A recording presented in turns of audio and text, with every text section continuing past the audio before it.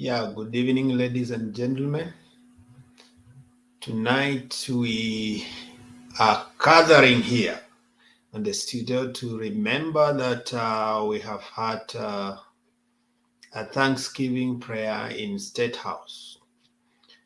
Uh, Remember, President has just jetted in today from New York or US, where he had a United Nations General Assembly after he attended the funeral of Queen Elizabeth. Now, the first priority was to have a Thanksgiving prayer. And in Thanksgiving prayer, a few issues have come out. One, we have discovered or we have confirmed because the reports were there on social media that the president had an MOU with the church. And so today in the service at State House, the deputy president reminded the president that he needs to honor the MOU with the church. We have seen a few suggestions which were running on social media. We were told, one, that the church is seeking a slot for CS on matters of religion. There are a few tax exemptions that they want to have on import items like cars. And there is also proposal to have money allocated to the church. So we need to know whether we are going in the right direction. So a few questions that are coming in my mind is that maybe we need to remind ourselves, is Kenya a secular state or a religious state? Then two, do we have a preferred state religion in this country? And three, was it important to have all Kenyans participate in the Thanksgiving, or was it just meant for not just Christian but evangelicals? Yeah, one of the interesting things that happened is that the president went ahead and gave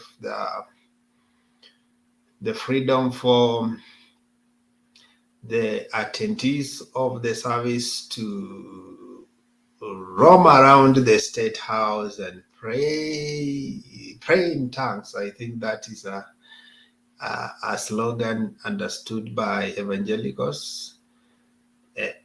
And maybe the questions that are coming in people's mind, like one day Ruben Kikame tweeted, is that are we overdoing religion in Kenya? Or we just okay? Or we are a blessed nation of God?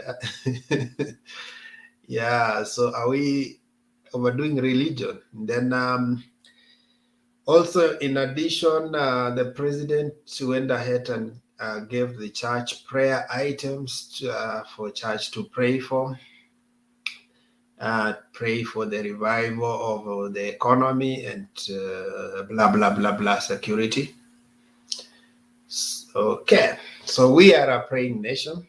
Are we headed in the right direction or missing the point? So let's have the discussion, because they normally say that what goes around comes around. At some point, we may wake up and think it's too late. We will have thought about it and thought through it, whether we are doing the right thing or we are bordering extremism. Yeah, so I've shared a link for those who want to make their contribution. You can join the studio and give us your point of view. What do you think Are we doing the right thing, or we are overdoing religion in our country? Okay, so if Christians or if evangelicals are given a ministry, how should other religion respond to that? Is it something that needs to come as a one-sided thing, or it should come from a religious caucus itself, so that no religion feels discriminated in this country? So you can give us your views, and let's have a way forward on the same. Let me see if I can recap one or two clips.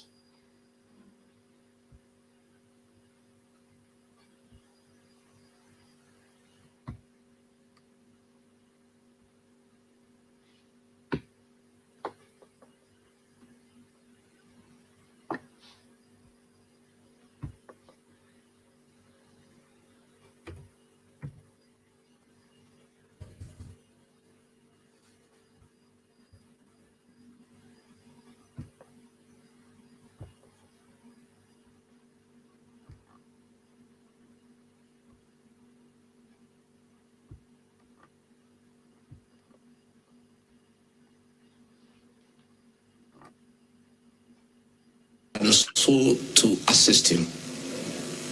On your behalf, I'll continuously remind him of our M.O.U. with him on the church issues. Even as he has many other duties, it's my responsibility to remind him.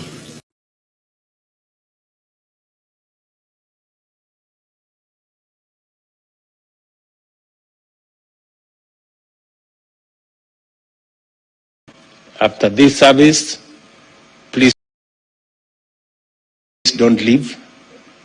There is lunch that is served here, but also there is still another part 2 of this service.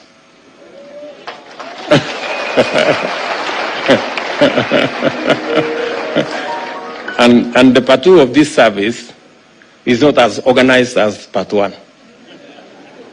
So, as I told you when we were in Karen, please, after lunch, musiondoke hapa. Hii kiwanja hii yote, yeah, speak a word of blessing around this compound.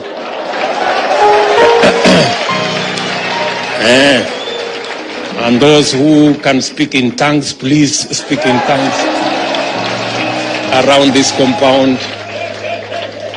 As we ask, we will ask at least 30 or 40 of our senior clergy to come and pray over this building and pray over these residents. And all of you, msikuwe na haraka ya kuondoka, tafadhali. Mzunguke hapa kiwanja hii yote, Karabashanda, nini, kila mahali.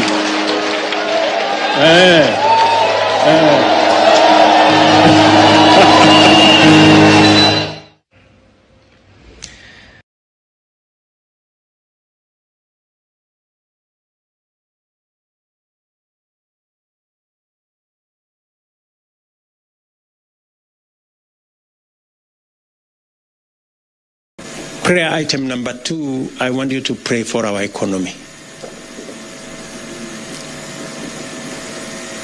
We are not in a very good place. I must say this, and I must tell you this. We have debts. We are a country in debt. And you know very well what the Bible says in Proverbs. In Proverbs, and 22 verse 7 says, the rich rule over the poor. And it also says, the borrower is a slave to the lender. As we speak today, we are chained to many debts. 65% of all the taxes we collect, we use to pay debt.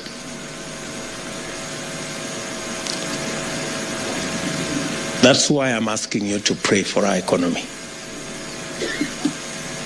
Remember the words of Deuteronomy 28:12. The Lord says, I will open, told the children of Israel, and I'm sure we can claim the same for our country, Kenya. The Lord told the children of Israel, I will open the treasures of heaven. I will cause rain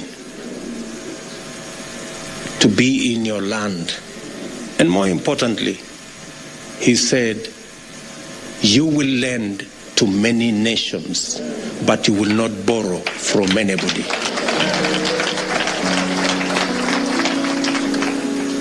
Today, it is the opposite for us. And I want to pray that the church can pray for a paradigm shift in the economy of our country. We have laid out good plans, and I can see there is light at the end of the tunnel. Things are difficult, but we will succeed because we have God on our side. Please pray for our economy. Please remember to pray for our economy. I said, please remember to pray for our economy.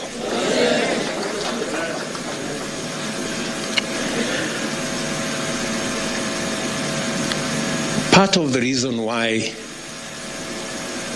we have borrowed heavily from others is because we haven't been prudent in savings for our own nation. Our children, you remember the words of Proverbs again, 13:22, which say, a good man leaves an inheritance for his children's children.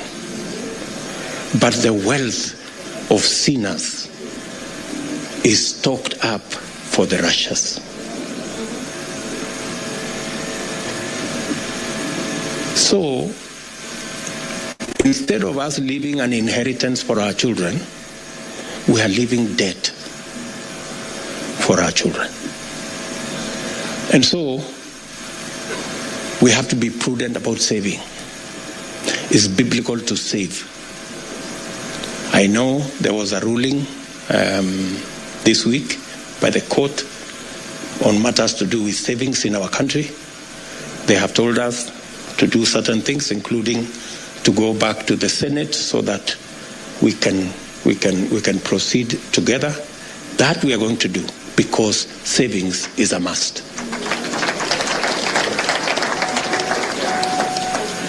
We cannot continue to borrow from the savings of others. If we must borrow, let us borrow from our own savings so that we can pay interest to our own savers and we can build our country using our own savings. I am very clear, I am very keen, and I'm sure we'll be working with our members of parliament and members of Senate, National Assembly, so that we can provide the framework for Kenya to save, so that we can become good men and women and leave an inheritance for our children.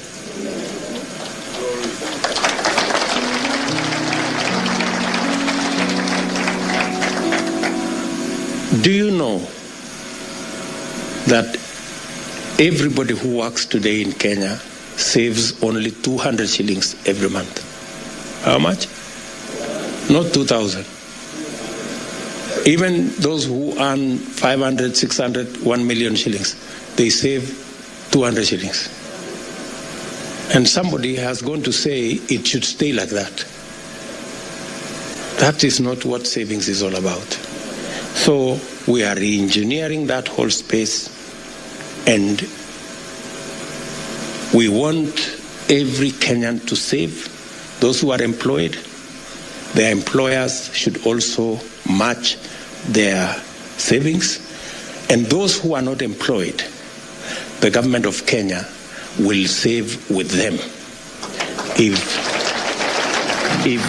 if any Kenyan saves an amount, the government of Kenya will give them money equivalent to a percentage of their saving to become part of their savings.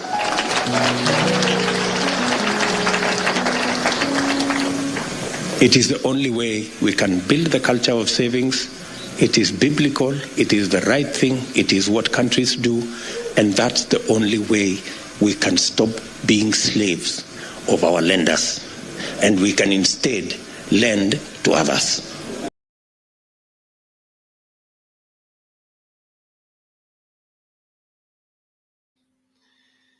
Yes, Nicky Odero. This is Kenya, my friend. How are you, my brother Nicky Odero? You're on mute, huh?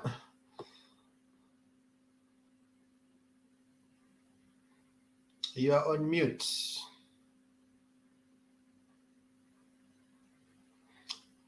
You are on mute.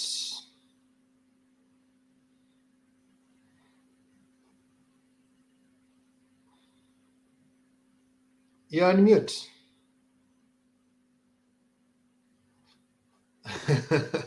Okay, you will unmute first, and then I will. Okay, let me respond to a few comments. Okay, in the comment section.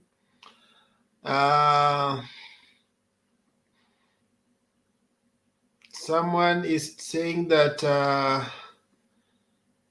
only save if you have one extra. What is that? Too much about nothing. Julius says sitawahi piga kura tena. Igesa anasema afadhali Uhuru, hapana hapa kitaumana. Okay, Mary anasema hi my fellow Kenyans. Okay, Sila anasema mukubali mukubali Ruto ndiye rais. That is not, we are not disputing about the presidency. What we are saying is he needs to achieve the purpose of presidency. And you guys told us that for those who will not make it to government, you should keep the government in check. We are just keeping the government in check.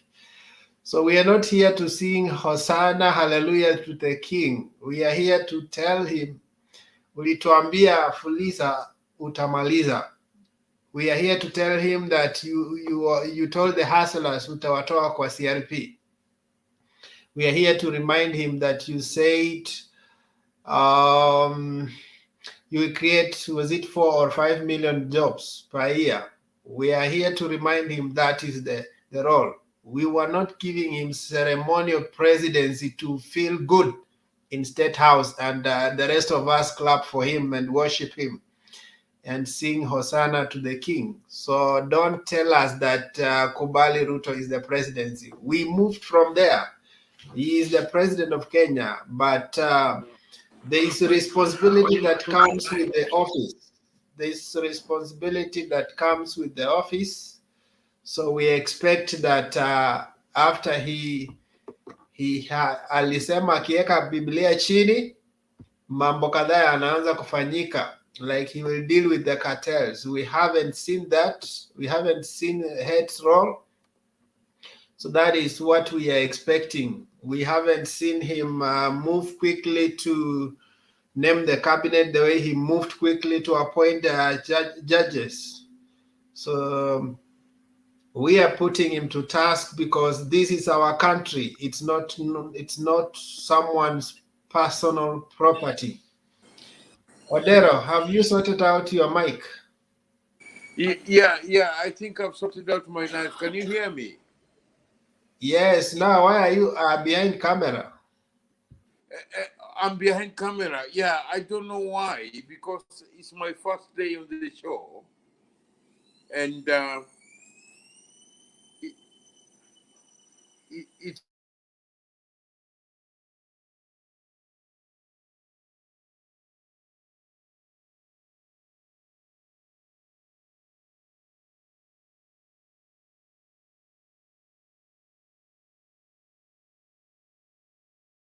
supposed to be there live because that's happening live. Says here, everyone can see and hear you. Yeah, but I don't know why it's not doing that. Because that is you see it live, see it live. You see what I mean? That's all I.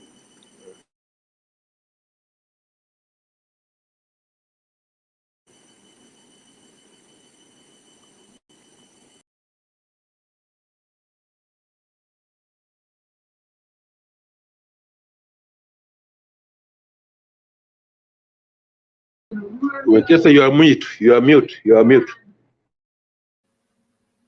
Oh, sorry. I was trying to sort out Nick Odero, kumbe mimi pia niko on mute. Huh? So how are you, Nani? Olara?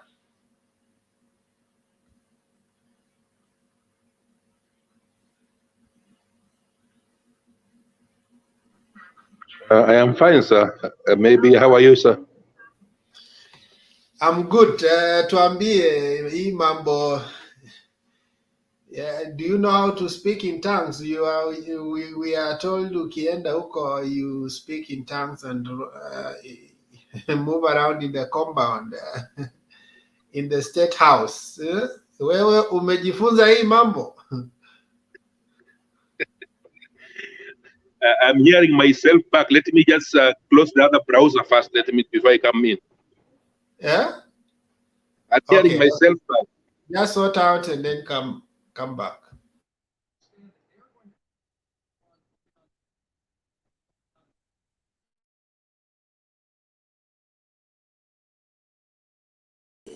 There you go. I can't hear them again. That's the problem. I can't hear them again. I can hear you now. Can you hear him, Nick? He's out.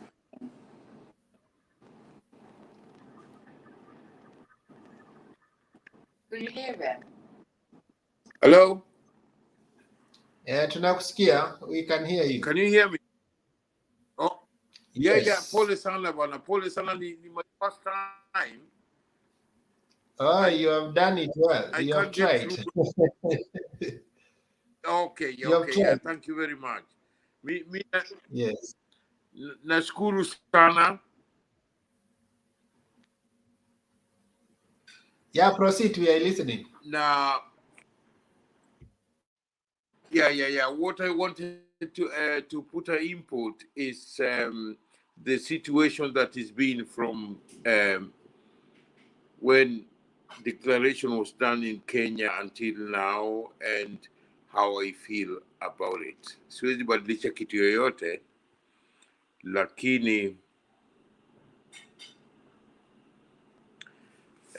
uchungu iko mingi na sijui mahali Kenya inaenda, because I think Kenya is gonna haitaenda vizuri sana. Pole kusema hivyo, lakini sioni kama tutakuwa na njia mzuri baadaye kama kuna mtu mwingine atatengeza hii Kenya. Labda mtu mwingine akuja atusaidie, lakini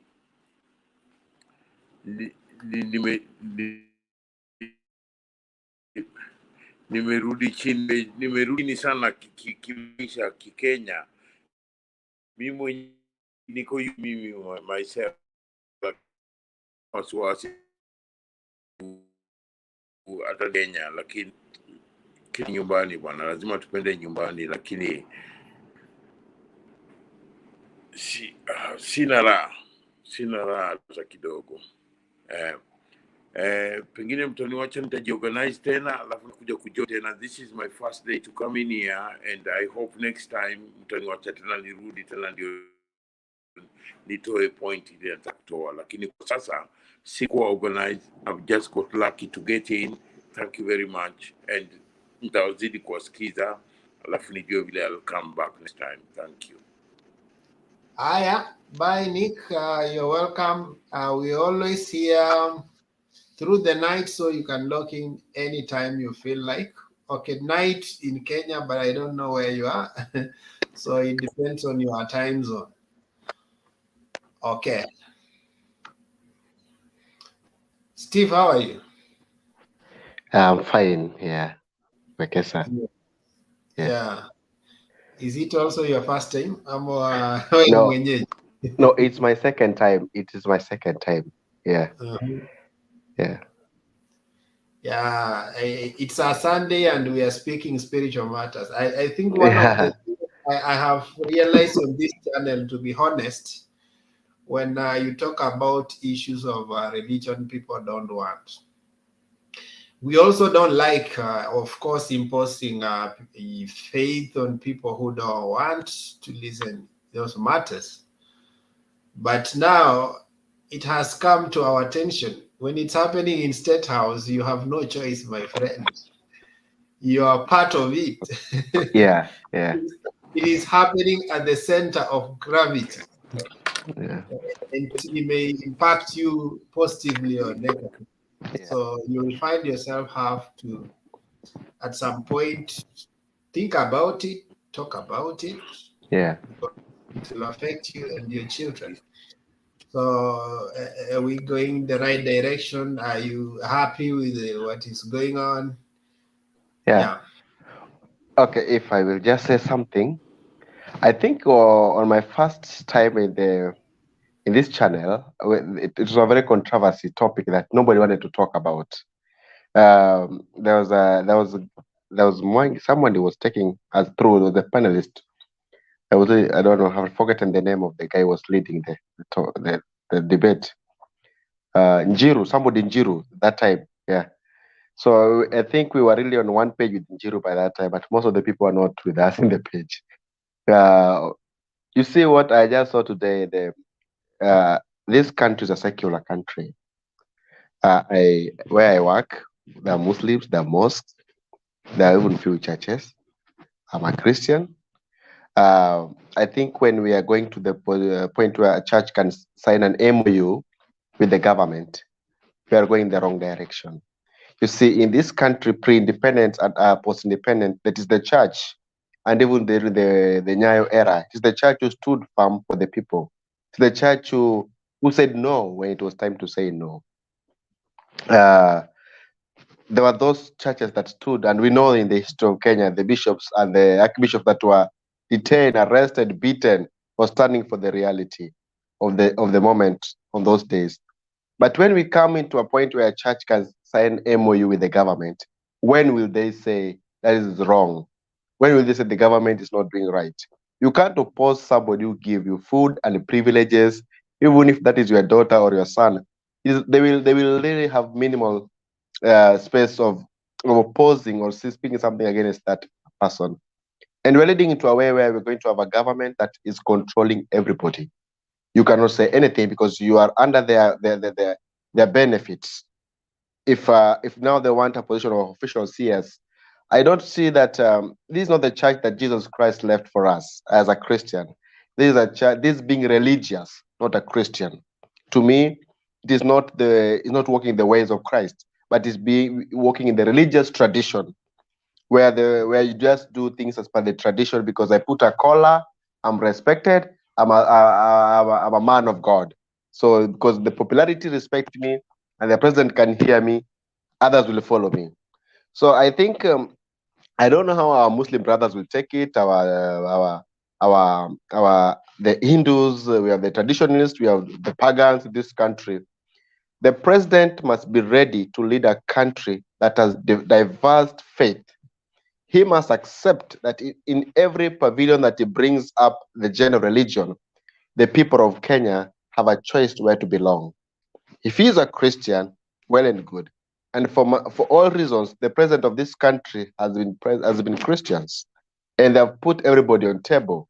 They have brought Muslims, Hindus together there to show that there's a religion that's very superior than another religion. We are already getting it wrong. There will be conflict in the long run. He will create the narrative of now interreligious conflict. Now they brought the hustler and the dynasty, the rich and the poor, the way it is today. You can see if when ukiishi mtaani, you can tell there's that. Me and somebody tells you where is when ni dynasty uko na pesa na mimi ni hustler, mimi ni mama mboga.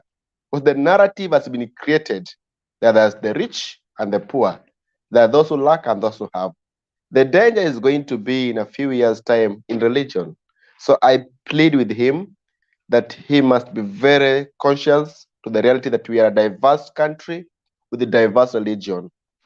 Uh, I don't want to see a church coming to a point where we are going to doubt our men and women of God. I don't want to look at them as opportunistic people who don't have direction and who live the moment on what they can get. That's what I fear most. I will not trust them. I will not, for sure. I've had trust issues with them since the election day. I will say this: I don't really respect the white collar to me. I know, and I say this: for me, the object of God is not God. That's my conscience. The object of God is not God. So if my pastor decides to live with the government when the government is doing wrong and cannot speak against it, to me, it's not God. So I will not follow him.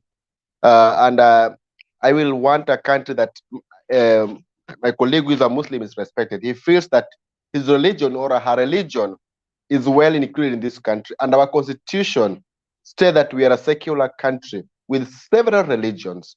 So if they want to speak in tongues in the state house, and state house belongs to Kenyans, does not belong to Christian Kenyans. It belongs to all Kenyans, non-believers and believers, Muslims and Christians, Hindus and traditionalists. So I don't really support what the president and how they're going. And the least I could expect is an MOU from a faith base with the government.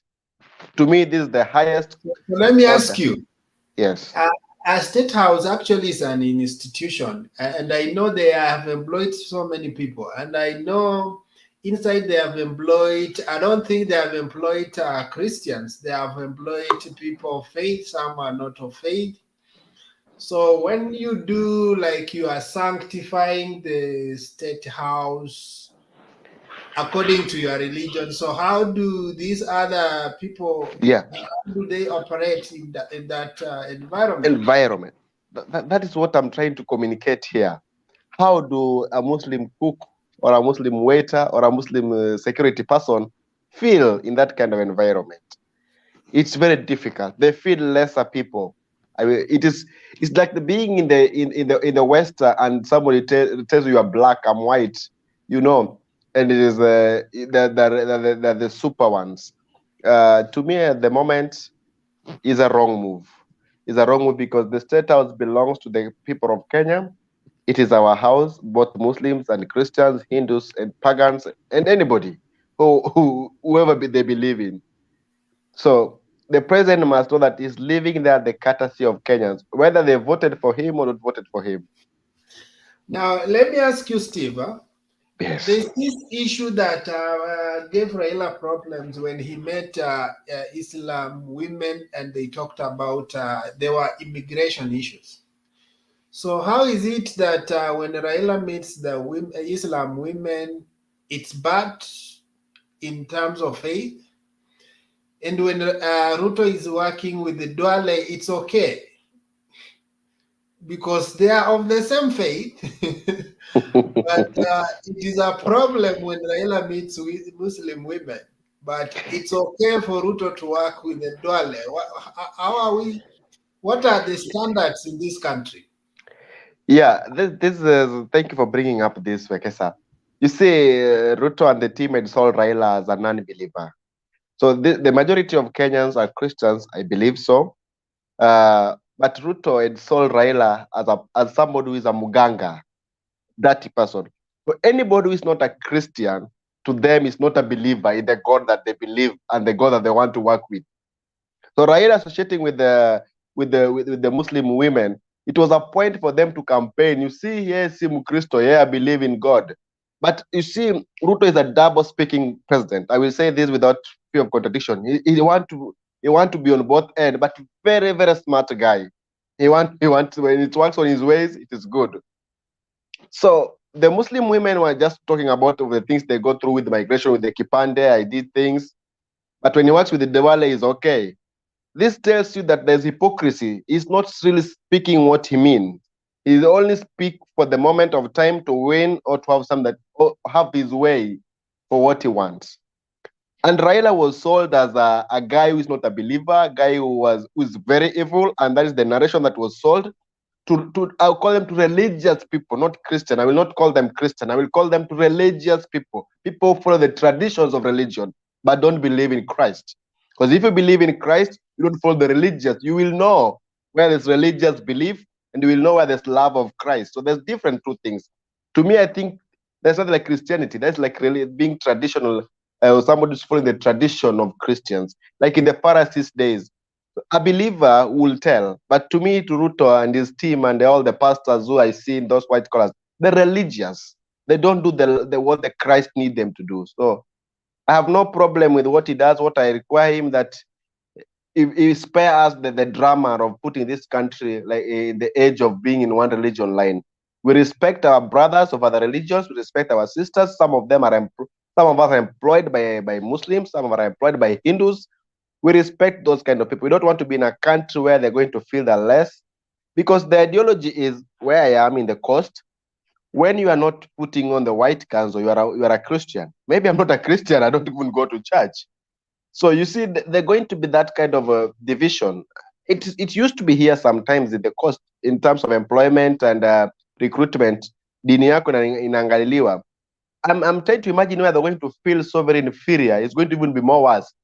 Like ni yetu sisi ndio Waislamu tumetengwa kando na serikali. Tukipata kazi unakaa coast, shauri yako tafuta Mkristo. This is where they are the majority. Thank you. Yeah. I want to give you a commercial break. Kidoko, I'm coming back to you. How are you, Paris? Paris, how are you? Fine. How are you? I'm good. You're speaking from which part of the world? I'm in Nairobi. Watu wa Nairobi, nyinyi ndio mko karibu na State House. Did you go to anoint the State House? That is disrespect of that institution.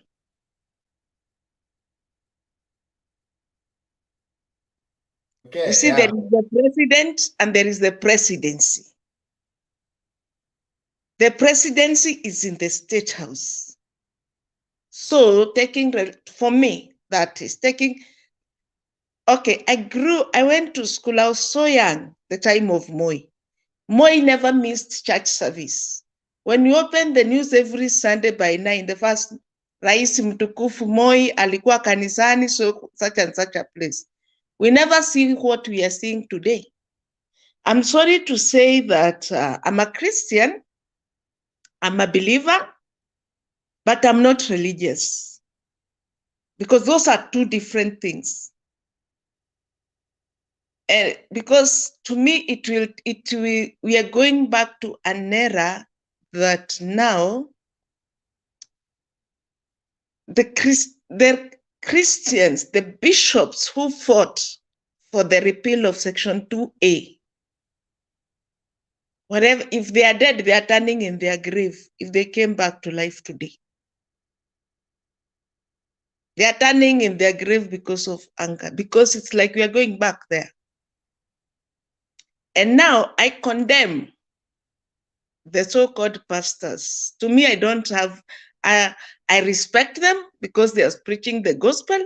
And at the same time, the same Bible tells us, not everybody who calls my name shall see the kingdom of God.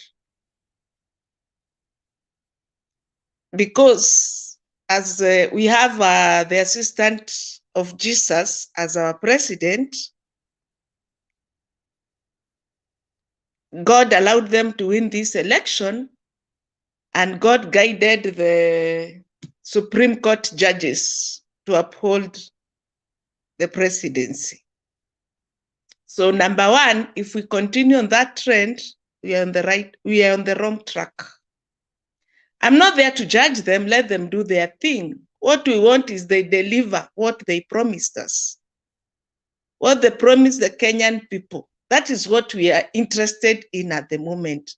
Whatever someone believes in, let them believe, but they should stop disrespecting the presidency and State House. Because it means tomorrow every worker there. One wonders that are they doing a service to Kenya when they are over of projecting their, let's say their win, although we have a question with their win, but let's say their win, over projecting it as godly, this is the work of God. Since it So, is, okay, let me put it in a different context. If you lost your item and you go to court, and the court grants whoever you suspected to have taken your item scot-free, allows him to scot-free, and it's a pledge that God has done. How do you feel, you who has lost the item? you will And feel bad. how do you perceive his God? I will never believe in that God again. But since I know the God I pray to, what I tell them today is, since they are godly elected, since the judiciary was guided by God, now we need the same God that did all this to turn water into fuel and to turn the fertilizer into maize, so that the price of maize will go down to 90 shillings and fertilizer to 100 bob a liter. That's what So I would say. we have also made to believe that all the problems that are facing Kenya is because one was seated in State House with a bottle of wine. So we are busy sending prayers to sanctify the State House out from wine so that Kenya can prosper. Then the question, let me ask you another question derived from that.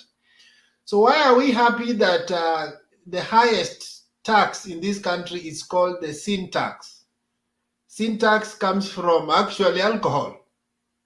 I want the President Ruto and the Deputy President Kashakwa to stand on television and tell us we are not going to tax alcohol because we cannot prosper on an economy of drunkards.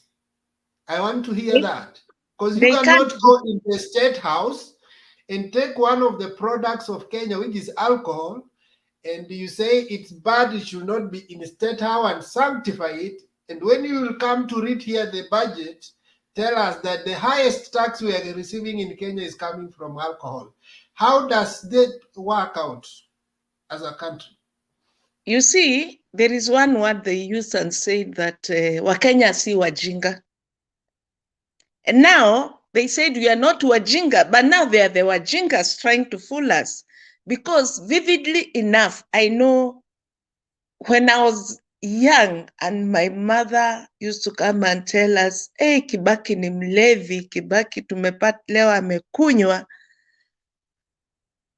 Kibaki used to drink and he performed. He never talked a lot, but he performed. The problems we have today, they cannot run away from it. Because he has been the vice president since 2013 to 2022. And now he is going for another 5 years. The scandals of between 2013 and 2017, if his boss was drinking, he was running the show 2013 to 2017. Why didn't he use those prayers so that those scandals do not happen? We have the SGR, we have the maid scandal, we have the Eurobond, we have SGR, we have so many, name them. We have the laptops in his own office. So to me, they are misusing the name of God.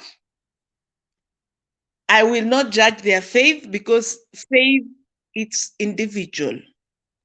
But they are misusing the name of God, which is not good. They are living in pretense and lying to Kenyans. And the problem is the Kenyans have agreed to be lied to. Because if you voted 2013 to 2017, everybody was saying let's try the young people, maybe things will change. What happened? All the promises that being a good orator does not mean you're a performer. You can be a very good orator, but a liar. That's what I can say. Because all the promises he made in 2013 to 2017, none of them was accomplished. The country lost a lot of money. Now, if Gachagua is telling us he doesn't drink and the president doesn't drink and they don't play golf, they will be working. How many scandals both of them they had? Just that they're never direct. It's through proxies who end up in courts. This is our country. We pray for the best. But I don't see. They've started with the wrong foot. Truly speaking, they've started with the wrong foot. And there are places and there are things and there are discussions that you don't involve the name of God. Because this God, we name him everywhere. Even wherever he is, he's getting tired of this country. I won't lie to you.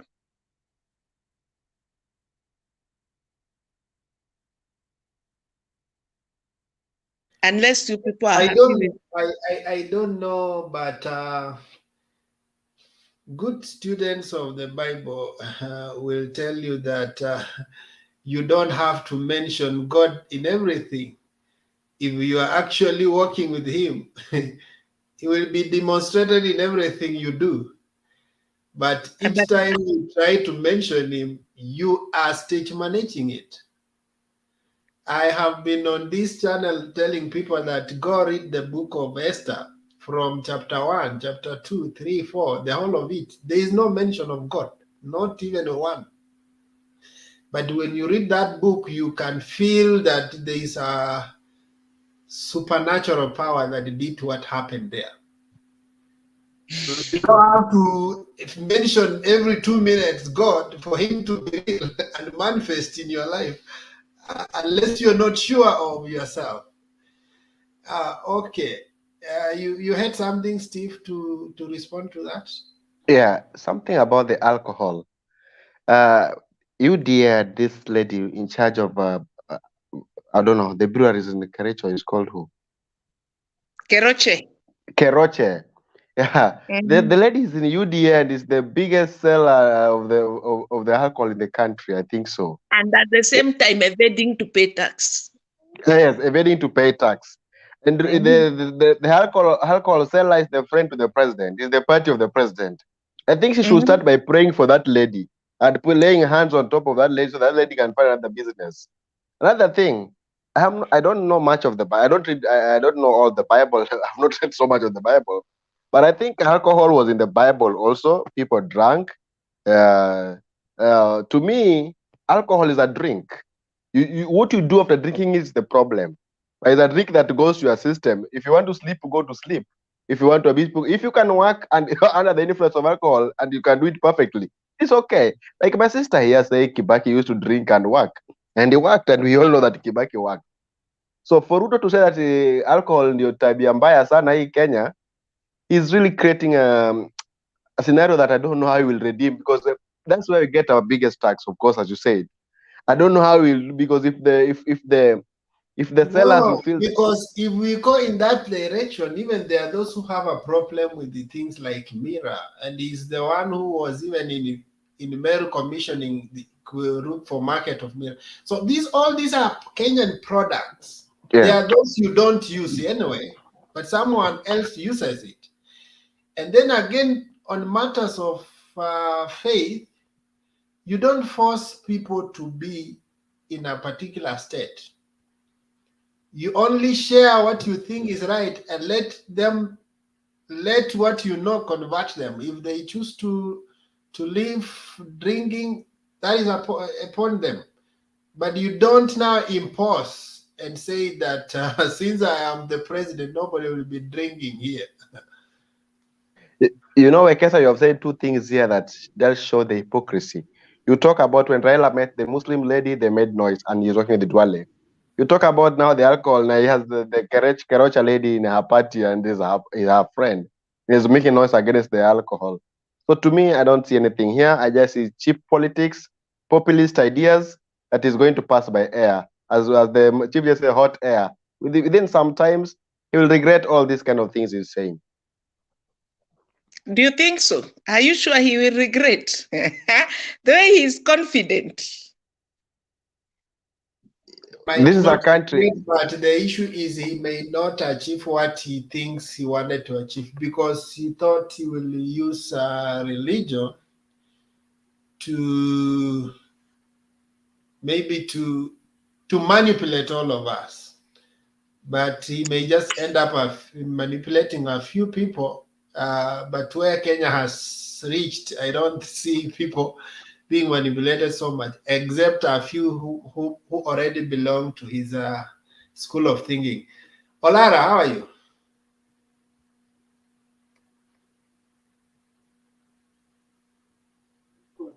I am fine, sir. How are you today? Oh, I'm how are you, the good. panelists? Fine. We are good.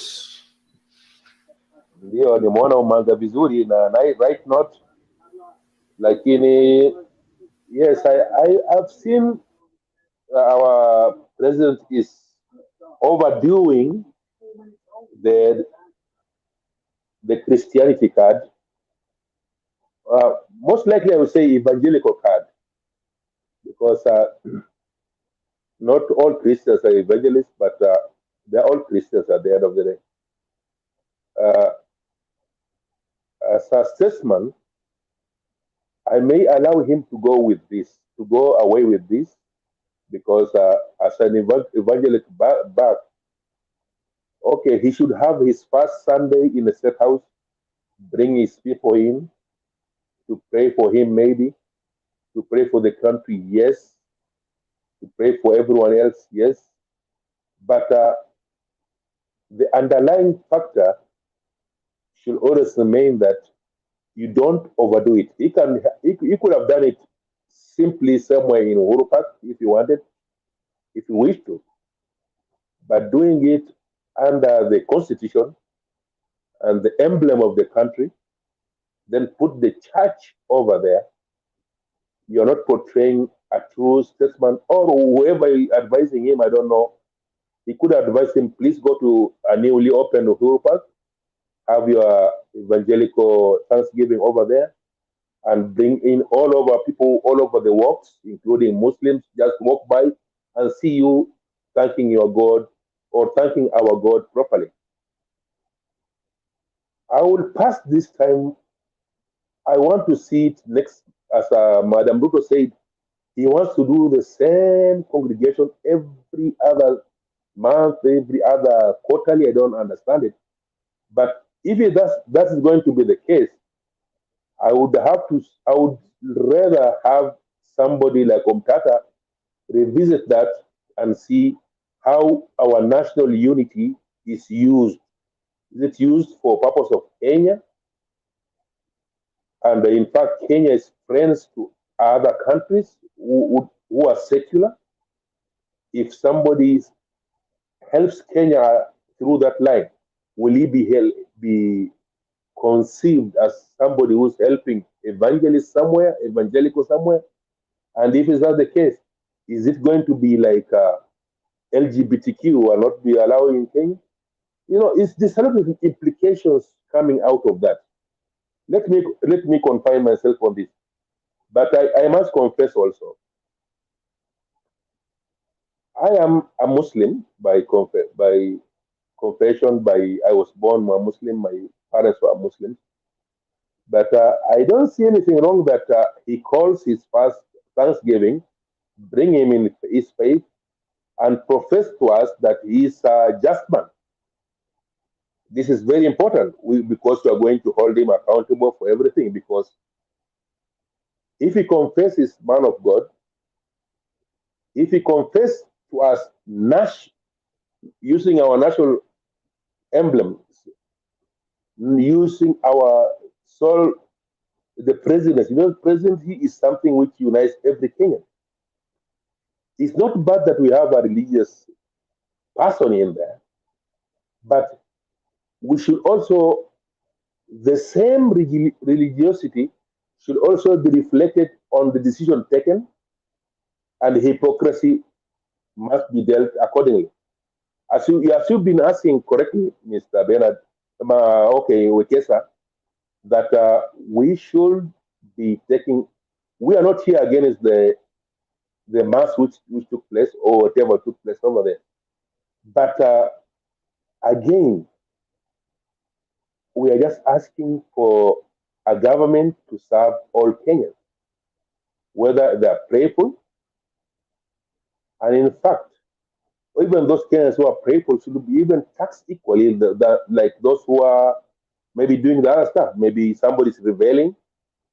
Churches should be also taxed, because if now we are all going to assuming that we are all going to churches in every Sunday, every day, where will the government get its taxes?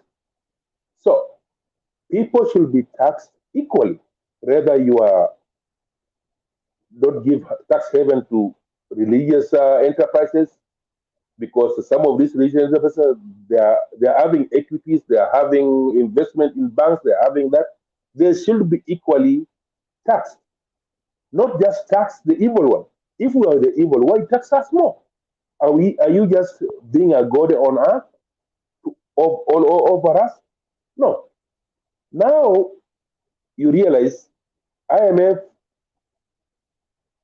and the World Bank, Ruto spent extra 3 days there, not necessarily doing any other thing, but negotiating the IMF loan. But it came down on him.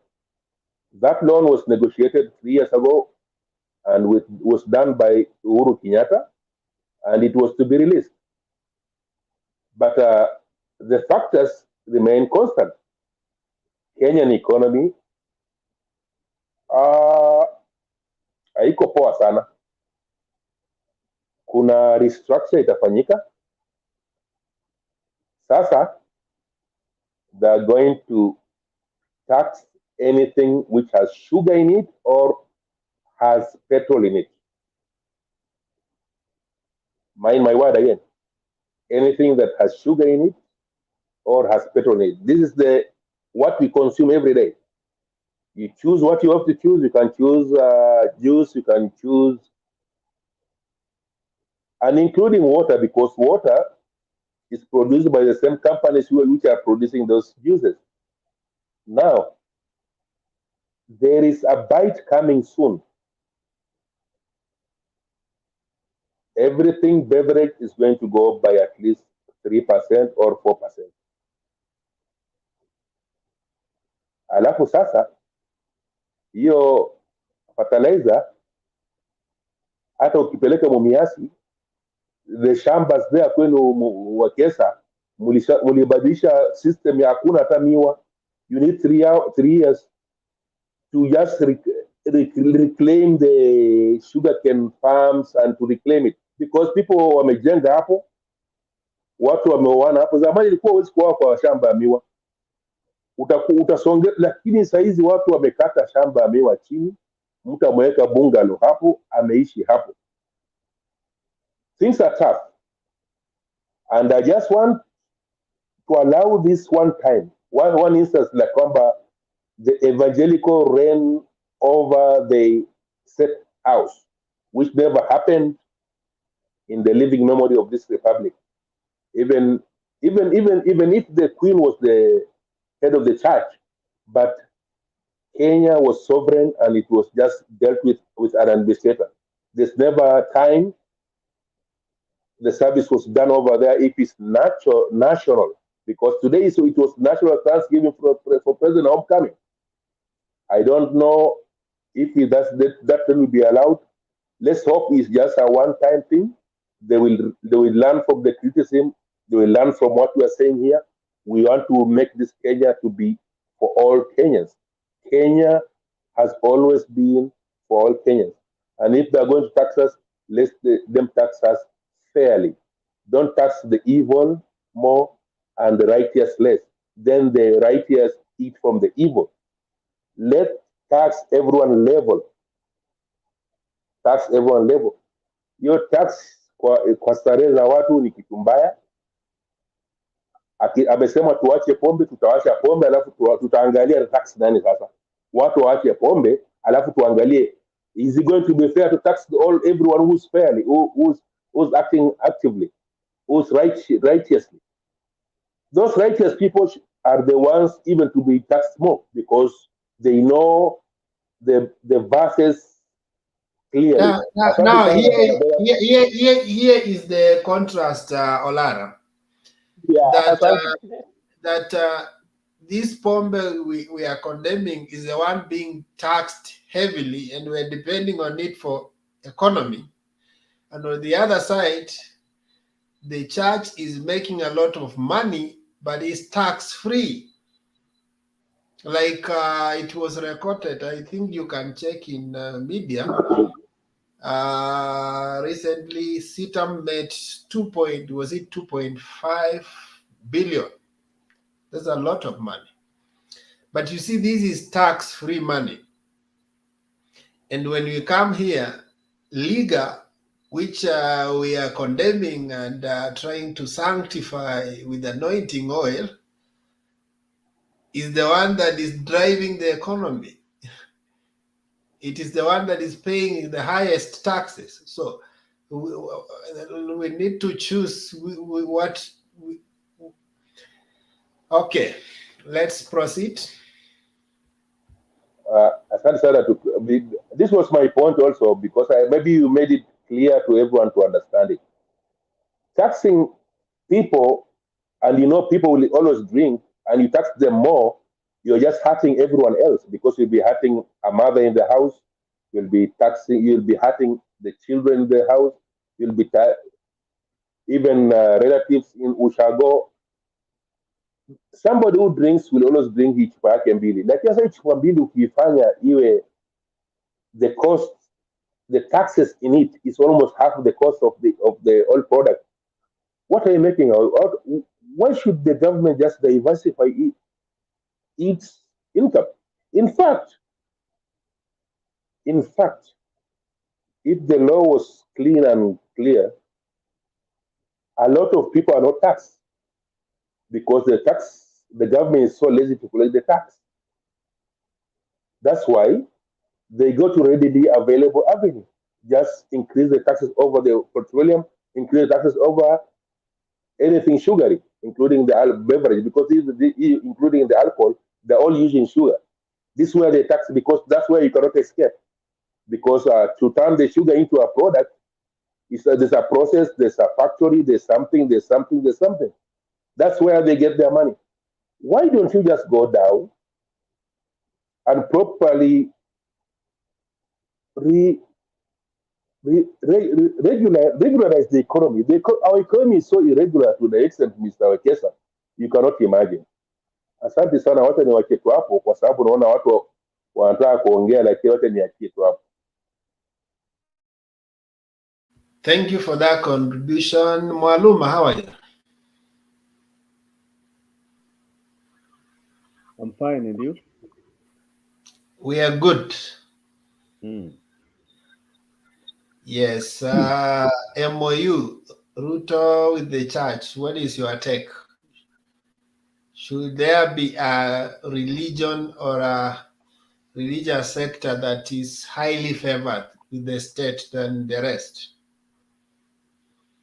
I think the constitution has not been changed, that the state and religion must be separated. And any attempt to join the two will bring unnecessary fights. Because if you look at the MOUs, they are demanding so much. They are demanding to be given land, to be given cabinet position, to be given, if they import some stuff, they should be duty free. I don't know, SACO, some impossible stuff. Some, I don't know, clergy SACO, all those things. Assume everything will be granted.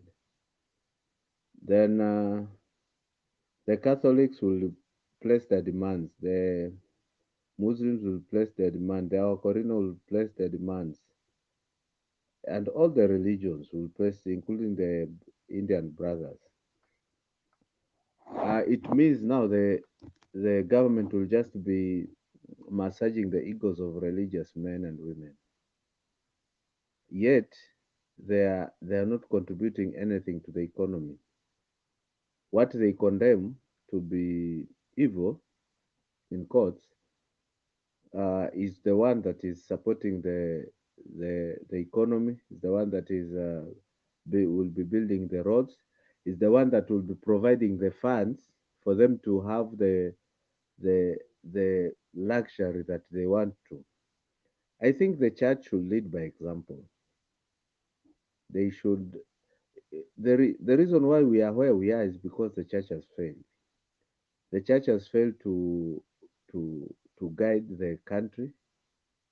The voice that we used to hear in church to condemn evil is now silent. So you hear no evil, you speak no evil. So whatever MOU they had, to me, I think that is the height of our falling. And if we are not careful, we'll sink deeper because the church has decided to go to bed with the government. And they'll lose their voice. They will not have any moral grounds to criticize or to correct the government. So I think the president had promised so much, and uh, and I'm aware. I'm trying to imagine that he did not. It wasn't a surprise on their part that we have an ailing economy because we got beating in 2013, in 2014, when we had exaggerated SGR thing from I think 250 to around 227 to around 450B. Then Kimorere, and there were two dams. Then we had Galana Kulalo, where I don't know whether it is 7B or 21B went missing. Kimorere, I think we even bought some towels for the when the dam was supposed to be constructed. So there was a lot of wastage and a lot of thuggery that happened between 2013 and 2016. Then 2017 we got into election mode, and always when you go to election, so much happens. Then now 2018 came, the famous handshake, and now all the sins were heaped on the handshake. Then 2020 came COVID, where now the COVID, there was some robbery in the COVID, but that one, if you compare because the biggest problem, I as much as I would not want to defend any corruption, but we lost so much in 2013, 2014, 2015, 2016. Now the icing of the cake was in 2020, and now we are where we are because those people who are in authority, they chose that path. Now that they have made their own bed, let them sleep on it because uh, they will have to find a way out. Now that they say they have that magic bullet, let them have it. But as for the MOU, I think that is a gimmick. We need now to get the popcorn and watch this movie. I don't know how it goes. Thank you.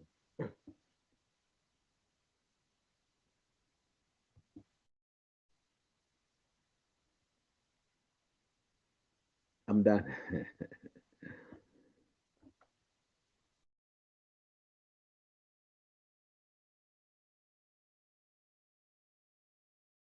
Wondering what is going on out there. We want to tell them this is the highest altar in this country. The word of God tells us, because I've seen online and whatnot, Romans 1:16. We are not ashamed of the gospel of the Lord. Our national anthem starts with a prayer. For many years, systematically, we've been told to be ashamed of God's word. We are not ashamed.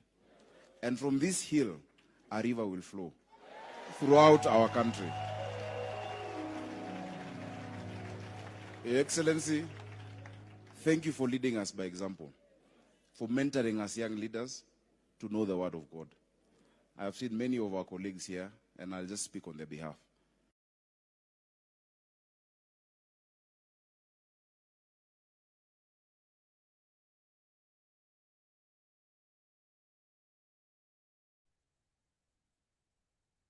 The challenge with our brothers from the other side of the political divide is that they are on the church side.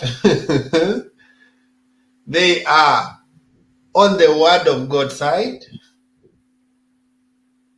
They are on God's side. And anything that is criticism to them is like when you criticize them, you're opposing God. In fact, you are labeled antichrist. So it's one thing to quote the Bible, but it's another thing to practice it. When I saw this clip of Sakaja, I asked myself, is indeed the same Sakaja when alishikwa days ya COVID-19 kwa club usiku? He was breaking the COVID protocols. But when they do that, when they go to church, for them they are very holy, and the others are waganga, and you see, that's how they package other people. But they themselves are doing even funny things that doesn't resonate with what is only that they are shouting the loudest when it comes to the word of God. And so that's how they want everybody to see them. There are people who don't shout, but when you look at them, you respect their values. For example, in this election, there are those even who came up and started saying Mother Karua is an atheist. And I asked them, so what is the meaning of atheism? Because this person she goes to church, yes, and she has her own values. And you can even look at the values. They come out strongly. But on the other side, you yourself, you are valueless.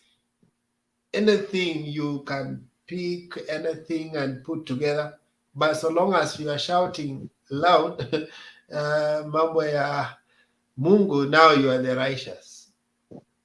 I think this conversation needs to. Someone said that Africa is 80% Christian. Yes, we don't have a problem with that. But that is how it has spread. But we haven't asked the depth. It may not even be 1 inch deep. If you scratch on the surface, you realize that our level of Christianity was just a PR, a service issue. Are we deep? Are we grounded in the values we are talking about? Yes, Steve. Yes. Today, I would like to say something.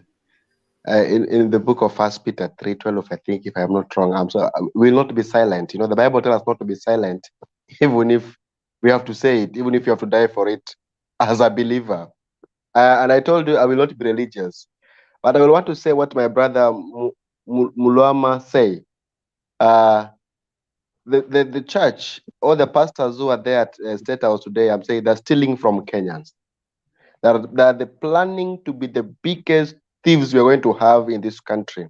If you want to have the land, you want to have free tax, where will this money come from?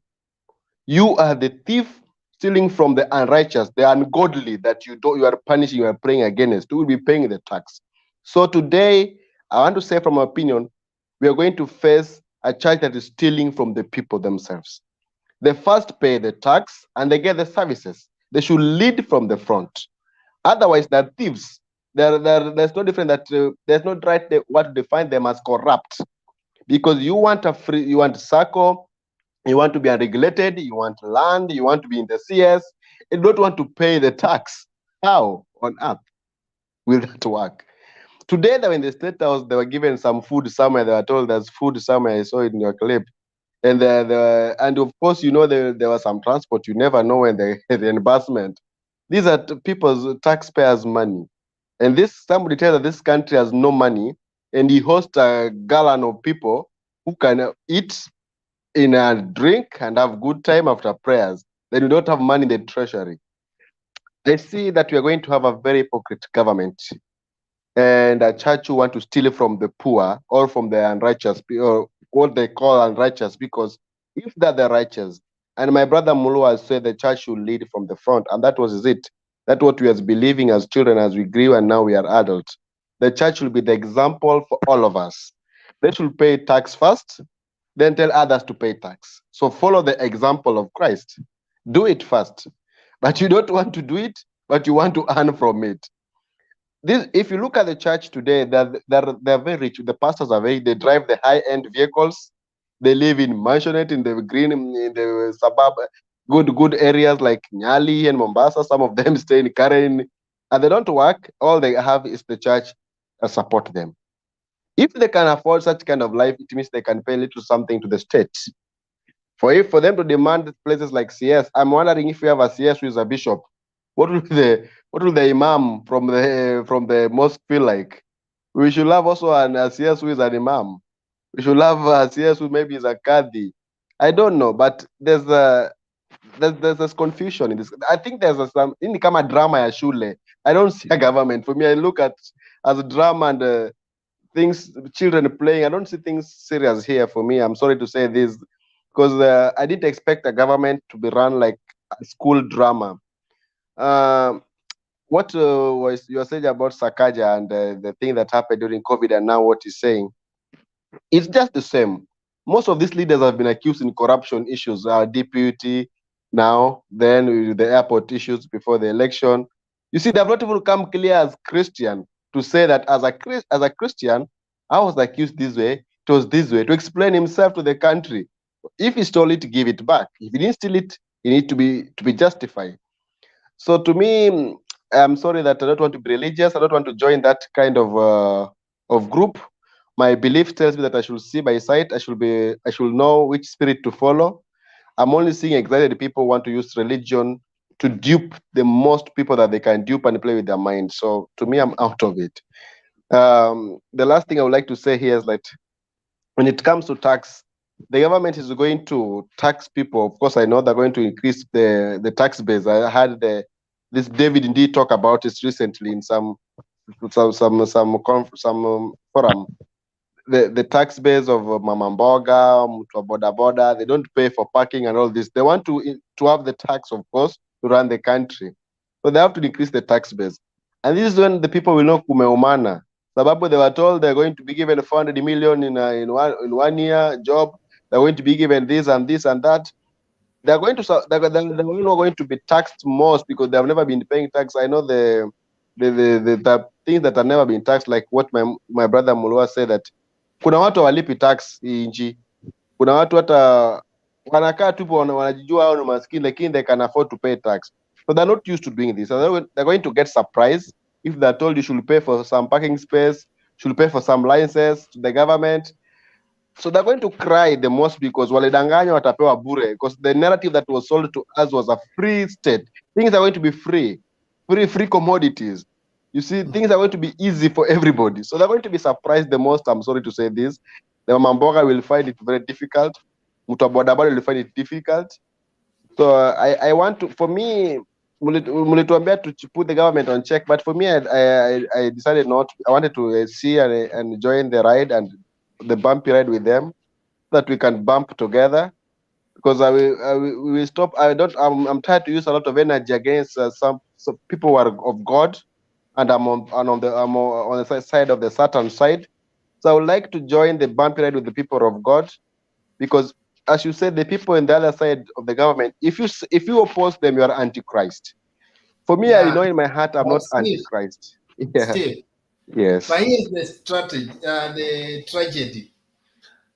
You see, we are not planning to leave. We are actually living. We are not in a rehearsal. The everyday spend, we will not come back to it.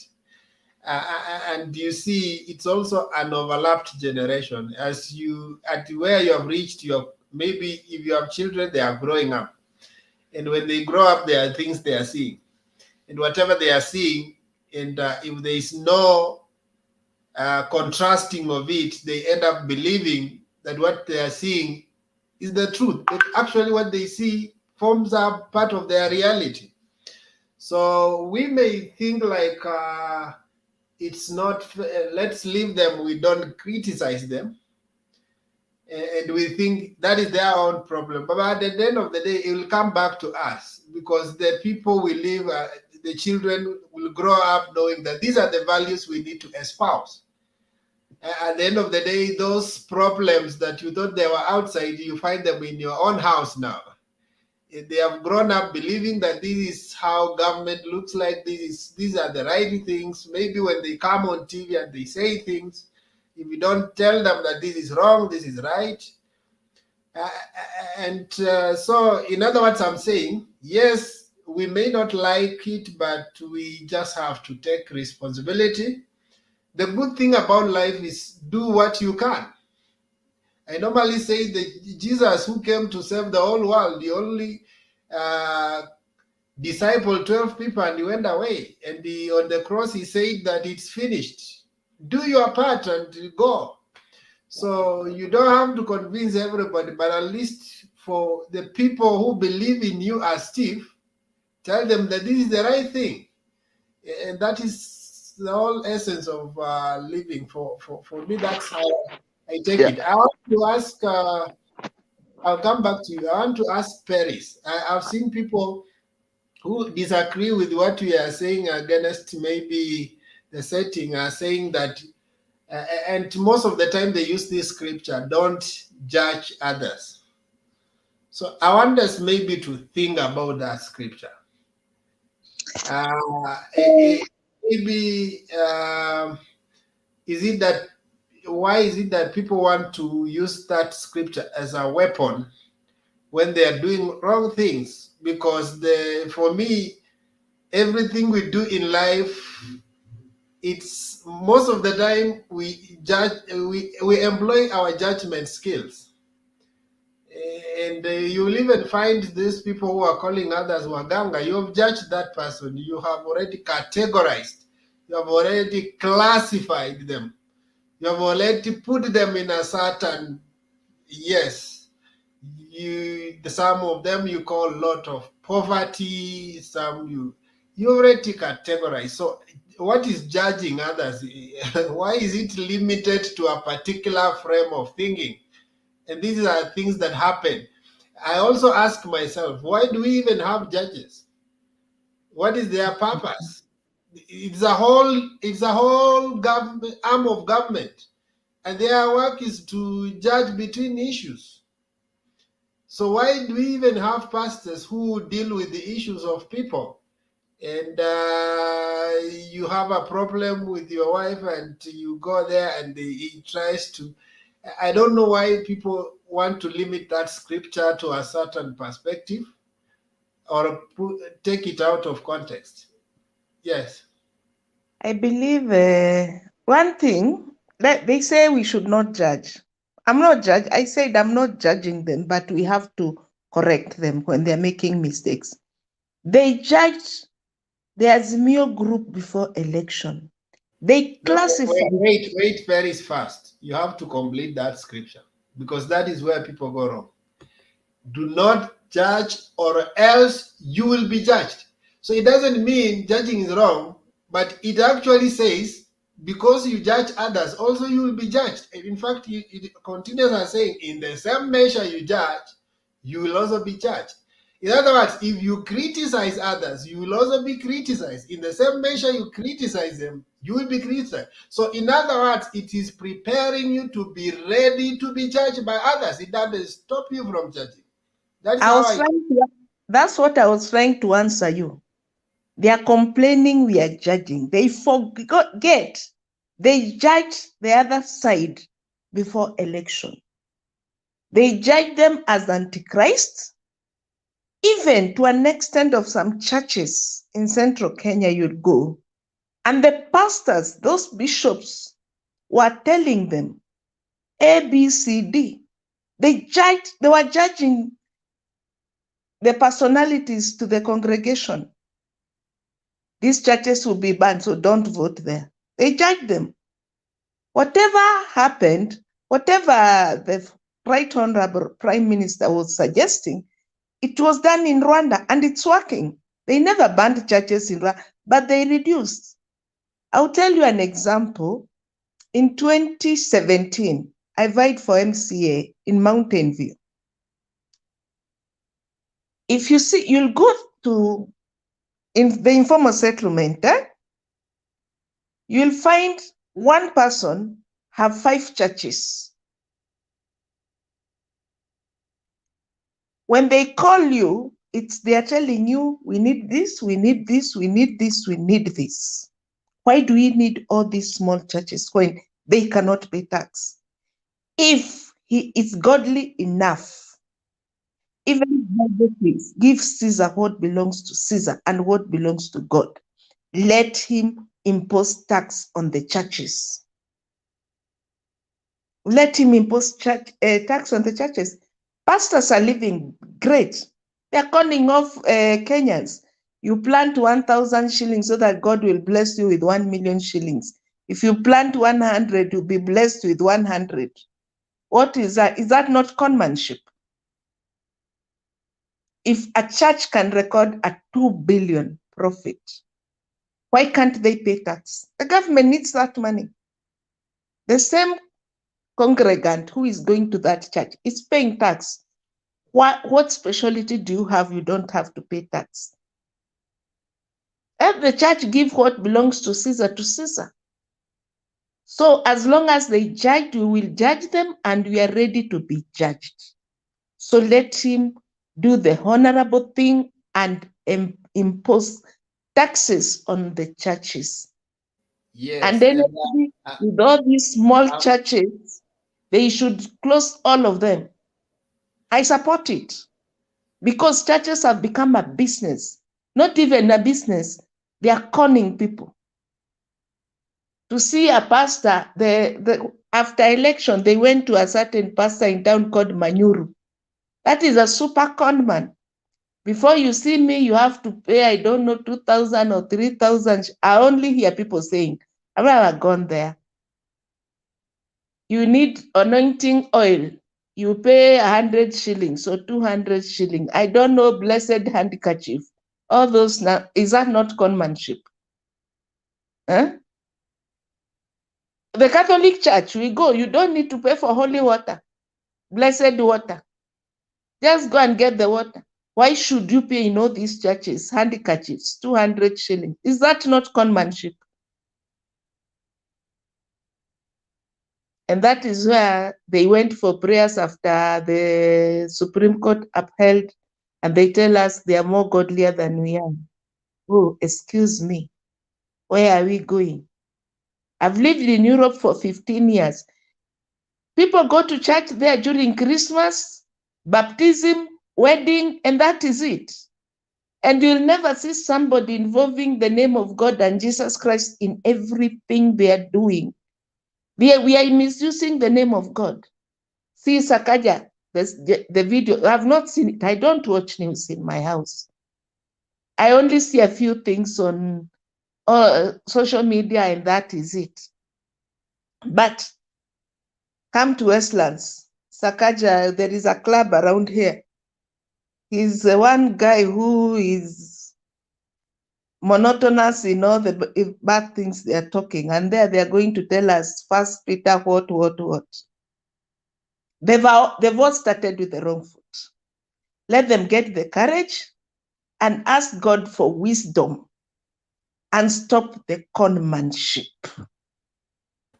Yeah, and that's why someone said that when you see a Christian saying, "Don't judge me," just to know that the flesh has done it. He has already done something and already guilty about it. I want to answer Black before I give you a chance. Black has said on the issue to do with judgment. Let me tell you, I even know more scriptures that talk about judgment than just that one you are talking about. I also know of a scripture in Corinthians that talks that you, brethren, you need to judge among yourself issues first before you take them to court. Paul was addressing them. Why were they taking their issues in public instead of sorting them out within themselves? So that means when we are discussing, they are Christians in Judea, we are also Christian, though we are not in their camp. But we need to discuss these issues amongst ourselves. We need to. So don't just take the word and you don't understand it. And another one even puts it higher. And it says that, don't you think that you will even judge the angels? So how comes you cannot judge issues amongst yourselves? So that is the premium even the Bible puts the issue of judgment. So you are able to judge issues amongst yourselves because you will be even given the higher responsibility of judging the angels. So let's have Rhoda, how are you? Ama Mwaluma, you had a response? I'm fine, thank you. Thank you so much. I'm telling you, Paris, I'm living in Europe, and exactly in Europe, people are not a believer. You know, I live very seculation country. People they go here in Christmas time and in funeral. But like me, I grown up in the Anglican church, and I go to. But when I come this country, I was not born again. So I received Jesus here 2012, but I get born again in Pentecostal church. But I was believer. I believe Jesus. I believe Ten Commandments: do not kill, do not lie. My parents they were teaching me do not lie. I grew up in the village, very village. So I used to go to the Sunday school, baptism and confirmation. But when I come this country, I did different Jesus and God. So when I come this country, I learn more Christian faith, and I went to the Alpha course to learn more Christian faith. And Africa, we have a lot of things. These white people, they need to teach us a lot. We are very long. In fact, people from this country, they usually tell me, because the church I go is called Word of Life Church. They go missionary very much whole world. They go to Africa, they go to Afghanistan, part of the world, and they used to send the Bible school students more in like Uganda's and Tanzania. They like to go much in Uganda. Tanzania, Kenya is not famous in this guy, but some people they go to. I know one church they go to missionary in Mombasa. They have built the hospital to help people who have a HIV positive. You know, and I know one woman, she helped like Maasai community, not women to do circumstance. So this country, they do amazing for the missionary. They have been missionary in Brazil. So me, I'm very grateful that I came this country. I learned more who is Jesus and to have a relationship with God and to learn more Christian faith. Africa, we have a lot of to learn. In fact, many countries, they are praying for the Kenya because they say Kenya have been very, very.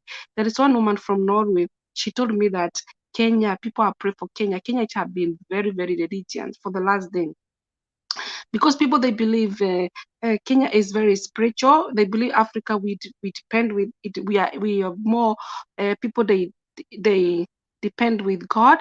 But the way things are going in Kenya, I feel it's too much religions. You know, I believe Christian is not religions. It's to have a relationship with God because the Bible says God was healing, He delivered. The church is not a place.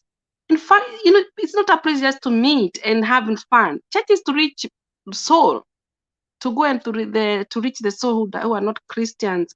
And like, for example, like the church I go, we feed even the homeless. We feed them, those who are brokenness. That is the work of a church. It to feed the homeless, to feed people who are broken, to have I don't know, here we don't speak English, we speak another language. We feed like we have a counselors, people have been broken, they have a counselor in our church. So there's a lot of things in Africa, like in Kenya, we need to learn. People in Kenya, they are pray with God. Really, they don't have the Holy Spirit because it's the Holy Spirit have been very, very down in Kenya. I think this is time Kenya missionary need to come back in Kenya again. To there's one man, he used to travel whole Africa to teach them about discipleship, how to be discipleship. And I feel he live in Canada, but he's born in this country. He used to he go to Sierra Leone and whole Africa and meet all Christian religions and like religions leaders and talk with them and the politicians. And I feel this is a time we need a missionary than before. I feel that because Kenya is going bad way. I know Kenya is a Christian country, the way they say is 90%, but it's not religion. There's a different Christian and religion. Religions is like the way they meet occasionally there, they don't speak the truth. How can you be the Christian and you're not speaking the truth? I don't believe when you're a Christian, you need to speak the truth. Like me, when I come this country, I learned how to speak the truth. But many people in Kenya, they lie a lot, especially nowadays. People, they lie a lot. People, they need to repent. I think Kenya, they need to repent, especially this government of Kenya. Honestly, the William Ruto is making our country people to lie a lot. And Bible says, do not lie, do not steal, do not kill. Why people are Christian and they are killing, they are lying? I don't believe the church needs to be the state house. If it is me, William Ruto, there's one verse of the Bible say, close your door. In the book of Matthew, close your door, and he need to close the door with his own family and ask God, show me really who I am. And when the love of God come to you, I think the William Ruto need to be himself. If he to rule our country, he need to be himself. What I mean to be himself, he can't be himself. He need to be real who he is, and he don't need people crowded in state house. And if in this country I'm living, king of this country go to church on Sunday with his family, and they're not ready, and he's believed Jesus. Even Queen Elizabeth was believing Jesus, and she have a relationship with Jesus. So especially when you're president, you need to be example for Kenyans, how to be honest, how to love yourself, how to love our country. But you cannot tell people to be crowded to you. Especially those pastors. I don't know whether they call. I know that woman was preaching. I know her. She's a woman used to travel, and she's very respected with the European people. But if she continue like that, she will lose her Christian faith, because we cannot live a country people are lying. Kenya people are lying too much. Too much. So Kenya need to repent and come back to God again, to live for the reality. Christianity is not about religions. It's not to go to church. Your Christian is your heart. Do you have a relationship with God? Do you know who you are? If you don't know who you are, then you're not Christian. You have to know who you are. You have to know where you come from, and you have to be honest. And when you're a Christian, you don't need to ask people to pray for economy. You tell God.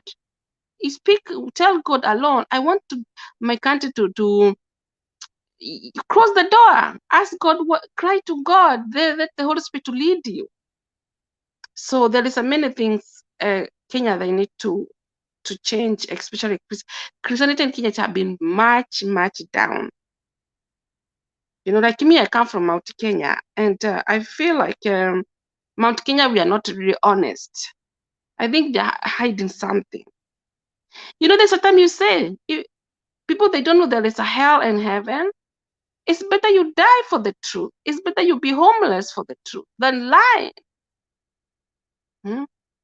We cannot hide things. I think people from Mount Kenya, they need to be honest themselves. I think they're hiding. And those pastors, most of them, they are from Mount Kenya. I saw them. But they need to know what they want and to speak that you can. William Ruto is not God. Do not worship idol. The Bible said the Ten Commandments, do not worship idol God, another idol except me. They are worshiping idol. They are worshiping William Ruto. They see William Ruto like God. He's not God. Then they are doing the wrong. They need, if they could be nice, they could start. They could start to be thankful. The Bible taught first, be thankful. To be thankful for the gift of life, like me, I'm thankful every day for the gift of life. To be thankful, Jesus have blessed me with the beautiful children. They are healthy. To be thankful, some people they are not born with legs. Some people they don't have eyes. Some people they are born. I know one man from Kenya. He lives in UK. He doesn't have Now, legs, nothing.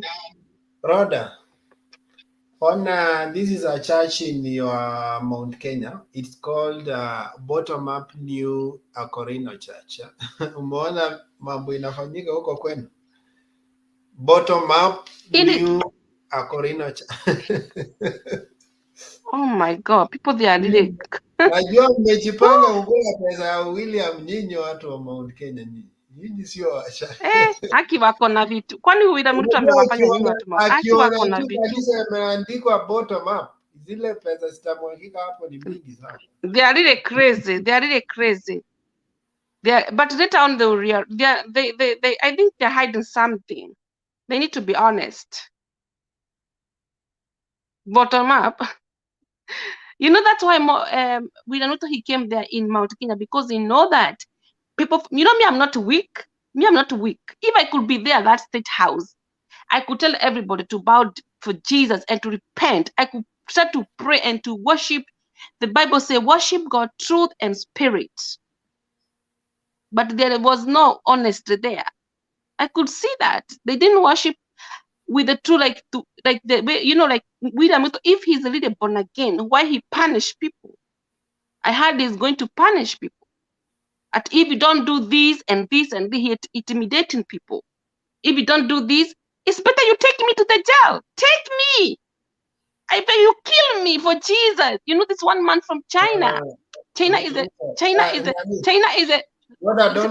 communist.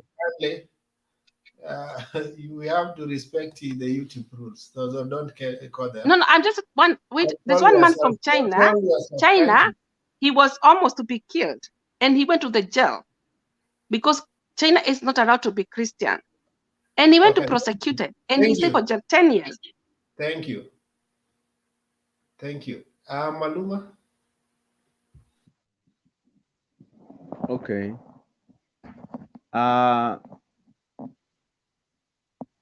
There is one thing that I wanted to say, and I wanted to just remind my brother Steve Amwaluma. There's a point he was trying to drive home, and I think I wanted to add on what he was saying, because all this we are seeing is I think it is a good soap opera. You know, Christianity is not about saying, it's about action. In fact,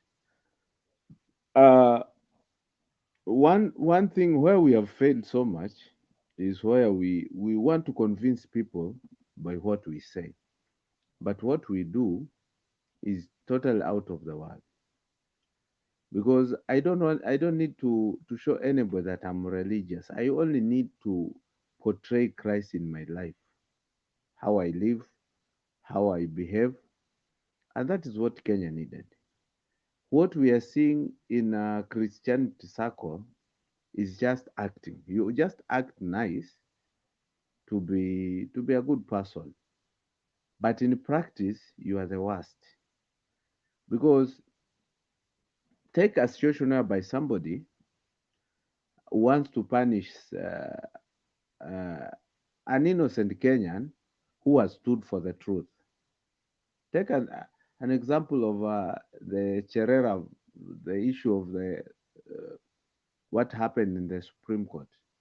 You want to punish somebody just because I did not see somebody being killed, but somebody was killed. Uh, then you want to convince me that there was no murder, and then you punish that person who stood with the truth, and then you reward somebody for being evil. So it is just about acting. There is no Christianity. And the Bible talks about uh, do not judge, so that in what the Bible says is when you are judging somebody, be sure that you are upright. Because the same judgment you place on somebody, the same will come to you. So if I'm corrupt free, I have moral authority to stand and say it's not good to be corrupt. And you're not judging it. But it is wrong for you to judge a corrupt person when you yourself you're corrupt. And that is why this government will struggle. And uh, I'm one person who does not believe that it will do so well. And that is why my brother Steve was saying, we will not labor so much to criticize, because the point is, as much as uh, we might criticize the much we want, but Kenyans, the few that chose this government, the few wanted to show us that with them much will change, and that is why there were so much promises.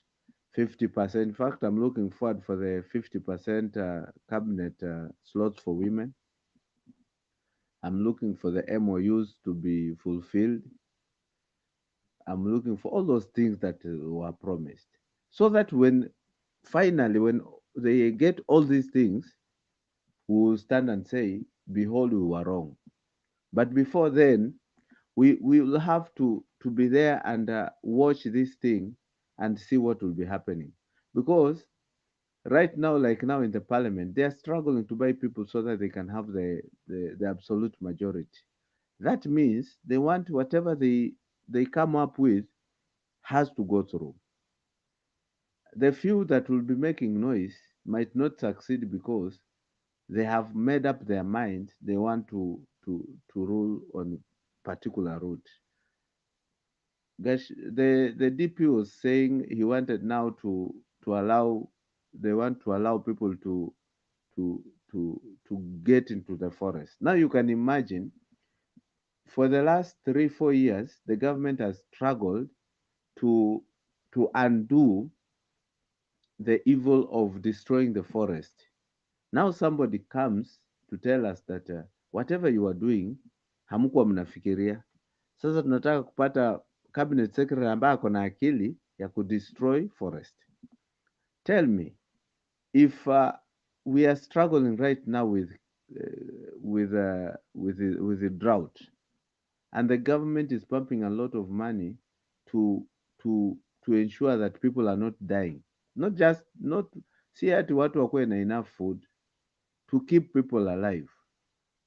Tell me, how much more will we be wasted if the government will implement the DP ideas of farming in the forest? Now you can see the height of our falling again.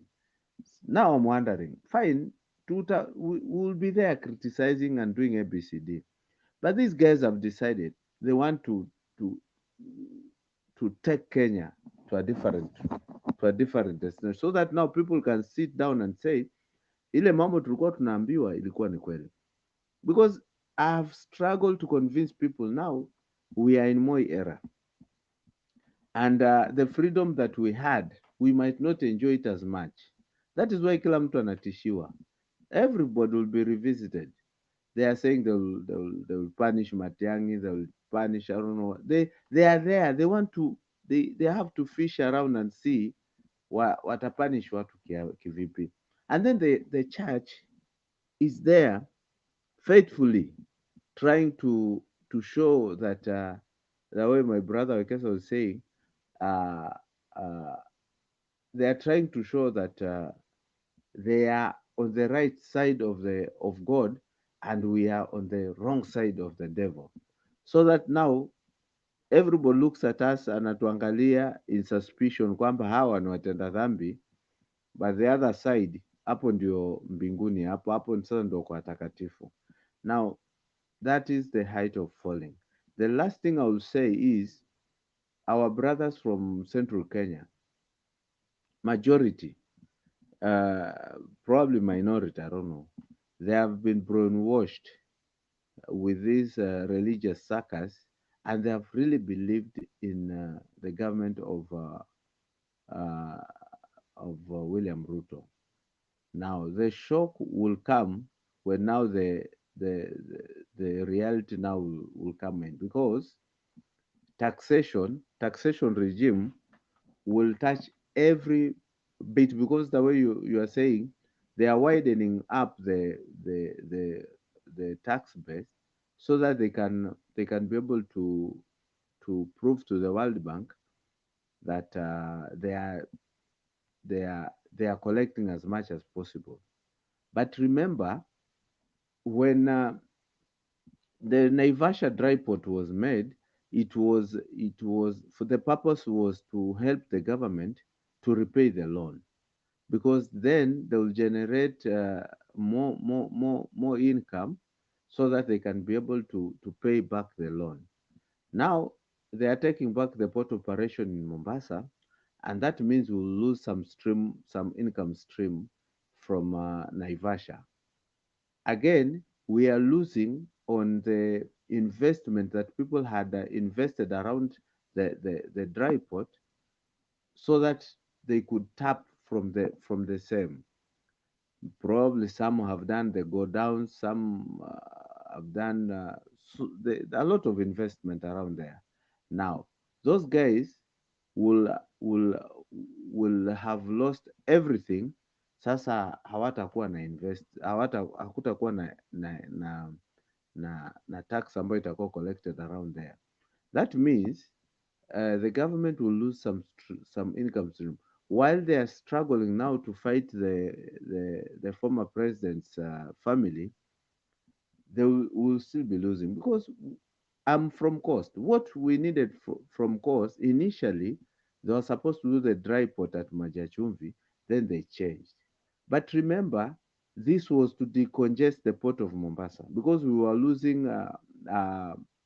were losing business from Dar es Salaam, because meli zilikuwa zina dock, zinakaa hata 2 weeks hata 3 weeks bila kukuwa offloaded. Now we'll still have the same problem in Mombasa.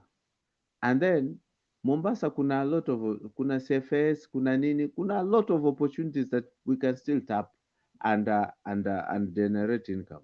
Now imagine somebody now in Naivasha, wale watu walikuwa wameandikwa, they are losing their jobs. All those things will happen. I don't know how they can juggle all this and ensure that still will collect more. I don't know. I'm not an economist, so I don't know. So we have a challenge. On one side, we're acting to be holy. On the other side, the church is expecting to not to be taxed, but expecting so much from the sinners who will be taxed to fund their lifestyles. So these are the things we must be alive to, and ensure that because now that if now you speak now, utaambiwa wewe ni mpinga Kristo. Now I was wondering today, if really we are broke, why kwani tena tuna afford hizi meetings, because that's a lot of money holding those guys around there na chakula na nini, that's a lot of money. So yet we are broke, imagine, and we can afford that. I don't know.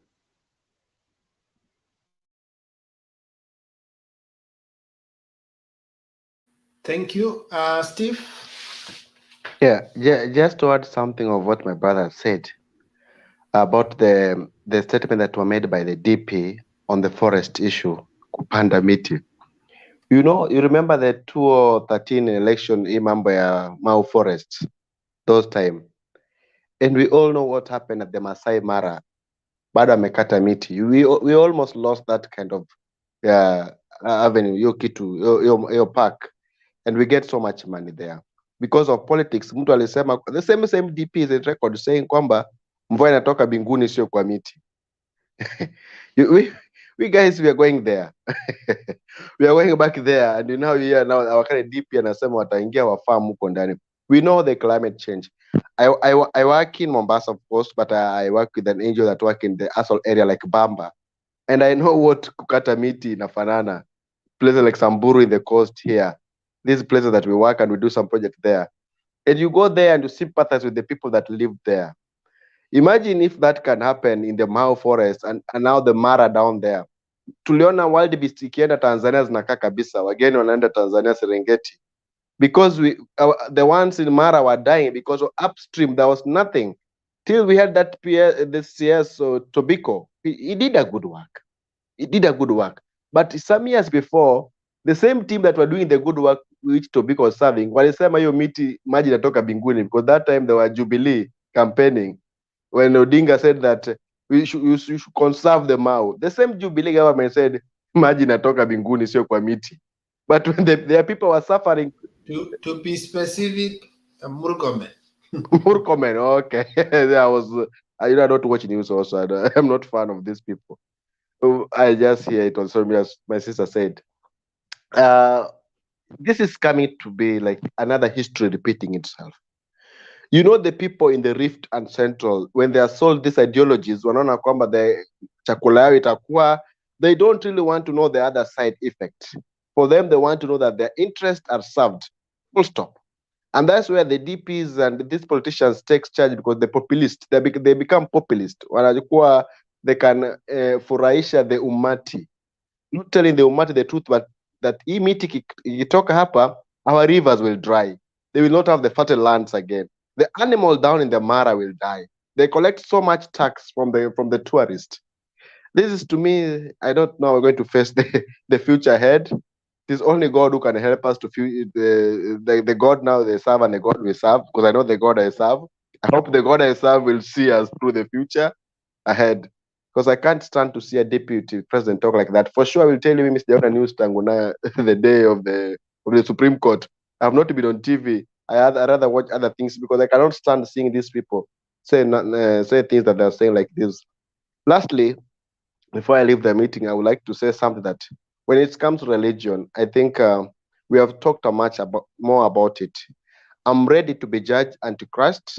I'm ready to be called any name, as long as I know that I am on the right side in my conscience.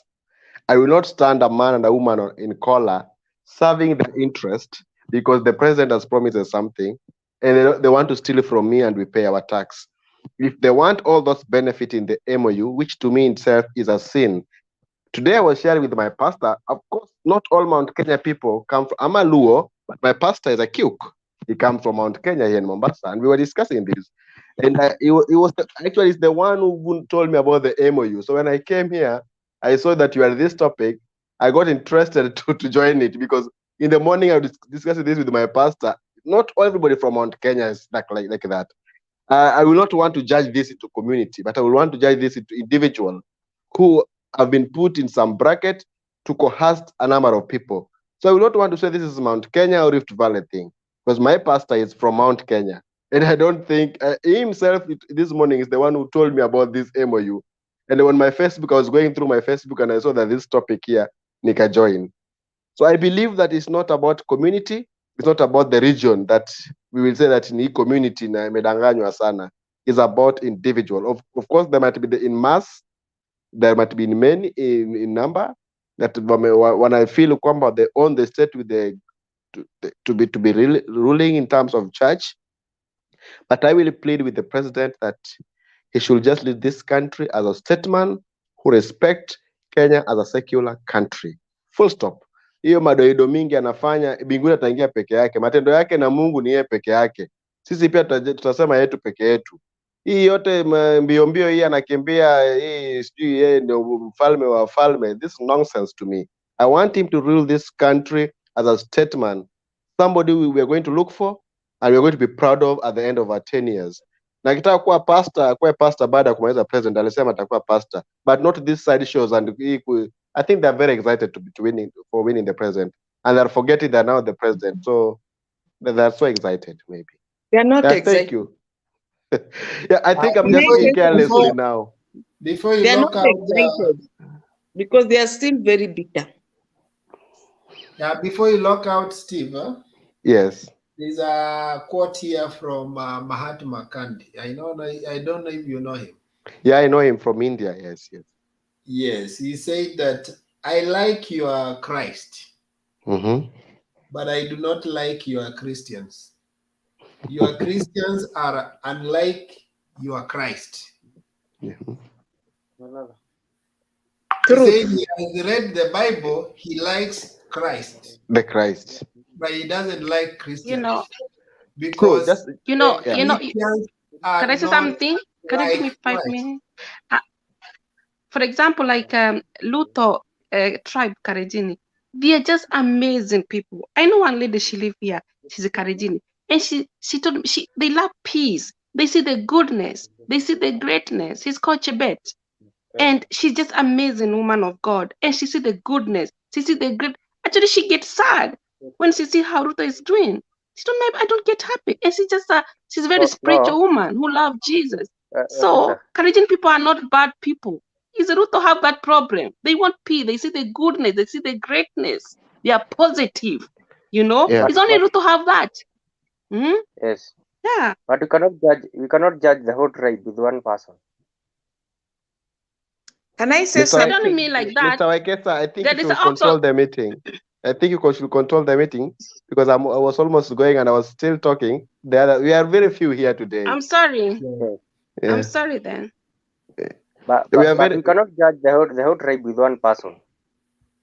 Yeah, I think for me she has said the opposite. She said they are not bad people, and she singled out. I only have a problem with Ruto. I don't know if I got her right. Yeah, she was very right. That's the way I mean. That's the way I mean. Yeah, that's the way I mean. Rhoda is very right. Anyway, don't mention tribe people are sensitive, even if you have said the right thing. Okay, I'm sorry for my those people watchers. I'm sorry if I say something bad. I like to apologize. No, you didn't. Just a minute, Charles, just a minute. I think Mr. Akesa is leading the panel. Mr. Akesa, some people may be very new. So Charles, before you came here, you found the panel was organized. Yeah, so if you will give to interject, raise up your hand. You're given time to talk. Let there be order, kindly. So, yeah. I want to respond to what you say. What you talked about the Mahatma Gandhi. I like your Christ, but not the Christian in you. This is what we are seeing today. Christ is good. He came for us. We need to live in the ways of Christ. But we are inasema inaonekana kwa matendo. It is your deed. Even they say they will judge you by your deed at the end of it. When we all go to where we believe we shall be going. Ni matendo yako ndio ni matunda ya wokovu wako. So at the moment I will say that I will not be coerced to believing that this state is only is the way of God and other people are not on the side of God. God is not that kind of cheap to be placed in this kind of cheap politics and this is true because I have so many friends who are of the divide and they believe people in Azimio are antichrist. They believe people from Azimio they follow Muganga. I even see from the comments in the Facebook now that we are discussing, and that is this is an ideology that they believe in because they're already judging, because they're sold to that some of the people in the divide are not I of asked Christ. someone 2 questions, a UDM member, and he never answered me. I asked him, do you believe in Moses of the Bible? He said yes. I asked him, do you believe Pharaoh was a magician? Yes. Do you believe Pharaoh had a snake? Yes. Do you believe Moses turned his stuff into a snake? Yes. Have you ever seen Raila turn is anything to a snake? No. So why do you think Raila is a Mganga and Moses of the Fuck you. Mganga? You got confused. You know, some of these people just talk, but if you take them in deep truth, they will find even themselves more confused about what they are saying. Kuna mtu ako na background noise. I don't know who is that. Kindly let's mute. Yes, Wekesa, I'm going out now. I'm leaving. I need to take rest because I have to go to job in the morning. But I want to say this is a good discussion. Let's do it to get more and more. Thank you so much. Bye bye, friends. Can I say something? Wekesa, one last word on this. My comment on Mau forest thing. What we are forgetting that. Now I'm bringing in Charles and Derek. So. Okay. This Mau thing that people should go and farm in the forest is another way of land grabbing. Because if you tell people to go and plant maize in the forests, practically, forget about theoretically, practically,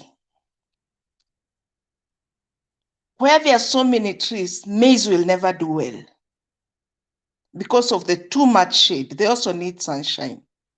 If you remember the time of M.O.U, all those big tea plantations near M.O.U, that was the forest. That is the way they grabbed. And you see, M.O.U have the natural trees for the ecosystem, the rainforest trees, as we have in Kakamega. Now, immediately they start planting, farming there, people will start cutting trees, there will be charcoal burning. What will happen to this country? I think the president should give the deputy something to keep him busy because he's messing up completely. And I also believe he has good advisors who will not tell him rain comes from heaven. It's not the trees which produce rain. Because to me, that is another way they will start farming there. That is the way they will start grabbing land. That is it. And the issue, the other guy said the issue of Mombasa Port, taking back the whatever to Mombasa. You see, since they moved the port to Naivasha, there is less loss of containers. At least the taxes were going to the government. Now all the crooks who had left Mombasa, they are back now. Now you'll hear the stories there. Money, the taxes, you'll not see them. Very little will go to the treasury. At least when it was this side, it was easier. But he reminded us the other day, he's the president of Kenya. He affirmed it, he's the president of Kenya. He is in charge of the country. That's my last word that I can say before I go to bed. Thank you.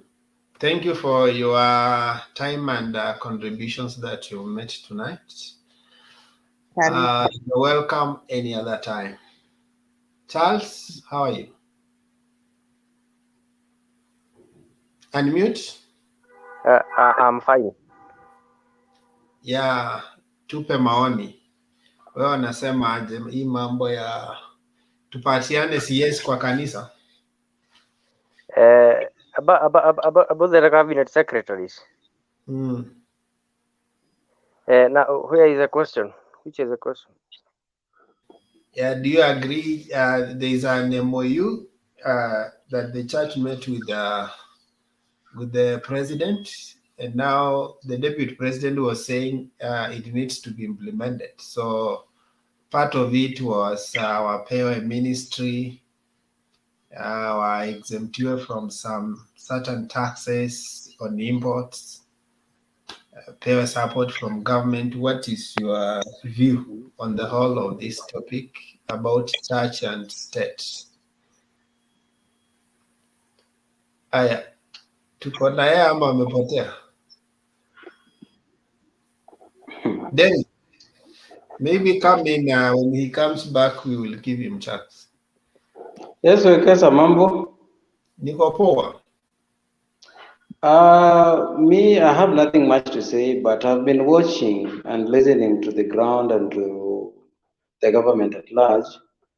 But then I'm a Azimio guy, but then I can tell you for sure that this government thing is a scam. The whole of the government thing, the implementation, what they are saying, and everything that they're trying to tell us, all these things are scam. Because even if you go some time back when these people are telling us they have, I don't know, 97.3 million in the account. When these people were campaigning, did they need to know that our accounts are less? And Uhuru was working with the same accounts. These things are telling us that they are cutting out the, is it what? The VATs and all sort of. These things are scam. I think the government we are having in a nutshell, I can say, like this government we are having is Kenyans did something wrong, and we have to make sure that we are back on track. For sure, we did something wrong, and God is just like punishing us for nothing. And that is what I can say. This government, what Regadi is saying about the planting of maize inside the forest, purely scam. How will the crops like maize do well inside the forest next to trees? That one can't work. Issue of ports. The lady who just went was speaking quite well. The issue of ports. These things I don't understand. Now again they are coming here telling us about giving the church, I don't know, part of what. What happens to these other people who are taxpayers? What happens to these big companies? You know, there is a game that is going on within the government that somebody said one thing, and I remember, I don't know the name, but he said, what Raila Odinga can see sitting in his office in Capitol Hill, I think there is no one in Kenya right now who will see that, even standing on KICC. So for sure, we are dealing with people that I don't know when will Kenya realize that we are dealing with scammers.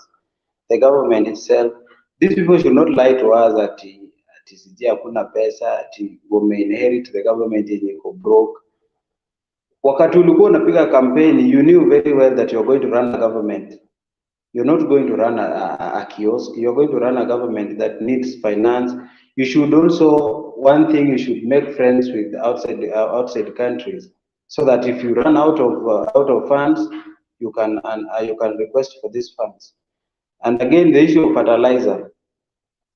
Hizi ni uongo tu. These things were given to us by I don't know, is it a certain company in which country? I'm not quite sure.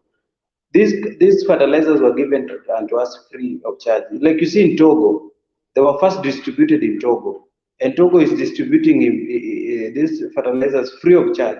Right now in Kenya, we are being told that the fertilizers are there, but being given on a cheaper price. These things are scam. These people are just looking on a way to fund themselves. These people used money during campaigns, and they are going to return this money. So there is nothing that we can even say like we are going to get good in this government. When good things will come, 5 years will be gone.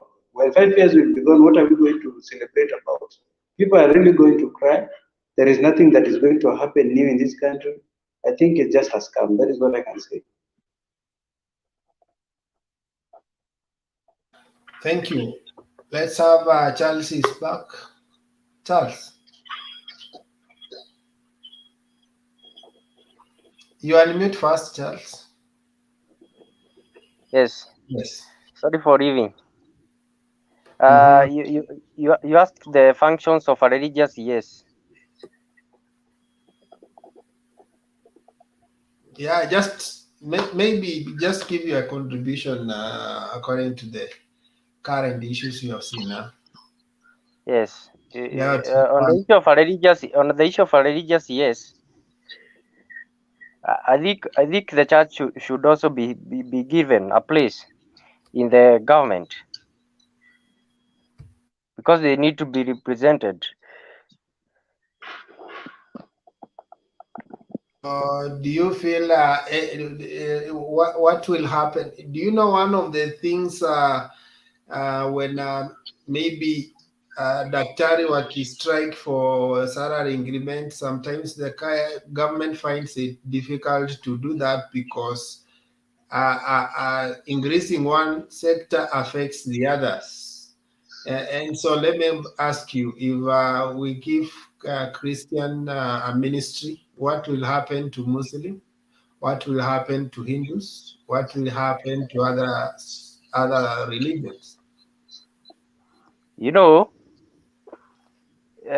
Muslims and the Hindus and the others. You know, they have not shown that they want a place in the government. So we will give those who want, those who seem to be bothered. Okay, the reason I asked you that question is because when you seen in Kenya, if teachers strike, immediately they finish striking, you sort out, then another sector starts. Okay, So sir. Yes, sir. yes, But yeah. I think Charles is lying. Charles is lying to us. You can't say that Muslims, Hindus, and other religious services are not do not want to take part in the government. These people, even sometimes back, they were really complaining that the issue of pastors and priests of I don't know certain religion who are going to status like each and every time. Where are they? You can't see Muslims, you can't see Hindus, you can't see which I don't know what. So why are you how can you tell us that these people they don't want to participate in the government? this thing that this government, for example, we were saying about the guaranteed minimum returns on the issue of coffee, tea, and probably maize. We do not see that the people from the other side of the country, probably the people from Mumias, complaining that the sugar factory, or we just see that only the Mount Kenya people who are complaining about the coffee, the tea sector, and the maize sector. We do not see that, for example, the people of Mumias complaining. This seems that one sector is lagging behind, just the same as this topic we are discussing here. The church, we don't see the Hindus, and the like coming to say they need a part in this government. So I don't think that will make any difference. Okay, I hope you have been quite here in Kenya and you remember when Islams were asking Kathy Scott, the first person and the team who are opposing were who? The red people. And you know who are the red people. So don't say they have never met their intentions to have things done in government. They have quite pronounced themselves. And most of the time, even we have used this tag, and maybe let's face it, we have used this tag that Kenya is a Christian nation, which is not true. Our constitution states that Kenya is a secular state. The other day, the atheists were commenting on issues to do the way one religion is projecting itself as a state religion, and they said, "Shut up, you! Kenya is a godly nation." Is it true that Kenya does not need atheists? Is it true that Kenya does not need pagans? Even in the Bible, we have the so-called pagans, people who never believed in God, yet they were allowed to exist along with those who believed in God.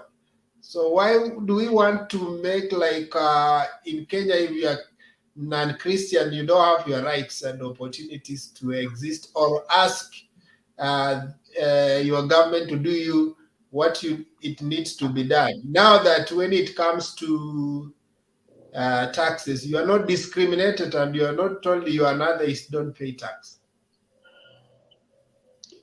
Well, Kesa, I saw something. I saw something on the door proof of State House, a cross painted in yellow. I don't know if there is somebody who is agreeing with me or disagreeing with me. And I had a friend. I have a friend. I have a Muslim friend Yeah, who is wait. asking Moses, you me want to like come to when I have put a your Muslim camera. friend who is what? No, I'm talking to Moses first. Moses, if you want to come to studio, put your camera on, then we bring you on stage. Thank you. Okay, I'm So saying what was I saw the sign of cross on top roof of State House. I don't know if it was true or not, but if it is true, because I have a Muslim friend who was asking me, like now when you mount that sign of the cross on top of the roof of State House, what are you showing other religious parties? Like the Muslim, are they part of are they part of your government? Or this Christianity, the Christianity in the president, is it only about him himself or to the all Kenyans? That is my question.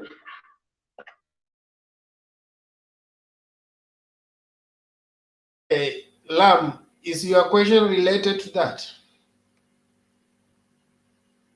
Okay, ask so that he can answer all of both of them.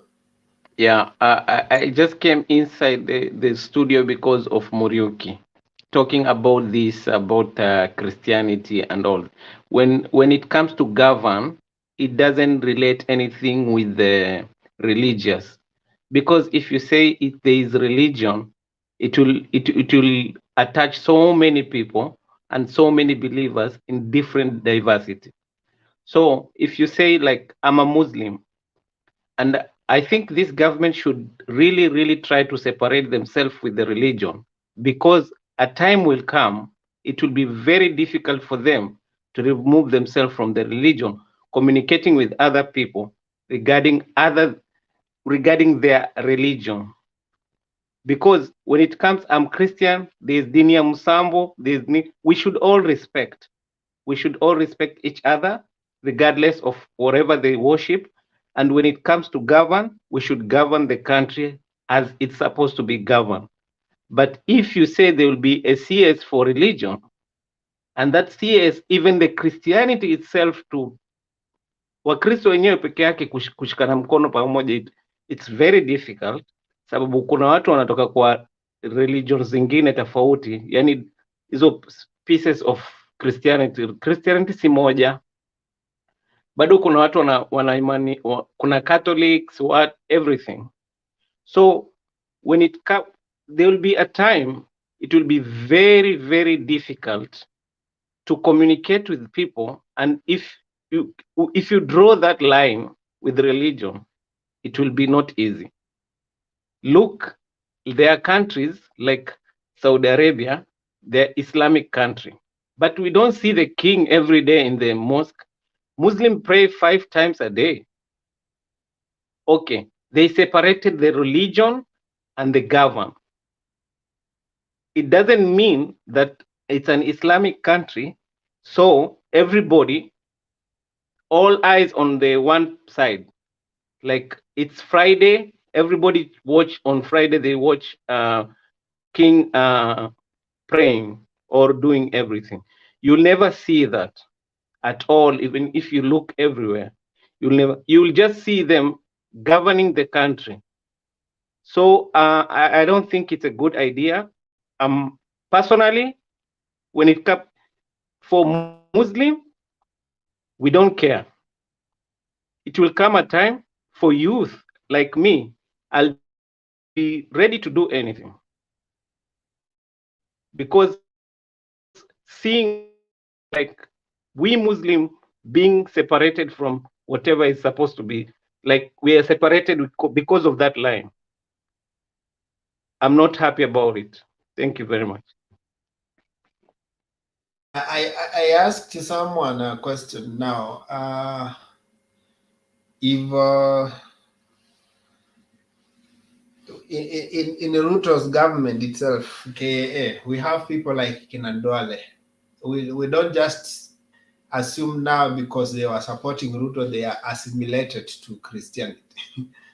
They have their own religious beliefs and their rights.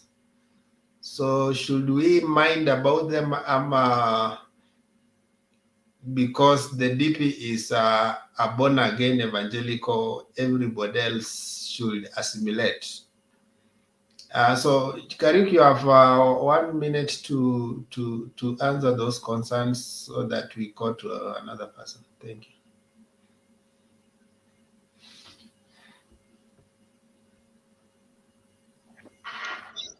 Wekesa, Kariuki, umenisikia? Ama you okay? With that, we move. Maybe I think he's having a challenge with the mic. So ni nani amekuwa ananiuliza swali? I want to move to the next person. mimi nilikuwa nataka kuuliza hivi nilikuwa Yes. nataka kusema, hata kuuliza. I wanted to say like, for me, okay, as much as I'm Azimio guy, tushakubali President ni Ruto and the government is formed already. We are only waiting for the CSs and the PSs. Now, when you talk about Akina Aden Duale, I think these people are just following Ruto because of something. These people, hao watu wanajitafutia. These people even don't care about the Muslim thing. Hao watu wanajitafutia. If you look at how, when you're in Ruto's government, like mtu kama Aden Duale, you can't allow such kind of a thing to happen. You first of all ask, Mr. President, what about my religion? Now you are talking about the Christianity. Hata hii Christianity mtu amesema hapa vizuri. It is not all covered, not all, haujaweka Christianity as a whole. Because wenye umeweka priority yao, wenye hata hao mabishops na mapasta tunaona wanaenda huko state. Sio wote, not all Christianity is covered. Now, people like Aden Duale, if they're really sure that they are fighting for this other religion, like Muslims, like he is a Muslim, he should be in front to say, like, Mr. President, what about my religion? I can't see them being represented anyway. Unajua hawa watu wanataka, kuna kitu wanafuata, and we know what they're looking for. Hawa watu wanajitafutia, hawa watu wako kwa contract, hawa watu wanajitafutia. So there is nothing like wana represent hizo nini zingine. Hawa watu kuna vitu wanatafuta far away from religion thing. Thank you. Wekesa? Yes. I have a question. Na ulishinda kujibu maswali yako. Hapana, sijashindwa.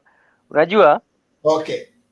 Then who will represent let Ayatul answer the question, then you can, or you ask the question, then I see if Atuya will answer. I have a question. Yes, because you have said the freedom of religion. Then here comes the devil worshippers. It is also a religion. Who will represent the devil worshippers? Definitely, the devil worshipper is also a religion. You can't say it's not a religion. Kila mtu anaomba Mungu wake. No, it is a religion. Okay, there's nothing wrong with. Okay, let me put it the reason why. That is the reason why we are saying. Derek, that is the reason why we are saying. Then how? Dakika moja tu nijibu swali. Let us. Derek, yes. Ngoja, let's there be order kindly. Yes. Okay. One person at a time. Ameniuliza swali, si ndio? Wacha nikujibu niseme. No, Derek. Let me finish. Let me first amalize kwa swali kwanza. Kindly. Yes. Derek. We have the devil worshippers. We have the Hinduism. We have the Islamic religion, and we Christians. We represent the devil worshippers because it is also a religion. We don't want to leave some behind. We want us, all of us, to be equal because it is also a religion.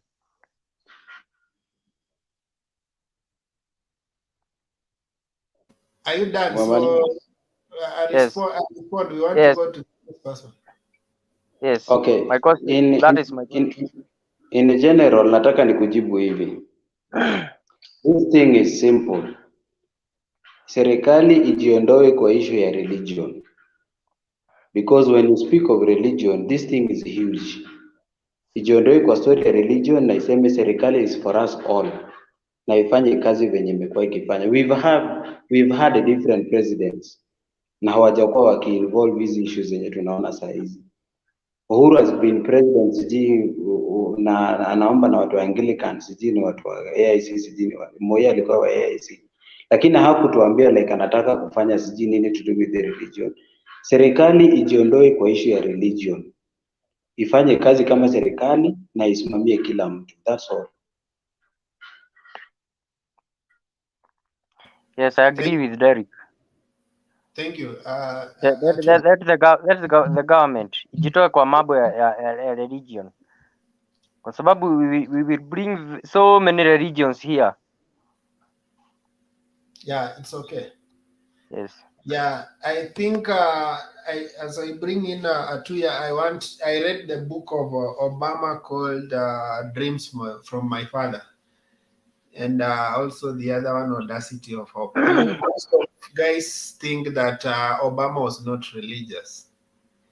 In fact, in that book, he explained very well how he met Christ, and he described how he got his own faith.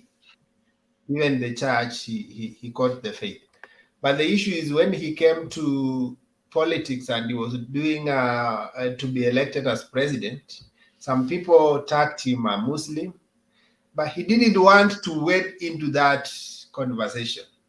He chose to put it aside. He didn't want to explain how I'm a Christian, don't tell me I'm a Muslim.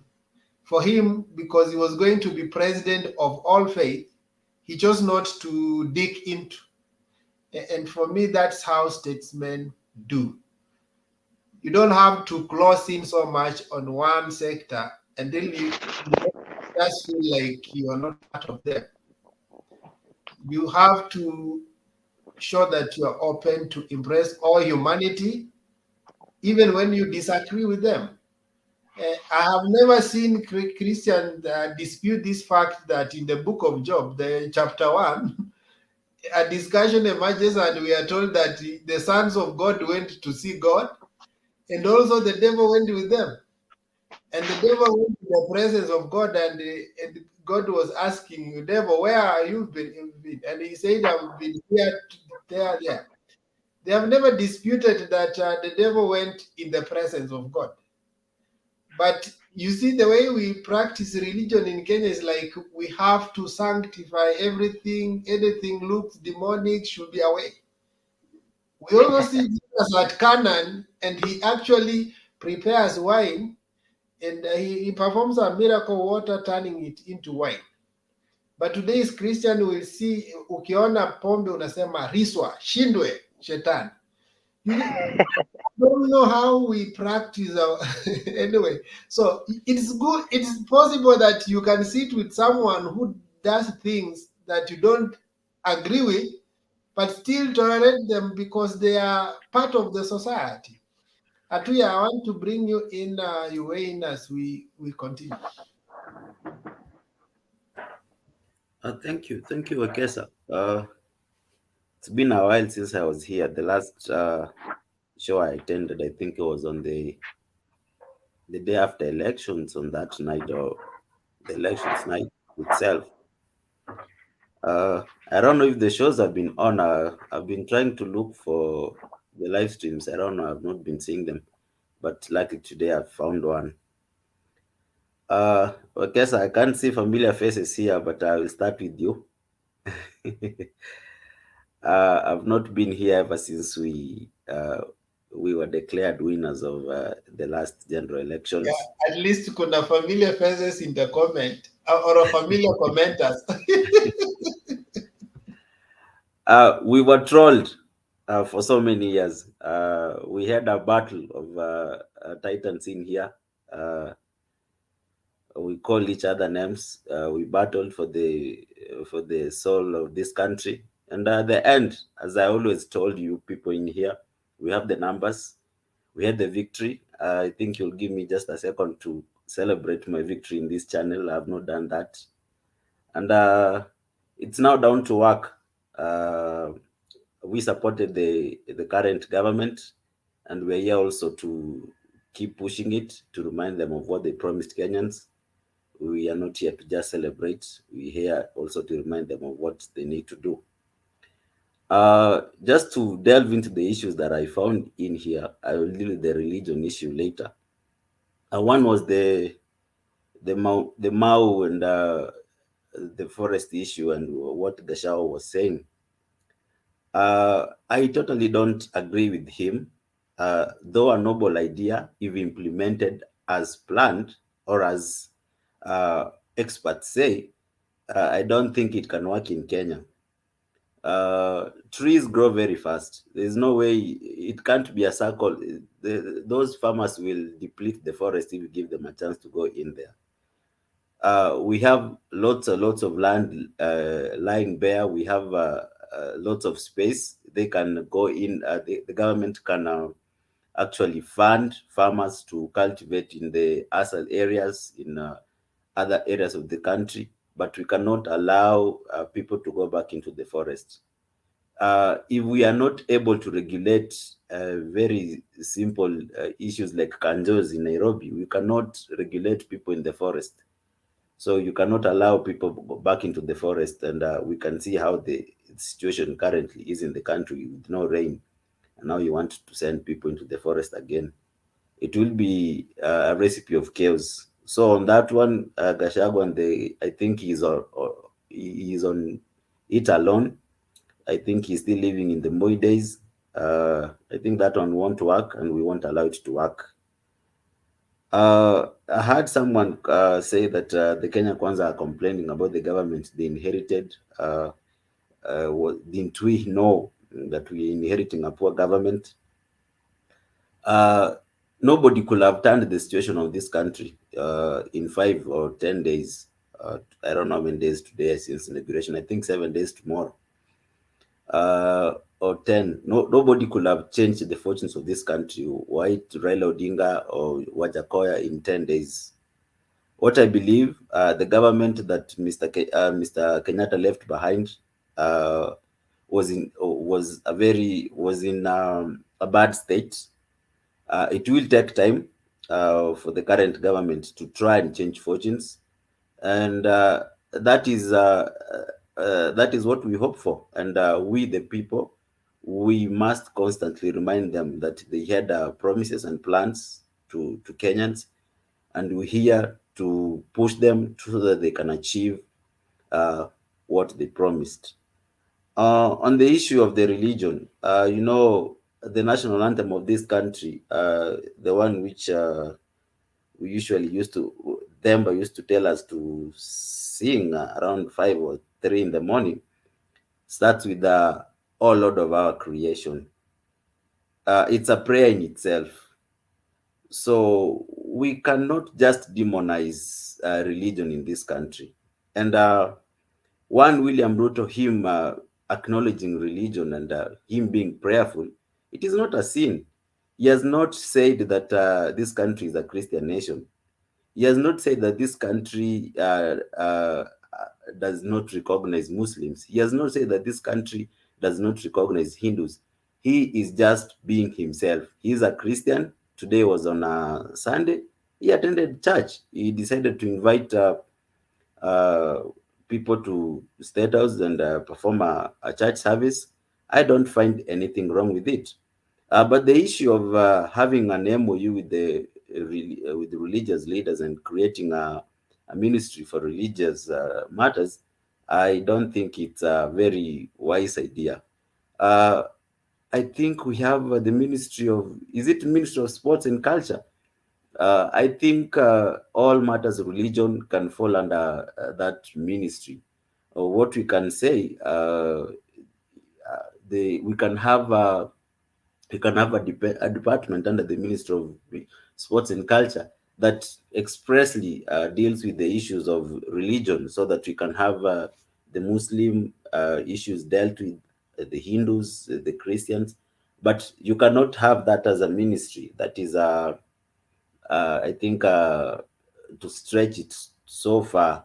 There was another issue somebody was raising, I can't remember who, that there is a cross that has been raised at State House. I think that is pure rumors.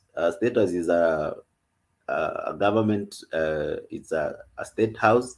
There are photoshops. Yeah, there are I know he saw photoshops on his social media. You cannot raise a cross on a government building, and no, that's not a church. We are not anti-God, but if William Ruto believes that he should be praying every Sunday, let him do it. And he has not forced any person in this country to believe that Kenya is a Christian nation. We are a multi-religion country. Remember, Mo used to attend church every day, and I don't find it wrong, and I don't see the reason why the people who are feeling bad that William Ruto is portraying so much Christian in him. Let him be, as long as he delivers on the plan of the Kenya Kwanza, as long as we have Unga at 70, as long as we have petrol going down, let him be a Christian as much as he wants. That's all for me. But I think maybe let me just play a short clip about Kashakwa, is when you will see why other people have a problem, because they are contrasting. They are not only doing a religion, but they're also contrasting with the other people and showing them that if you are not part of that bracket, you feel like okay, mimi na Mungu hapa atupelekani. Let me just play.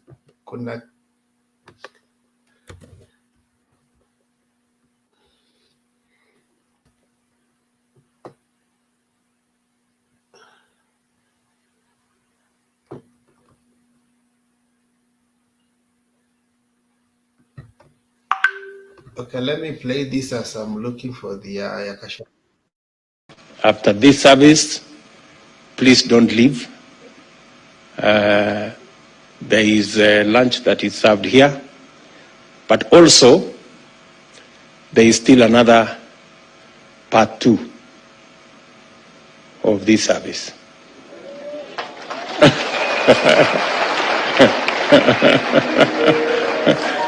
And the part 2 of this service is not as organized as part 1. So as I told you when we were in Karen, please after lunch musiondoke hapa hii kiwanja hii yote, speak a word of blessing around this compound.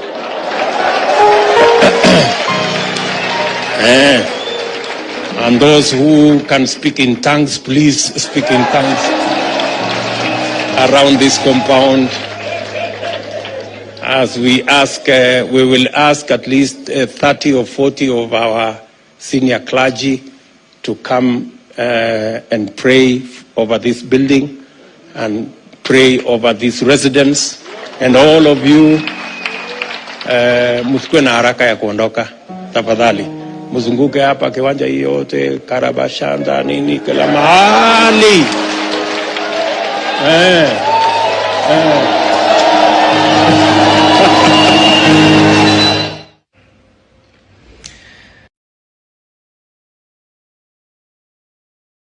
Rupas. Hata ukitaka kesho hii, kwa sababu tuko na ibada ya shukurani ya makasisi wetu wa Nairobi, tutakuwa pale na rais wetu tukiwa na ibada ndani ya ikulu ya makasisi wetu wote hapo. Ukipata nafasi na mke wako, kwa niaba ya Rais William Ruto, nimekukaribisha ikulu kesho, ukuje tukue pamoja.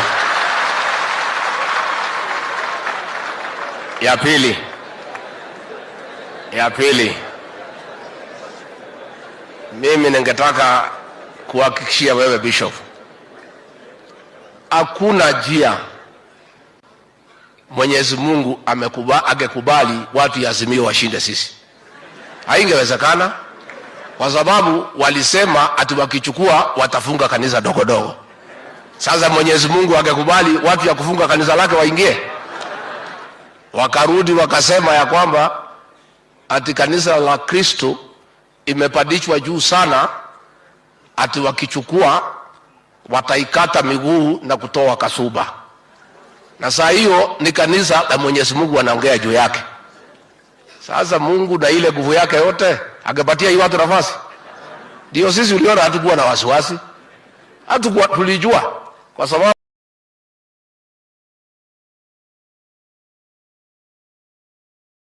So Atuya, when you want to make your point and you want to seem to be speaking on behalf of God, you invite other people to criticize your religion.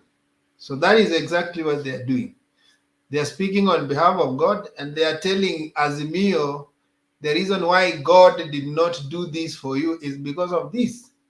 So because even in us Azimio, we are believers and we know who God is and we know what politics is, we will weigh in and start now criticizing your part of religion and see whether you're making sense or you're just looking for ponga points.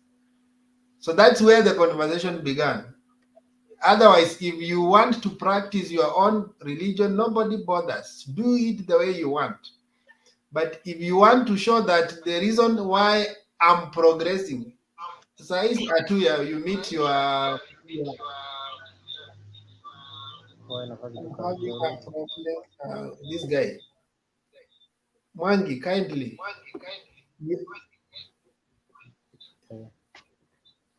Each time you unmute, you create echoes. So remain unmute. There are mics which don't rhyme here on the studio. So if we leave them open, they create some echoes and it produces funny voice. So I'm saying today, Atuya, if someone tells you the reason why I'm driving I don't know what's wrong with mics. The mics, I don't know. The reason why I'm driving maybe this particular vehicle and you guys, you're working on food is because this is what I do with my God. You will have a problem. You start now interrogating yourself whether what he's saying is true or not. And you even want to try and prove to him that though I work on food, but I have a conversation with God. And I also know that there are steps that God has taken me through. Maybe he took me from point A to point B. The fact that I've not achieved what you have achieved does not make me unspiritual or unconnected to a supreme being. So I think there is the conversation that Azimio people are trying to resent on the skewed way of use of religion in these matters. Moses, you But are raising an issue. let me say something just before Moses. Yeah, Just if what Gashawa said yesterday is the cause behind all this, then you're right. If it's politics, you do politics. But I thought it was a major concern that Ruto is acting religious. But if it's just for the politics part of it, you do it. I'm not against it. But I thought it was a really major concern. But Kani Siasa, Gashawa was playing politics, and if you guys also doing politics, well and good. Yeah, Moses, you had something to say? Yeah, thank you so much, Wekesa. Actually, it's my first time coming into this space or live. And one thing that we have to be very careful about, it's matters governance and God. And this now is all tied to religion. Because at the end of the day, we have ourselves, we need to come up very clear and very sincere to ourselves, regardless of the team that we supported, that what are the kind of promises these people are giving to the normal mwananchi, that is us. And then after they have had the power, how are they then narrowing them down to come and benefit the normal mwananchi? I have a problem when I hear a president addressing issues to do with the state of economy. You would rather lie to me with jargonious vocabularies, the language you would want to coil the lie, rather than now coming and telling us that I am inviting the church, I'm inviting to pray up to a point of bara bara bara. You know, prayer is not bad. Some of us are Christians, as Wakesa have said, but even God Himself in Thessalonians, that even those who do not work are not allowed to do what? Are not allowed to eat. And even those who are trusting in God to do a miracle, you also have to put efforts. And these efforts in this government are more of the strategies in beating some of these challenges that we are having. I even wondered, anyway, those in faith, it's good to pray when you're coming into a new place, into a new uh, you're moving to a new place. But you know, we acknowledge the presence and the existence of God. And that alone tells us that the God that I believe in and the God that Ukesa believes in may be same, but let us come and acknowledge that even our God Himself is so private that He will hear and He listens to us regardless of where we are, how loud we want to shout, how quiet we want to do it, how we want to stream it live on. So, in leadership, and most of those that are occupying the highest offices in a nation, in a country, I don't know when did you see maybe international leaders that we all are focusing on do such a thing that our government is doing currently. And all this is just telling me that, not even telling me, I can come out and say that indeed, in as much as I supported Azimio, I participated actively in Azimio Youth League, with the kind of governance that now we are having, I'm still not seeing a president, neither a deputy president, in those that we require to occupy those offices. They should come up vibrant. We know issues to do with the economy and the high cost of living. It's not an issue that can be dealt with or tackled within an hour or days or name it. It's a process. So what we want to hear most is that process. And even the fertilizer subsidy and cutting off the subsidy on other product, it's not enough to convince, because this is the same people that told normal hustlers that, you know, we are not here because of power or distributing power or doing this. And also went ahead and lied that, you know what, there is nothing like external forces that are causing high cost of living in our economy. It is matters that the handshake between the President Emeritus Uhuru and Raila that has caused all this. But now when they are occupying the same office that they yearn, and they even knew, because somebody like Ruto was in government and has been in government for the past 10 years. And so believe you me, and we have to be very honest with ourselves, that him, even himself, knew this thing clearly well, even before the election itself. And now the problem that you're having, like me personally, as an Azimio supporter, is that at the end of the day, why would they come and lie and then come as if the war between Russia and Ukraine just started when they got into power, or started in August? And now, instead of now coming with strategies and sorting them out, I don't know who else are they remaining to blame.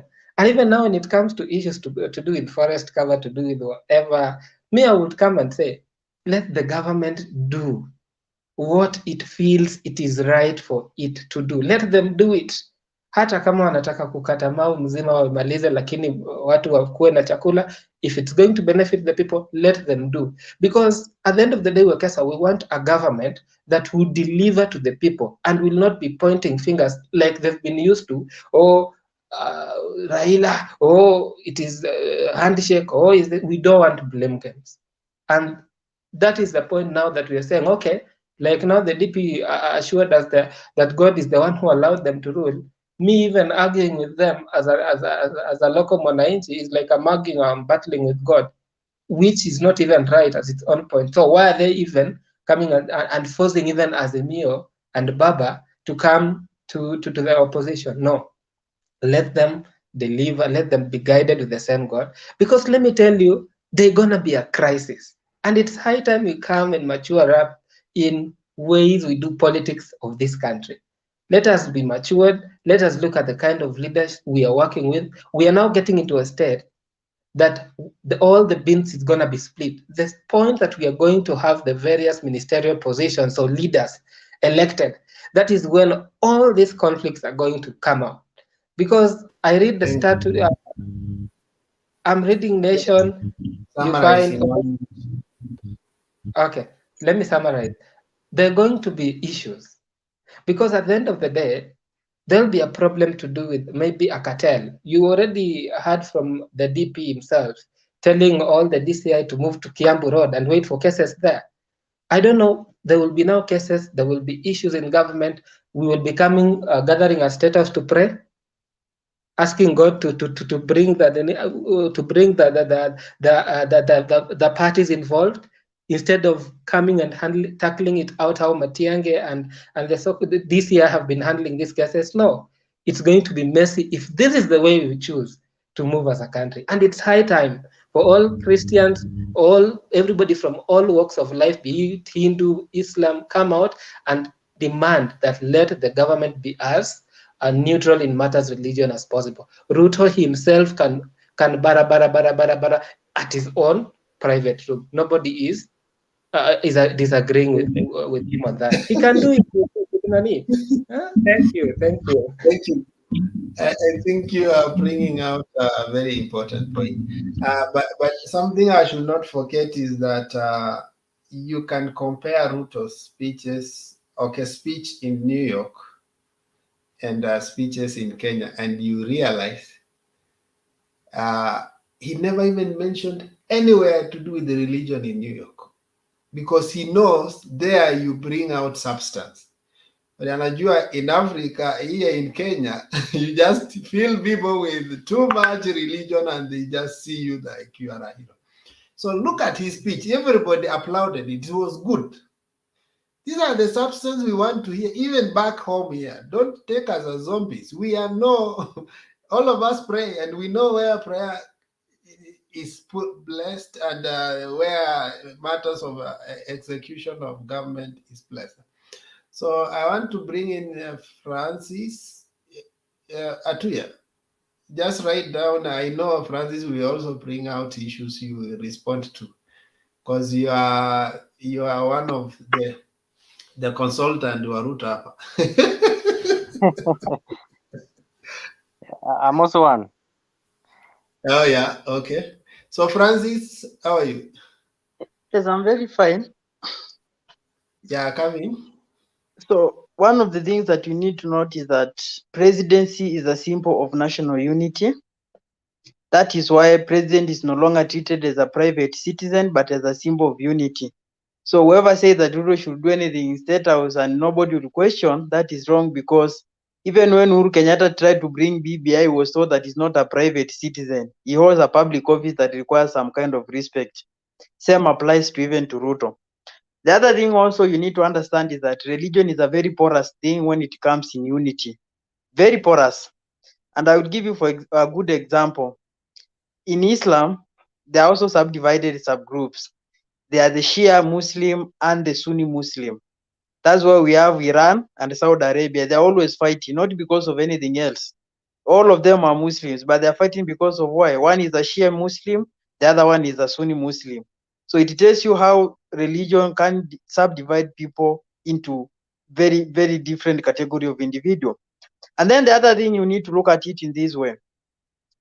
One thing today, I followed what Ruto was saying, and one thing that you need to note, religion here is not being brought for now, for it issue, see issue ya sai, it is issue to do with other election coming.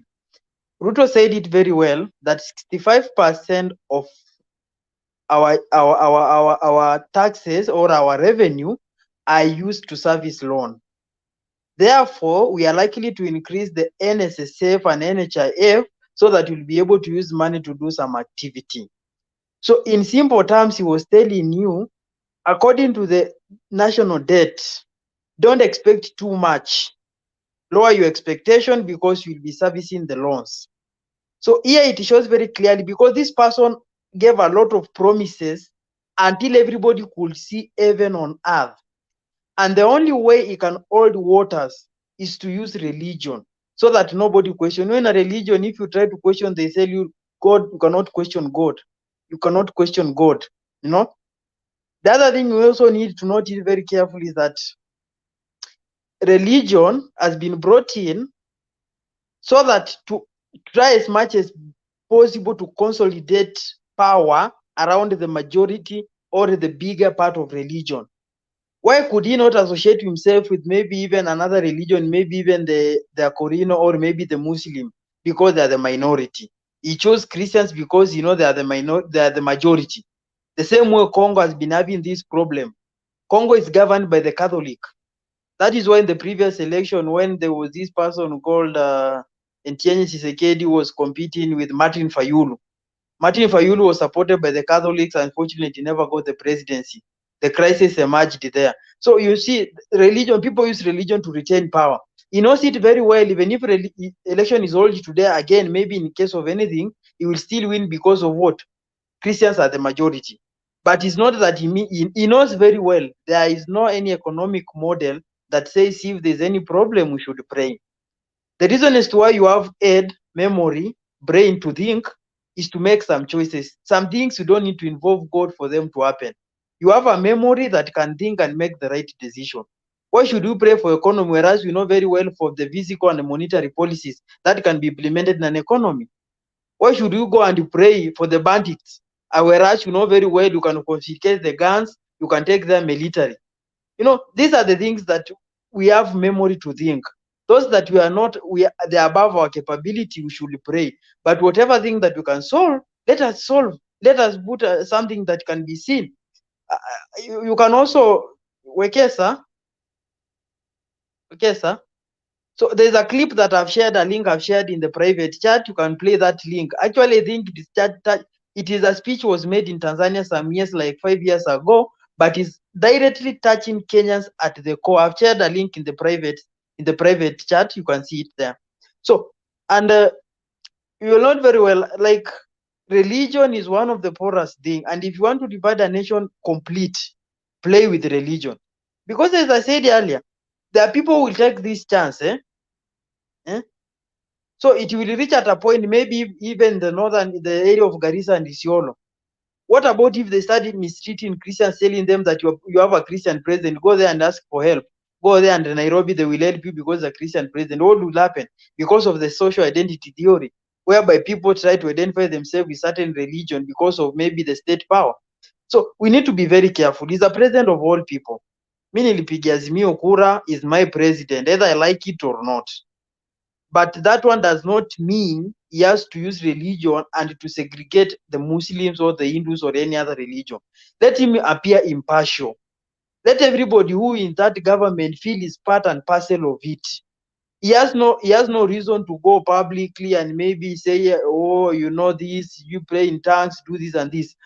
All those things are just side shows. He can just pray in the private room. Maybe even if you go to the church, let him sit there at the back or in the front and keep quiet. Let him listen to someone like any other individual. Let him just go home. And then all of us will be happy because we shall know that our president was just attending church like any other person. But when you reach at a point that now, because you have dedicated the state house with Christian prayers, does it mean that now the Muslim prayers are no longer welcomed in state house? Sasa kwa hivyo imamu akifika huko ama shehe hatutamkubali, maana tuliombea na Wakristo waliombea kanisa. So that's why you are keeping these people at the periphery. I know even now the UDM of Ali Roba is regretting why they ditched Azimio. They are regretting because they are not feeling part and parcel of them. These are the things which happen when you as a father, when you have a family, both kids who respect you and those who don't respect you, you are their father, regardless of how much you think that you love one or you hate the other one. Ruto should take everybody as the citizen of this country, rule in a such way that even we in Azimio will say, even though we voted for Raila, but this man is is cutting across in every sector. In terms of religion, he's not showing anything. In terms of economy, he's benefiting everybody. Then we'll be happy. I will not be surprised if he performs well in 2027 to vote for him again, even if I had never voted for him in 2022. But the way he's continuing, it means that he's even subdividing us in even in a more, it's subdividing us more. Eh? So we need to be very careful with the religion. Religion has affected countries that have never recovered. It is still affecting. Nowadays, look at, I'll give you a good example. In 2008, in Nigeria, the Boko Haram was started by the man called Yusuf. Yusuf started it when Goodluck Jonathan, who was a Christian president, started praising Christianity. The Maiduguri and the Borno state sponsored it fully because they felt they were segregated. Today it has become a national epidemic. Who are we to blame? They got that chance because they felt they were segregated under Goodluck Jonathan presidency. Today is a problem. The only way they can do is maybe section in that country into two equal parts of Muslim and Christian. We can prevent this one in Kenya. We have so many scenarios all over the world. Because once you identify yourself with Christian, let me tell you, and this one thing will not hit very well. Now that the president identifies himself with Christian, anybody else who try to behave like a Muslim, he will meet a lot of trolls and backlash from the public. They will feel that they are not part and parcel of the government. Ni kama saini kama tumepewa order kwamba State House ni ya Christians. Anybody else is not welcome there, or anybody else will feel unfitted there. So he should be impartial, and that's what I'm saying. Let us prevent this crisis. Even if you remember, let me tell you, for those of you who doesn't understand the history of Kenya, religion has been there, but yenye imekuwa ikizuia hizo vita za religion kurudi chini ni venye mapresident wenye wamekuwa wakibehave vizuri. You remember the Gala massacre that happened to the Gala community? It raised an issue of religion. They kept quiet because at that time during 1984, the M.O.U regime, nobody was pro Christianity, so they behaved. You remember the Northern Frontier? That time when the Mandera, Moyale, and other areas said we want to join Somalia. That one was a religion factor. They kept quiet because Kenyatta was never religion. But this time round, with having a religious president who is even going to an extra mile to declare that it's a Christian nation, if that one starts, nobody will stop it because they will feel that they are secluded. Let us be united. Even when an enemy wants to get inside us and divide us, he will have no any chance or any route to get an opportunity to be able to separate us apart. So just to summarize and if you find it favor, Wekesa, you can play that clip, which covers almost everything. Religion, economy, just a 4-minute clip. I think it will be very helpful to this panelist. Thank you. Okay, thank you for that insights. Let's have Captain. Captain, how are you? I'm fine, Wekesa. How are you? I'm good. Ulisema uko na maswali na watu wa UDA wanatoroka, wako hapa, waendi mahali. Tulikuwa na maswali bwana, but Francis Atuya hapa hivi is the representative, atajibu yote, uliza. Yes. You are ready. No problem. Francis Mukungi ameongea sana mpaka even some of my questions are fading away. But anyway, I heard of Moses saying that he is fearing to make an argument with Ruto because of the Christianity. I think when you talk of Ruto, Moses, I mean you mean the President William Ruto, not the other Ruto, Isaac Ruto, or whatever the case, if I'm not wrong, because the subject was the president. And I can tell you, Moses, State House is just in Milimani, Nairobi. It's not in Jerusalem. Don't fear to make any argument, my friend. That is Kenya. That is my reservation for you. I'm a UDA diehard, and we will lead that country until 2097. That is a very But good point. but the way things are going on, my friend, we are not happy of making the Ibada in State House. Maybe that is the first Ibada after the court verdicts and all whatever. Let's assume that maybe there will be no another Ibada. Or if there will be another Ibada, or let me say prayer or whatever the thing, today or let me say yesterday was Christians. Next week let it be maybe Muslims. The other week let it be Indians. The following week the others. Mpaka sisi waganga tufikiwe. Are you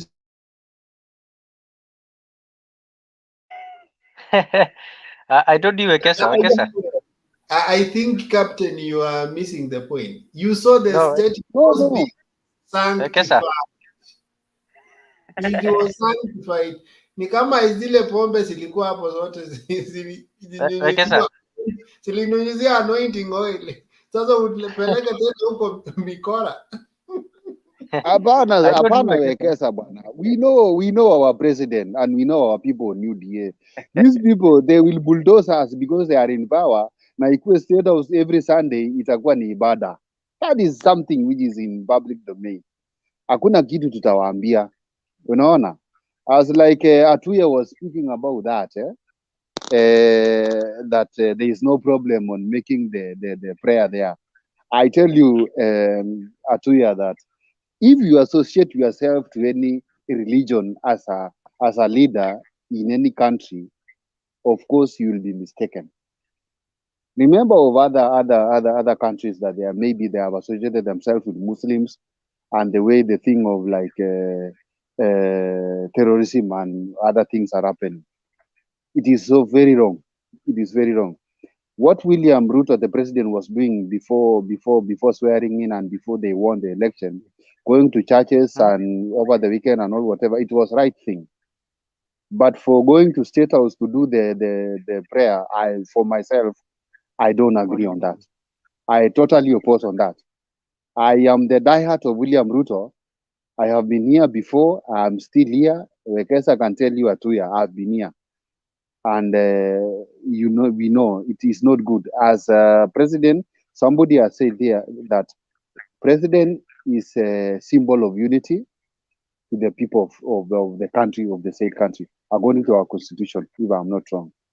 So this thing of doing prayer in State House, for me, I think from my side and my opinion, I totally oppose on that. There is this thing they have said. There is something somebody calling Wekesa. Can I give you time to talk, Wekesa? Can I give him time to talk? Yes. No. Kindly let there be order. I can continue. Okay, let me finish first, and then you'll come in. There is this thing, Wekesa, where these people they are talking of the forest, whereby the people of Kenya, I think they can be doing moving down the very old trees and they put the new ones for the maximum of 3 years, if I'm not wrong. That is what I've heard from the sources. But for me, again, I oppose on that. I know Kenyans when it comes to shamba. Shamba kwa Mkenya atasongesha mguu moja, mbili, tatu, unapata amechukua eka mzima. Let's not agree on that. KFS wafanye kazi ile wanafanya, because it's like we are trying to remove away KFS. If we give the ordinary citizen the permission to enter the forest, there is no need on that. There is no need on that.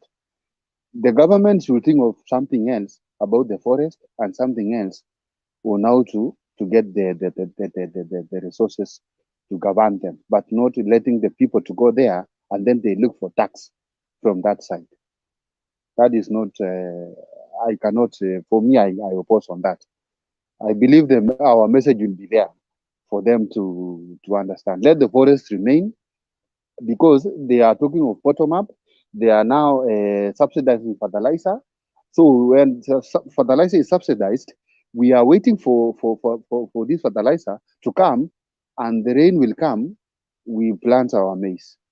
But now, if you tell us that the forest to be invaded by ordinary mwananchi, mvua itatoka wapi? Na umesubsidize fertilizer nipande mahindi, hiyo mahindi natapanda, si itakauka?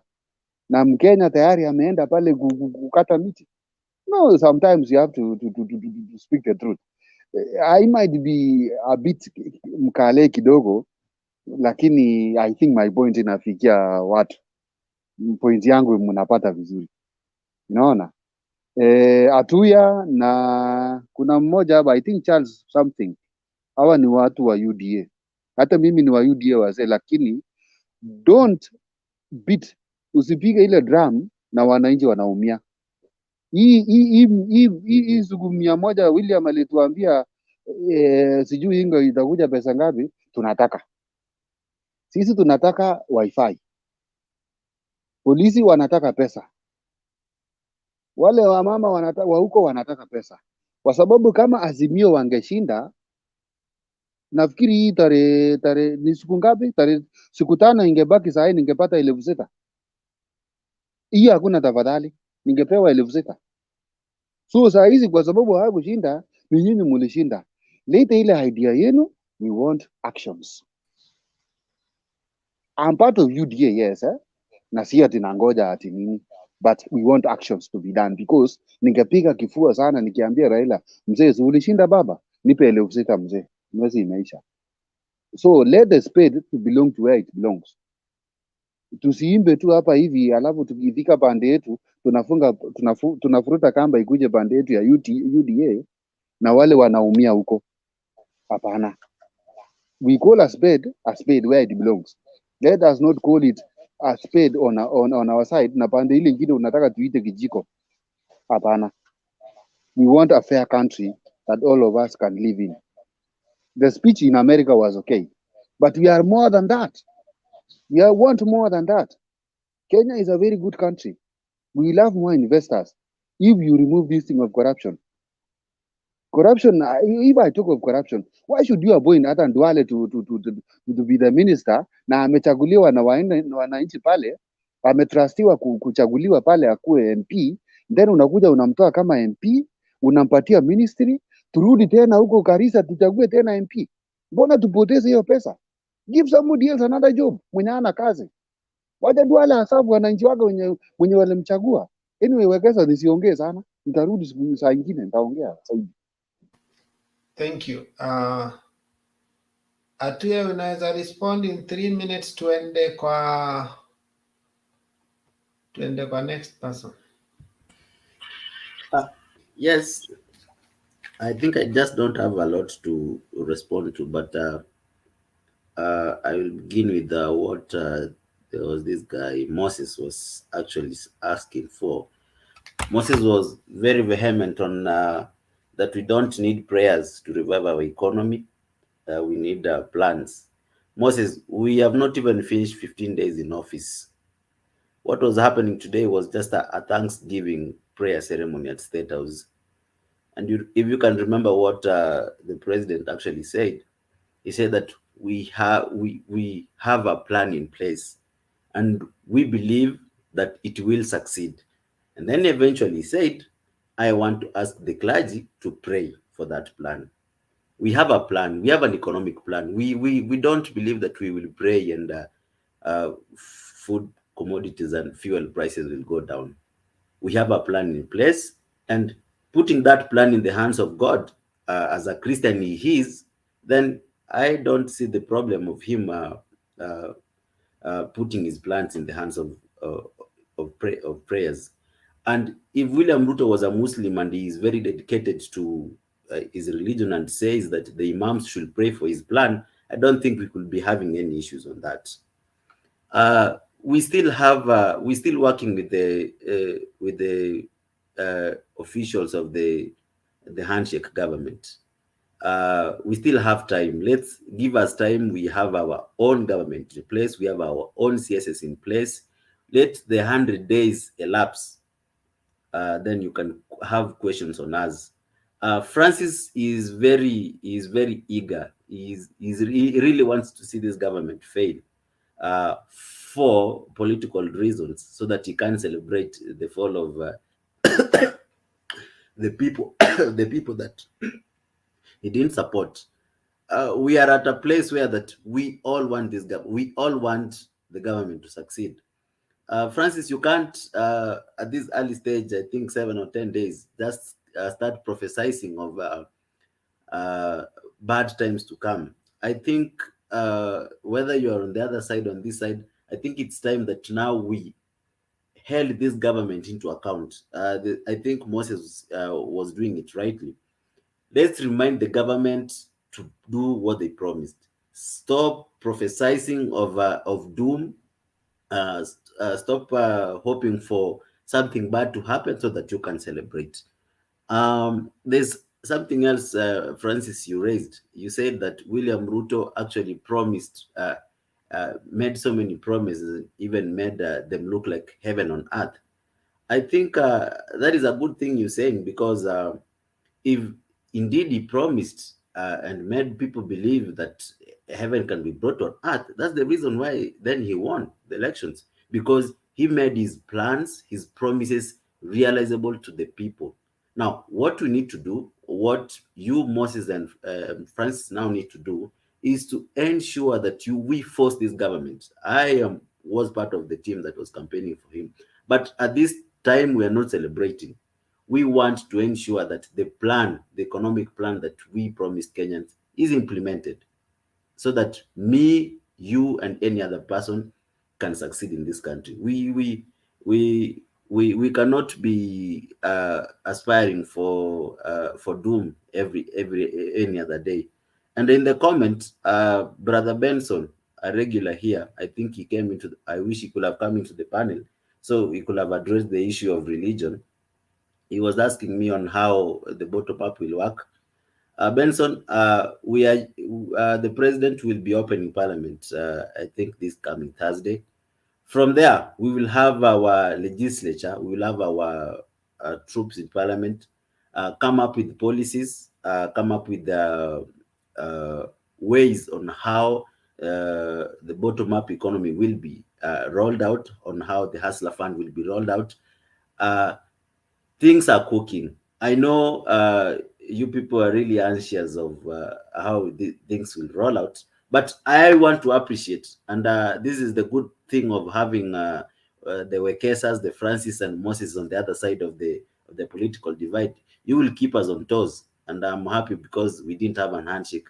Sahii tungekuwa tunaongea vitu zingine. We want that pressure. We appreciate that pressure. We fought to get into government. And now we appreciate the pressure that you're giving us. You will make us better. We will deliver this country from the poverty yoke that we are in, and we promise things will be okay. I will end there. I will also, I guess I have to sleep. Tomorrow is a working day.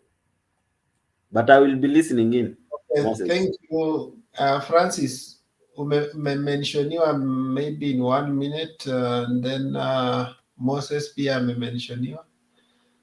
Then So Derek, one thing, a question. Maybe you can just sum up all of you so that he can, if he has a response, he just does once before he leaves.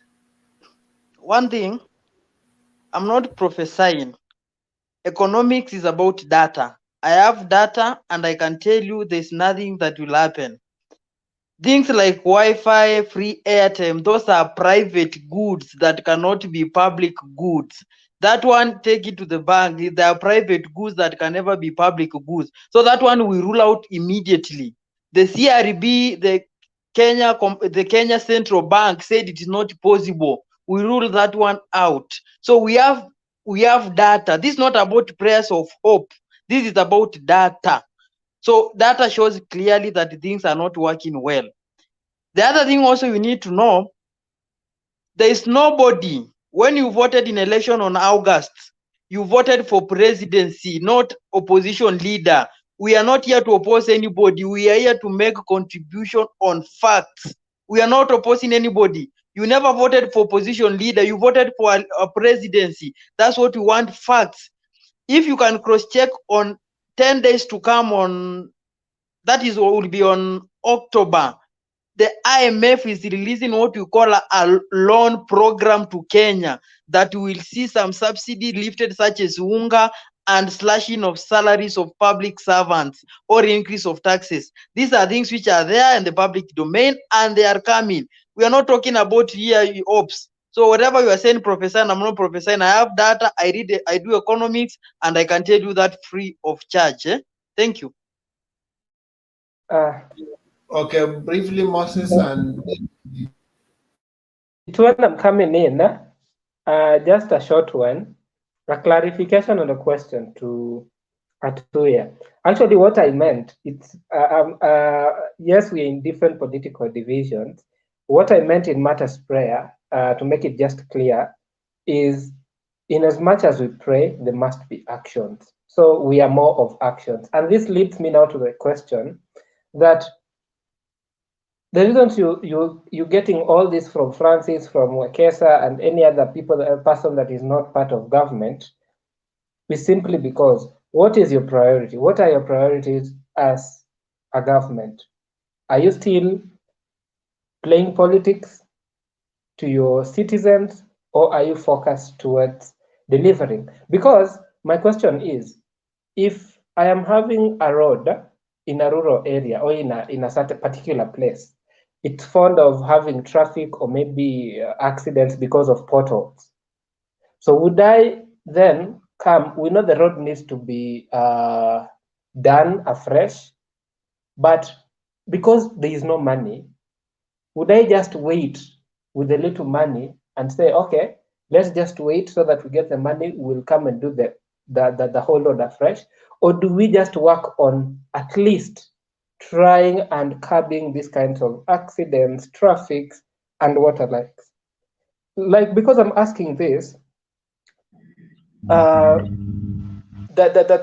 high cost of living is evident globally. What are the cautions and the sanctions that are imposed to citizens? Them like subsidies. How are we able now to come and sustain? If you've now pushed from products now to farm products or to the farmers in matters fertilizer, knowing very well we are suffering climatic change. We are no longer expecting rains how we used to receive them. And again, what again are your priorities? When now, I don't know the kind of solutions you're providing, them being long term, like now mnasema oh, wacha kila mtu waende kwa msitu, hiyo wamechunga hiyo msitu for so long so that wapande vitu na wafanye vitu vile wanataka. Mimi, my role is not even to oppose. Let them do it, provided at the end of the day, the normal wananchi is going to be benefited. And by the way, to make it clear as I end, as I get answers from you, is simply, we are not in opposition. In our constitution, we do not have a place in opposition. Maybe if we were talking about the BBI. But right now, I want you and other Kenya Kwanza or UDA diehards, please come and put your government in check. We don't want to be a dwelling place or a pointing finger that they are them that made us not to deliver. Put your government in check. Let them deliver things that we promised you. Thank you. Thank you. Derek, 1 minute. Okay, thank you, Wakesa. It is simple as this. When we started this conversation some minutes ago, we as the Azimio guy, like me, for me myself as an Azimio guy, I stated here clearly that we have a unifying president, and this president of ours should act as a unifying factor. In that, when it comes to religion thing, he should not utter words like we Christians. If he is a Christian president, then he should do something as simple as going to church, coming back to State House and governing the country. And don't say like Christian. Muslims and other religion will really feel this thing on us. Somebody explained it here. Things like Boko Haram did not just start easily. These things were started by these things of religion things. Government getting involved in religion. Government, do your thing. When it's time for serving your God, go to church, come back, govern the country as usual. The next thing, this guy of the UDA, Naipa Captain is a very good man. Nimesikia venye anaongea vizuri sana. Amejaribu kuarticulate some of the things zenye at least sikuwa na expect mtu idea aseme. Then to Atuya, let me tell you this. When you are telling us that you are going to govern this country from in 100 days, we should expect some things in 100 days. Let you remember that 100 days start with day 1. So if you are in day 5 and we are already seeing issues, then we are not sure and we are not going to relax and wait for the 100 days. We have to tell you where the problem is. We are not going to wait for the 100 days. Sisi ni wananchi tuko na njaa and we need all those things that you promised us. So we are not going to wait for the 100 days, sit and relax and wait for you to tell us the 100 days. When you are campaigning and you needed this government, you say that you are going to do everything that should be done. So we are waiting for the things that you are supposed to do to be done by day 1. We are not going to wait. Well, if we are waiting for 100 days and then 100 days turn to 1 year, 1 year turn to 2 years, end up tumefika 5 years, tunarudi election, there is nothing you've done, there is nothing that has been promised that have been done, hakuna kitu imefanyika. That's why unajua wananchi wa sasa sio kama wananchi wa jana. Hao watu wamerevuka, hata Ruto anasemaga kunaga watu wamerevuka, kuna mjinga sasa hivi. Sasa hivi tumerevuka, ukituambia kitu ya mara moja, we know what we want. Usituambia 100 days. 100 days start with day 1. That is my take. Okay, Atuya. I think that just saying the same thing. I think Francis has left. Francis was actually saying that data shows that the economy is gonna get worse, and that he was not speaking out of hearsay, but he was speaking out of data. And I want to agree with him. Maybe he's in a position that I'm not accessing the data, but the same data that he relies on to predict that things will be bad in this country, it is the same data that I'm sure the government is using to ensure to put in place plans that the president said today that we have already put in place plans that will work to recorrect the economic status of this country. So if the data shows that things will be bad, trust you me that the government is putting in place measures to correct that, Francis. So from your point of view that things might get worse, there is also the other side of the coin that the government owns the data also and has plans in place to correct that. You said also about the free calls and free whatever is not going to happen. It's privately owned. The free calls that were promised, it was based on the uh, increasing or connecting the fiber cables across the country. And if you can remember, they were promising that based on that they will use the KPLC post to connect to connect fiber cables across the country to make data cheap to ensure that we can make free calls. I myself, I use a lot of free calls on WhatsApp. It didn't mean that Safaricom will be giving you now free calls. What they were promising is that they will extend the fiber cables to cover all majority of the country. And that's something that you don't expect to be done, Francis, within 4 days or 5 days. Let's have our Ministry of Information in place. Let's have our government in place, then you can check us. Derek, you are questioning about 100 days. I think it was you that the 100 days starts on the same day that they were inaugurated. We are counting, and from some of the promises that we promised, we have already achieved that. Day 1, the port has been returned to Mombasa. Day 1, the judges were sworn in, and so many other things that were promised, and they have been delivered. We will deliver the 50% of gender balanced cabinet. Holders on account on that. There is a percentage that were promised Western, holders on account to that. There was a percentage promised to some other places. And Captain, you were complaining about Duale being taken from the legislature to work for the executive. And I don't see anything wrong with that. Dwale is a very experienced politician and leader. I think if he serves as a cabinet secretary, he will use his experience as a leader, as a grassroots leader, to implement government policies that will directly affect the issues of the common mwananchi, as opposed to getting a CEO from a bank who will dwell more on policies more than the person who will know the predicaments of the people at the grassroots. If you can have Dwell as a CS and have that CEO from a bank as the PS to come up with policies and plans, and then have a political figure as a CS, as a cabinet secretary to implement that and connect to the people, I don't see anything wrong with that. If we trust these people and we have elected them for 3 times to parliament, and I don't see the reason why we can't have them as CS. And then I think the debate will be more sweet, and I want to sleep. I think Charles will take over from me, and I hope we'll see you again, guys. Okay, sir. Thanks for the time. Atuya, thank you for giving us a correspondence from your side. I think you may not have answered satisfactorily, but at least you have tried to answer.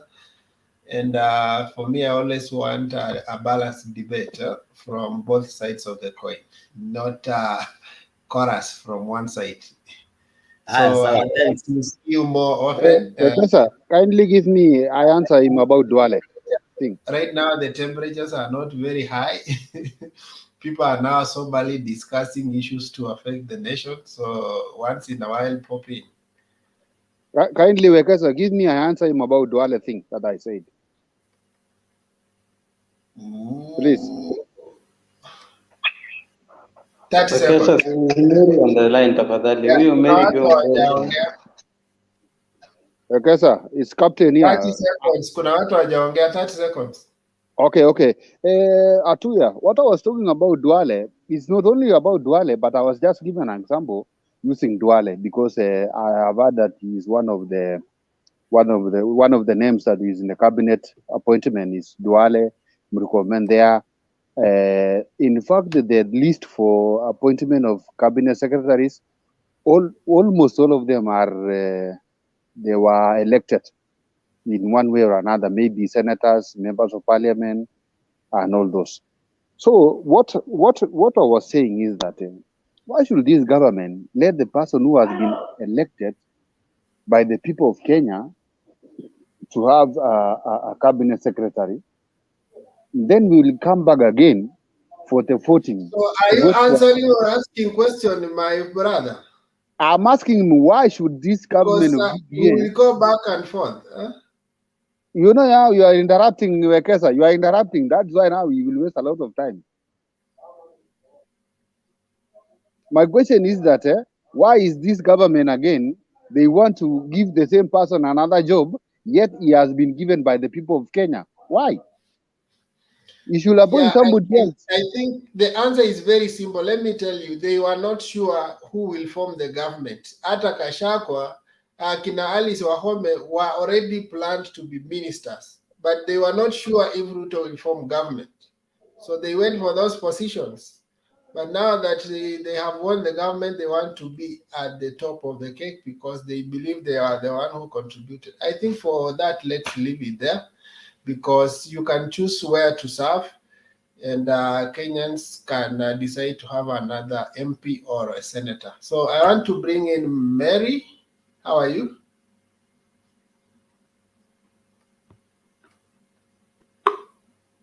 Can you hear me? Yes. Okay, habari zenu, Wekesa Asante, Captain, Moses, Francis, Derek, and me too. So I'm greeting everybody in the forum. Okay, there are two things I've tried to put away. I don't feel like they should be used, like saying somebody is smart and saying that they won. The first, smart, is not being smart, is being cunning. That's the word I can use. And I'm not going to mention who that name I'm using on to who. And then the other one is they won. They did not win, they grabbed. So those are my words. What I'm trying to say here is that people have gone beyond level because of using Christianity in the politics. Why I'm saying so? I think people they normally do things because it has never happened to them. If one day God showed down here, that's when you can know who really believes in him. But because God has never shown himself down here in this earth, that's why people feel very comfortable using his name in whichever way. I will give you a small story. Um, there was a man who was messing around, and the wife was very, very mad with him, very angry. So he was caught red-handed. But still, the guy did not want to accept that he was caught. So he said, he looked up and lift up his hands and say, "Oh God, come down and show her that I didn't do this." You can imagine what that person was trying to say.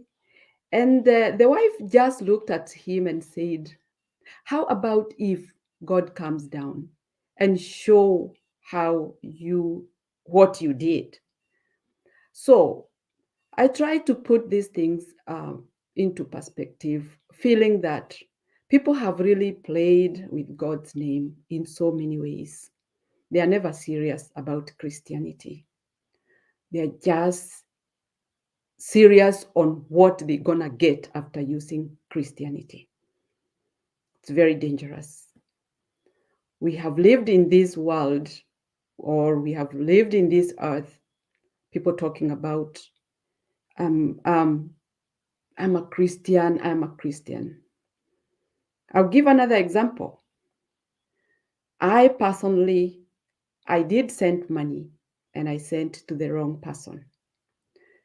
Unfortunately, that lady's name was in my list because there was a time we were contributing money for her hospital bill. And so the name of that lady and the name of my sister was the same. But I didn't concentrate on looking which name. I just saw the first name and I clicked on it and I sent the money. Only to find that, let me see, there was a mistake. I sent the money to the wrong person. So I happened to look the number of that lady to call her and tell her, "I'm so sorry. I think I sent the money to the wrong person. And please, can you help me refund the money to the account?" She told me, "Oh, this money was sent to me by my sister. I was expecting, and I will have to confirm with my sister." Then I said, what a coincidence that I have to call you and tell you that I sent the money. Please, that money is for school fees and is being waited. This lady insisted that she has to talk to her sister who lives in a foreign country that must have sent the money. But the second time when I talked to her, asking her whether the money is, whether she's going to refund the money, she said, "Oh, I'm saved. I'm a Christian. I cannot take your money. I'll find out first with my sister." But as time went on, waiting, I called her another day. She disappeared. This is a Christian. So, but anyway, she paid back the money after a long time and a long struggle. We had to look for money elsewhere to pay the school fees. These are the Christians. You see, now, when people are using Christianity to win something. It's very dangerous. It makes other people not to pursue their goal, not to go to the right way, not to get what they were looking for, being how innocent I was. So when people use Christianity, they confuse people and they make them believe them.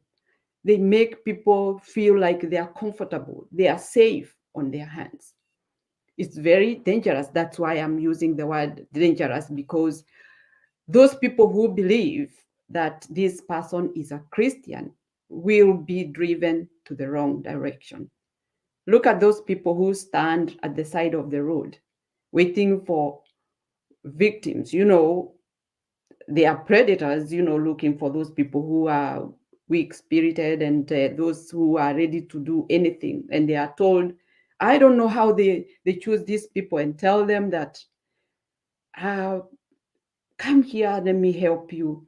How much money do you have? I can pray for your money to be double or whatever.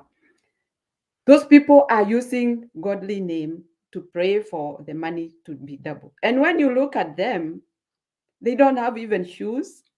They have tattered clothes. And you yourself ask yourself, why should I even listen to this person? And first of all, the way he looks, he should have helped himself first before he come and pray for me. So that is how Christianity has been used to lure people and become victims. So I was shocked of how Kenyans were convinced with the Christianity. Just a minute, please. They were lured with Christianity and they happen to feel that they are very comfortable because the person is a Christian. He'll take you to the right place. That one, I'm not for it. I'm very rigid. I don't go for people who try to be smart or cunning, because those are things that really drive people to wrong places. Stand with your principles and be you, that you make your own conclusion and make conclusion good for your life. You yourself, not anybody else to make conclusion for you. Even if it's about presidency, there's no time that you'll ever see that president at your doorstep to bring you something to eat, to bring you something to wear. It's your struggle that you have to use your mind to have that. Okay, yeah, we look for somebody who comes to guide us so that we can have peace. We only look for peace so that we can be able to do our own things. It's not that we look for handouts. Those handouts make people weak. They become lazy. They don't work hard. So the country starts deteriorating. Handouts are bad. So for people who are waiting to be handed something like they were promised, I would say I'm sorry, because we are too many and the granary is too small. So what do? You start struggling, looking for your own way. So the other thing is, this government looks like, one time there was a wife and a husband who that one day the husband saw like the wife when left in the house. She is very capable. She does her work. She make tea. She make lunch. And the husband went to the field, and then she take everything at the right time. Like she take lunch for the husband in the field. She take tea. She does all the work. They have animals. She has fed the animals, and she had done everything at home. One day, the husband felt like this work in the house is easier than when I go to the field. Today, I'll stay home. The wife will go to the field. So these men, in the morning, they usually get up and pray. And so one goes and the other one is left. So this morning, the man decided to be left in the house. The wife woke up and told him, get up, let's pray, then I can leave. He said, just pray and go. I'll pray later. So the wife prayed and left. She went to the field.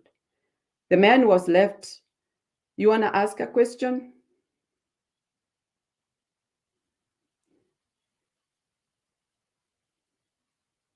Okay, thank you. I want to play a short clip before I bring in.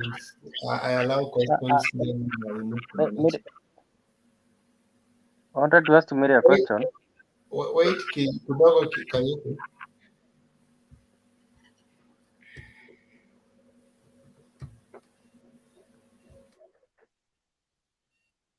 Produce tunawasomesha wako shuleni na wanao produce katika nchi ni wachache sana kuliko wanaokula. Ukijumlisha na wazee tuna mzigo mkubwa sana. Kwa hiyo kwa utaratibu wa budget tulionao hapa, there is no way kama tunaweza tukafanya maendeleo. It will take ages kubadilisha taifa hili kama tunaendelea na ngonjera sana hii na kuruhusu akili ndogo itawale akili kubwa. Watu wenye akili kubwa wanaweka akili zao mfukoni kwa sababu ya ushabiki wa kivyama badala ya kukaa tukadiscuss tukatoa matatizo yetu hapa. Sasa kama wanao consume ni wengi na wanao produce ni wachache, maana yake nini? Tutaendelea kuomba hela nje na kukopa hela nje ili tuwalishe, kwa sababu ni wajibu wa serikali kusomesha watoto, ni wajibu wa serikali kuhakikisha watoto wanavaa, wa taifa kuhakikisha watoto wanavaa, wanasoma shule nzuri, lakini mpango mzima wa uchumi uko kimya, hauzungumzi. Hapa watu wasomi, watu ambao tuko 350 taifa limetuamini tukae hapa, tunatakiwa tujihoji. Ndio maana nimesema problems cannot be solved by the same level of thinking that created them. You guys, you're tired.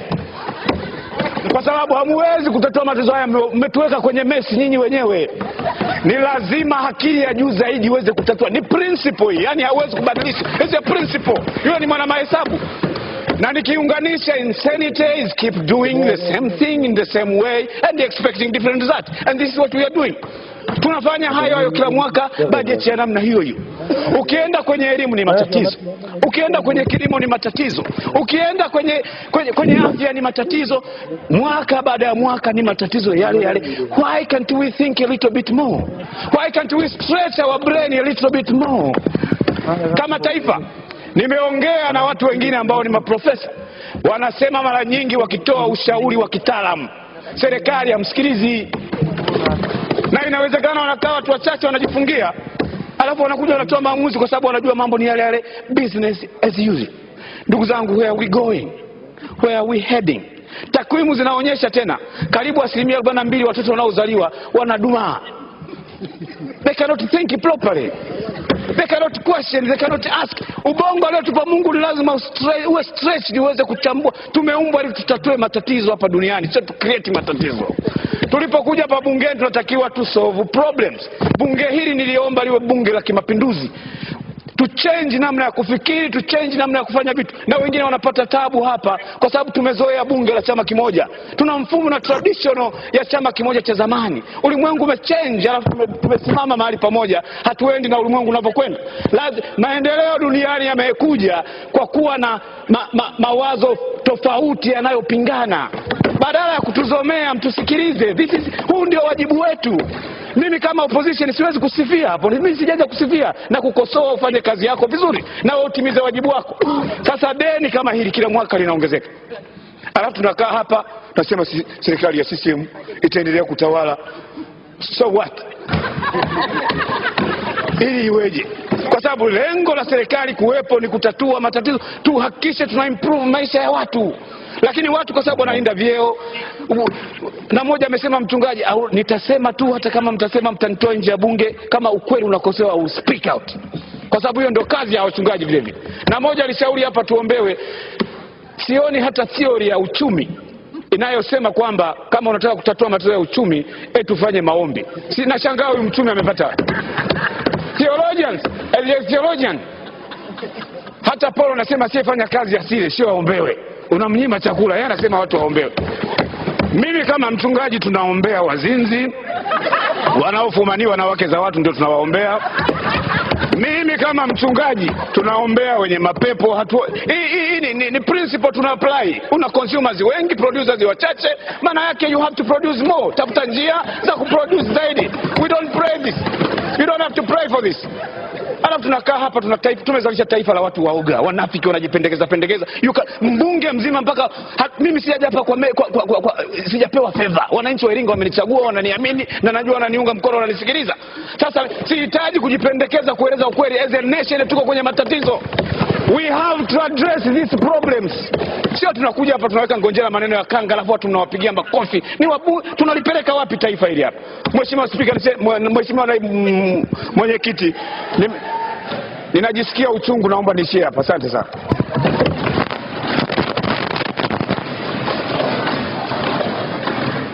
Mheshimiwa Mwana.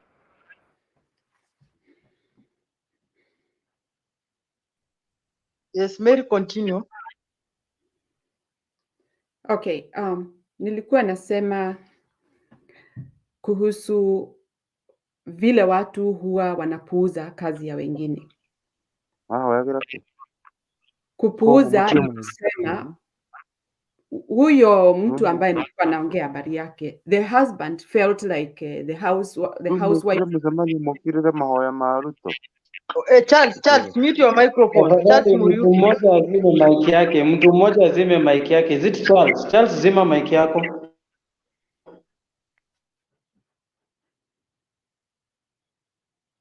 Yes, continue, Mary. Okay. Yeah, the husband felt like the wife was not having a lot of work to do because she was neatly done her work and accomplished her goal for the day.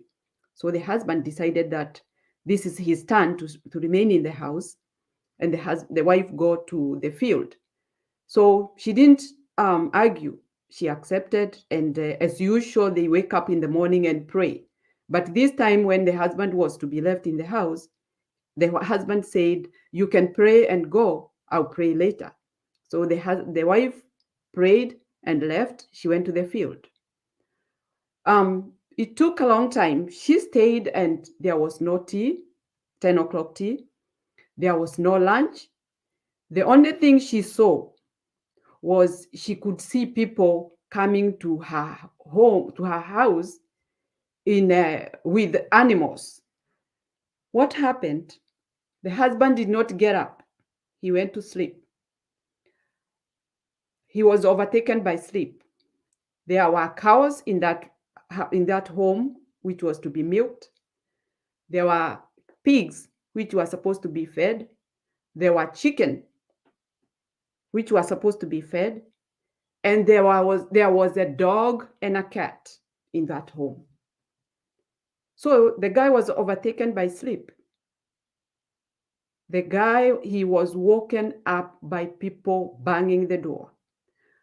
The animals has broken their area of where they are being kept. They have gone to people's land and started eating everything that they found in the field. The cows were more, making this noise because of burning. The milk has not been milked. Everything now has not been done. When the guy woke up, he could not believe what he is seeing. So many people outside with animals being brought to his home. So what I'm trying to say is that don't ever sit down and take like the other person does not do much work. So because they do it perfectly and they finish the work. Because this guy was alipuuza hii kazi ya bibi yake, akaona hiyo kazi ni rahisi, kwa hivyo yeye akafikiria siku ya leo mimi ndio nitafanya yeye aende kwa shamba. So the answer was there, upright. The guy was ashamed. He felt like I shouldn't have done that because I see the work that really my wife does. It's a lot. And I've never had anybody complain. She has never failed to feed me, like bringing my 10 o'clock tea and lunch at the field. What am I saying?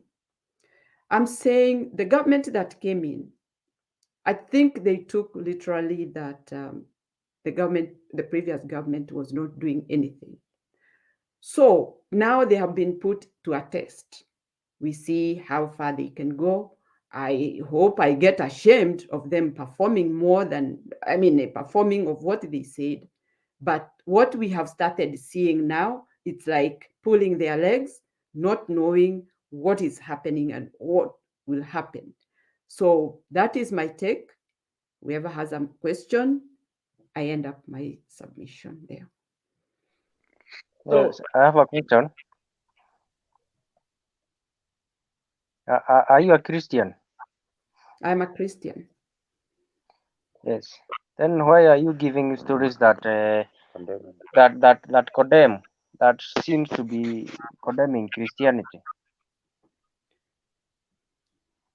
Because many people here seems to be against Ruto holding the uh, uh, a church service at the state house. I don't think what I said was to condemn. What I said is how people behave, the way people use Christian to do their own business. That is my point. I'm directing towards the story you are giving.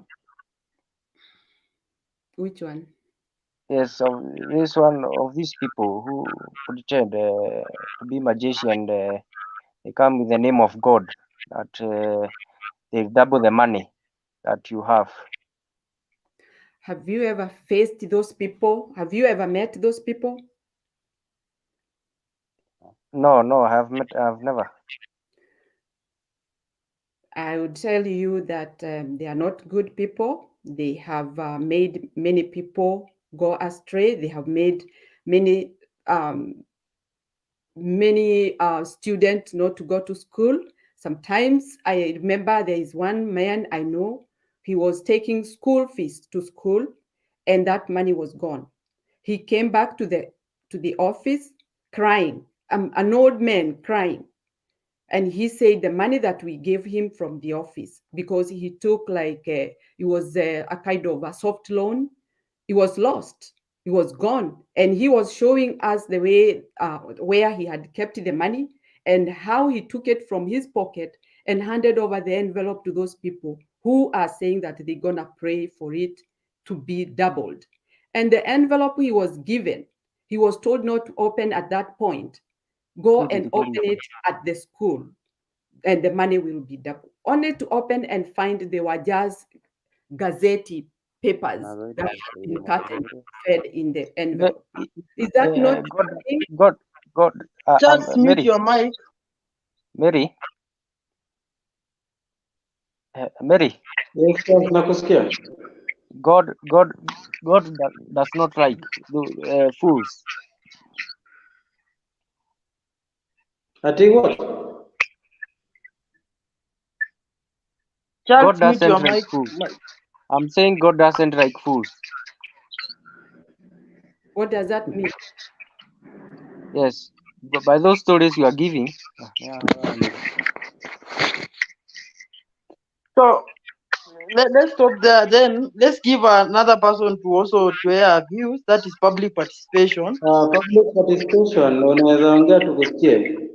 Yes, and Charles, please mute your microphone, please. You are creating some disturbances from background noises. Francis, am I done? Yes. Then let's give another person to participate, which shall be just be round of table so that you'll be able to participate also. We'll air in the next round. Hi everyone. Are you hearing me? Wave if Yes. you are hearing me. Okay. I want to talk about Christianity. I'm a Christian. I've been a Christian for my whole adult life. I've studied in Christian schools. In high school, I was in a Catholic school. University, I went to a private Christian university where we were going for 2 services in a week, Tuesday and Thursday compulsory. In high school, we were going to pray every evening. And I have a lot of experience with Christianity. I have tried different churches, Baptists, Deliverance, Redeemed, Evangelical, AIC. I've had friends who are Mormons, who are Jehovah's Witness, who are different different sects and different denominations.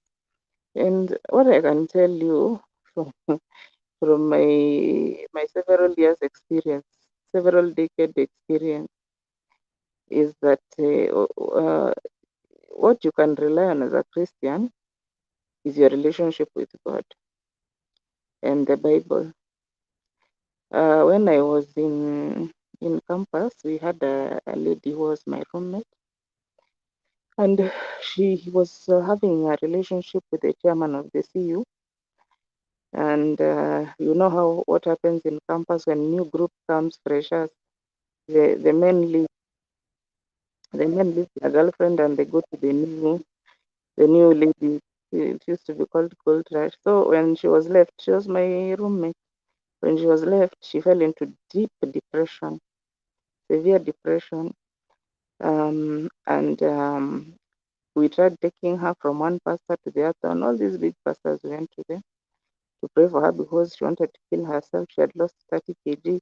She had gotten all F's in her the semester's units. So she was, the way we have been the way we have been conditioned as Christians is that if you have a problem, you go and look for a man of God or woman of God to come and pray for this issue. So that's what we did. We went around all over, and at the end of the day, none of them were able to help her.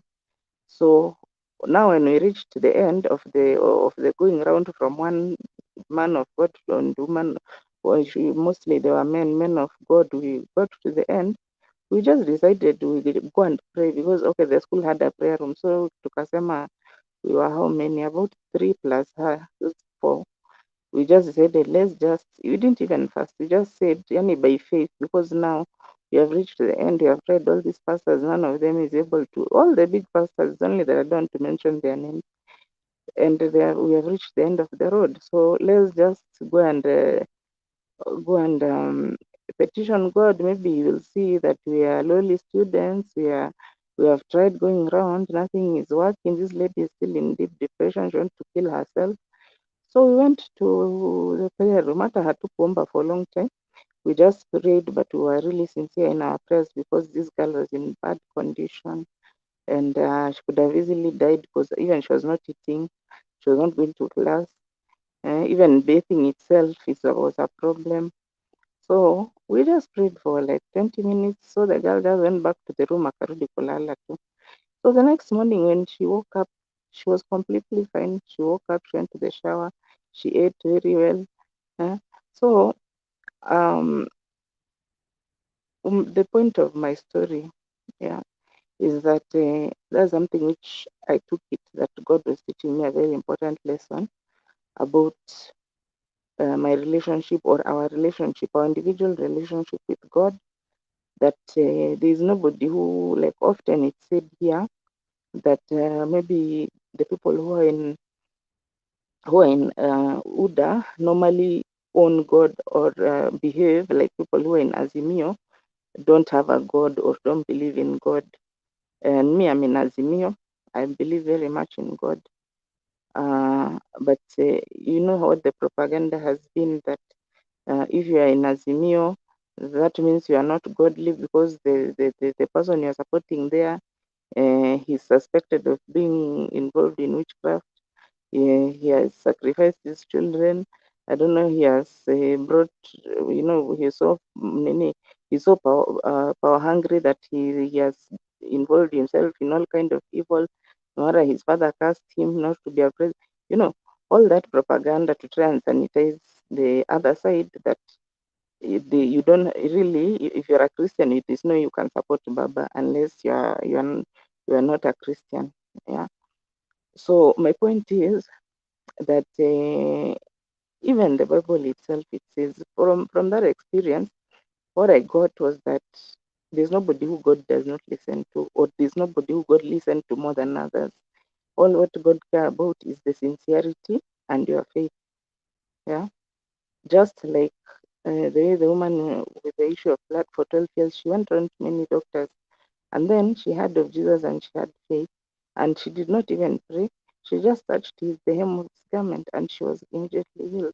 So, we have made, we have really tried to complicate God as Christians, and what I can, and Christian leaders really try to complicate God that you, you know, you have to do ABCD, you have to follow this and the other path, you have to do it this way, you have to do it the other way.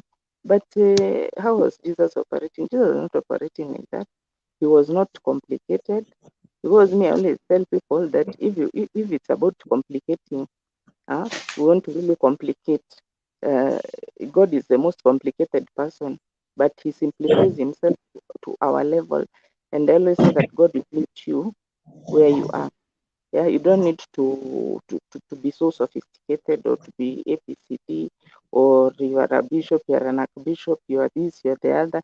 No, that is not the case. So I think many of us Christians, we have, and why all this thing is coming out to show that many of us, because we said to be a country of over 85% Christian, we have outsourced our relationship to God. Public participation, I think your point is well spread out. I'm not cutting you short, we'll get back to you. But I think, Captain, you can say something while I think there's also a new guru. We'll come back to you. Let Captain say something. Okay, thank you very much, Derek, Francis. Public participation, Basi and Mary and all the other panelists. Because let me give public participation a hope that the same God that gave UDA or Kenya Kwanza the leadership is the same God that denied Azimio the leadership. In this world, there is no 2 or 3 or how many gods, only one, unless the other gods for small g. So let's have hope that one day, one time, the same God that denied Azimio, one day they'll give Azimio the leadership. And the way the leadership you will want through the Azimio will come, and we will see by our own naked eyes.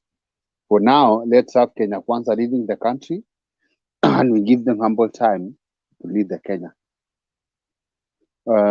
In any government, we must have criticizers, either in government or in opposition, but the deliverance is what we need.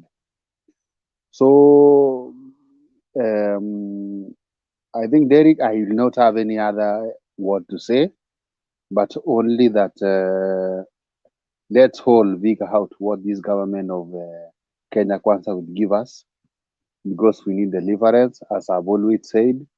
What Azimio promised us is what we were to have seen, but they promised us something that we'll never see anymore.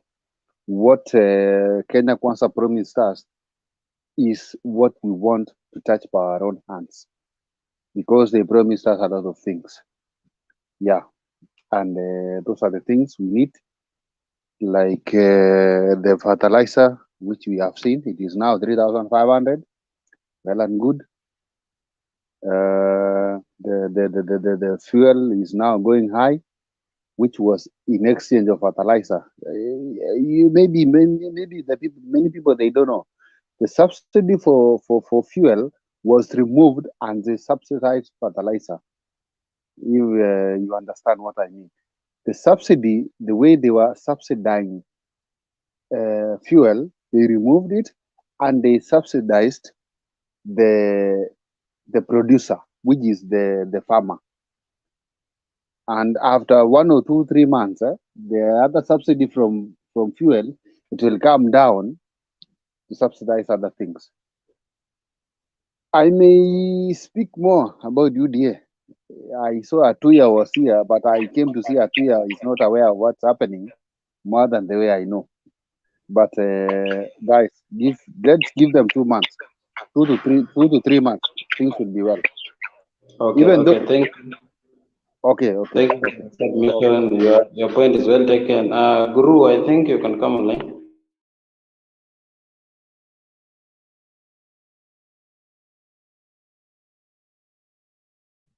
Habari yenu. Guru. Habari yenu. Habari. Let me first say that this is a band of men and women who snatched power but now do not know what to do with it. They are clueless, they are rudderless, they are wobbling, and you can see it in the statements they are making every day. They are either complaining about the former regime or they are making statements that even don't reflect what they promised, like the Shamba system. Basically, they are behaving like they are in a campaign mode. And worst of it, now they have resorted to religion again as a pill to dull the pain that people are going through, to make Kenyans believe that it is the will of God. Whatever is happening is the will of God. Kenya is a secular state, and there was a reason why Kenyans said that we should not have a state religion. Well, we accept the existence of God, we also rejected the fact that we can put our country under one religion. We say that we are a secular state, but the public, the individuals, are free to worship the God that they believe in. That is why we have Christians. That's why we have the Hindu. We have the Muslims. We have traditionists. We have agnostics. We have atheists. And all of them are accommodated within the law, within the constitution. The president is the president of all these kinds of people. But what we are seeing right now is a phase in the Kenyan history that could easily introduce a religious tension and conflict in the statecraft. These are the kind of divisions that existed in Uganda over a long time. When you talk of trying to highlight one type of religion above others, when a religion seems to take the upper hand in the statecraft, it puts the others under a lot of tension. And basically, it could introduce some ill will in the society and resentment and the feeling of being discriminated against. The State House is the symbol of state power. That is where the state power sits. And therefore, it is an institution that should not be polluted by religious overzealousness. let those who occupy the state house go to their churches, like has happened since independence, and nobody will have a problem with them. But there is every problem when you invite keshas, talking in tongues within the state house. What do you expect the Muslims to do? What do you expect the Hindu to feel? What do you expect the atheists to feel? What do you expect the agnostics to feel? What do you expect the traditionalists to feel? The Thai sect, the Akolino sect. Basically, this is a government that has been captured by the evangelicals. And it is the risk of introducing Christian fundamentalism in the country, a very serious state of affairs. I will not be surprised very soon the Muslims will be demanding an equal treatment to go and do their prayers right inside the state house, because they have a right. I will not be surprised if the Akolino want to go and do their prayers there. I will not be surprised if the Kikuyu traditionalists, the Thai sect, also demand to go and slaughter their goats right inside the state house. There was a reason why Kenyans said the country is a secular state, but individuals have a right to worship the God the way they perceive him. Guru, I think you should wind just up. wait. I see some people getting excited here that now we have a couple that is that's brought Christianity right inside the state house. This is a very dangerous thing. Whoever is advising them should tell them that that is a seat of power for everybody: Christians, Muslims, traditionalists, agnostics, atheists, all of them. He is carrying all these people, and the state house belongs to all of them. Thank you. Francis, can you say something? So, to me, I want to be straight and forward. One thing is that the reason as to why I don't hold so much about religion is that we all originated from one origin. It is either we evolved according to Charles Darwin, or we were created according to biblical part of story. So all of us, we share a common origin. So this division of religion is just something very small to me, in a sense that we are not supposed to keep so much in it, but at the same time, we must respect the moment that we have different domination. We must respect that one.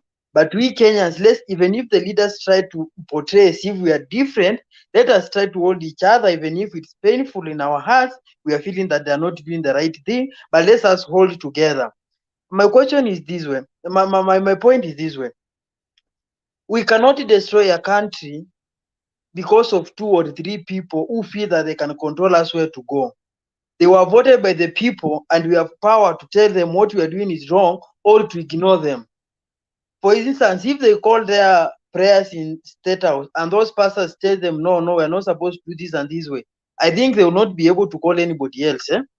So that is something that we should have a common thing to hold us together. Even though it is paining, because you understand there are different domination, those are different dominations. So we are supposed to find a common purpose to be together, we as the citizen. The other thing we also noted very with a grave concern is, if we are to follow religion according to the origin, the St.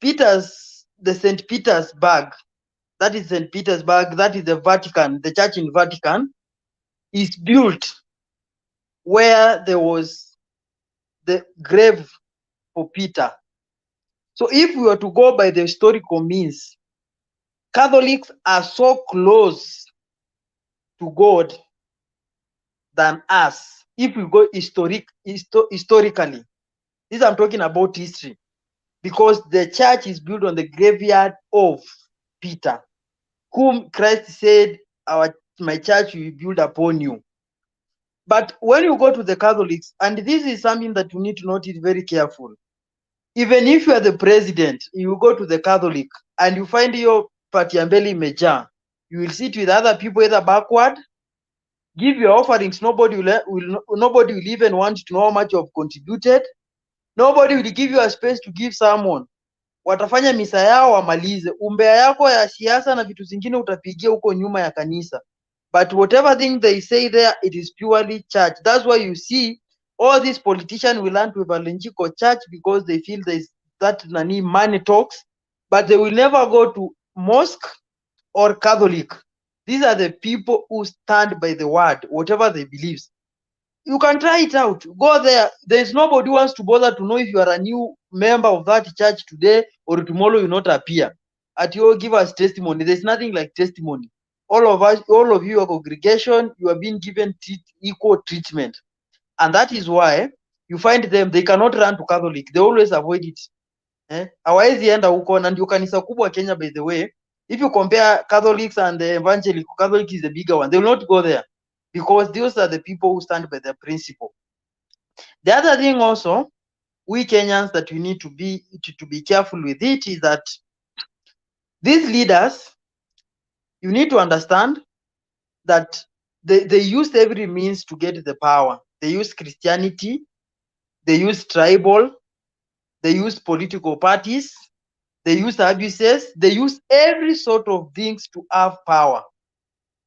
But all those what they used even lies to get powers. But all those things that they used cannot be used to build a nation. They think they need to sit down, to rethink, and to have a clear direction. One thing that I've said it here, and I will repeat again, whatever Ruto promised about the UDA government, promised about what he will do to the citizen, he can only achieve if he goes to an extra mile, 30%. One, just to be brief, I don't want to take a lot of time. One will be issue of loan. As a country, we are at 8.5 trillion. The maximum we can borrow is 13 trillion if we were to borrow up to the GDP level, and which is not possible. According to the International Monetary Fund, we can only borrow to 65% of our GDP, already what we have exhausted. So we cannot borrow.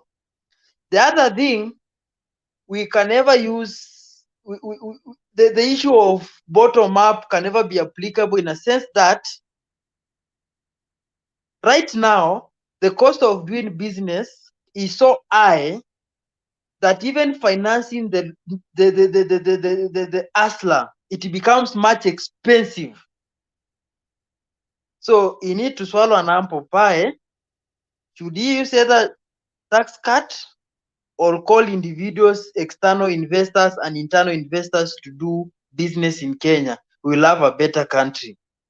But should you go ahead on with the rich people and try to use that bottom ups, our country will go in the Zimbabwe way. Zimbabwe, they also praise God. Remember that you don't own God in Kenya. Zimbabwe, they know God, but the economy is failing. Not that God is not seeing them. God gave them memory and mind to think in the right way. But because they think that when you call God, things will change, it cannot change. We have things that we have power to change. For those of you who have read about the serenity prayer, you can really recall that. Serenity prayer. It talks very well that there are things that we can change and those that you cannot change.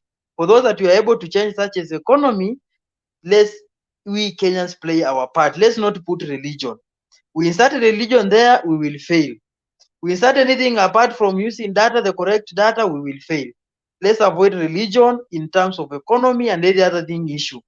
Religion is personal thing, by the way. I don't know why even these people from UDA are publicizing everything. Yeah, they are supposed to be private. You are supposed, even when you are praying, the neighbor should not add anything, should not hear anything from what you are praying, because you are speaking directly to your God. Your needs are not my needs. Your problem are not my problems. So I don't know why they want everybody now to be involved. That now we have to pray, all of us in State House, or we need every time you go to social media, you get about prayers. It is also good to believe in God, but too much of something is poisonous. They need to change that if the country is to go in the better direction. Thank you. Sawa Francis. As for me, I think like most of you have talked. I think everybody has exhausted good points that should be I taken wanted to down. I wanted to What? answer Captain. There's Okay, something Captain which I wanted to answer okay. to. Yeah. So he had said that the God who gave UDA the presidency is the same God who denied Azimio the presidency, and in due course the same God will then give Azimio the victory. This is a very flawed way of thinking, and which is the main talking point which people in UDA normally use. If you go and ask them, can they tell you why they are against Azimio, or why they are pro UDA, or why exactly? They'll tell you why exactly they are voting for Hasla. They tell you that Hasla is the anointed one. Yeah, but they cannot give you tangible, because me, I asked my colleague, if you want to employ somebody for a job, you look at their CV. What is the CV of this man? Can you really vote for him based on his CV? Then he told me, she told me, that is the one who's been endorsed by God. That's the one who is anointed. That kind of logic, and we can see clearly in the Bible, there were good kings and there were bad kings. Yeah.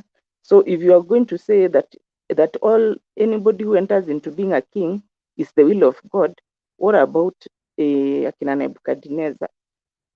What about people like Saul? What about people like Manasseh who are killing even the prophets? Is that to say now when the prophets are being killed, then you say, this is the will of God? This Manasseh was chosen by God. Yeah. So I asked that same lady, I asked her, was Moi chosen by God? She told me, well, she struggled, but she told me, yes, he was chosen by God. Please, let's differentiate. In the Bible, clearly, God does not supersede the will. He gives you free will. Yeah. So even when people were building the Tower of Babel, God allowed them to build that tower up to a certain point, then he intervened. Yeah? So it's not to say even Cain, when he killed Abel, see, God was there, was he not there? So will we say that it was God's will for Cain to kill Abel? Yeah? Let's not sanitize something which is wrong clearly, and a candidate who clearly was wrong and a flawed process, and say it's God's will. If it was not God's will, he could have even killed Hasla. He could have even wiped him out. He could have no. We cannot use God to sanitize our own poor decision, and our own poor background. That because I'm chosen by God, you should not look at my background to judge whether I can be a good leader. That is very, very wrong. Sawa. Dakika moja tu Guru, I wanted to say something. For me, I'm an Azimio guy, and I will remain there until maybe with the time I will change. Who knows? The thing I wanted to say is there is something that I think our former president Uhuru Kenyatta used to do, which was a bit more appealing. Like when he was requesting for prayer session in State House, he used to call all these religious leaders, like the sheikhs, the bishops, the father. He used to call, I think, he used to go with all the denominations. So I think if Ruto really wants to make us feel like, okay, religion is not a bad thing. It is good to call religion when you need something at least to give you the ile motisha ya kufanya kazi, yes, which is the prayer. It is okay. The prayer is good to give you that motisha ya kufanya kazi. But why don't you just bring these heads of religion together so that nobody feels he or she is left out? You know, like Okay, my let good me ask you something, Dominic. On that issue, let's be very clear. The Bible does not allow us to pray to other gods. Yeah, as Christians, we are not allowed to pray to other. In fact, what has been happening, whereby the president, okay, you are a Christian, you are a leader, you are a Christian, then Sheikh come and pray, Masai elder come and pray. That in the Christian faith, that is wrong. That is idolatry. Yeah, and we are not supposed to bow to other. No, you see, when you are praying with them, is like you are bowing. You see, so and even Islam kind of has that component, because whenever a country gets more than 40% or 50% of Islamic, they change. Yeah, they change the country. It becomes now it's following Sharia law. So this are they called the monotheistic religions? They are mutually exclusive. They are not. There's no ecumenism. Ecumenism is not there in this monotheistic religion. That is Judaism, that is Christianity, and that is Islam. That's why you see that in Islamic countries hakuna kanisa, and they don't allow Bibles and those kinds of things, because it goes against the tenets of Christianity. Thank you. Guru, I think you can say something. Your hands are up. Yes, I first want to deal with the issue of campaign. You said that the government has removed subsidy from fuel and taken it to the fertilizer. That's a lie. In fact, if you follow very well, the prices for subsidized fertilizer were lent out by the Peter Munya some time back, and the government was selling the lowest, fertilizer at I think 2,500 or something from the stores, the National Cereals and Produce Store. So there is nothing new here. It's only a government that has come in. In fact, it is even increasing price for the fertilizer that was already in the National Cereals, and so it's wrong for somebody to come here and cheat the Kenyan masses that the subsidy for fuel is what was taken to the fertilizer. Now, to talk about what public participation is talking about is a very fundamental issue. That is precisely the reason why the state should keep off religion. Simple and clear. If you are a leader, go to your church, pray there. There are many churches that and if you want to join others as a friendly gesture, do so. Nobody will ask you. But when you invite churches right inside the state house, you are opening a can of worms. Because like she has said, you are going to mix up religions, some of them which you don't agree on various faith or theological orientation or philosophy of existence. A secular state is a secular state. It's as simple as that. What will happen when we get a president who is a Muslim? Is he going to invite his Muslim brothers and sisters to go and do madrasa right inside the state house? This is a very serious matter. Although there before, like she has said, the president was trying to accommodate everybody so that they can feel that nobody is being discriminated or no church is being highlighted as superior, because that's where the problem is. When you behave in the manner in which the current government is behaving, nothing will stop others from feeling that a certain religious organization is being praised at a superior level than others. I think Bob is also here to say something. You can just wind up. Asante.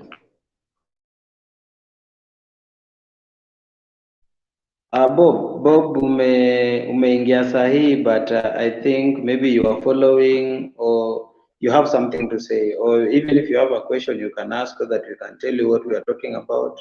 But I think if you don't know, we'll tell you. But if you know what we're talking about, you can go on and say, you can give your submissions. Tafadhali.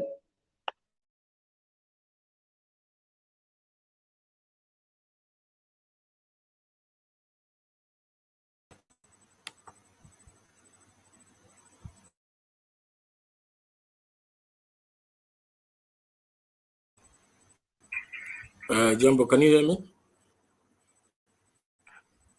Yeah, we can hear you. We can hear you. Habari zenu nyote. There is Ambiso, Francis, public participation, Mary and Guru. Mjamboni nyote.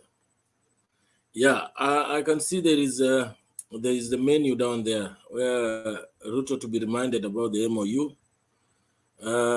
Kenya, religious or a secular state. What will be the functions of a religious CS?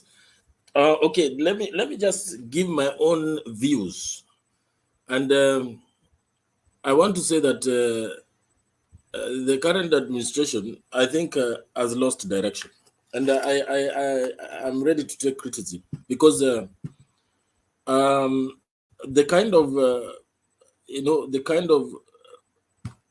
the governance strategy they are using is something that is outdated. It's outdated because when any administration that tries to co-join the state and religion, that is a strategy that was used by the Germans, a very old strategy, where they want to have a firm grip of power. And we have a very, very dynamic constitution. And Kenya, as it is in the constitution, is a secular state. When you have you are championing the ideals of Christianity in any country that has different religions, people who profess different religions, it's the height of bad manners. And sooner or later, this thing is going to explode, and it is going to explode and divide this country according to, by religion. And that is not a healthy thing. And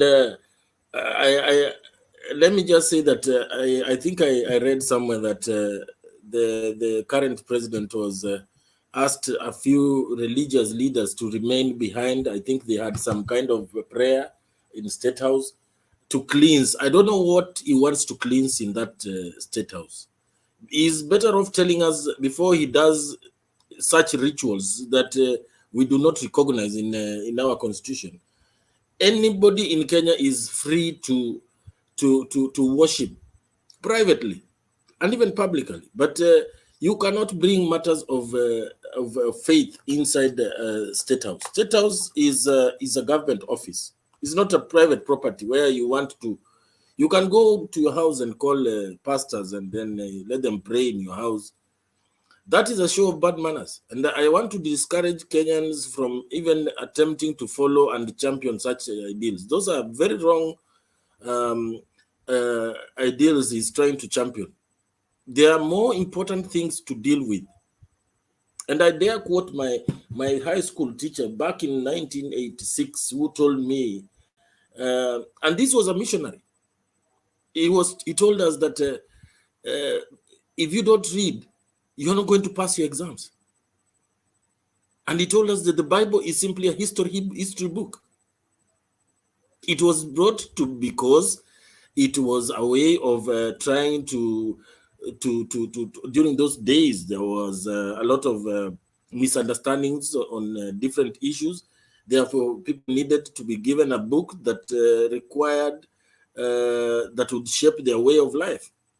But now when you want to, we have so many problems. We have hunger, we have inflation, we have a lot of things going on in this country that needs to be dealt with immediately. And you are busy trying to portray yourself as a number one Christian. That is not important for us right now. We have very important issues, and there is hunger looming. The season was not very productive, and here we are. We have an administration that is already selling fertilizer, which we Kenyans have question marks, and we would want to urge the Ministry of Agriculture to give us proper, with the documents where this fertilizer came from, and so that we know whether we are getting a raw deal. And in any case, we cannot have fertilizer being brought in. The same fertilizer being used in Uasin Gishu cannot be used in Taita Taveta, cannot be used in Nyeri. We need to know, as in what are they giving Kenyans? They could be giving Kenyans things that are toxic, and at the end of the day, we are short of food. So there are more important things than to think about matters faith. Faith is something very personal, and people might disagree with me, but I want to believe that it is something personal and should not be hawked on the house on the hill. That is being fair to other communities. We have Christians, and we have Christians, yes, we have Muslims, we have Hindus, Buddhists, we have all these kind of religions. So, and they will feel excluded. And once a section of the masses start feeling excluded, then they will feel like they are of no good use to this country. And unfortunately, the purchasing majority of that purchasing power is not with the Christians. It is with Muslims, it is with Hindus. And these are people, yes, and these are people that... Wind up. Yes, I'm winding up. And these are people who are investors. And I would want to dare say that anybody who follows the financial markets will realize that we are not doing very good. The dollar is doing 126. And some of these investors who you are trying to make them feel unwanted in this country are now moving to South Africa. So those things of matters faith, let them be personal, and we do not want anything to do with that. Personally, I do not want to hear anything to do with that. That is a misguided ideology that they're trying to sell. Thank you. Thank you very much. Thank you very much, Bob. At least your information has been exhausted with us here. We are getting it very clearly, and we thank you for that. I know that Kenyans who are watching and listening have heard your point. Some are with you, definitely some are not going to be with you. But that is that we are in Kenya, that we have to move on. Francis, I don't know if you have something to say. I'd like to rejoin the hymn. I'd like to rejoin the hymn. Okay, there's a problem which we're having in this country when it comes to religion. Myself, as I told you, I'm a Christian. I'm brought up from a Christian. My grandparents were Christian leaders. So we have a problem with religion. The problem is that because the main religions are monotheistic and they are also mutually exclusive. That is Christianity, Islam, and Judaism. So from my Christian background, I'll not feel very good towards my Judaist brothers who rejected Jesus as the Messiah. I'll not feel very good when I see a Muslim is praying in the office, which they do a lot. They pray in the office 5 times in a day. I don't feel good about it, but and then when they are having the muezzin, is it called muezzin, one who calls out the people to pray. So that is also infringing on my Christian rights. Yeah, I think it's good that this issue has come up so that we can also look at all those other categories whereby other religions, major religions in this country, also infringing upon the other one. And also, you see, like when we have national functions and we bring in the Maasai traditionalists, we bring in the Muslim, we bring in, I don't know which people, we don't feel, as Christians, we don't feel okay with that. So I don't know if now it will get to a point where we just scrap the whole thing. Yeah, whereby you pray from wherever you are praying from, then you come, we start the business, because it's becoming a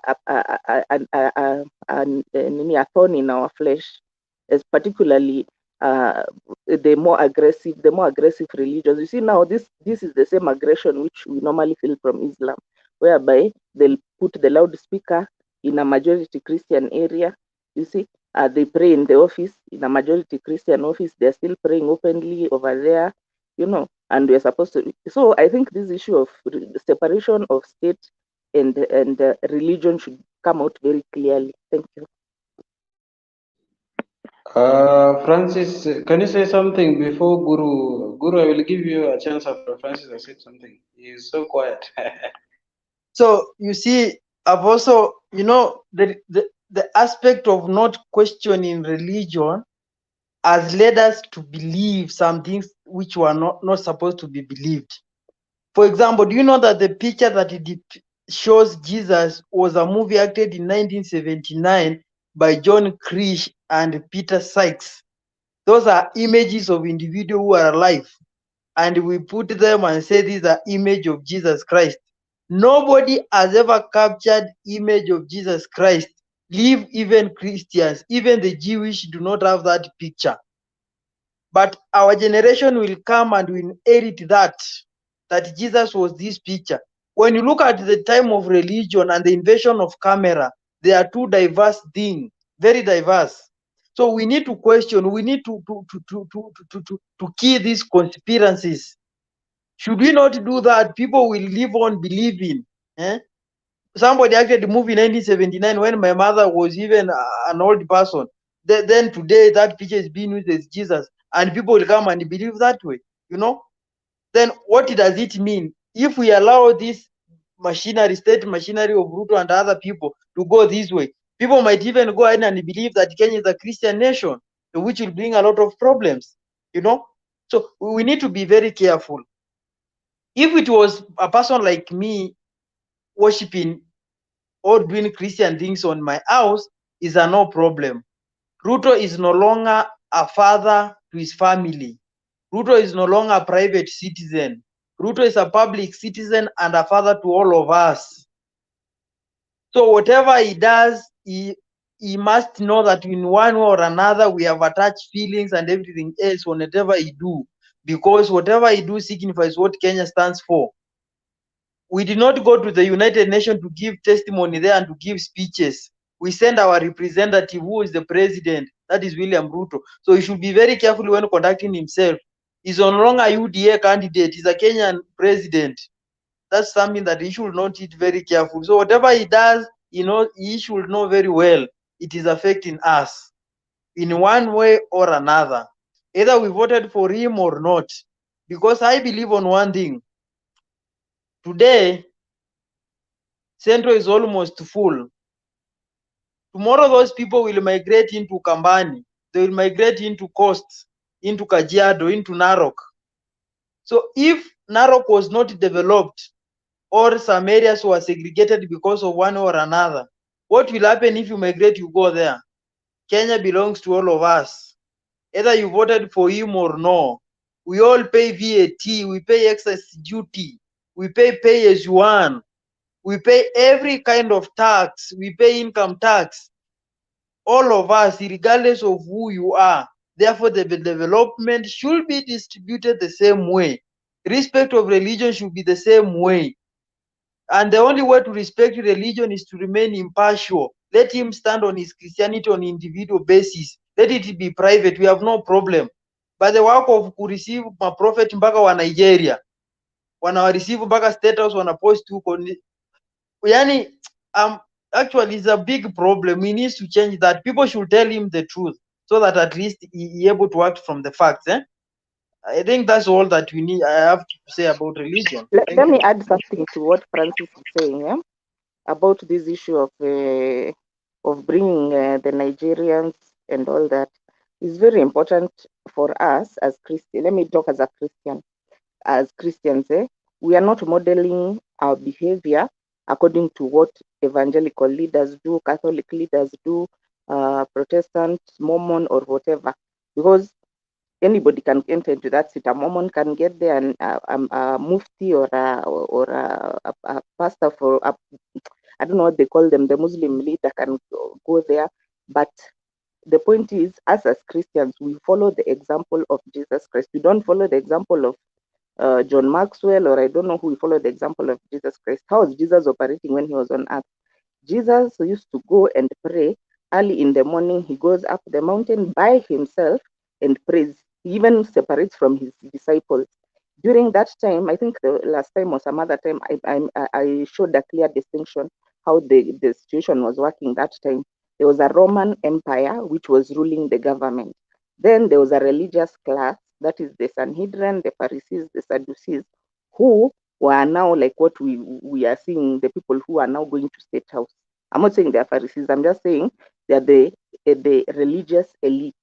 So, and then there was Jesus. Jesus did not align himself to the Roman government, nor did he align himself to the Pharisees, who are what you would call religious fundamentalists. Yeah. So the thing is that even us now, as Christians, we now have to come out of, because I think in Christ, because I'm telling you, I've grown up in Christian environment. I know all these facets and different sects in Christian religion. We have to get to a point where we follow what Jesus used to do, not following what these other leaders. Yeah, they did great miracles and everything, but they're not our example. Our example is Jesus. Jesus at no time sided with either the Roman Empire, which was the ruling class, or the religious elite. And if you check on what Jesus used to preach, in fact, he was very harsh on the religious elite. And most of the reason why he was against the religious elite is because of the way they were displaying their religion. They were displaying their religiosity. That when they fast, they wear sacks and they pour ash on themselves so that everybody can see that they're fasting. And Jesus was against that. That when they pray in the street, in the middle of the street, loudly, so that everybody can see them. Yeah. And he said, if you want to pray, go lock yourself in your room and pray privately, and your Father who is in heaven will reward you. The same with fasting. When you are fasting, shower nicely, wear a smile, wear oil, look like any other normal person. And the sacrifice is to God. It's not for people to see that you are praying. It's not for people to see that you are fasting. It's for God. You are doing it with your relationship, and that's why you say Jesus is my personal. He's your personal. You say so, but we can have a corporate time when we go to church. We can have a corporate time, yeah, but not that now we become like the Pharisees, whereby you are praying in the street. When you are fasting, everybody has to see. So we have to move away from this so much. I think Christian has been contaminated with a lot of things which are not even what Christ himself did. If you remember the time when the Pharisees brought a coin to Jesus and they asked him, should we be paying taxes to the Roman Empire? What did Jesus tell them? Jesus told them, yes, you should be paying taxes because you are giving to whose picture is on the money. It is the Roman Empire, whoever was there. The picture is there. So that's money belongs to the government. So give to Caesar what belongs to him, because the coin has his photo, and give to God what belongs to him. And you never saw a situation whereby Jesus at any time siding with either side. He was operating independently. And this is the main issue why even many Jews don't believe that Jesus is the Messiah, because they expected a Messiah who comes like who is as the way Hasla has come. He'll overthrow the Roman government and take over the government. But Jesus did not do that. That's why they did not believe in him. And that's why they are still waiting for a Messiah who will come and take over the government, the political government. Yeah. So that's why I'm Okay, arguing. thank you very much.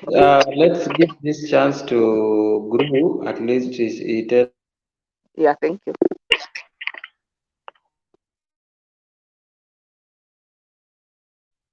Yes, it is unfortunate that we are at a point where we have started even discussing the underpinnings, the philosophical and theological underpinnings of our religions. That should not happen. The issue here is whether the leadership should bring religion right inside our administrative structures of the state. Basically, that is what is the problem here. And those who know, they know that this shouldn't happen. It is the last thing that should happen because Kenya is a secular state, and we need not emphasize that.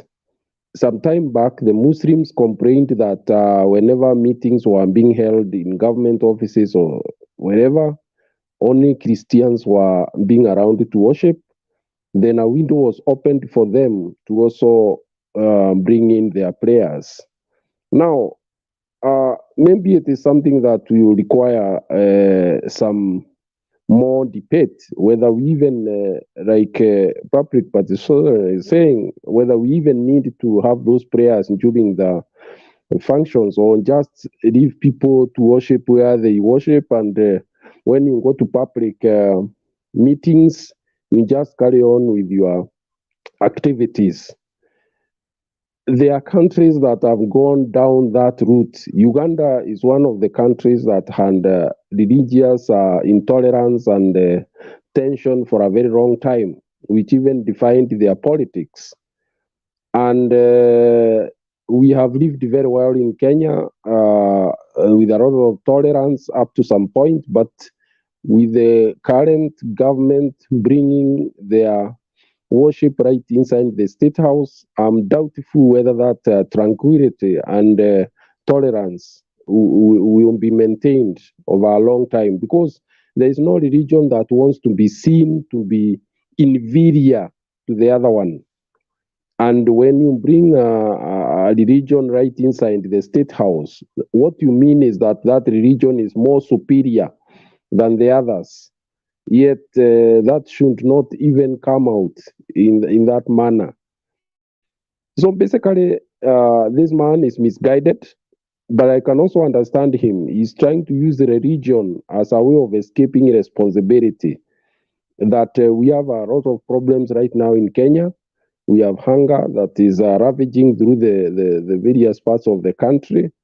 We have debts that we have to pay. We have development projects that are stalled. And he has promises that he made. And now he may want to use the religion as a way of making people, dull, that they will not be active enough to demand that he performs, which is rather very unfortunate, but it will not work in Kenya, the Kenya that we know today. He is going to have to do what he promised. Asante. We have a guest, Stone PK. I don't know if you are familiarized with what we were talking about. If you're familiarized, it's okay. But if maybe you're not familiarized, you just state so that we put you through. Now I'll give this chance to you because I think people here, everyone has spoken, but I will give you a chance, and then we'll go around again.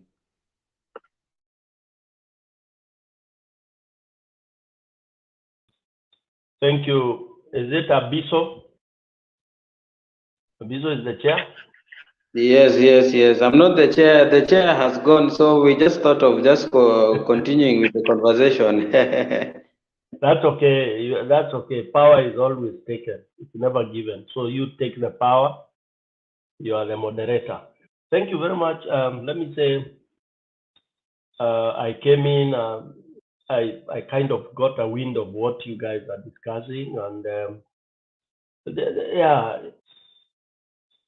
any discussion around about this government is very tiring, because we are discussing of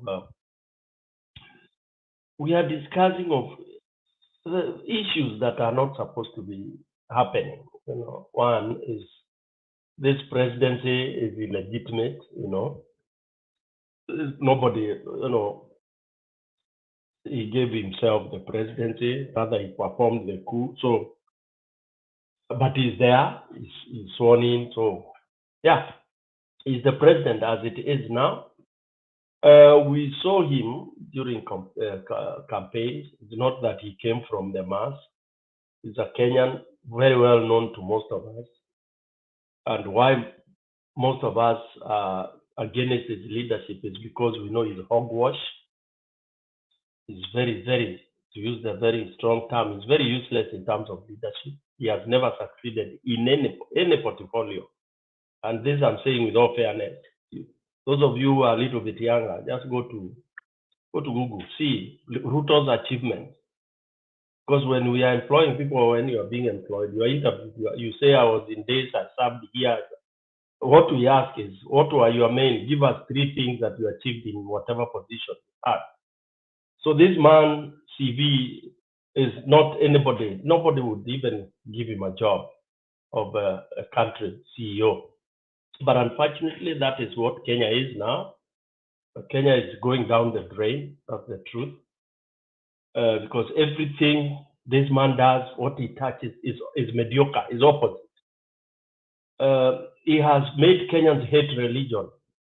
Today, don't tell Kenyan banners if you they'll tell you bullshit. Sorry to use that term. Don't use that term anywhere. Ruto has made Kenyans hate religion. They hate it with a passion because Ruto has used religion the way it was used by the colonialists. Anytime you find somebody subduing you with religion, is a crook, is a thief, is a rapist, he wants to rob you. Religion is used as an opium to subdue people, to hypnotize people when you are raping and taking what belongs to them. It is as simple as that. It is upon individual. You can worship your God the way you want. The more elite you become, you realize that you don't need to go shouting banners if you were to show that you are a Christian or you are a Muslim or you are a Hindu or you are what. It is immaterial.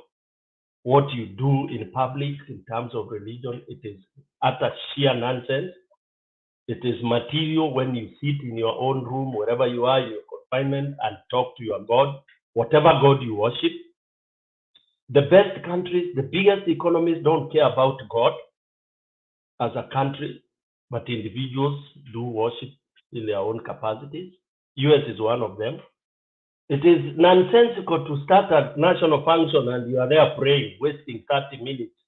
Unaomba kimasai, kirini, kiwapi. What value does it add? Whatever. It is only con men when you want to lie to people. And Ruto has lied to people. Ruto has cheated Kenyans. He has crooked himself into leadership through the so-called church. It is the church that has betrayed the country called Kenya. And it is known in this world that those chaos that have been caused, countries that have gone into problems, countries that have perished because of church and the judiciary. Those two. They are the ones that have betrayed the people, the cause of the people. The murderers, the death that you realize, the conflicts that come, it's as a result of judiciary, because judiciary pretends to be guarding the will and the way of people, but they are propagating evil. Okay. Anyway, I'm challenging panels to go and research. Enda uangalie uprising. Religion came in. Oh, these guys are not religious. I'm more saved than this. This king is not. Huyu ndio karibu sana na Jesus. This guy was seen. He was not obeying this religion. Let's behead him. All that nonsense comes when you think you are more godly than the other person. The moment somebody questions, why are you telling me to worship your way? Then you start thinking he's your enemy. The Muslims, that's it. They call people who are not Muslim kafir. That's conflict. Why are you calling me kafir? Because I don't worship your way? The Christians also think Muslims don't. I mean, one of our panelists just said that, when a Muslim is praying 5 times in that, you start feeling something. We should not feel anything. You worship, inama vile unataka wherever you are. Ama you Christian, piga cross yako. Ama Catholic, do your thing. It's none of my business. But as a country, we should not make it so formal that sasa maombi kwanza. You are praying to steal money. All of you who are there praying very seriously, you are thieves, murderers. That's why it has become meaningless. When you say Bwana asifiwe, and we know you have been asked to return 200 million shillings, which you have stolen from Kenyans, umekataa, and you are now the deputy president. And then you start telling me, oh, wewe ni Bwana asifiwe, Bwana kitendawili ajui Mungu. Wewe ndio unajua Mungu, mwizi mkubwa. So for me, what we have in Ruto is garbage. What we have in Ruto sitting there with the Bible is garbage. It's nonsense. Kenyans should actually run over that state house. Watupe hizo mabibilia wanasoma huko. They ban all of them. Because these guys are just stealing and rot. They just want to, they are blessing. What rituals are you going to perform at the state house? Nani alisema state house in kanisa? Who, since when? Seated there, a place that is supposed to be where the head of state of that country, irrespective of whether you are Hindu, you are Muslim, wherever you are, Mukikuyu, Muembu, Mumbere, Mjalum. Excuse me, Kenyans should revolt against this nonsense. The nonsense of being told we are a Christian nation, hiyo tuachane nayo. You become whatever you are as an individual. You can be an atheist, it's your business. Utaweza kuwa devil worshipper, it's okay. But so long as you are not interfering, like what they have done now, they have taken over the country and they are going to perish. Kids will not be able to go to school. Parents are not able to pay fees. People are hungry and you're bringing fertilizer, nonsensical to make your money. People are dying of hunger, you're bringing fertilizer. Even if it was good fertilizer, it will take 6-7 months to develop whatever, you know, right now it's not planting season. So what sense does it make? And Kenyans are there sitting like ducks laying eggs, yeah? And saying, Bwana asifiwe, you are being coerced. Oh, don't question. This government was elected by God. God does not elect any government. Thank you, Mr. Stone. You can Let me just wind finish, up. my friend. Let me finish. Wacha kuniharakisha. These are things you need to hear. Wacha kuharakisha. Don't be a typical Kenyan. Sikuharakisha, nasema tu when we wind up. Yeah, I'll wind up, but I'm telling you guys something. So let nobody come here coercing you. Sijui wewe ni Mkristo, wewe ni nini. You Kenyans are now supposed to say enough is enough. All what Ruto is doing is rubbish, is nonsense. Okay, there is nothing saying like tumpatie miezi sita tuone. You cannot give a thief who you are found stealing in your house. You'll be so naive. Mtu umekuta amefungasha vitu vyako hapo, then you start saying okay, sasa wacha tuende kotini ndio nikaprove what you are put in that gunia my thing. I'm supposed to deal with you on the spot. If it's banning you, I ban you. If it's killing you, I kill you in my house. So Ruto government, we are supposed to eject it because it's not fit for this country. Whichever way, don't be told about peace. Unaambiwa peace when you are told that a state house ni ya Wakristo wa kanisa hizo zake za maji mingi. Where will you take your church? Because you umeambiwa wewe huko, you are not near to Jesus, like he is more nearer to Jesus.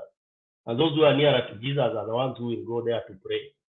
Kenyans, you have to uprise now. You have to raise. Don't be lied to people by telling you at peace.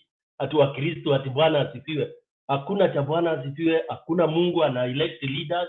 God does not give leaders. That is wrong. God gives you power and intelligence to elect good leaders. And when that is robbed from you, like it has been done, in Kenya now you cannot go to election to elect a leader. So what God will bring you a leader? Mungu kutoka wapi? Kama ulichagua huyu ukaambua si huyu, unangojea Mungu gani mwingine akupe leader? Thank you very much. Back to you, bro. Thank you very much for your information. I think I've learned a lot.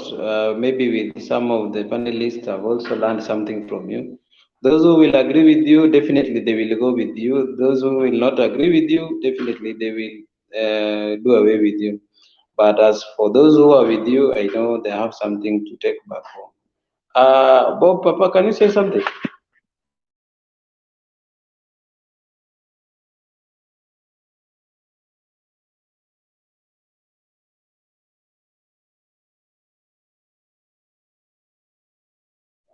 Bob, you can unmute your mic before you speak because we are not getting you.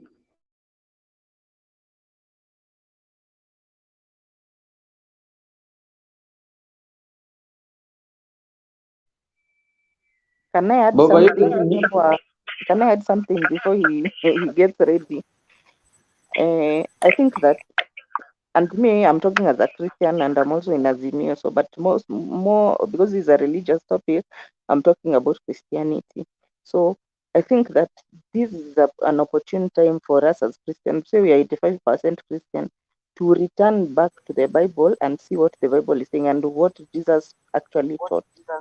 Yeah, not just what is taught by, some of these evangelicals, they come with their own things, they come with holy laughter, they come with the gold sprinkling, things which you never saw in the Bible, which you never saw with Jesus. So we have adapted I a want lot to of cut you things short. in the Public Bible. participation, I want to cut you short. Okay. I want to cut you short, public participation. I want to correct you that this is not a religious discussion because Kenya is governed by the Constitution. And the Constitution, Article 32, tells you that you have the right to profess any faith. So let us not go back to the Bible, because if we say that, even the Muslims would want to go back to the Quran. We are talking about governance in Kenya. And that is not negotiable. It shall be done through the Constitution, the current Constitution 2010.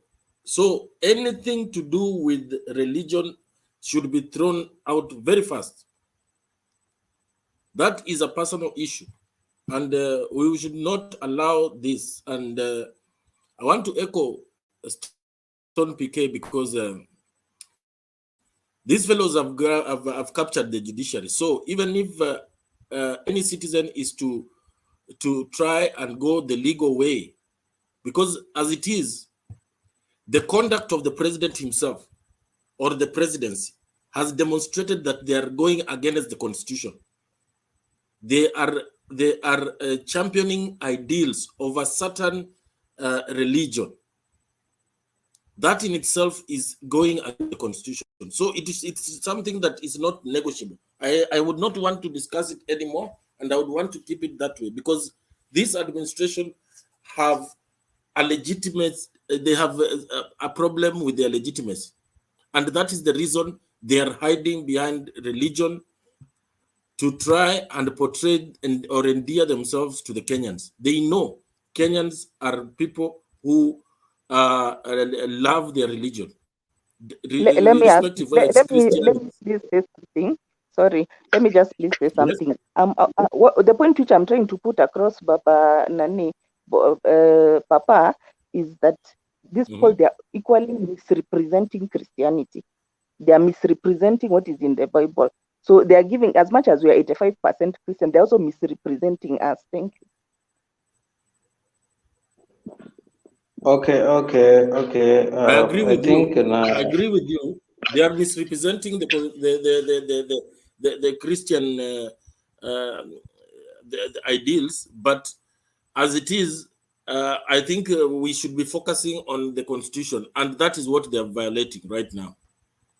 And it is not rocket science that they were bound to do that, going by the fact that the current president was not for this constitution.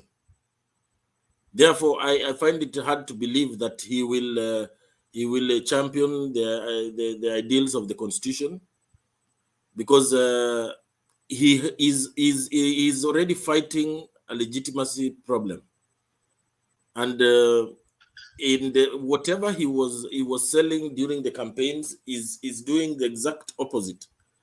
So we should I don't want to I recognize in the fact that he was sworn in, but I find it very hard to accept that he is the president of Kenya, because already he has shown that he can is up to dividing and ruling the country.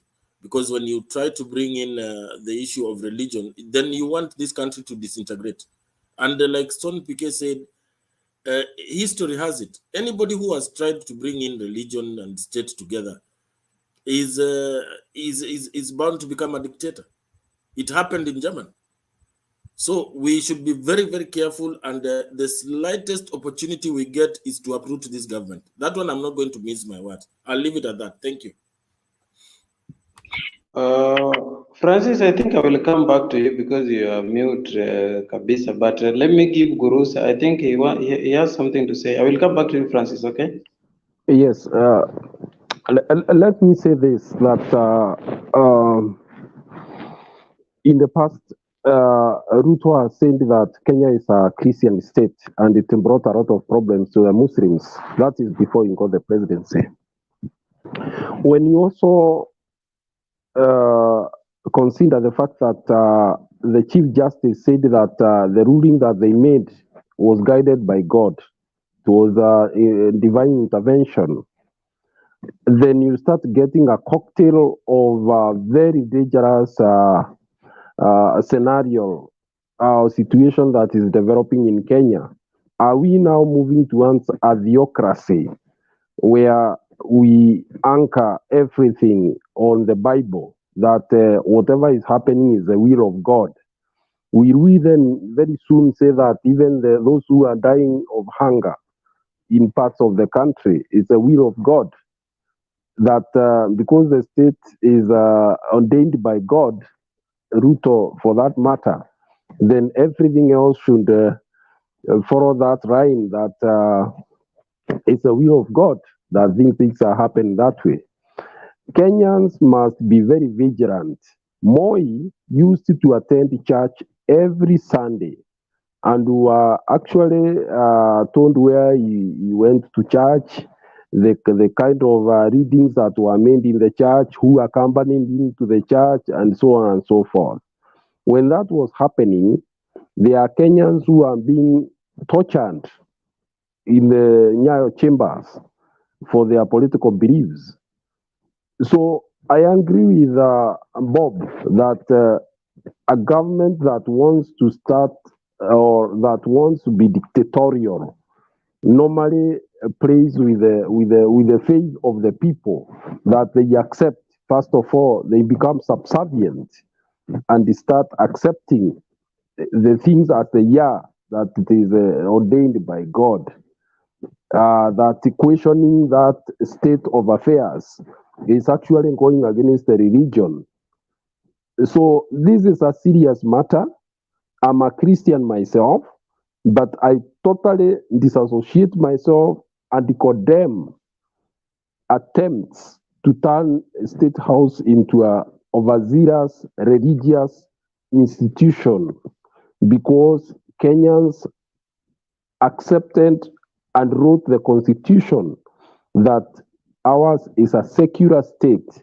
Let people confine their worship within the spaces provided by the constitution, but not convert an institution of the State House into a religious edifice where you are having the first lady always posting photos of having met this or the other provost, prophet, what, from wherever country they are coming from, whether in Kenya, Nigeria, or now. It's a joke. The State House is where we get the president meeting with the diplomatic corps. People of reputation going to maybe talk policies and trade and all manner of statecraft, not religious overzealousness. I understand now you're saying it is going to be a monthly kind of acacia type of thing. This is what is called state capture by the evangelicals. I don't know how far it will go, but very soon it is going to produce something that maybe that man does not know. It's going to be serious. Abisho, wacha kucheka. This is a serious matter. I am not seeing people keeping quiet, especially from other sects, from other religions. They are getting irritated because this is not what the State House was meant to be. This is a serious matter. That institution is a very important national unifying, institution. It represents the oceans of interests and orientations of Kenyans. It represents the Turkana, who has never heard about Jesus Christ. It represents the Muslim. It represents the Hindu. It represents the Akorino. It represents those who even don't subscribe to the modern life. And they are there in Kenya. They neither take medicine or take the modern foods. They take traditional foods. So let Ruto be a serious person. If his meeting is advised by these of Azira's bishops and provosts who just want money from him, then let him be guided that this is a secular state. And the more he allows them into the state house, the more he is going to alienate his government from a huge section of Kenyans who belong to other religions and those even who do not subscribe to those beliefs. So let him do his work. He got power so that he can improve the economy, bring enough food in the country, afford our children an opportunity to go to school, and so on and so forth. Not to call bishops to the state house to go and pray. Hawa ni mataberi, most of them. Mmoja wao alituambia atapitia katikati. I'm now seeing him, he is agitated, Pius Moiru. I don't know where he has been lying low for all these years, since he told us angepitia katikati aingie state house. Now I'm seeing him there jumping up and down. There is Pastor Rai, there is Mark Kalyuga and the rest. Let these people go and do their worship in their spaces. If you want them, let him meet them in those spaces. But the state house, I can tell you, Mr. Ambiso, if this is not checked, it is going to cause such a controversy you have never seen in Kenya. Don't test people. Don't test people. Thank you very much, Mr. Guru. I've heard your point. Let me add something. Just a Let me minute, add just a minute, public participation. I'm going to give you time. Huh? Let's I give just want this time to Francis. Francis, you can say something. Public, I will get back to you. So to me, I've exhausted about religion. Let me focus with the UDA people who are saying let's give government time. That is just a word to be used to buy time as time moves on. I will start with a few issues that I will analyze, and I'm ready to take any criticism for anybody who will have a sufficient data. Let's start with the petroleum subsidy that was removed. That one was removed because of IMF loan program. It was not government principle to remove it. It was due to IMF. Data is there. So the only way the petroleum prices can go down is either government to pull down the 84 shillings, which is tax imposed on the petroleum, or they buy from the sanctioned countries which are selling at a cheaper price. Those sanctioned countries are Iran, Venezuela, and Russia.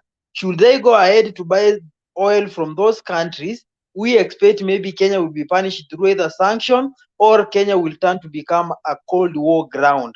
So those are the two ways Ruto can do. The other thing, the issue of dollar. The dollar is almost to hit 125. We have very little power to control the hard currency. So wherever people are being told that the market will stabilize, that's a lie. According to the Keynesian, when you allow the market to stabilize, at long last, all of us will be dead. Because right now, the information that I have, the Black Sea is almost to be closed because the four regions, the Kherson, Kharkiv, Zamophrygia, and other regions that were held by the Russians have done a referendum and they have already joined Russia. So the crisis is not to end today or tomorrow. It may take ages. The other issue you need also to note is the issue of subsidy about fertilizer. The fertilizer that is being given there are rumors that is coming from Russia. I don't know. That one I'll not talk about it.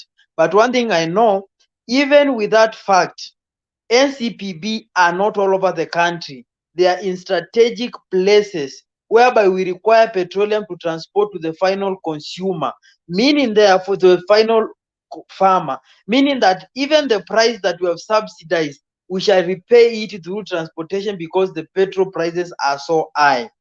Then the issue in Kenya, the issue of Kenya is not about land, it's not about subsidy, it's about we over dependence on rainfall. We are depending on rainfall too much, and we have a problem of climate change. The only solution was to build dams so that we can have a regular flow of water. But the moment we take money for dams, they are getting consumed through scandals. The other thing we need to note, we have the project of Ghana Kulalo. Where did it go? So when Gachagua is saying about the Shamba system, that is misplaced priority. We cannot go for forest, whereas we have not exhausted what we have. There are lands which are lying idle because of drought. The other thing we need to note also is about the pastoralist community. We have the Maasai, just to mention by their tribe, Maasai, Turkana, Nandi, Marakwet, and all other tribes that keep livestock. These people are suffering. Livestock is their only source of revenue for them, their source of income. What will these people do? Will they feed fertilizer to their cows? I am hearing that today there is a meeting that will be chaired by Gachagua about mitigation of drought in areas. We need response as fast as possible. These are the people can perish in a minute because they depend on livestock from A to Z. The other thing also you need to notice this way. There are promises that were made. One of airtime and the other one was free Wi-Fi. Those are public goods. The work of the government is to provide services that a private citizen cannot provide, e.g. security, building roads, building hospital, building schools. Government cannot come and give you money for Wi-Fi or cannot come subsidize airtime. Those are personal goods. Therefore, if you are there and believing that these promises will be achieved, you are cheating yourself. You must rather prepare for the hard times. Then the other thing, look at this way. Even though Ruto might be willing to accomplish whatever he promised, there's something we call a budget constraint or a budget line. He has a limitation to what he can borrow. He has a limitation of what he can exhaust. When you take what he promised and what is there to be utilized, the promises are much above than the income that is there at the disposal. Therefore, it becomes a problem. So these are the things that the UDA people should get it clear. Wherever you are told to wait, what are you waiting? Is there a clear roadmap? Is there a clear policy or a clear indication that things will work out? Or you are being told to wait just to buy your patience? How do you wait for something without clear direction? These are the things that the president is supposed to be addressing, to tell the people, to prepare the people psychological and everything else, and to try to mitigate. So we as here we are trying to discuss the government of UDA. People should be using facts, and the good thing with the economy is not about prayers that we hope. These are about things that you can really calculate and get facts on hand. So another thing also you need to look at this way. I will pose this question. Elon Musk was born in South Africa, in Transvaal province. Why did he have to change citizenship to become an American citizen? Somebody say that is a clear indication that Africa is a failed continent. I don't want to believe that because I'm still in Africa, but I believe things will change on the way. How in Kenya, I will pose this question to you, maybe you will help me answer. How do we in Kenya fight for 3 things since independence: poverty, illiteracy, and diseases? For 60 plus years, fighting the same thing.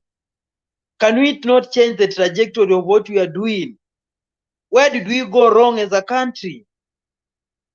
During independence, the South Korea took loan from Jomo Kenyatta. Today, South Korea is among the best country. Where were we left behind? What happened on the way? What is the problem? Then the other thing happens is this way. Why is it that those who seems to be bright in Kenya, they seems to be the enemy of the state, and they are likely to be assassinated or eliminated? Are we fearful of those people who speak facts? Are we a country that we love so lies to a point that when the truth is spoken, we feel bad? Are we living in a country that we never acknowledges facts? Because I don't know why a person like Tom Mboya was assassinated. I don't know. People like Christo Odhiambo Mbai. I don't get things clear. But I hope one day when I go to heaven, if it's there, God will give me answers. So these are the things we should ask ourselves as Kenyans. It's not about prayer. These are facts that we have on the table. We have memory. We have intelligence. We can think and make decision about them. Hmm? So look at, for example, let me give you a good example, just to summarize. I'm coming from Kajiado. That's where I was born in Loitoktok. We have a road from Loitoktok to Taveta, which is not constructed. But the same people are not constructing that road. They are crying off jam ya barabara ya Mombasa Road. Whereas Loitoktok Taveta Road can serve as alternative route. But they never construct it. We have cried, we have tried even to ask governors and everybody else, even the president and everybody, they are non-responsive. So we need to ask ourselves, what is the problem? So if we start focusing on church and giving budget to churches, is that the work of government? So leo kama wamejenga kanisa, kesho basi watajenga msikiti basi. We need to be clear. The work of government is provide services that citizens cannot provide, e.g. roads, hospital, schools. Just to finish the last thing, I've seen the president suggesting about NSSF, NHIF. That is one of the largest scandal will hit Kenya. All government organizations and cooperatives are not meant for profit making. They are meant to provide social services that are beneficial to the citizen. So what if you use this money that Kenyans have contributed to NSSF to carry project because of social welfare? Where will you get money back to pay those people when they retire and they want pension? Where will you get that money? And the government has never worked for any profit-making organization. Government is there to provide services. So let us be careful. Let us not fall for any trap that we're being told. Let's look for facts. We know M.O.U University has been collapsing because of financial constraints, because it's a public organization. Kenyatta University is the same. We have the Kenya KQ, is the same thing, public operation. They are never there to make profit but provide services. Then you are cheated there, your money will be used to carry activity, then it will be returned the equal amount, and you still believe. And this is not a profit-making organization. I pity Kenyans. We need to get facts clear. And if we get them, our country will be on a safer side. I think I have no much to say.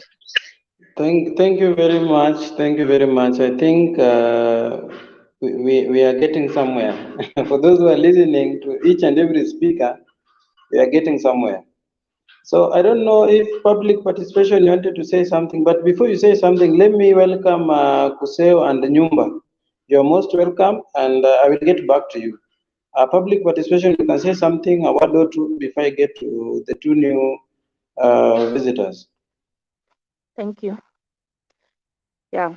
So I was saying that because this country, as much as we don't to hear it, we are 85% Christian, and what is happening now is a misrepresentation of Christianity, complete misrepresentation, and these people know that 85%, and even those who are not practicing Christians, they have an affinity towards Christianity. So if you come with them through Christianity, it's easier for them to forgive you when you still But I want to agree with what I think it was Guru who said, that all countries which have taken up a religion, meaning they are fundamentalist religious country like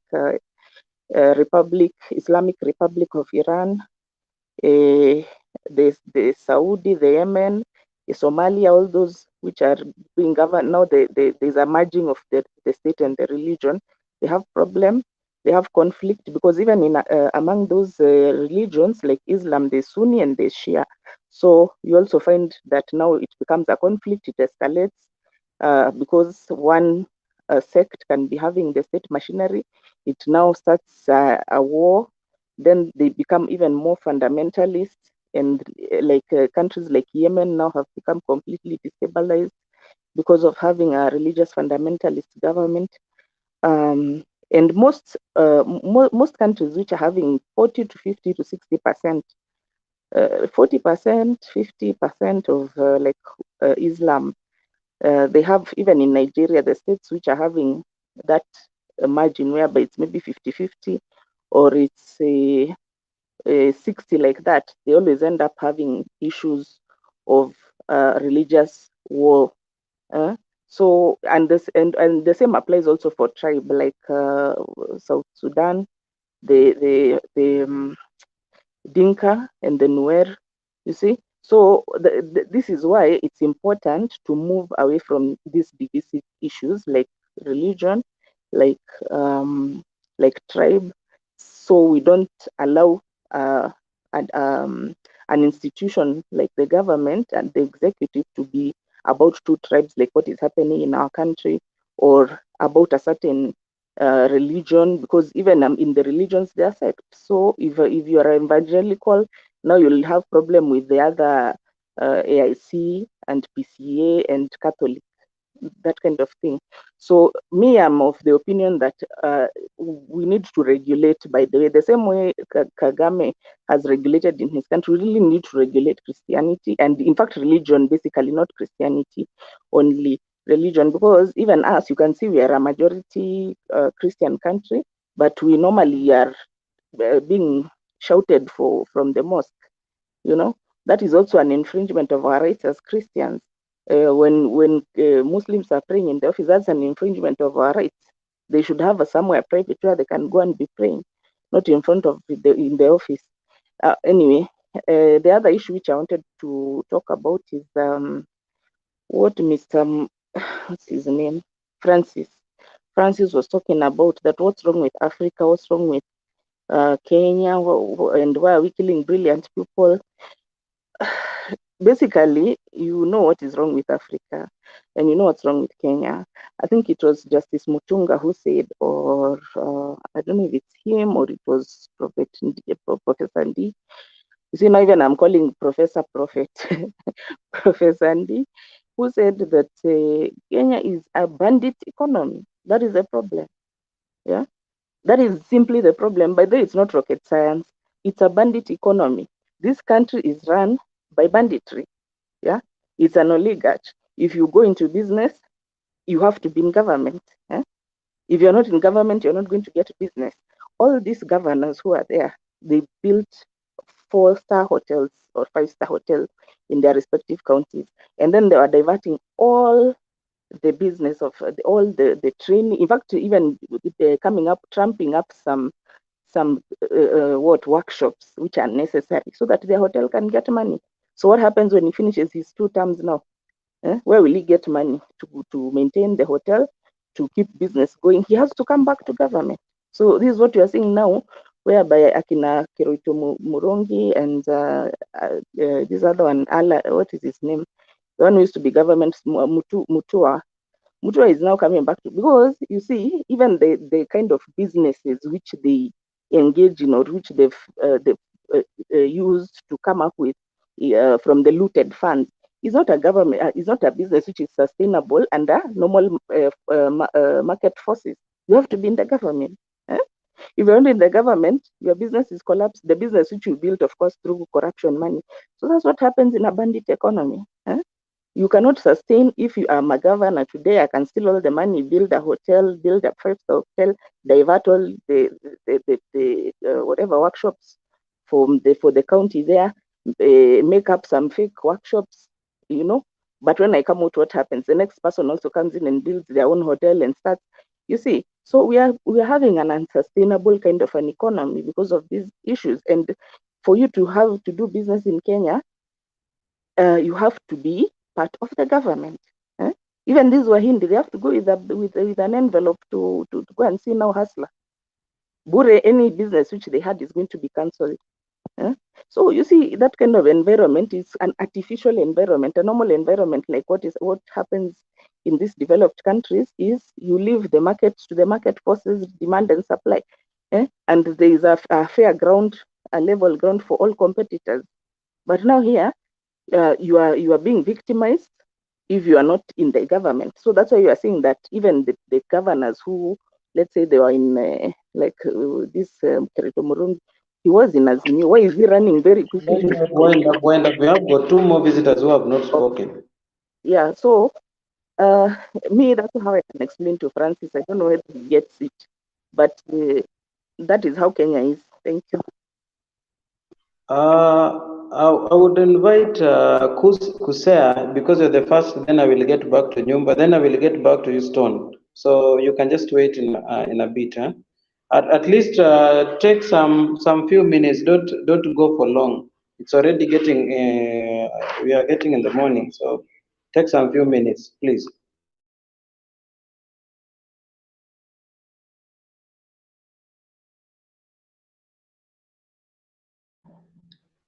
Kusa, we are not getting you. We are not getting you. Unmute your mic. Unmute your mic. I think you can hear me. I was just wondering who is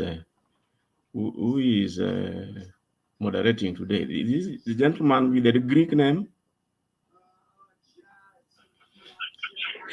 No, our moderator is gone. So we were just like left, and we had to continue with the conversation. So we are just going on. No problem. No problem.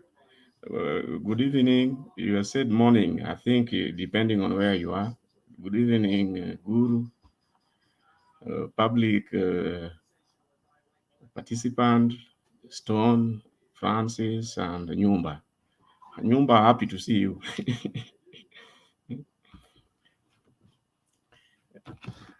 I'll start by I'll just go on by according to what your people are talking about, and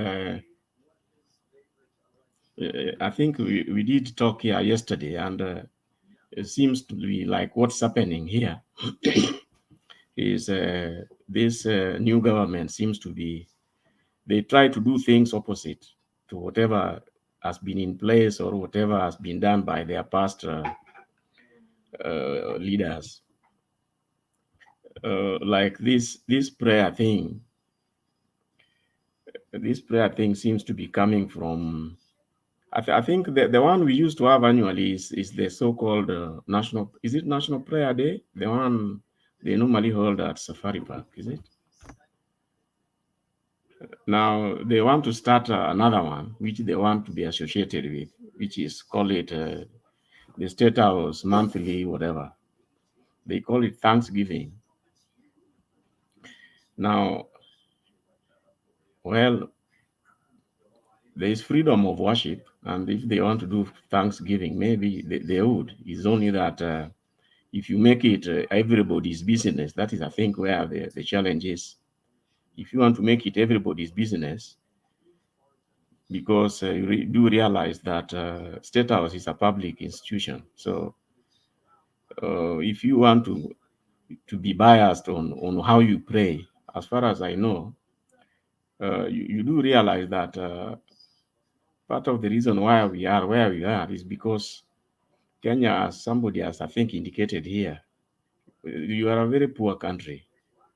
And if you have the level of poverty so high to an extent whereby out of the 50 million, I think almost 50% of the population are under the so-called poverty line, below the poverty line. Now, what that means is that you become very vulnerable, very, very vulnerable to the extent whereby you tend to see that most of the people who flock the churches are the people, the very, very people at the very bottom, and they are the majority. And you'll find that most of the other people, I would want to refer to them as the middle class. They are the Sunday Christians.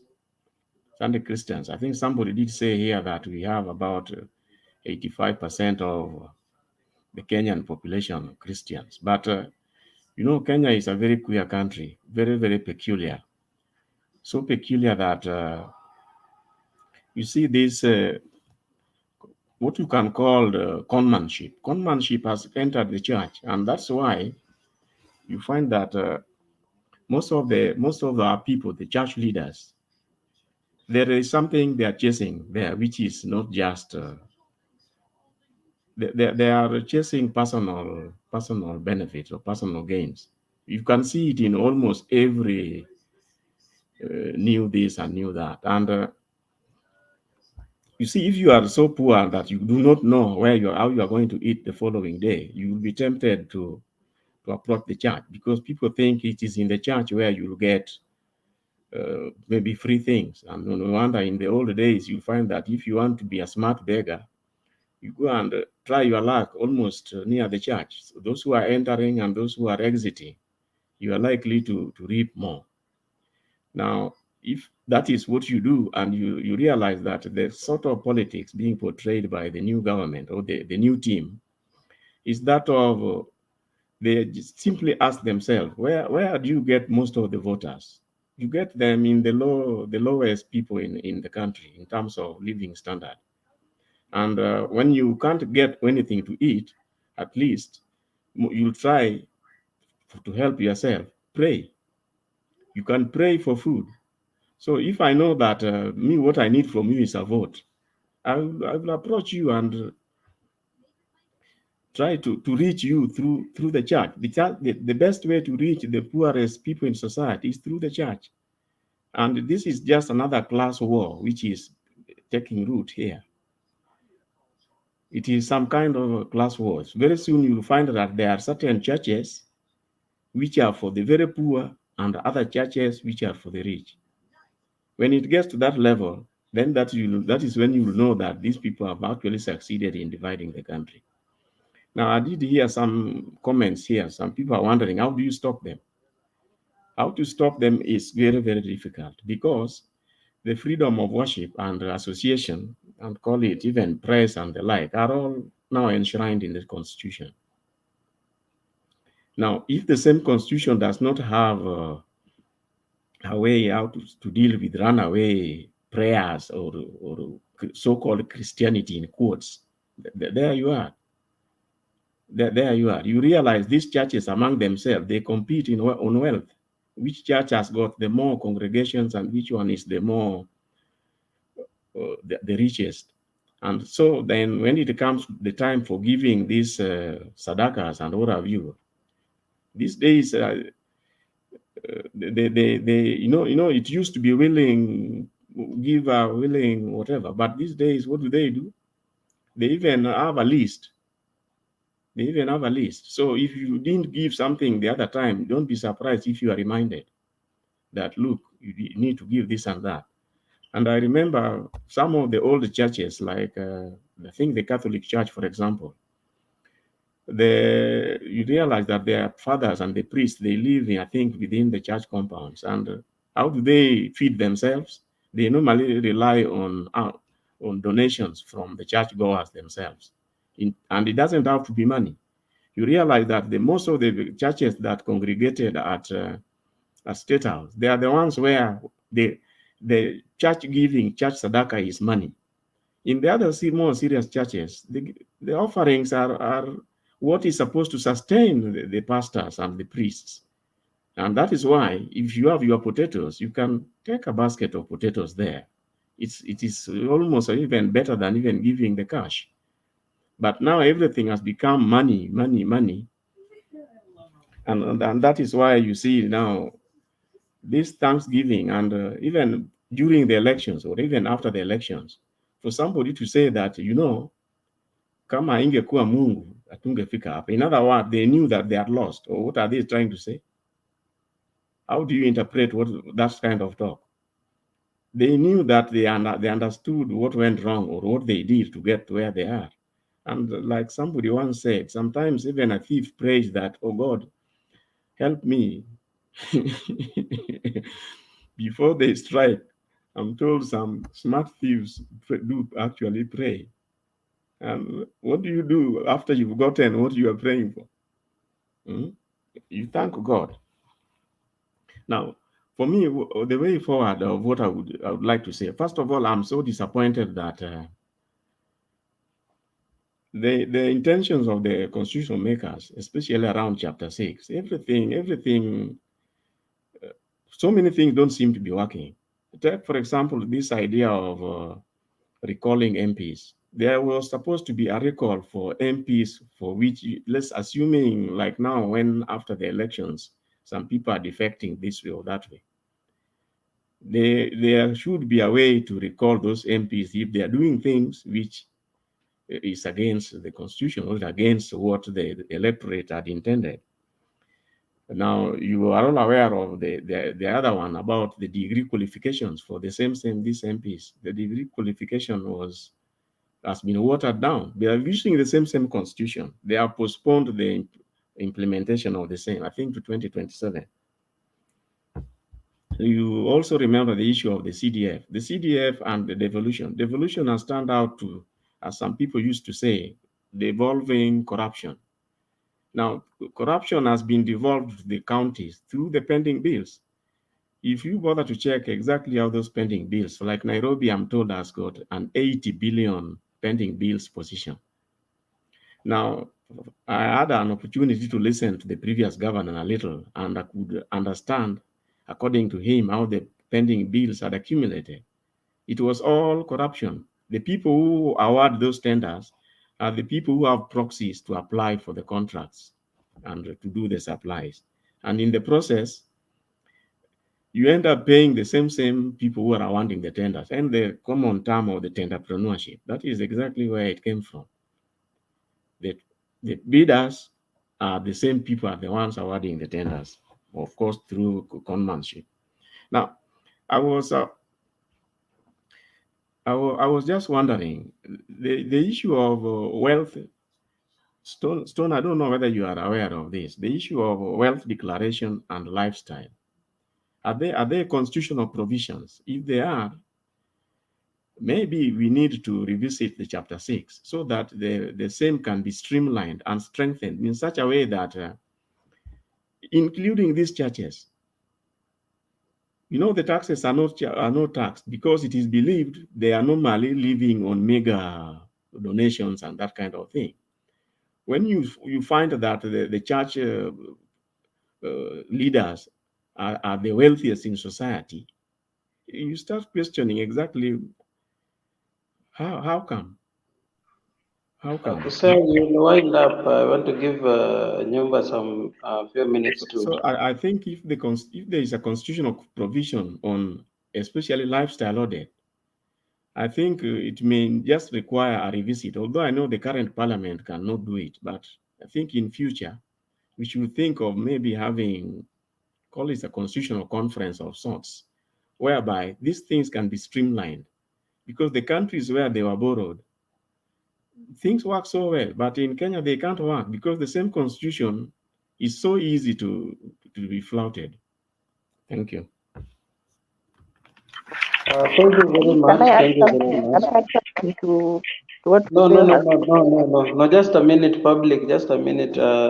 Let me give Nyumba some minutes. Amengojea sana.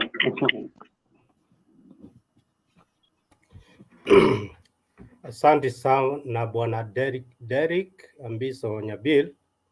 Happy to meet you, and you being the moderator tonight. I'm happy. I greet everybody here, about Papa, nafichana kidogo, public participant, na kuona, nimekusalimia. Stone, PK, how are you, sir? Long time, eh? Kuseo, I greet you. Yeah. Kuseo, you forgot, this is my hour to get out. So don't say you are going to do the milking. Yes, and you're just talking, and I want to go and do the necessary. Now, I have very little to say. Number one, I talk in points.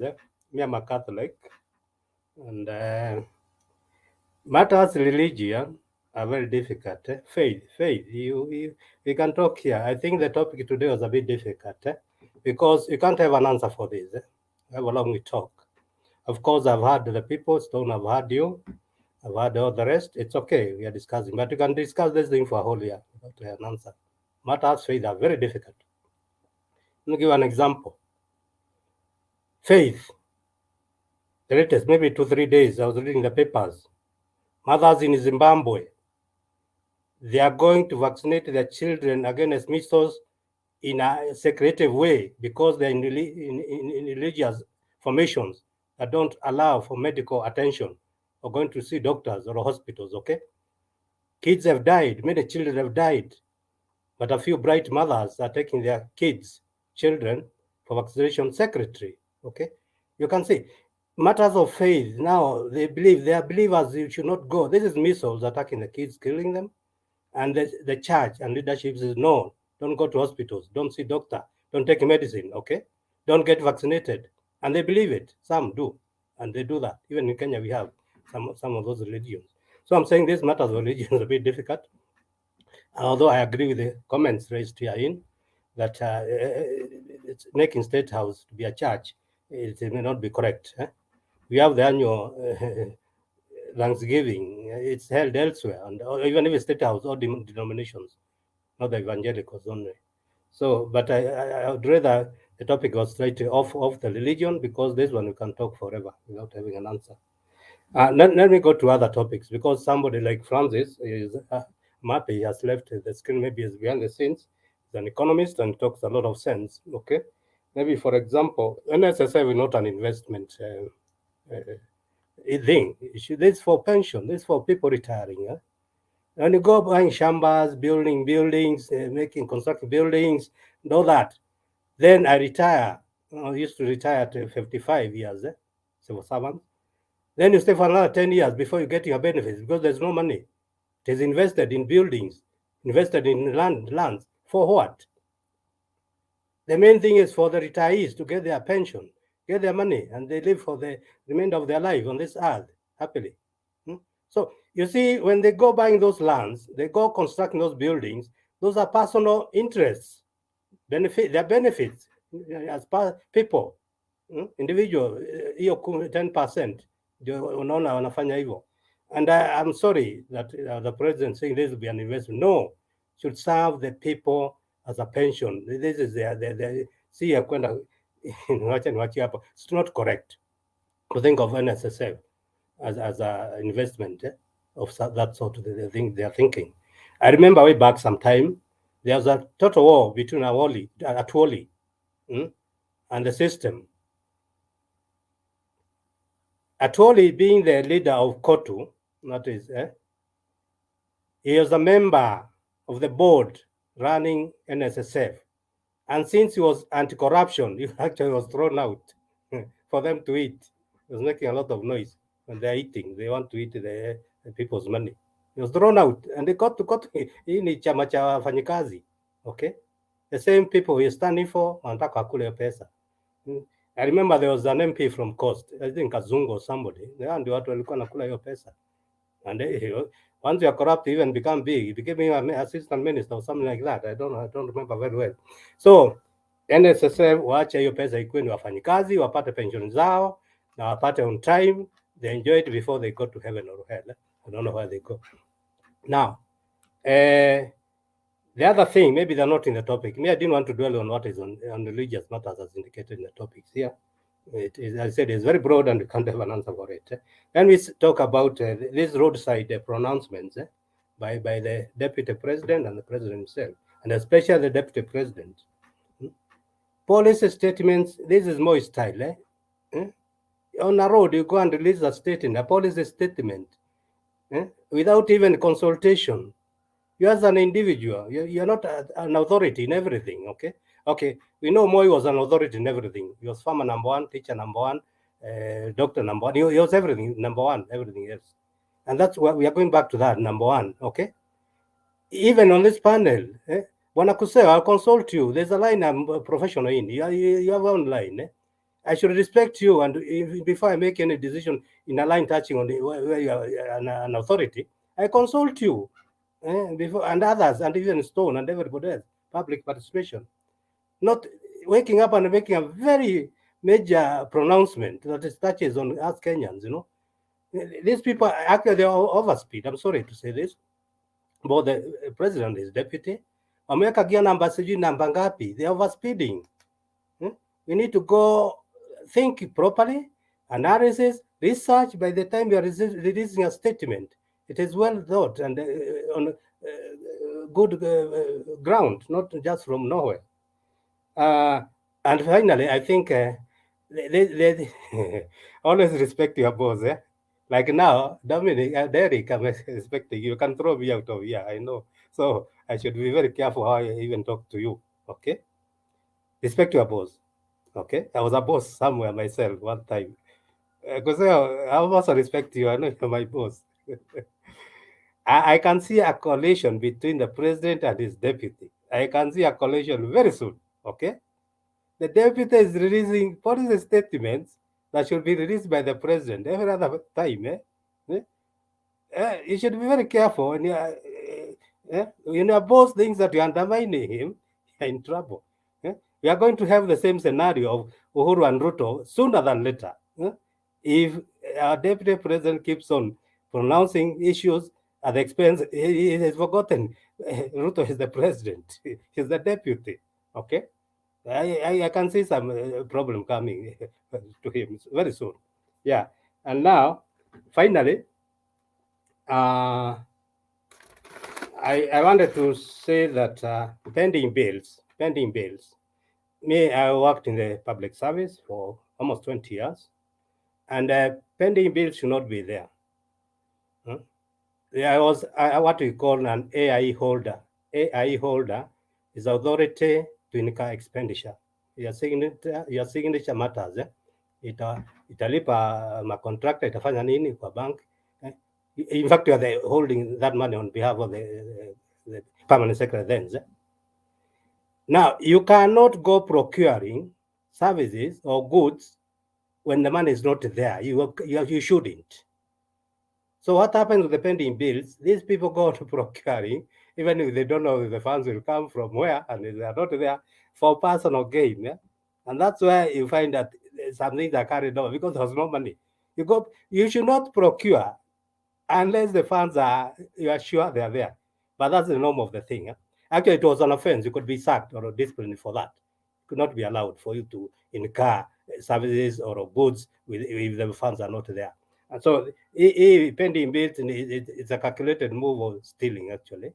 And it should not actually be happening. It's against the procurement rules. It isn't, shouldn't happen.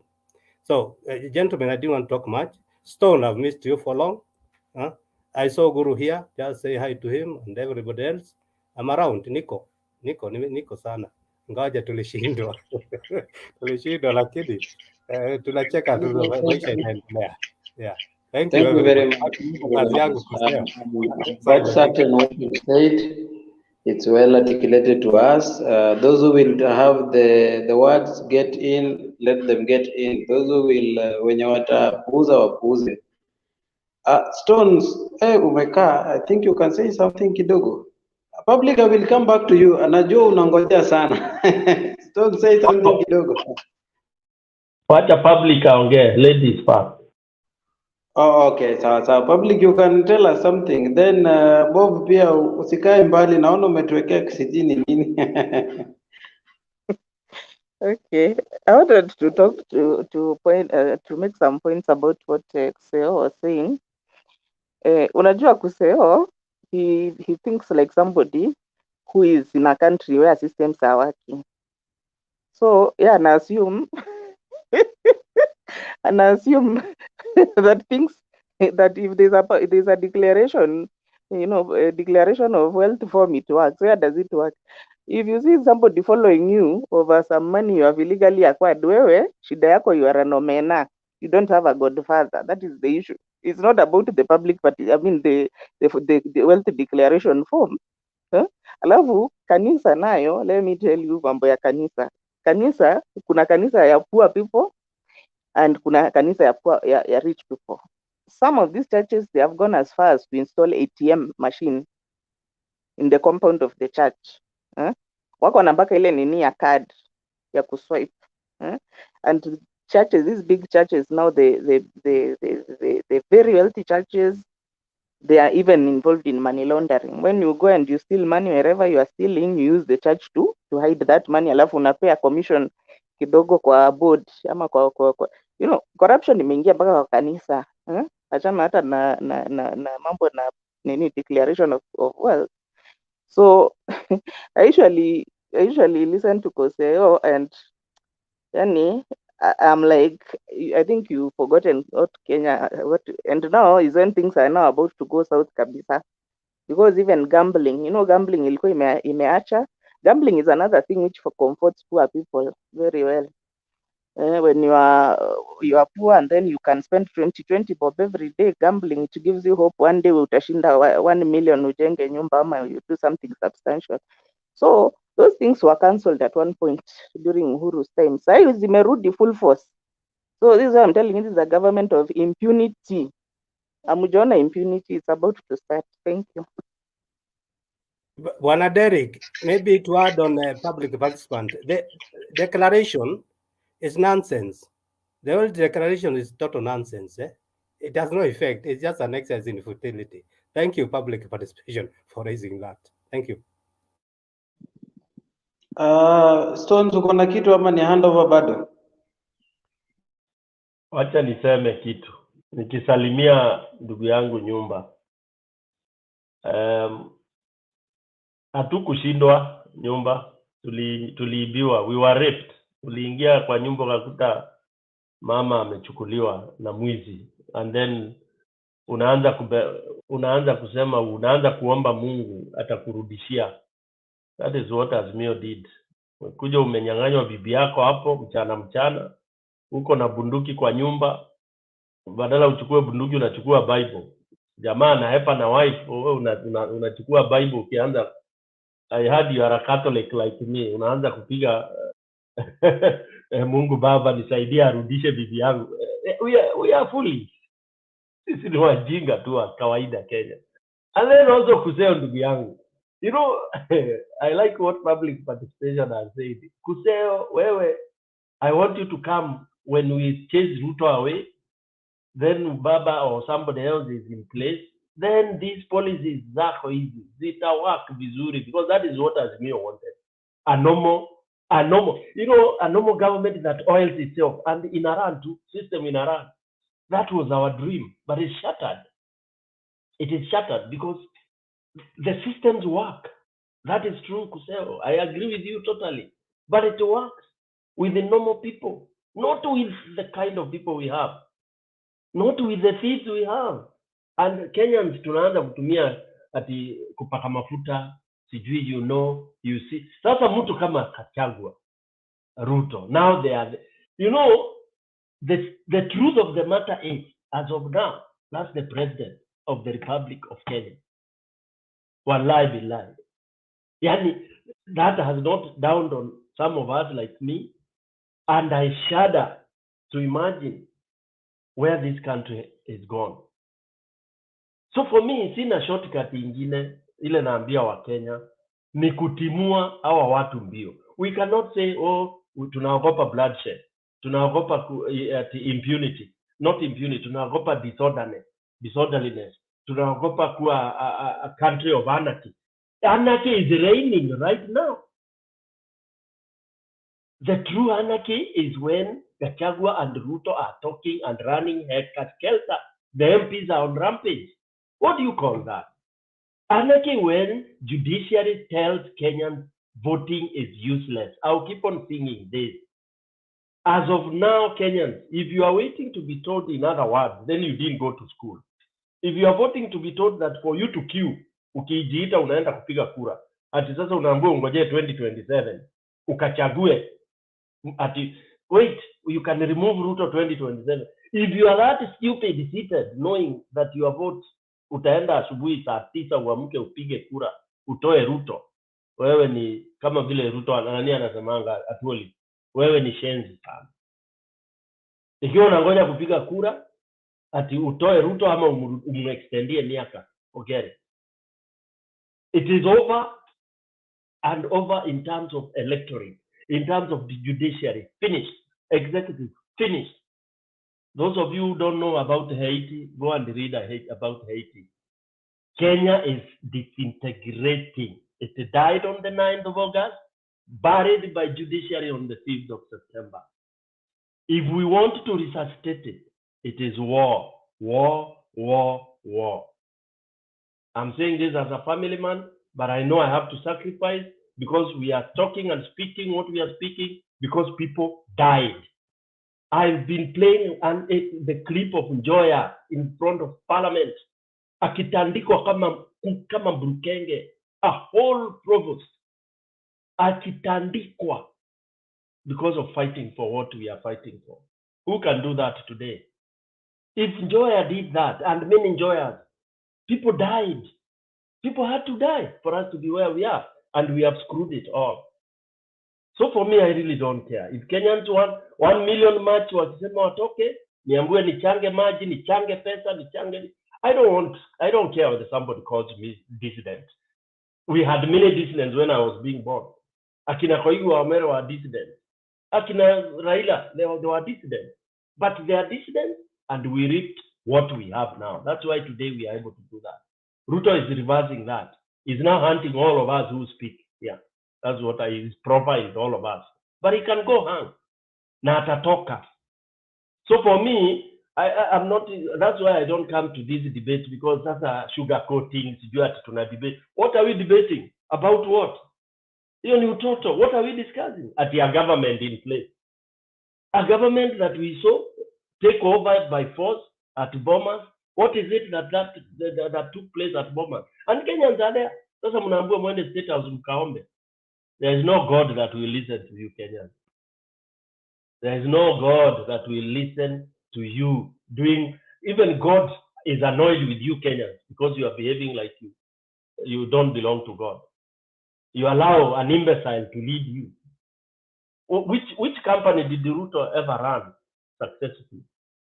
And you call him doctor, Kachagua, a thief.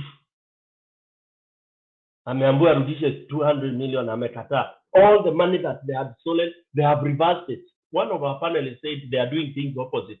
Anything that was condemned, including these Nicaraguans, not Nicaragua, these thugs, all these Mzungu thugs, wale walikuwa wameshikwa, they have been released. Is that a government? Is that a government? Over to you, Bwana Ambiso. Thank you very much. Thank you very much.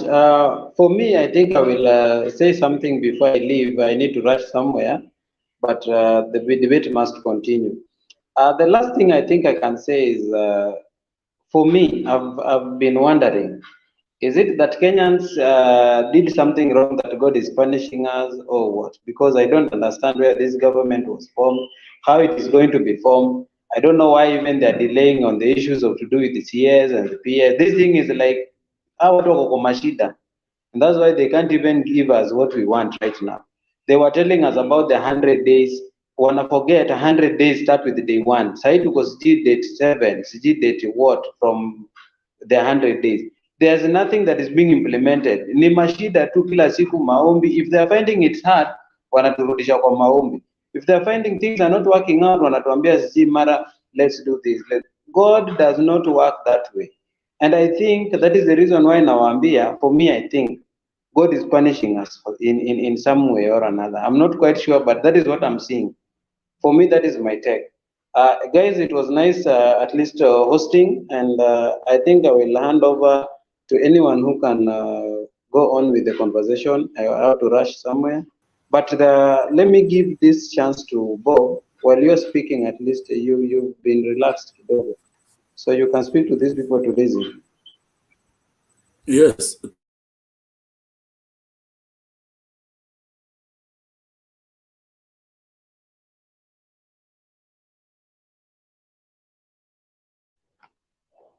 Bob, I don't know if there is a problem with your mic. I don't know if you are getting him. I can't get him.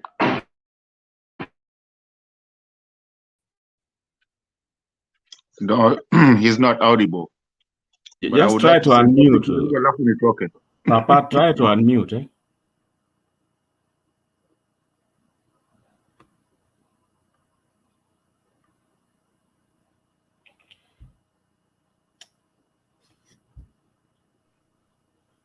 Seems like Papa is having a little bit of a problem, but hey, now you Amanda.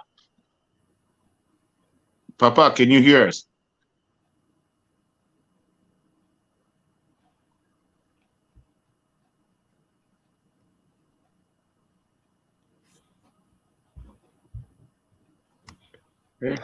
Stone, take over. I think Papa is having some issues. Okay. Thank you, Bromato. Papa, you are frozen. When you are ready, you may come in. Karibu sana Mato. I see Kuseo had raised his hand for a question. You can come in and then Mato can come, followed by Bob akiwa atakuwa amerudi. Bwana Kuseo.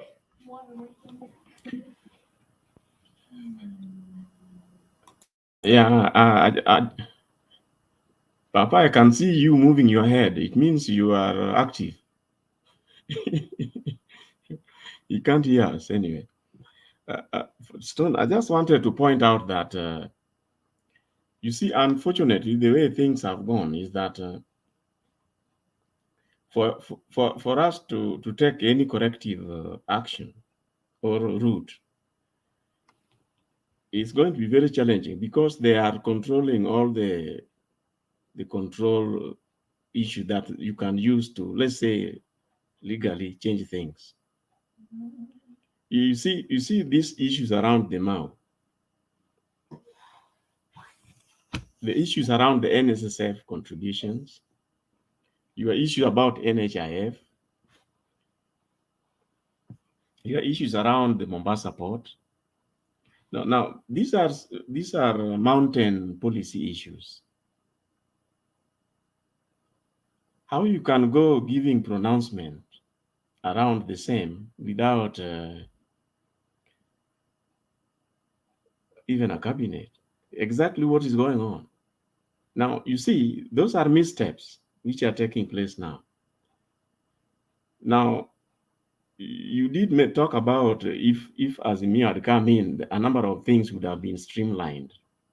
Unfortunately, now, where do you start? If nothing is going on well, nothing is going on right, so where do you start?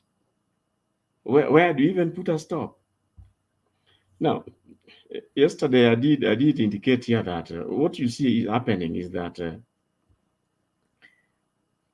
as I said here, for some of us who see things which are not very obvious to everyone, what is happening here is a campaign. And that is why these people, once they have captured the judiciary, now they are capturing the so-called the poor, the disadvantaged, the poor in the society through these churches. Through these churches, if nothing does not stop them, they are going to spend a lot of propaganda to the churchgoers, especially the ones at the bottom. I did say here that most of the people you see here are very enlightened and learned people. And we see what we can complain about, what the government is seeing wrong. But believe me, some of the masses they are appealing to, their audience that they talk to, they tell them how issues, which are told about doubling savings, like they were trying to do today, who are told about this. Now the church, you can see a section of the churches are now being held captive. Do you think those people who attended that, whatever it is, at State House, if they keep, so long as they keep going there on a monthly basis, do you think at any one point they'll get the moral authority even to question whatever this government is doing? No. The answer is a big no. Now, in the event that now anyway, maybe you try to do it through the legislation, again, you are going to find a lot of roadblocks there because they have spent money to buy the support in advance. That is what is happening. Now, if they have roped in now the church, then you can see where we are. The judiciary is again on the other side with them. Now, there are only those three arms of government. Now, the executive, now that is their darling of all, everything that is unconstitutional. Now, the issue, the pronouncements about the M.O.U, the pronouncements about the NSSF, pronouncements about CBC, you know, the education, the new education system, about the Mombasa port. All these are serious policy issues. If you do not have a properly functioning government, how are they being made? In other words, they take everything for granted. Talk about the debts, which are all over approaching to 10 trillion. Now people give pronouncements about the same, and you can see there's no government. In other words, even by the time they bring in that government, it simply tells you that whatever they'll be doing, that government will be inconsequential. What is going on with or without a government. And they'll continue with that tangent until 20, whatever it is. You have seen the way they want to create a number of these so-called by-elections. Well, yesterday you were asking me who will do the elections. You can see, you can be rest assured, Chebukati is just waiting. He'll do exactly the same script, how he's told. Go, there are a number of petitions waiting. The same script will be followed. Now, I'm really at a loss exactly how do you arrest this? Is it bad behavior or whatever it is? But believe me, the final analysis lies in tweaking the law, especially this chapter 6. That is the only way you see these MPs who now want to, I heard somebody was saying they want to increase their salaries and allowances, and he's a first-time MP. They are saying that the previous one was not good enough or was not serving them well.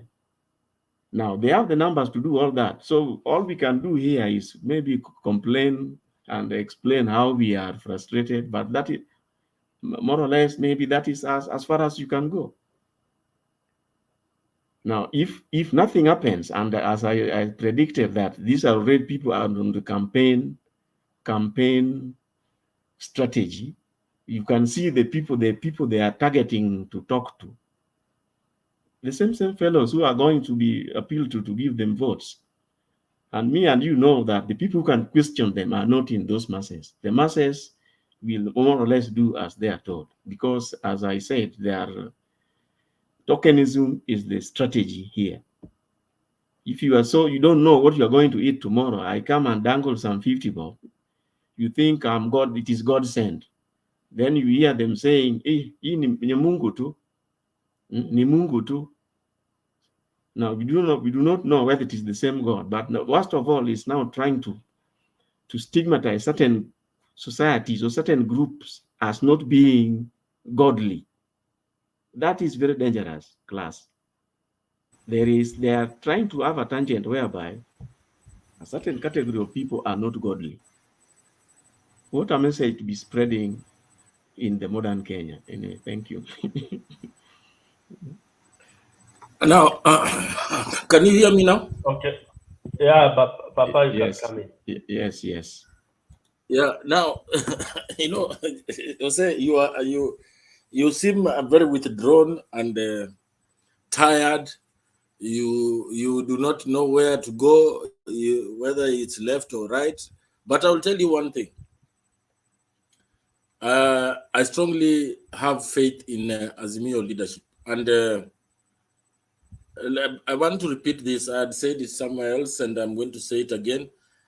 Baba works systematically. You do not want to expect Baba to make noise so that he can probably uplift the souls that are despairing. No, we agreed from Baba's statement and Azimio that we are waiting for this hot air that was served on us on 5th, of which is being delivered tomorrow by email. That is the kind of contempt that the Supreme Court is showing Kenyans. It is actually showing Kenyans the middle finger. That we so had you are said going it. to you are going to court tomorrow? No. We are not going to court. We want to receive that hot air through email, as they have said. The Supreme Court has shown a lot of contempt for that presidential election petition, that it cannot afford to read to the Kenyans. It is not everybody who has an email. People in the village voted for a president. It is their duty to come and read it out to the people, That is why we pay them. We pay them using our taxes. But you can see the kind of contempt that Martha Koome is showing the Kenyans. She has actually shown Kenyans the middle finger. Do what you want. We have a president that is with us. But nevertheless, I want to guarantee you, if I was Martha Koome, I would resign. Because what is going to come is not very good news for her. Martha Koome will not last the next 1 year. That you can take to the bank. After what she delivered, after the conduct of so many judicial officers or the kind of things that are happening in that judiciary, it cannot go that way. And I want to say it again, that Kenyans will feel the pinch, and in the next 12 months, she will not be in that office. We cannot have a judiciary which pronounced itself on matters corruption a few months ago, and now such matters are being swept under the carpet. Somebody like Waititu, why are we even having that money out there?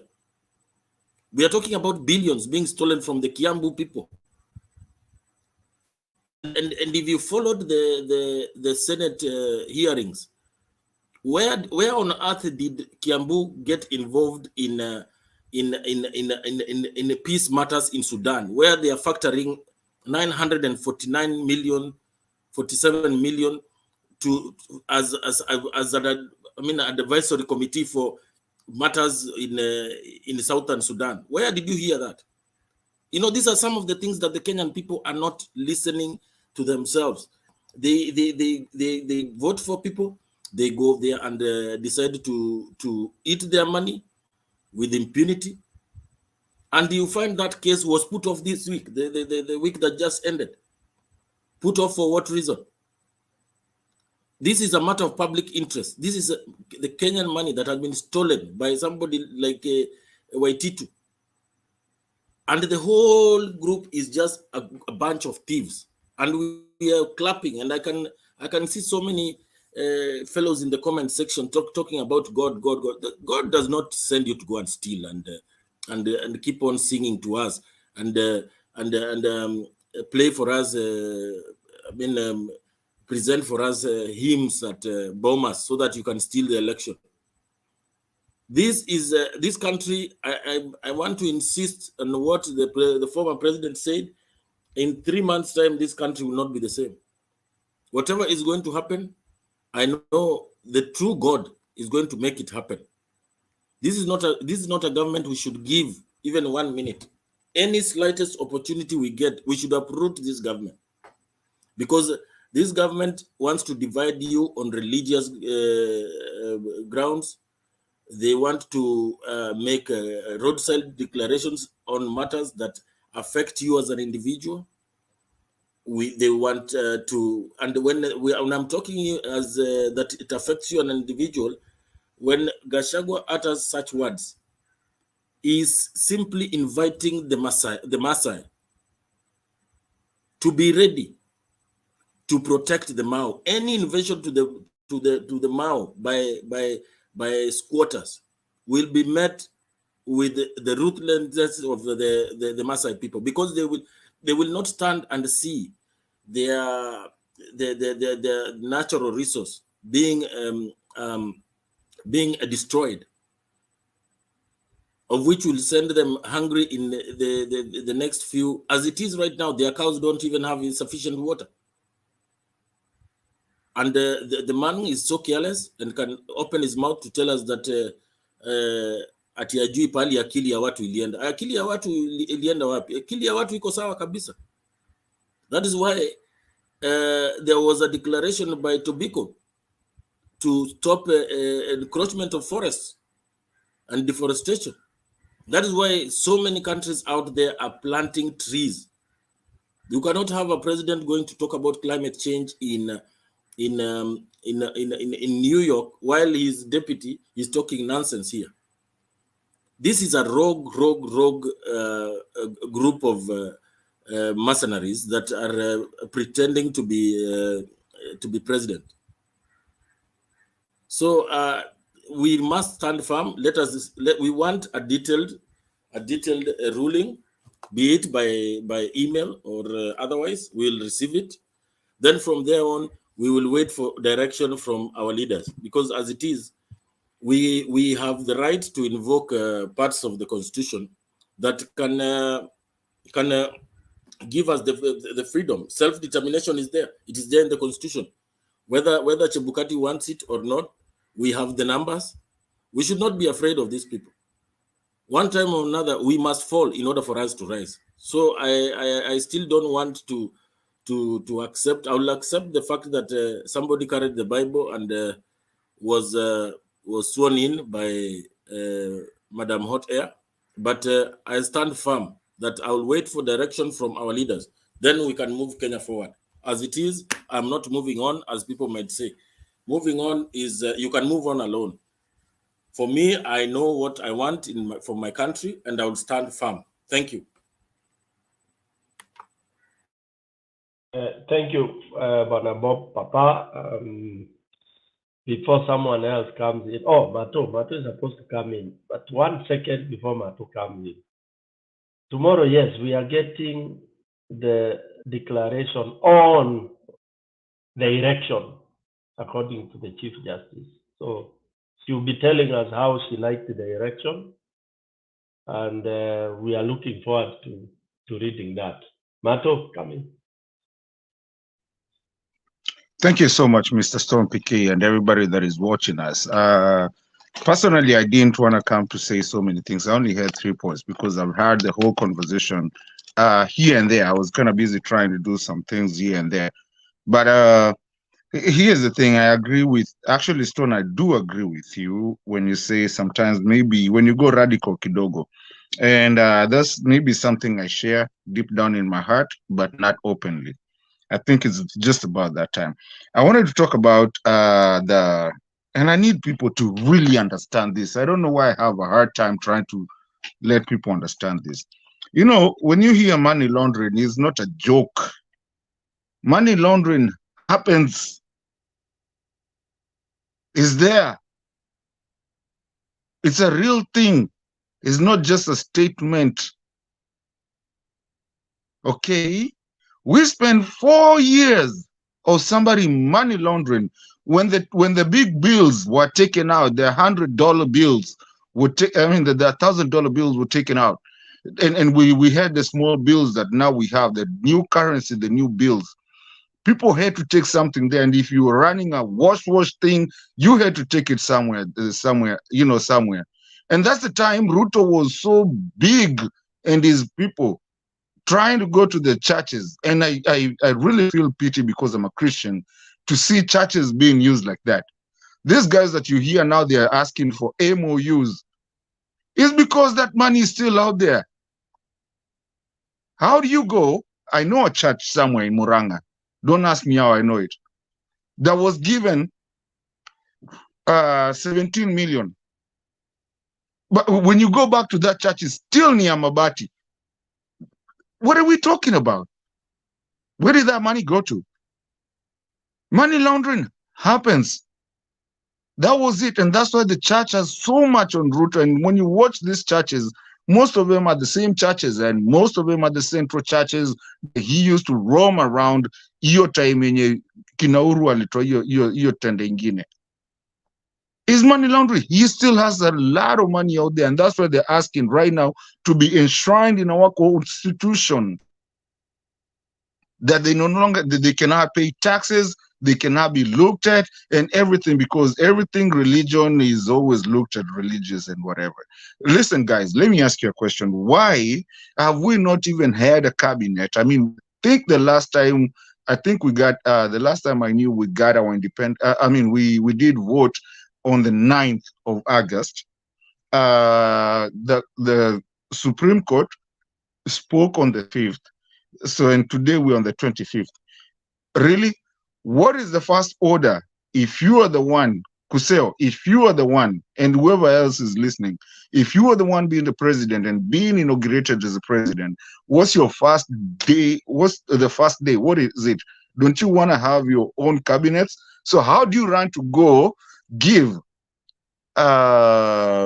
Supreme Court or judges, put judges that were also, implicated in things. And by the way, I always say, because I don't like lying, wakinishika wanishike. These are the same judges that had the problem with the FBI time, Yakina Akasha brothers. So how do you go give judges, unapatia judges, and you haven't even done your own cabinet? What is this hurry that you had with the judges? Which are the ones that put you there? Was there an M.O.U? Now we understanding also there was an M.O.U with the churches. So yes, they had M.O.U with that. Then come to this Supreme Court judgment, detailed judgment that is about to happen today or tomorrow, depending on where you are. Why are we having it in email? Do they have my email? I'm a Kenyan. How am I going to see it? How is my shosho going to know it? We pay you to make judgments in public, especially a presidential judgment. What are you talking about telling ati Duta to let ati in email? Stone, I'm okay, but I'm mad because I see some things that are happening in our country that affect. Mato, is that the official communication from the Supreme Court about Yes. email? So Yes, how many people are and I on? have it. How many people are on email? They say they're gonna send it to the petitioners, the what do you call the other guys, the defendants and the interested parties. The respondents. Yeah, the respondents and the interested parties. Isn't that our judgment as Kenyans? Isn't that why we got a president? Is that why we're being told to sit down and wait, and that this was hot air and all that? Why is it being sent in? If they are going to do it in email, I need them to send it to my email too, as a rightful Kenyan who have rights in Kenya, to know why I have this president. First of all, as person, either I wanted him or did not want him. Is my constitutional right. It's in the Constitution. Especially such a big judgment like that, we need to know what exactly was, because we know some evidences that we still question even today. So you see the game that is being played there, it just doesn't make any sense at all, at all, at all. We don't even have a cabinet 20 days after judgment was made, not even one. And the ones that we have that are still even being nice to hold on, even though their regime is gone, they are being told you cannot spend this money, you cannot travel, you cannot do anything. They are being squashed. Really, guys, Kenyans, what is this that is happening? And then you start telling us about religion. Religion, a Muslim, a pagan, an atheist, as long as you have the Kenyan passport, you were born and you're rightfully there, you are a Kenyan, not a Somali. So what is this that we're making our country become so? And you know what? Let me tell you let's be realistic. When terrorism was happening, mostly they were saying kafiras, whatever they call us, because they felt the Christians are against the Muslims. For that, I'm not saying the Muslims are. I'm just saying what the terrorists, cocoons were using. So now if we start doing that and showing them that, okay, you're not part of us. Kenya is more of a Christian. I don't go to church every day, but I'm a Christian, but I go to church. So what I'm trying to say here is that we need to be very careful in what we are doing. And I'm seeing some things, and the things that we are concentrating on are not the things that needed to be concentrated on, because we were at a place where this thing that we always fight from, being a third world country and stop being called monkeys. Now we are being sent back to monkeyhood, which is, and forgive my language, which is what Stone PK was saying yesterday. Stone PK asked, tunaambiwa tuende kwa misitu kwani sisi ni monkeys? Really? We have skyscrapers, we have everything. What is this about misitu and all that? I mean, we're going back to where we used to be, and that's what hurts so much, especially for people like me, and especially personally as Mato. because I can see our country going back to days that we have already, I mean, the steps that we made in our country is way too far. And we keep on sitting here and feeling like it's okay. Oh, sijui tuombe. Mungu asaidiangi mtu ajisaidii. Kaa chini saizi kwa nyumba yako. Sit in your house and pray and see if you will get any food by tonight. Mungu saidia mtu anajisaidia. So Kenyans, we need to step up. I don't know how I feel, but I'm waiting to see that. I hope with all my sources, I'll get the full judgment because I'll have to read it, because now they've decided they're not going to read it to Kenyans, but they're going to read it to the special people that were in the court litigation, and which is very unfair. Hata kwa mama uo mama mboga na ule mwenye akuko ushago mwenye ana email and everything. Kwani this Kenya is not for the lawyers and the judges or the candidates who are there. This Kenya is for everybody, and everybody, as long as you're a Kenyan, you should know that judgment. So Mother Koome, shame on you. And the people who are supporting that, shame on you. Every Kenyan should be read that thing to know what exactly, why is it that we have William Ruto. Yet that that good lady came and showed us inside the portal and showed us 3 documents that did not match. Watuoneshe, watuambie how they came up to that, because they were complaining until they only given 14 days. Now you've had all this time, 21 days. Show us the whole thing. Unless there's something you don't want us to see, or you think we are very illiterate, we don't know how to read. Thank you. Banandeto, thank you very much. Illiterate we are, according to Mother Koome, Ruto government. To them, they see cows. They see cows that have no brains, cows that they can rule and tell whatever they want. They are in the category of people like, I think there's somebody called Gitashi there, such. Those are, Kenyans who think Kenyans are cows. You can fool them around. You can go around saying you won elections. It's only idiots and fools who will buy those kind of nonsense. That is yet another nonsense that they will send, they will email, they will do all that. For me, I expected them not to even bother, because utajua serikali ya Ruto ni ile mutadu, and that is Ruto even before he took over the power. That is his attitude. What will you do? And it's a village. Ruto is a Kalenjin, and the Kalenjins are taught to be Morans and warriors by nature. I'm not profiling. Masai is the same. Karamojong is the same. So the orientation also matters a lot.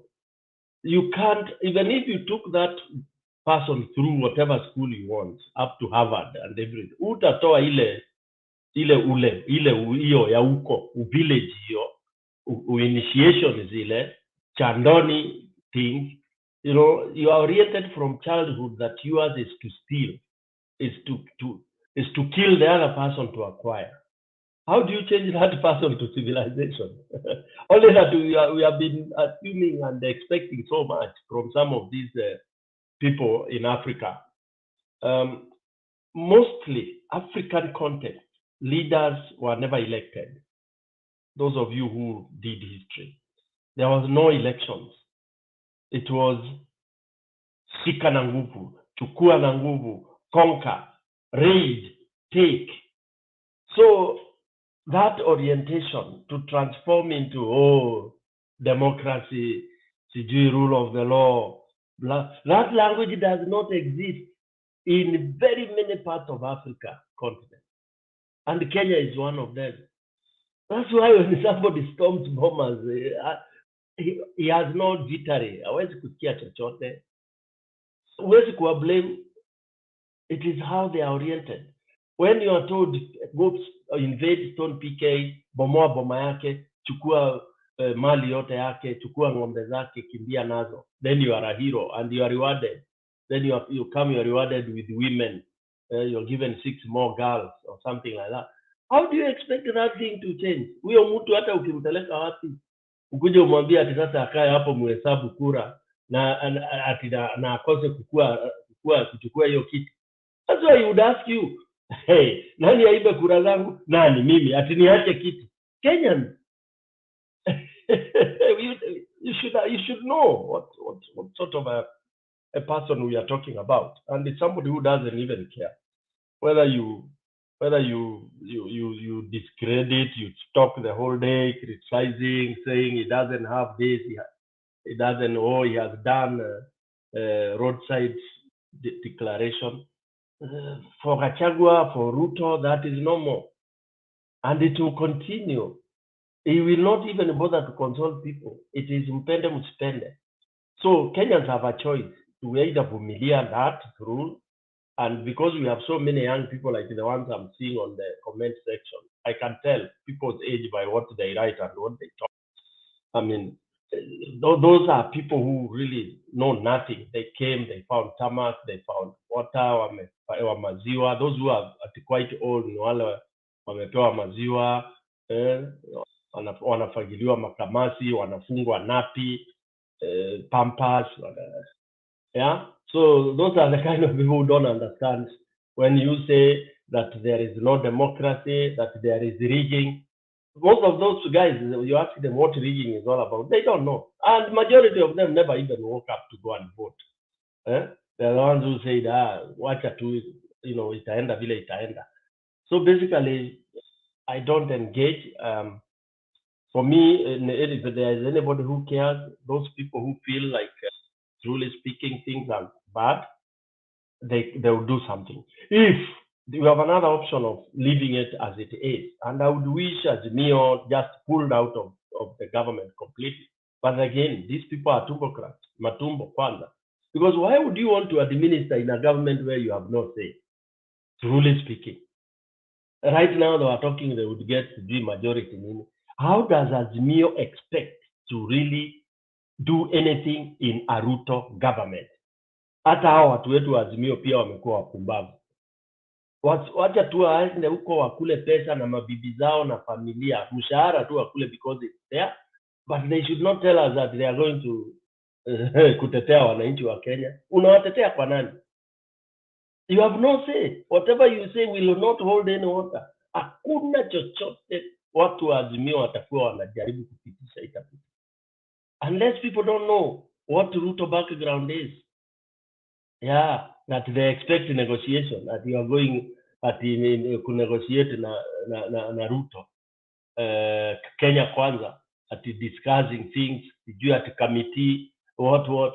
It is all nonsense. The best Kenyans should do, the best these leaders should do, is to tell Ruto, take all the seats, forget about having majority and minority, go Kenya Kwanza, wananchi, it is there, lead them, show them pesa mfukoni that you wanted.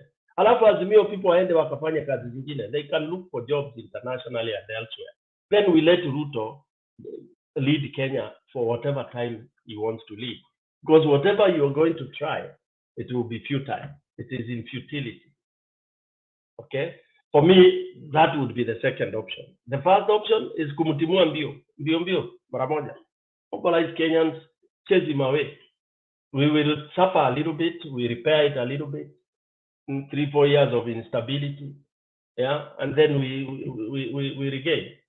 Thank you. Who else wants to talk?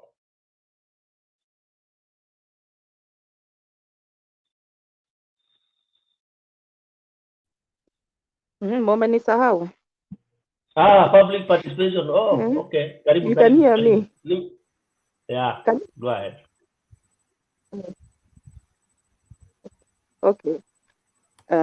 Okay, you see, me the way I see this issue is that now we have gone to the point, our problem started in 2007, then now it came to 2013, but now it has gone to a point where we are institutionalizing impunity. I can tell you, one of those people who you saw today on TV, built a very expensive church, maybe the most expensive. One of the people who was her contractor is a pastor and his son. She refused to pay them. If you want to Google, just think of who it can be a Google, you'll find the case. And she told those people what happened? who are Storm pastors PK. like her. Huh? Yeah. You can hear me? Yeah. I can't So hear I was public saying, participation. Is a mic on? Yeah, public is speaking. Take your mic. Can you hear me? Yes, we can hear you. I think this is a Bob Papa. Okay, Bob, check your audio.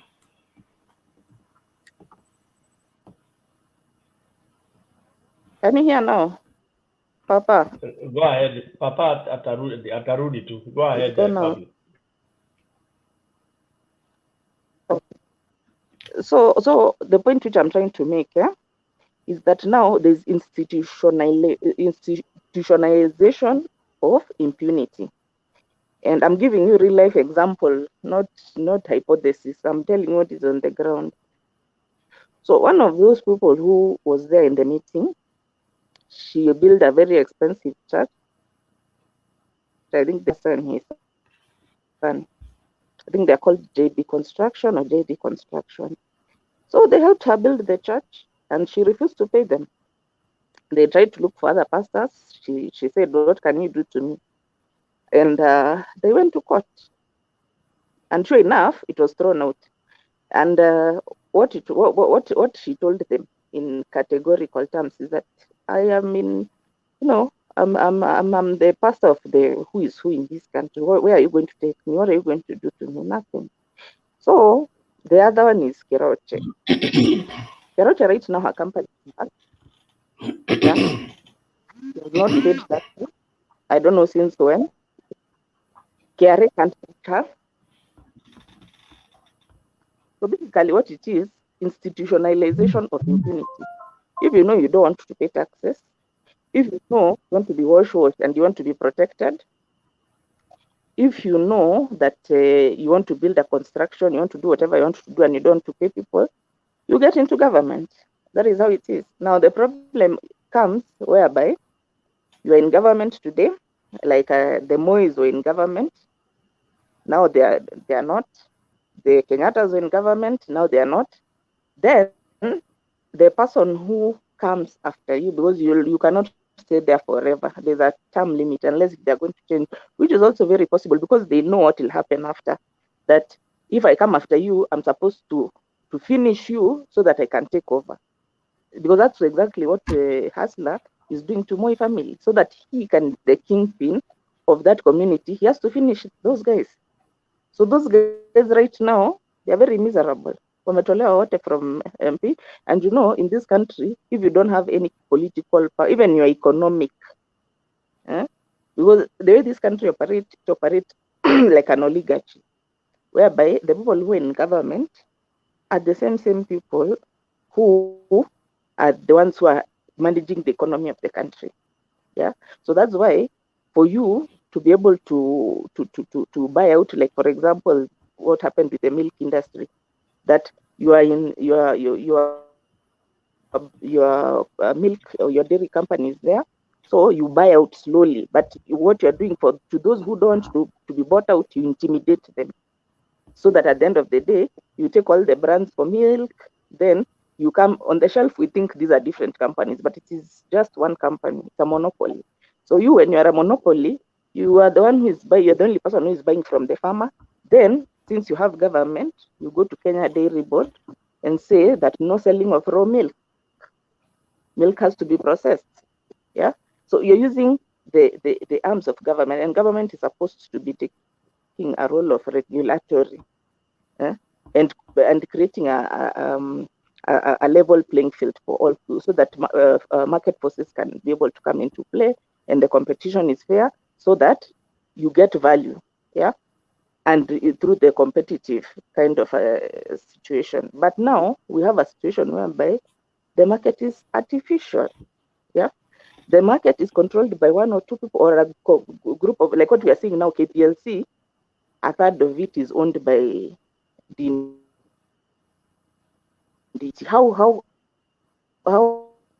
how does an individual come to own a third of in fact the only electricity or whatever a monopoly of electricity is now owned by somebody who's in UDA? What is that?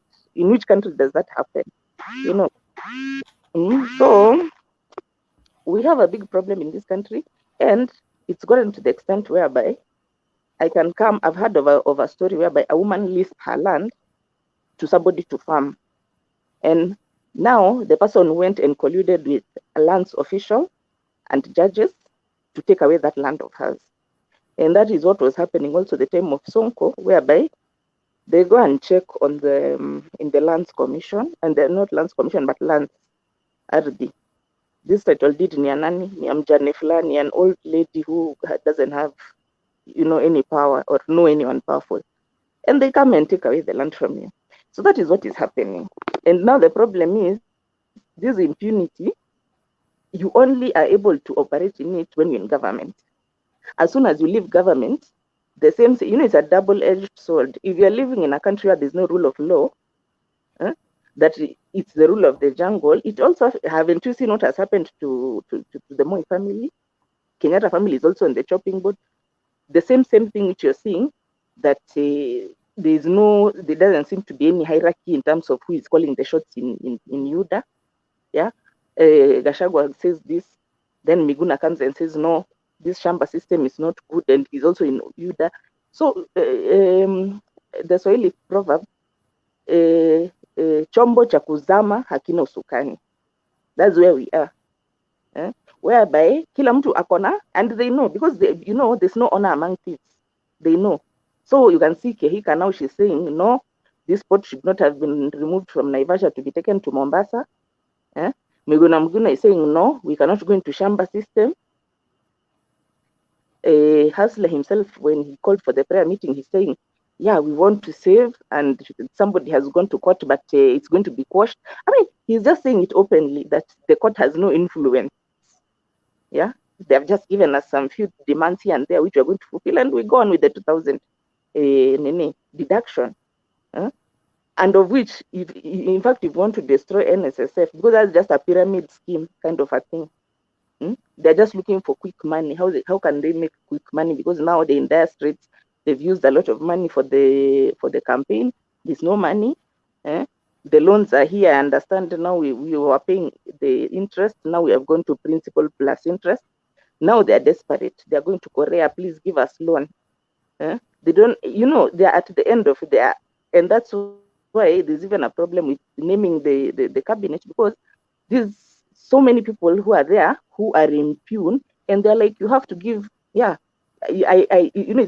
a demand. It's like even the president himself, he's surrounded by people who are full of impunity, and he feels now, how do I even decide who is going to go where? Because I understand those people are so many who are waiting for jobs that he is completely confused on what to do. So this problem, it is a problem for all of us. Because if you have a Shamba today, and I want to take your Shamba, I go and pay judges, I go and pay somebody in land, I take your Shamba, no problem. As like what happened to Muteshi. And you see that anarchy will now get to a place whereby the way you are seeing bodies are being thrown into River Yala.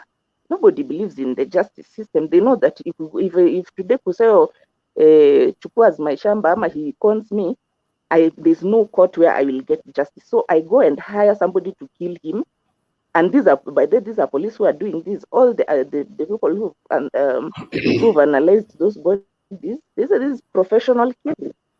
So we are going into a situation whereby we are becoming a banana republic. Yeah, thank you. Thank you.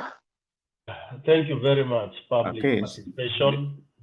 They tell you go to court. Unmute. Oh. Oh, I can talk. Yes, you can talk. I was supporting what she's saying. You see, it is like the entire thing has been choreographed in such a way that the schemers know that from here they tell you the route to take, knowing very well that ukifika huku you will not be able to go beyond. And that is why I don't know whether you remember most of the issues which were coming up during the elections, even at the other elected positions. IBC was the one telling the complainants, go to court.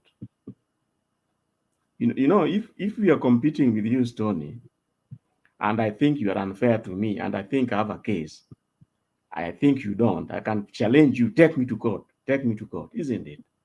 Yeah. But here is the referee telling you, where, go to court. In other words, your goose is cooked. Yeah. Your goose is cooked. Get there is when you will know. This idea of go to court, you remember, and the churches were so mesmerized with this. I don't know whether you remember. The churches started praying for peace. They started already thanking God for peace. And anybody who has this and this, let them go to court. You know, it was a scheme. It was a scheme. I don't know. I'll remind you the reason why I was telling you that way after the elections, these people were busy trying to frog march ballot boxes into the courts, into the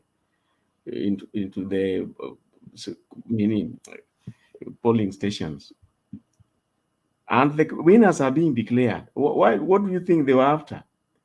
Their scheme was that this matter will end up in court. And you may be surprised when the matter is in court, they will be saying, okay, let's have a recount. It has happened in very many parliamentary positions. Now, you may wonder why elections have taken place, the winner has been declared, and people are still busy being escorted by police, trying to frog march in ballot boxes, trying to steal stuff in the ballot. In other words, the scheme was such that if it goes route X, tutafuata hii. Ikienda route E, tutafuata hii. And even the Supreme Court ones, they were like ready for everything. I don't know whether you remember. Ikienda nullification, they already started the campaigning. Yeah? So that is how things have gone off track. And as much as Bob here was trying to say that this and that,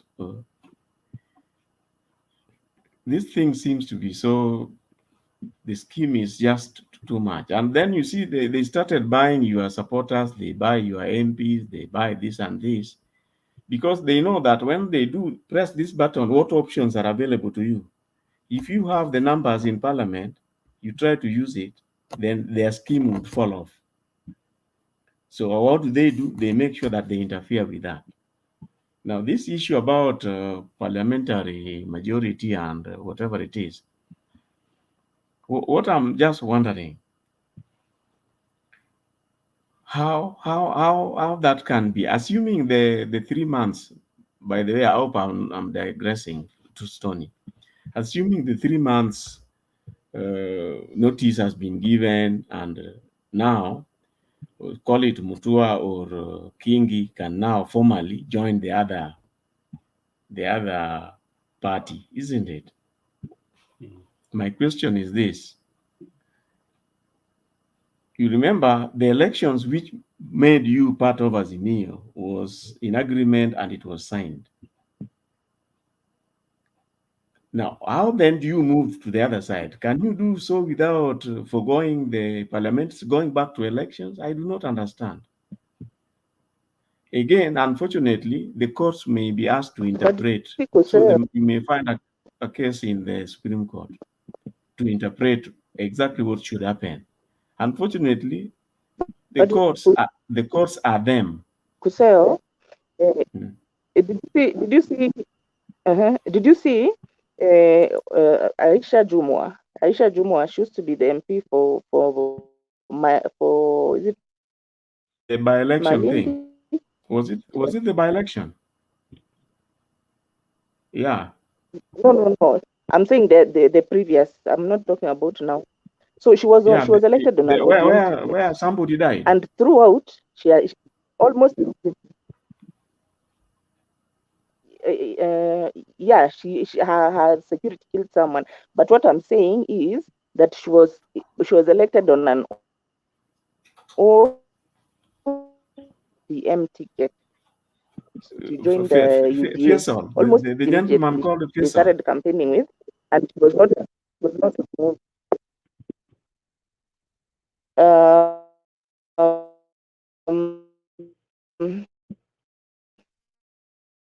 That is on another party, because she entered with Hasla on UDA, and she didn't renounce her seat, and she was not compelled ticket, and now you have joined UDA. Yeah. Your mic was had a problem. We So what didn't I'm get saying you. is that impunity. I'm saying, you see, this impunity which we are seeing is. Can you get me? Stone Yeah, PK, are you no, getting it is me? back. Yes. Stony. Yes, Okay. yes. So what I'm telling you, you see, this impunity has begun from the previous regime. So it is a situation whereby, like, for example, Aisha Jumwa was elected on an ODM ticket in Malindi as an MP. Then she almost immediately, meaning she now became a UDA, party, whatever, member or whatever. So there was some small issue that I don't know whether ODM were planning to take her to court to nullify her election, because now she has changed the party, and it was just squashed like that. Like it didn't even go anywhere. And so the entire time she has been there, she has been in UDA, but she was elected on an ODM. So that impunity of changing the party already started in the previous regime, and then those who are holding seats like the deviants now who are holding seats like speaker, deputy speaker, and you are not together with Jubilee, the Jubilee chairman, that is Uhuru. So that means we use the others to vote you out. So this impunity may answer from that time, from 20, the previous term. That's where it started, and El Hasla, he has just fine-tuned it. Yeah. Thank you. Yeah, I agree with you. What I was asking PK is this. You see, these people are saying that they'll allow time for these members of parliament to be able to cross over to KK side. See, that's what they were saying. That, okay, even if you are majority, you'll only be majority for, call it, 3 or 6 months. Now, my question is this. After 6 months or so, and now the law allows them, the political parties bill and now our act allows them to grow, to go, because you can't be in two coalitions at the same time. So that now they are released to go to the other side. The question is, remember they were elected on Azimio. And until you go back to elections, you will remain on Azimio. The only benefit KK can get is that during parliamentary proceedings, people are free to vote whichever way they like. But remember, something like political party funds is based on number of MPs. So unless you go back to elections, and the same thing goes with the majority party or majority coalition, unless you resign and go back to elections, that majority status will remain with Azimio forever and ever. I don't see it. The only thing that KK will get is an advantage during parliamentary proceedings, during voting. You may find the same way Aisha Jumas were voting with UDA, isn't it? They can still vote. But remember, for all practical purposes, she remained an ODM MP until the end. And in fact, the political party's funds attributed to her candidacy in Malindi remained with ODM throughout.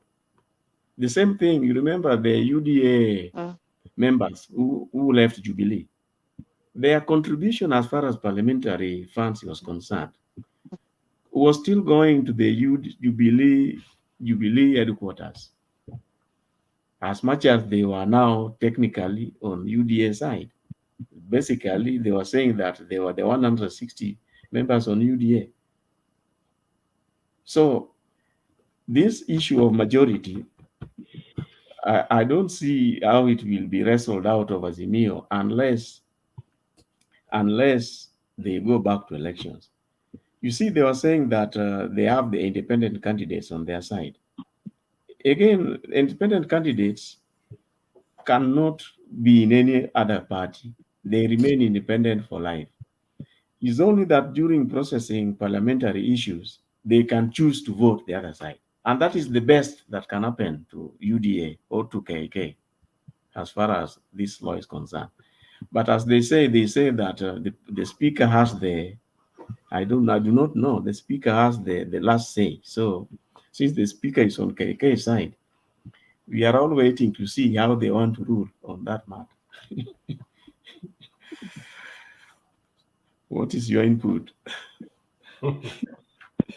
You know, we are dealing with insanity. That's the problem.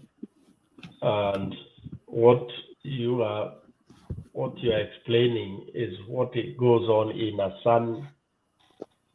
a sober community. Like now the argument, it is true, it's very clear that coalition bill. You do it before election, then you stay for 6 months, then you are able to leave. But then I've not read it properly. When they say you are able to change, how do you change? How do you change? Exactly. That could be a lacuna. I don't want to say per se, but I want to read it and see, because they should have gone further to say, if you are free to leave the coalition, how do you leave and what becomes of you? You know, because if you are elected in my ticket, or rather on my ticket, then you leave me now after the agreement. Then ondoka kabisa, you know, give me back my ticket. And my ticket is including the seat you got in my ticket. That's why I was talking about the recall clause. Yeah. So, so now, but this now, my worry is that we don't have a sober court to arbitrate this. Or, for example, even the speaker. Precisely. That is my frustration. That's my frustration. The matter may actually end up in court. Yeah. So it will end up in court, and they will give us shit. Okay? Exactly. They'll give us nonsense. And that's why, for me, I'm so happy with what is all these gaps. They are recipe to the uprising we are talking about. Remember the uprising in the 2017? No, was it then? No. The 1917. Is it 1917? Yes, uprising in Russia. You know how it started, or what was used as a trigger? It was women celebration, women celebrating their day. So they all gathered there, women from all over. They did celebrations, and then one of them said, jameni, munakumbuka tuko na shida ya bread. As much as we are celebrating here, tuna njaa na hatujui nyumbani tunapelekea watoto nini. Kwisha, kiberiti ilishika moto. That is how the French bread revolution came. So, so I'm saying what is happening is so good. The frustration will trickle down to Mwananchi. Mwananchi atafeel frustration, because I can assure you, for 1 year, that parliament will not, if they were to stay, that by December they will not have delivered anything. Because one, it is a concoction of so many things. Some, there are a lot of loose ends, and KK is just looking at their own selfish things. They are not looking at policy, Mwananchi issues. So by the time they come to kind of settle and agree, time will have gone, and Mwananchi atakuwa amesafa kabisa. There are some bills that need to be either corrected, amended, or something to be able to facilitate. Right now, they should be thinking of how they can go quickly do some relief where they get the money or whatever it is, because Kenyans need to get some relief, the entire country, very urgently. Hata kama ni gorogoro mbili per household. Museveni did this during COVID. You know, as much as people hate Museveni, I have respect for him to some extent. When it comes to his people, na his people ni wale gani? Those poor people we are talking about. Ule mama ambaye ukimpatia gorogoro moja ya mahindi, you've saved her week. She goes half of it, she does, or rather the whole of it, she does unga, okay? And then the beans you have given her, one in it becomes mboga. And she's able to feed for a week or something like that. Okay? So if in Kenya we are not thinking that, we are thinking me and you, people who can afford food. Ruto has forgotten. Ruto's utterance of hustlers was not true. It's not real. It is conmanship. Ni mkora tu. Ile mtu anakuita bro, kumbe anabeba kisu na mkono ingine. Ukitana na kustab. You've heard of people killing you and they are calling you my brother. Eh? Na mtu anakuua na ni bro, anakuita bro. How do you call somebody bro and you're killing? So that is it. And I'm so happy that the hustlers, so-called hustlers, that idiotic face, I want them to suffer. Nataka watu waumie kabisa up to their knees. Then they will start. Their laws will lead. You know, I witnessed some being interviewed by journalists in Nyeri about the fuel problem. And I saw one of them was saying that watavumilia tu, imagine. Ni ujinga. Wacha tuone watavumilia. Na ukisikia huyu anasema anavumilia, hiyo bodaboda afanye ni kazi yake ya bodaboda, ana mabiashara zingine ama ni mwizi or something like that. Bodaboda tu ni cover up. Huwezi vumilia when you are not able to get the 300 shillings per day you are getting. It's very difficult. You will burst. There will be rupture. Umeshinda na bodaboda na hukupeleka hiyo 300 because these days some of them take very little money. Bodaboda business has become so difficult. Yeah, you can imagine the whole day umezunguka, the much you can take home maximum 500 shillings when you have done so well. Then out of that umekunywa mafuta 200. You have 300 shillings. Unga ni 200 sijui na ngapi. Oh my God. This bubble will burst and we will celebrate. Let me ask you, a church, you don't see it getting out of hand because, you know, they are going to divide them. If they are not careful, they'll succeed in dividing the churches. Because if you brand other people are being ungodly, to an extent where you say, you know how wengine, God is not with them, isn't it? So nikama they are pagans or they are makafiri. They call them makafiris or what? Let me tell you, Kuseo, public participation, the biggest, and I think God is on our side. The Azimio people. God sometimes rewards people in a very mysterious way. God can make Kuseo suffer for stone to flourish. I know that he can. I know some people suffer for others to rise. Now, what is happening is that as we are speaking, you are bringing issue of spiritual church and all that. What are the Muslims thinking and saying? And let me tell you, in this world, the day you will be opposed by Islam or Muslim people, that's the day you utajua ujui. Why? Because they have numbers as well, and they have strong following. There are people who speak in one voice. The second people who, if they oppose you, you are in shit, is the Catholic. The Catholic speaks in one voice. What the Pope says in the morning, it takes 30 minutes to be communicated all over the world. I don't know about the other churches, but those two, you start playing around, they feel like they are getting edged out or threatened, umjue mambo yako imeisha. Hii yako ya kurukaruka ukisema bwana asifiwe na nini is shadow. Ruto is treading dangerously. I think the church issue is being taken too far.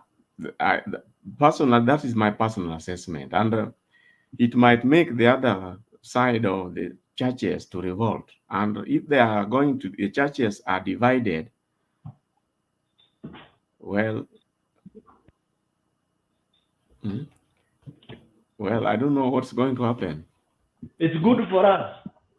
It's good for us, Kuseo. You see, even the church, Kuseo, even this so-called church is not. How many churches are those? The people I could count there is Redeemed Church, Deliverance, the Faith Evangelical Ministry. They are even less than 10. So don't look at it as the church. Those are just a few people, very few. Those are very few because I didn't see anyone from Catholic. I didn't see anyone from PCA. I see which is the other one. So ACK, the mainstream churches were not there. These are evangelicals who run the kind of private. The Anglicans were there. I didn't see. The only people I saw is the evangelicals, and even I didn't see any Anglican. Me, I just saw the people I saw on the forefront. They were evangelicals. They were wearing collar, yes, but the evangelicals. 3/4 of the people I saw there who I could recognize. Collars, even me. So I you have can't say that collars, is the church. That's like maybe 10%. The other 90%. Collars, collars. So Even me, that is not the church. Those are just a small, very small segment. Okay, let me welcome. That is not the Kenya. That is brother. not representative of the Kenyan church. One moment, public. Let me welcome Richie Makiadi. Karibu sana ndugu. And I think on that note, public atamalizia vile anasema, alafu tutupe mpira kwa Richie Makiadi. Public, you can finish what you are saying.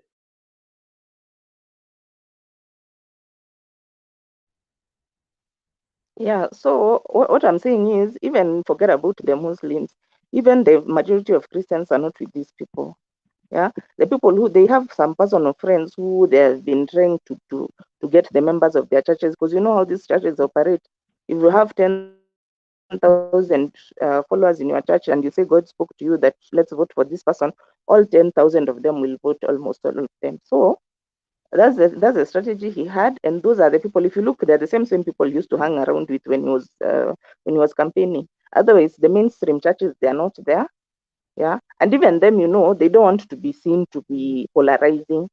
So the wise ones are keeping off from that kind of a scenario whereby you are polarizing, because even at times associating too much with one mrengo means you're going to lose members. Because if like ACK, if you decide now you're taking sides of Hustler, what about your Azimio members? You see, so many of them now, I think they've learned. So they're keeping off. The people who are really in bed with Hustler are the ones who he's funding them very heavily, and they have nothing to lose. But these other churches, they have learned. Did you see Nani there? This guy who was in Bomas. Sapit. Was Sapit there? I mean, I didn't see him. Did you see Sapit? Ole Sapit? In that gathering? Yeah. I don't know. He was not there. Stone, was he there? I think the council. I don't know. Even I didn't watch. Did you see him? I didn't see him. Anyway, yeah, me, I didn't see him. I looked very well. He was not there. You see, this. Yeah, that is. You're saying what? Yeah, we will check because we have the videos and all that. Yeah, he was not. He was not there. You see, these mainstream churches, they are governed by votes. They are governed by votes. So you can't go and do something unless the board has agreed. Yeah. The same thing with the Catholic. You cannot take a side unless maybe it's been agreed on to higher levels. There's accountability. But when it's a one-man show, that one you can as well, do whatever you want to do. It's like your own personal business. Yeah, you can do whichever. You can be affiliated to whichever side you want. Don't say the church. This is like a very small minority of the church. That's not representative of the church. Yeah. Okay. Before you come in, Makiadi, one small point here. Public participation, we agree. But you see, the optic and the way it is presented by the government of Kenya is that the church, XYZ, the State House, the church, the Christian church. So whether there are 5 of them or the mark or whatever, that is the picture being created. And now the other churches cannot be seen to exonerate themselves because, again, they don't want to be pulled into the mud by the pig, So that's why the main, let me call them mainstream, if they are not there, they keep quiet. And what remains with the people is that Hustler movement or Hustler government imekuwa na siku za maombi kwa State House, and that will be the routine. And that is what people will believe. Lastly, when I'm nikimalizia, Kenya, we are heading to what I saw in one of the countries, I will not name which one, in Africa, whereby now churches are registered as limited, but them, they don't use limited, they use INC, like what people have in the US, Faith of God Inc. There they agreed. They said it's also because church have become commercial. Even the government, the law passed. They said you can open your own kiosk, and they call it Stone Faith of the Church, Stone Faith, blah blah blah, Stone's Blessed Church Inc. That is where we are heading, because churches in Kenya, majority of them have become kiosks. Yeah, so wewe unafungua kioski yako kule Dandora, and you are there, you unanunua vinanda, you start singing, you start making noise in the estate, you attract a few people there, and that's it. So it's a very bad trajectory, just because you cannot question people's faith. Our constitution allows us to X, Y, Z. So we are in for a very long haul. Makiadi, over to you.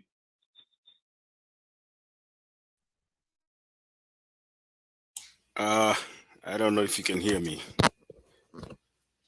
Okay, good to see you, Stone PK, Daktari, public participation. I think today was an interesting day. I don't know why, PK, you failed to watch some of the clips that came out of the State House function today. If you want, I can play you one here. It's very interesting. And if you don't want to destroy your, mood, no, please do. Yeah, there's one interesting one here that I have just uploaded. Let me see. Prayer item number 2, I want you to pray for our economy. We are not in a very good place. I must say this, and I must tell you this. We have debts. We are a country in debt. And you know very well what the Bible says in Proverbs. In Proverbs, and 22 verse 7 says, the rich rule over the poor. And it also says, the borrower is a slave to the lender. As we speak today, we are chained to many debts. 65% of all the taxes we collect, we use to pay debt.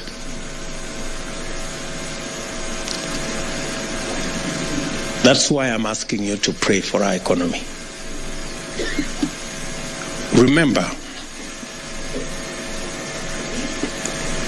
the words of Deuteronomy 28:12. The Lord says, I will open, told the children of Israel, and I'm sure we can claim the same for our country, Kenya. The Lord told the children of Israel, I will open the treasures of heaven. I will cause rain to be in your land. And more importantly, he said, you will lend to many nations, but you will not borrow from anybody.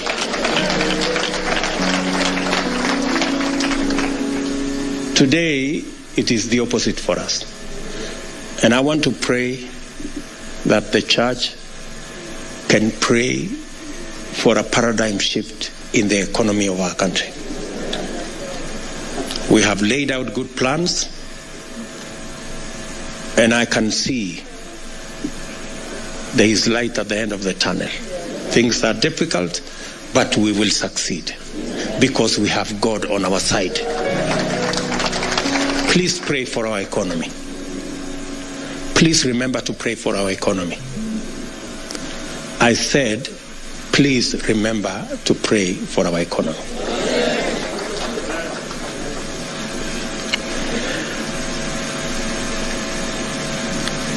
Part of the reason why we have borrowed heavily from others is because we haven't been prudent in savings for our own nation. Our children, you remember the words of Proverbs again, 13:22, which say, a good man leaves an inheritance for his children's children. But the wealth of sinners is stocked up for the righteous. So, instead of us leaving an inheritance for our children, we are leaving debt for our children. And so, we have to be prudent about saving. It's biblical to save. I know there was a ruling this week by the court on matters to do with savings in our country. They have told us to do certain things, including to go back to the Senate so that we can proceed together. That we are going to do because savings is a must.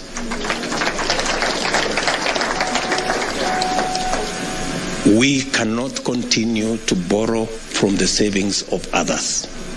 If we must borrow, let us borrow from our own savings so that we can pay interest to our own savers and we can build our country using our own savings.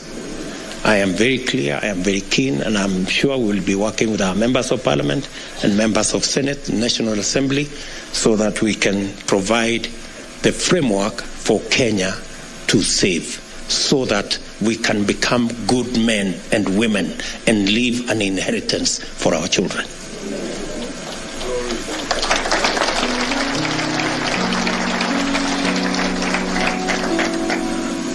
Do you know that everybody who works today in Kenya saves only 200 shillings every month? How much? Not 2,000. Even those who earn 500, 600, 1 million shillings, they save 200 shillings. And somebody has gone to say it should stay like that. That is not what savings is all about. So we are re-engineering that whole space, and we want every Kenyan to save. Those who are employed, their employers should also match their savings, and those who are not employed, the government of Kenya will save with them. If any Kenyan saves an amount, the government of Kenya will give them money equivalent to a percentage of their saving to become part of their savings.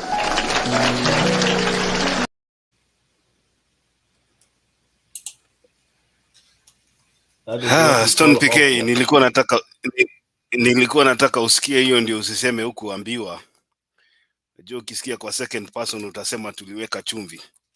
Sasa hiyo ndio maneno ilikuwa inaendelea leo. Inasemekana kama ufanyi kazi serikali itakusaidia kusave pesa.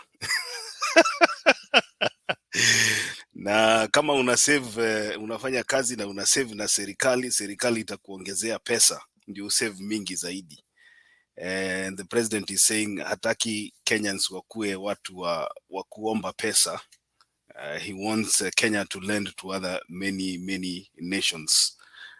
And he's the same guy mwenye ametoka kupigia Biden magoti huko wasaidiwe na pesa. Kama uliona hiyo.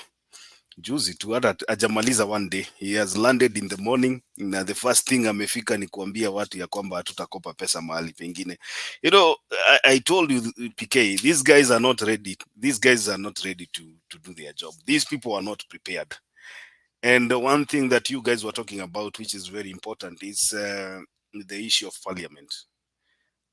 I think the best thing that can happen right now is for Azimio to get the majority leader, so that we make life difficult for these guys. You know, all the bills that they plan to bring to parliament must go through the majority leader.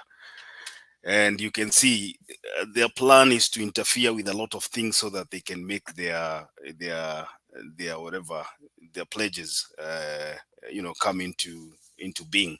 And most of the things that they are telling Kenyans are things that they cannot even afford. People are crying about food right now, and what the president is telling people is that you save, utasave nini hata kama hauna kazi. You don't have a job, you don't have money, you cannot afford life, you cannot afford unga, and you're being told to save so that the government can come and borrow from you. If the government is borrowing from you, how then does that same government help you to save? Alafu, I respect preachers and everything, but when you hear people clapping to such idiotic statements, you wonder what they are thinking, because kuna vitu zingine hata unasikia zinaongewa hapo as make sense. Hata ukiwa mtu ambaye unafikiria unaona hiki tu hai make sense, it doesn't make sense. So these people, vile nilikuwa nasema last time, I did not expect us to reach this stage whereby the president of the Republic of Kenya ataambia watu waombe economy, but I think I was wrong.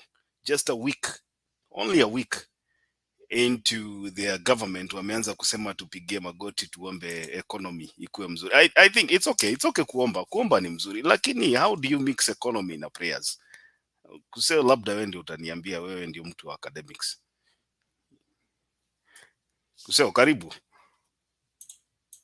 I just want to, okay, welcome. Is it Philo and is it Anchaka? As we have been here and now we are just more or less like winding up. I wanted to say that, you see, the DP is mesmerized with this idea of the NSSF contribution. Now, even the people who are accessing their pensions, the truth of the matter is that these people do not invest at NSSF entirely. Even the people who normally get these lump sum payments at retirement time, they have options where they can save and invest. There are these things you call contributory schemes. They are all over the place. And the DP cannot, sorry, this government cannot start rubbing it home to people that you save 200. That this cannot be. You earn 1 million. This cannot be. The people who are having the 1 million and who have grown themselves through investments, they know what to do. Now, to try to rub it home that NSSF seems to be the only thing that he knows is a bit very, very worrying. It's very, very worrying. In fact, the truth of the matter is that more than half of the employed do not recognize that 200 savings at NSSF as anything. It is not. Most people are more serious. They go to other schemes, which even pays better. But let me just come back to this NSSF thing for the time, for a while. You see, these so-called pensioners funds at NSSF have been repeatedly misused by the same government. And if for some of us you would remember, that is part of the reason why the Atuolis had issues with them.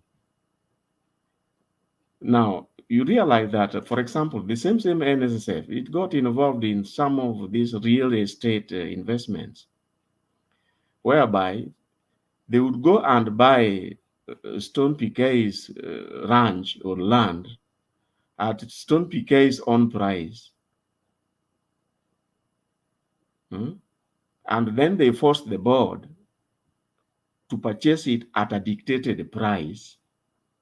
You can imagine if a piece of land is being bought for real estate development, or being acquired for that matter, and then the board is told to pass it purchased at almost 10 times the market price. You see how they have been looting the pensioners' funds in the past. Then they go developing these real estate places like most of the NSSF estate developments around the country. Now those things have been seriously overstated, and then for those who remember, those developments were done by the politically correct contractors. At the same time, take the famous one at Embakasi. There is a Nyayo estate there, which is NSSF. The plans seem okay, but you'll be surprised that, those buildings were done that development was done through some very, very special concrete.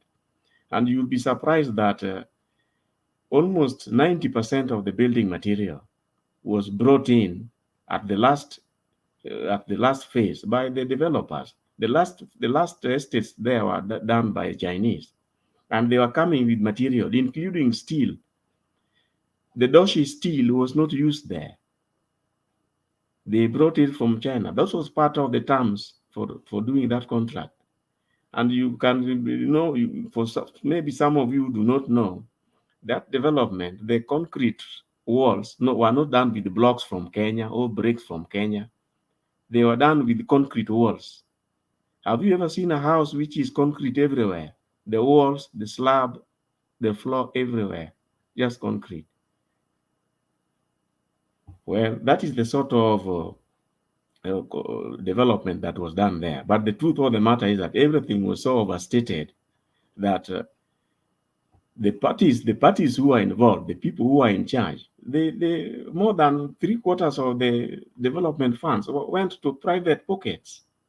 Now, this is the same fund now. The president is telling Kenyans that they are going to pass laws so that Kenyans would be forced to double their so-called savings, so that the government will be having access. NSF money, they don't need anything. They just access it.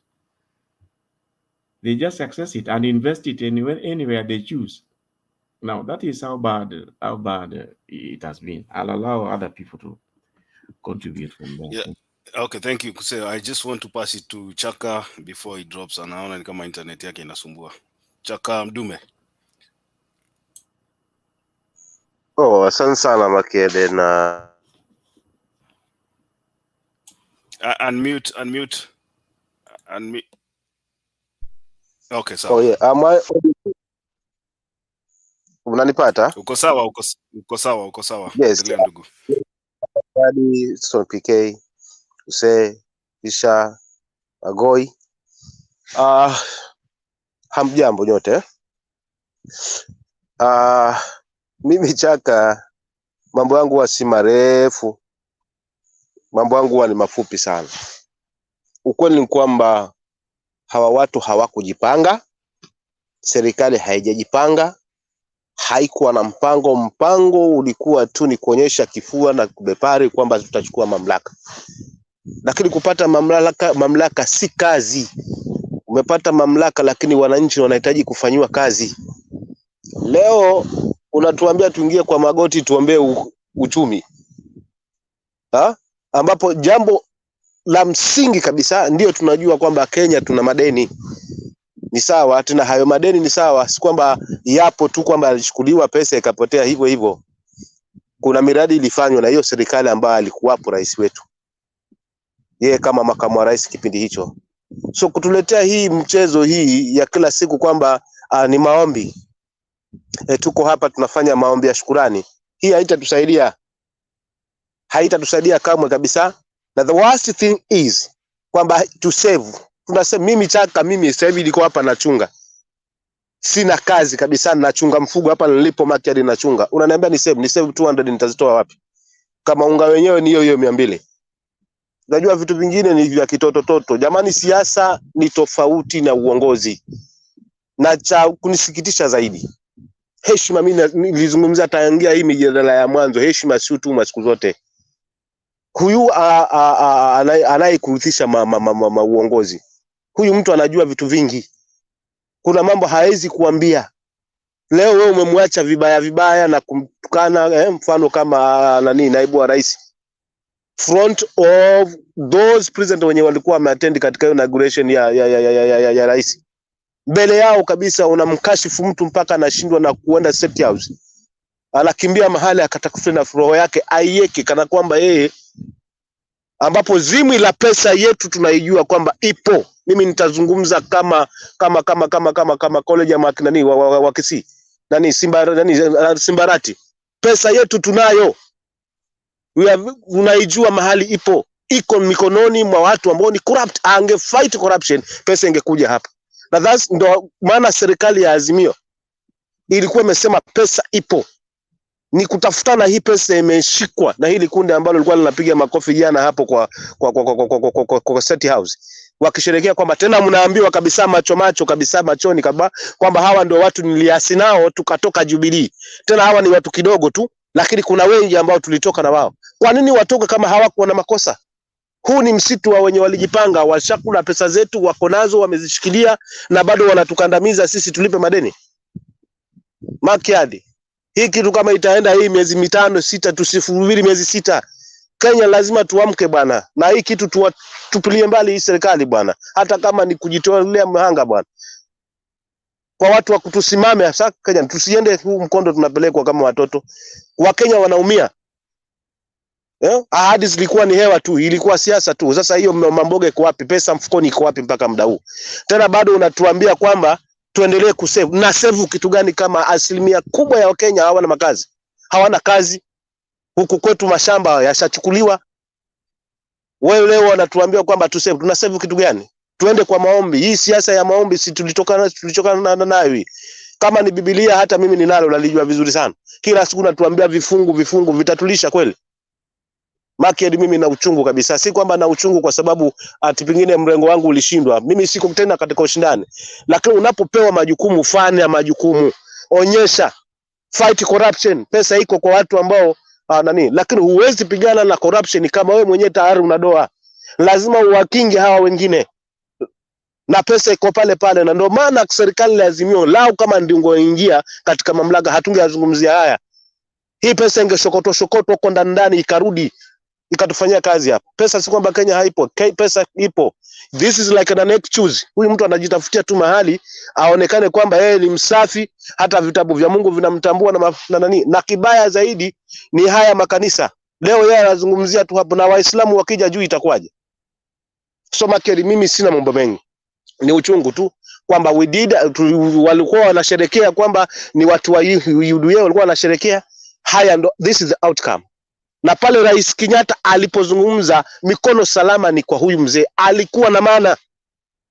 Sasa haya ndo matokeo. Hakutakuwa na changes zozote hata tukisubiri. Hakutakuwa, hali itakuwa hii excuse.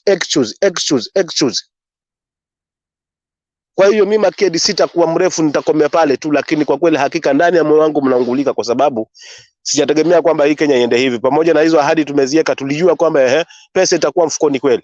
Sasa huyo mama mboga na bodaboda wako wapi? Ikiwa mimi mwenyewe hiyo kazi ya bodaboda ndio naifanya, hapa nilipo ndio nayoifanya. Ukitengeneza shilingi 400 kwa hiyo siku umetengeneza kazi. Tena mafuta yako hapo, unga pale. Unashinda una save kitu gani? For real, sisi tumepotea. Kilichobaki hata yeye mwenyewe pia amechanganyikiwa kwa sababu aligundua kwamba uongozi ni tofauti na siasa. Sasa haya ndo matokeo. Na huyu ndio Mungu tunamuona kwamba wao waliosema kwamba wamemuingiza katika State House kutokana ni maombi ya watu wa Mungu. Ndio Mungu huyo ndo anayemwadhirisha. Ataenda ataomba mikopo na yeye pia. Hakuna njia nyingine, ataenda Korea, ataenda huko, juzi alikuwa huko Marekani akibembeleza apewe. At least. Lakini kwa kweli hakuna kitu kitafaulu. Mimi wacha niachie hapo Makiadi bwana. Haya, safi ndugu yangu Chaka. Stone PK, una jambo la kuongeza kabla tuende kwa Mogoi? Nataka kumpongeza Chaka, nimefurahi kwamba tuko na watu. Chaka, subiri Kiberitu tutaasha bana. Thank you very much. Back to you Makiadi. Haya, sawa Stone PK. Chaka, asante sana kwa maoni yako. Sasa sisi tunashindwa rais ambaye aliyoko kwenye mamlaka saa hii atamlaumu nani? Kwa sababu yeye ndio rais na hakuna mtu ambaye anabishana na yeye saa hii. Alikuwa amezoea kusema kwamba Rais Uhuru Kenyatta, rais mstaafu, ndiye ambaye aliharibu uchumi. Sasa Kidogo ni yeye. Kidogo Market, nichukue second yako moja tu niongeze kitu kidogo. Second yako moja tu. Safi. Kitu ambacho lazima sisi wa Kenya wote tuamke. Kitu ambacho mimi nasema lazima tuamke, tuangalie future ya watoto wetu. We cannot, hatuwezi ruhusu this kind of leadership, kwa sababu uongozi Makiadi ni tofauti na ni tofauti na siasa. Umepewa sasa mwanamwali ndio huyo. Ulimlilia ulimtaka haya ndio huyo. Mimi nimenyamaza, nimekunja mikono yangu. Unafikiri Rais Kenyatta ni mtoto haswa? Ni mtu ambaye haelewi kwamba ni nini. So please, huu ni wakati wa waibu. Wacha abebe msalaba wake. Serikali tumchampa, majukumu ni yake. Analamia nini? Hii siasa hii anaipiga kila siku ni ya nini tena? Na tulitoka kwa siasa. Kwa sababu this is the kind ya siasa alikuwa anaifanya Makiadi. Ya Mungu, deep state, secret state capture, na hii ni nini hii tunaiona? Lazima tuzungumze kweli kabisa. Tusipotoka wa Kenya kidedea, tukiruhusu this kind of leadership, for real, watoto wetu hatutakuwa na future kesho. Na hii itamezwa, kwa sababu kile wanatafuta ni at least angalau wakote huku, kwa sababu tunalipa ushuru. Na kama alivyosema yeye kwamba ushuru unaingia kwa madeni, tunalipia madeni, kwa hivyo Kenya iko mahali pabaya. How tunaweza amini vipi? Kwa hiyo Market, please, hii mimi sitaki muifunge. Mlilikuanza juzi, karibu na itafuta siku 3-4, hakuna mtu hapa. Hii kitu iendelee hivi, Wakenya waone, tusimame na tuwaelimishe wengine ambao bado wako katika giza. Kunakozaliwa baba yako Market, hakuna rika lako. Huyu alipata uongozi upo, kuna watu wazima walikuwa wameona. Sasa huyu aliangalia hii generation ambayo ipo as from 1997 mpaka sasa, akajua hawa watu hawajajua Moi era ilikuwaje, wakati wa Moi ilikuwaje. Kwa hivyo akashikilia hapo kwa vijana, akakamata vijana ndio wengi. Kwa sisi ambao tuko na above 40 years, wenye tuliona hayo madhila ya redio ni moja, TV ni moja. Wakati huo mtu anapandishwa, unakosa unaingia kwa gari ya polisi na mateki. Leo unaenda unakalishwa mahali. Haya matunda hawajayaona hawa watoto wa siku hizi. Hii ambayo tunaiona. So hii panel iendelee Market, please, tena yaanze kama ilivyokuwa inaanza 2:30 usiku. Tuendelee kuchangia haya maneno, at least wa Kenya tuamue. Asanteni. Haya, safi ndugu yangu, tumesikia. Tutajaribu tuwezavyo kabisa kuhakikisha kwamba tunaendeleza maongezi katika stesheni hii. Wacha niende kwa Mogoi, karibu.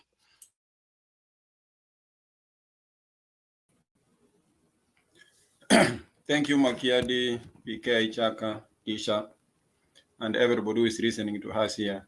It has been a while, Makiadi. It is good to meet once again when we talk about perception and the way our country is moving on. Yeah, by the way, it is a stressing situation we are going through, but this is where Chebukati and Martha Koome brought us to. This is their government. This is Makiadi and the Koome government. So for those of us who we don't believe in it, we are watching, that's why we said we are not moving on, but we are here, we are watching it for a while, and we have seen what they have started with. You see the way the Martha Koome started using the church. It's the same thing Ruto is moving on with the churches. When they don't see something to do ahead, they go back to mobilization. This is mobilization they are doing here. People are waiting to get life which is affordable life. but he is seeing nothing to happen. So he's coming back to the church. The church, they are the one who gave him the mandate to players all the time, who are expecting to get the justice or right to be made affordable for everybody. But he's going back to them to tell them to play. Now it is not to demand for the for the manifesto to be implemented. He's telling them to go back and tell their people to play. Don't ask for what you need. Don't ask for food. Don't ask for maize. Don't ask for lower prices. No, go back and tell your people to play. Maombi. Fanya maombi. You want to tell me Ruto as a deputy president for 10 years, he didn't know where the economy was? He just woke last week when he was sworn in, that's when he know where the economy is? Are we fools here? I don't know. You know, some things Ruto is taking people like a comedy. And Kenya is becoming like a comedian room where you want to play your own ways and see how things work. Who will be clapping, who will be cheering you? You see? These people who are going here for prayer, because now State House is our worship center now, let us say it, they should ask him to help poor people, bring the money. The charter he signed knowing what to do because he was the deputy president. He knew where the money was. He didn't sign those charters for nothing. He knew what he was doing. He was the second in command who knew everything, what was going on. The people he has as an MPs, they were the people who were passing the bills and the budget in the parliament. Did he came from Canada to be elected to be the president? Now he's saying the country is in a big debt. Why are Kenyans being taken like foolish, degree? You know, Ruto can push people. He's using the church to calm people down, but don't joke with hungry people. Wakati watu wako na njaa, don't push them to the wall. The time they will push back, this country will burn. Let Ruto sit down with his government and talk how to improve the lives of people. Don't congregate these people, churches, and tell churches what does the government do with the churches? He went there to play. Let him play and worship and let them go. Then sit down with the leaders and plan for the economy of the country. You are telling people who come with the pipe to pray for the economy. What do they know about the economy? Yeah? They didn't have those agenda that they are going to talk about the economy in the State House. How can that topic come in our worship? Okay, it was a church service. How does that topic come in an economy? Are those economists the people who were there? He was asking them questions on how to revive economy. Kenyans, we didn't support the government. Is the president. We are not moving on. We are watching, but don't push people to the wall. The churches are the people who give hope. They give hope to the people of the world. We are here. We believe in God. Everybody has his own way of religion. But please don't take people like, I don't know, you know, Ruto is becoming a very con leadership. I don't know, let me use it for the sake. He's a con leader. You know, these leaders, the church leaders, they are demanding for their M.O.Us, wherever they signed with him. Now, because he can't implement it, he's telling the situation is bad. That means I don't have money to implement your M.O.U. Now, please, let's go back and tell the people to pray. When the economy will be okay, now I will implement the M.O.U. That is the next step. He's going to. There's nothing here. He's just playing with our minds here. There's nothing he's trying to tell these people. He's just to tell them to go and play. Oh, now it could be, I don't know how they go that, whatever they were saying there, demon, whatever, praying to remove demon from State House. It is what is making these people to feel like now the president is vulnerable. He doesn't have money. Now we have to pray for him. Now we don't need to tell him to implement the manifesto. Now the charters he signed, let us forget about it. You see, that is what he's planning to do. Now he's having escape to national social security funds. Or if you don't have, we will pay for you. Where are you getting this money? You are going for to pay for these people who are not employed. If you don't have money to employ the people. National Social Security Fund, it is for individuals' money. Even if I contribute 100, it is my own money. Let everybody increase his own money according to the salary he gets. If I decide to save 2,000, 5,000, it is okay. Is this government accountable for this money I'm saving with the government? If you can steal the loans, you get the grants, you steal it. How so am I? You gonna save my money? You are telling us we have debt. Where did this money go? You bring money for the project of Kimwarere, wherever. You store the money. Now you are telling us, oh, let us play. Why don't you tell us where the money went for the first thing?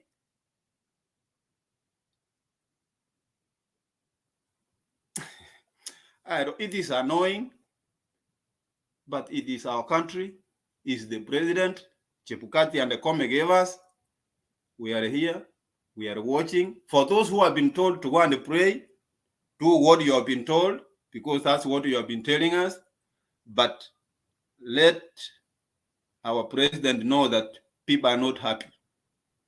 People are hungry for the first thing.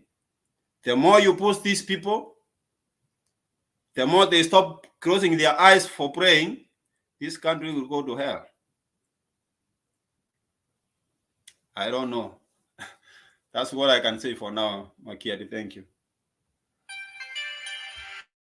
Okay, let me move to Disha.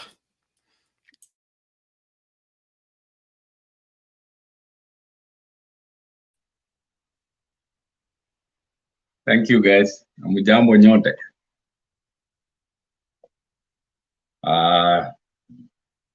Let me start by naona mambo ya kanisa imechacha sana. Mi nafikiria mambo ya kanisa, I think the president anafaa kujua kwamba mambo ya kanisa ni mambo personal. I think afai kuweka ni kama that is a public thing, like asa kila Mkenya aanze kuomba. It's if you don't work, you don't get food on the table. It's not like you can pray na ikuje kwa meza. I think anafaa kuweka personal life kama yeye anaamini Mungu to whatever extent, aweke ikue personal. That is a public office, afai kuwa anaifanya ikue kanisa, because Kenya is a country of freedom. You can worship whoever you want. So I think it should be something that is personal and family. Aache kuweka mambo ya state kwa state house na public offices. Very soon tunaweza ambiwa lazima kuwe na mikutano ya kanisa kwa every government office. But anyway, that aside, the last time we spoke, nilisema, I think Kenyans are expecting so much from this government. And those were campaigns. And nilisema last time, those were too much expectations. Like, watu wanafikiria ati hizo vitu zote zitafanyika. It can't. And kama kuna vitu mingi zitafanyika, it's not in the short term. Hizo ni vitu watu wataanza kurealize. If you talk about sijui ati food sustainability, hiyo ni kitu lazima upatie like seasons za kupanda zikuje zipite, ipatie kama 1 or 2 years. Si ati kitu itakuja kesho. When it comes to money zenye wanasema hakuna pesa serikali, kweli hakuna pesa serikali. The way government collects money is through taxes, employees na VAT. Na hizo vitu kama pay, for example, you wait for a whole month mpaka employer submit hizo returns. Vitu kama VAT unangoja mtu auze kwa duka submit before 20th of the following month. So you can't really judge them immediately. You have to wait and see. They have to collect their money. Tuone kenye wanaweza fanyia, but for now It's like, you know, KRA receives money like ni kama tu mshahara yako unapokea inapita, unaweza pokea zingine in the hapo katikati, but most of the returns inakujanga at the end of the month. So okay, we can't castigate them that they are doing nothing. We don't know. It's too early for them, and I think Kenyans need to lower the expectation. Na serikali sio kazi ya serikali kulisha watu. It's in fact watu wanachaguanga serikali kuwapatia services kama health, hiyo education nini, but I think most Kenyans wana expect ati kama sasa itakuwa inalete unga kwa. It is not possible. The best the government can do is the work. I don't understand why tulikuwa tunatumia subsidies. Why would you tax a Kenyan then urudi baadaye? Why would you overtax that product then urudi baadaye uambie sasa nimekuteremshia basi bei? Kwa nini usiteremshe tax na uachane kulete mambo ya subsidy? Ni kama kutoa pesa kwa mfuko moja kuweka kwa hii nyingine. So in fact what they need to work on is reduce those taxes on the products. But kutumia ati unapatia subsidy ya mafuta ya unga, hiyo inapatia watu sasa njia za kuiba. So the best they can do, he says, for now, in fact the best thing they need to do, unasikia Kenya saa hizi mambo ya chakula, the drought is really bad, there is watu the chakula kuna, what they need to do ni kupatia let them open the doors za watu kuimport mahindi na wasitax. They waachane, like they give a window of like several months, wapatie watu waingize mahindi, waingize chakula yenye inahitajika. But doing away with the subsidy na hauna mpango ingine, you need to work on something because there is no need kuwa na government pia na watu wanalala njaa. Acha ni kwamia hapo kwa sasa. Disha, swali ya haraka unasema wapatie watu nafasi ya kuingiza mahindi. Hawa ni akina nani wataingiza mahindi ama chakula? For now you don't care. What you need to do is wacha watu wakule kwanza, lakini sasa hiyo mahindi itabidi wherever ataingiza aingize, mwenye ako na pesa ya kuingiza aingize. Aya, sawa basi. Let me leave it there. Let me play a video here alafu tusonge kwa PK. Infrastructure. If you are borrowing the money to build the standard gauge railway as we have done, or to expand our road network as we have done, or to expand our generation and distribution of energy as we have done, that is investment in the right direction. And that is why even our multilateral development partners agree. Yeah, I just wanted to play that video so that I can remind you all that it is the same guy who said that the Kenyan government is borrowing to invest in the right projects right now.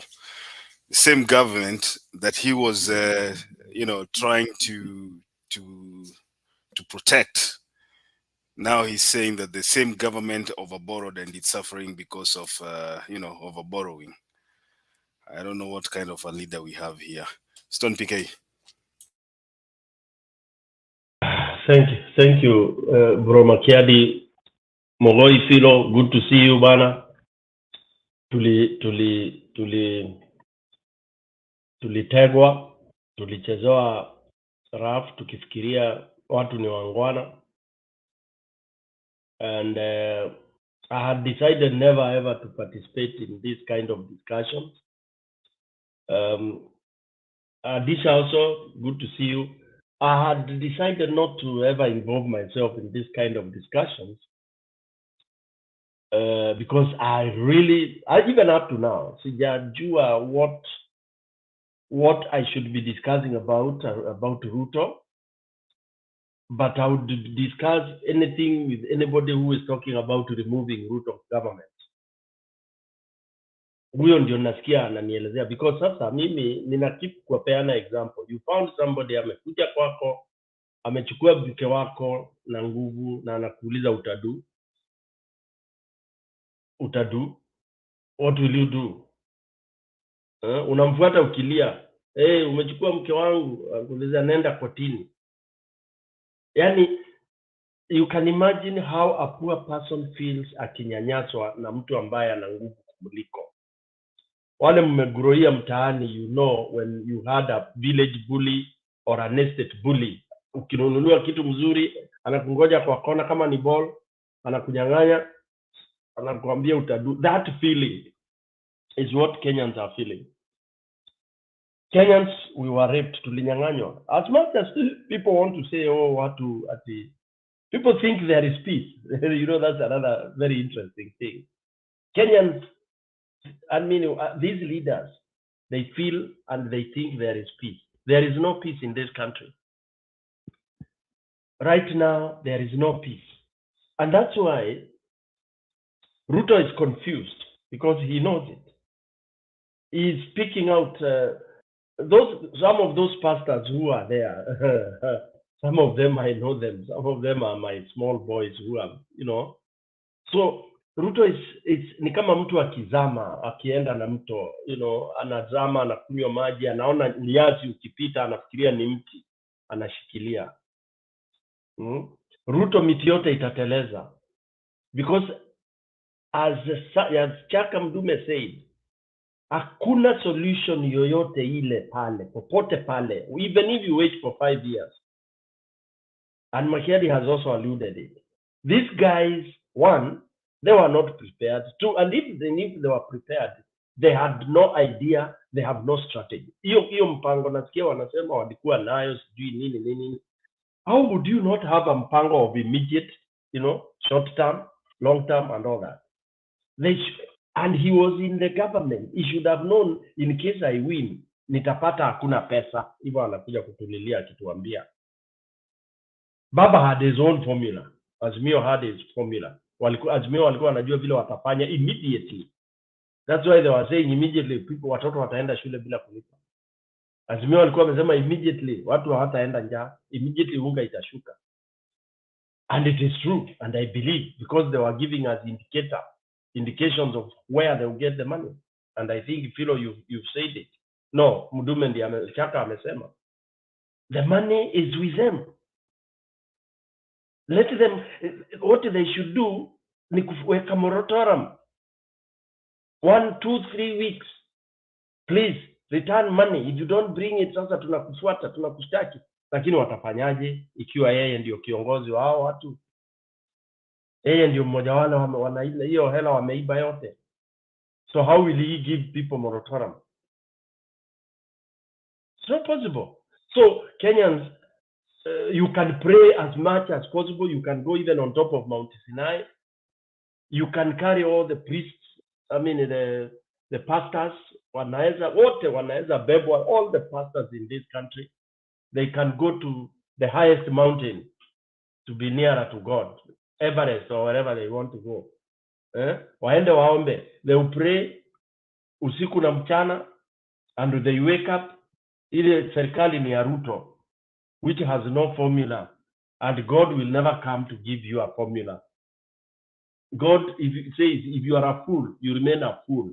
But if you work hard, you work hard by walking along with people who have some ideas, then unaweza kuokolewa, unaweza kupata ka idea. But if you are a fool and you remain with fellow fools, hivyo ndio utakaa.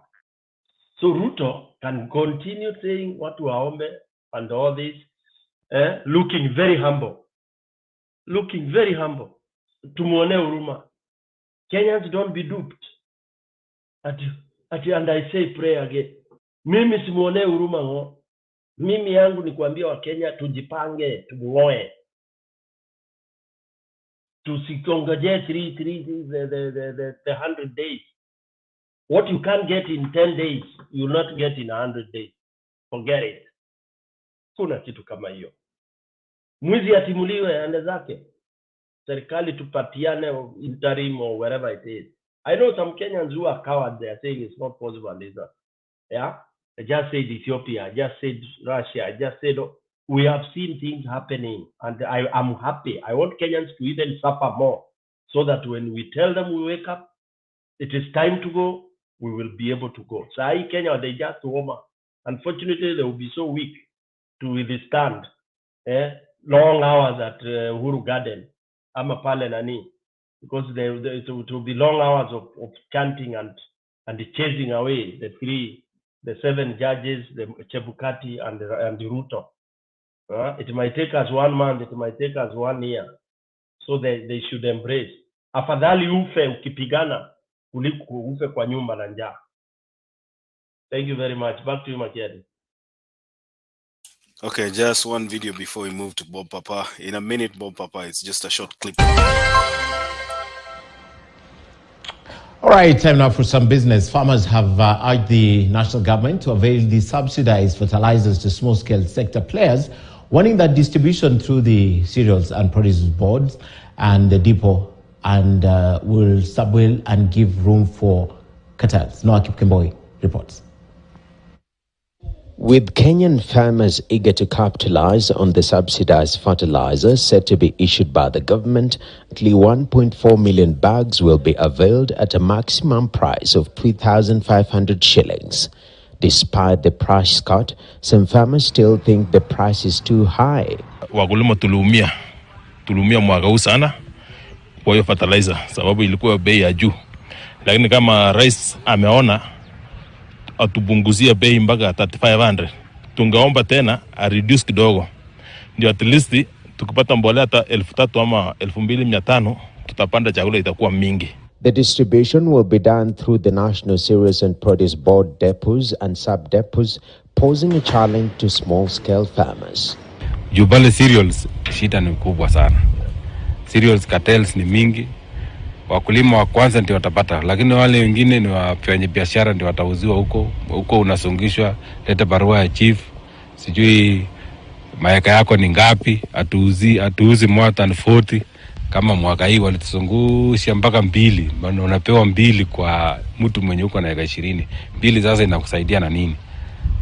But farmers in Kisii have gotten a hold of the subsidized fertilizer. Nina furaha kuwatangazia wakulima wenzangu ya kwamba kuna mbolea katika huu mji wetu wa Kisii ambao inauzwa kwa shilingi 3,500. Msimu wa upanzi ulikuwa uanze mwezi wa 8. Hadi sasa wengi hawajapanda. Na wale ambao wamepanda bila mbolea. Sasa hii mbolea ambayo tumeipata leo inaweza ikatusaidia at least kufanya mashamba tuweze kupata chakula. Kuna wengine sijui kama watarekebisha, naona kama wengine ni brokers, wanachukua tena wanaenda kuuza. Lakini sana sijaona mkulima akija kuchukua kutoka cereals akiuza, anatumia kwa maana ni bei nafuu na itamsaidia. Na pia kuna registration unapewa kulingana na acreage ya shamba yako. Also, there is a call for more agricultural sector stakeholders to be involved if the fertilizer is to reach the most in need farmers. Tunaomba cooperatives wahusishwe, CBOs ambao wanashughulika na mambo ya wakulima na hata Kenya National Farmers Federation ambayo tunasimamia mambo ya wakulima tuhusishwe ili fertilizer iweze kuifikia the right people, sababu wakati mwingi unakuta fertilizer imepeanwa lakini haifikii wakulima kwa njia nzuri. Individual farmers will be entitled to a maximum of 100 fertilizer, though farmers are waiting to see the availability of the much needed input. Now the Haya, Bob Papa.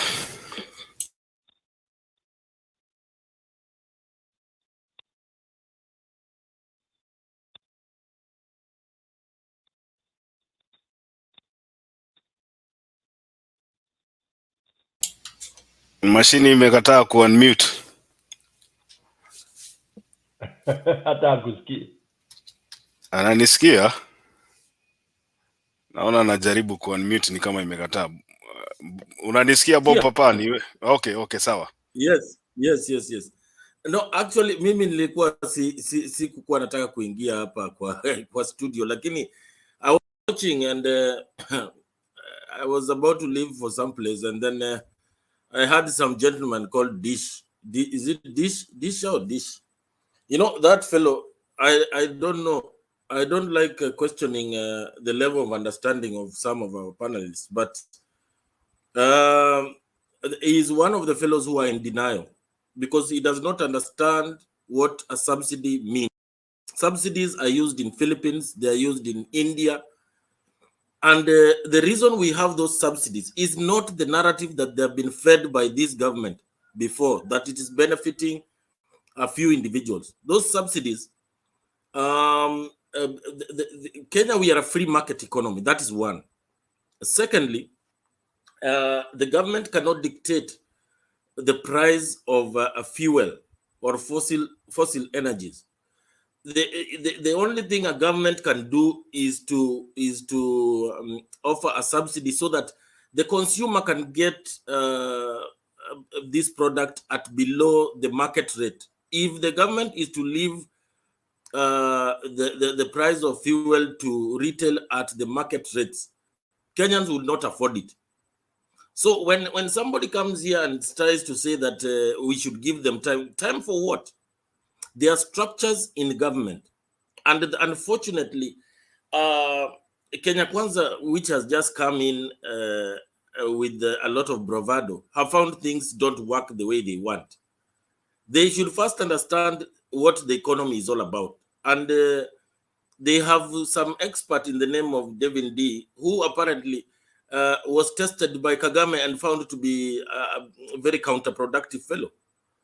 Let them try to use him and see if they can alleviate, because subsidies are very important, and to pretend that you're going to remove them, it will not work. That is calling for a revolution, because as it is right now, when we had the subsidy, Kenya was actually getting the best prices, generally one of the best prices in Africa for fuel.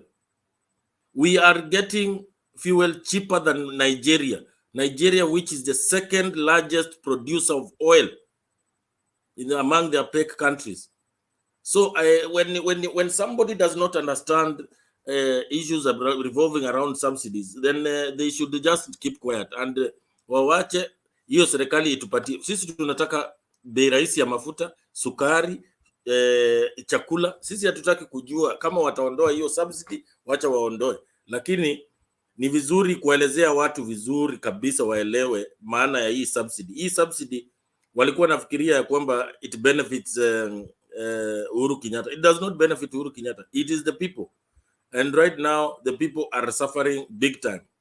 So let them understand first before making a lot of noise. Thank you. Let me leave it at that. Thank you, Bob Papa. Good to see you back. Let's move on to Ndemba.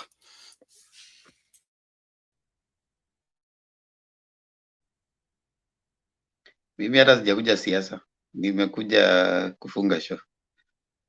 Mambo hiyo mambo umeongelelea sana. Sasa sina kupiga blue. Mimi nimekuja kupiga tu blue. Mimi hata sina usemi kwa hii ni ya leo. Makiani. Bob Papa kishaongea hivyo, sasa niseme nini? Two words. Papa amepona, ameoga, sasa amerudi soko. I heard about the saving part, nikasema it's Martin Luther King Jr. who says that you tell people to pick themselves by their bootstraps, but they don't even have the boots in the first place. So when you're told to save what you don't have, now you go back to the campaign promise ya kwamba they will borrow from internally. So wanataka kuborrow internally. So yule ambaye ana anakamuliwa zaidi ya aombwe tena zaidi.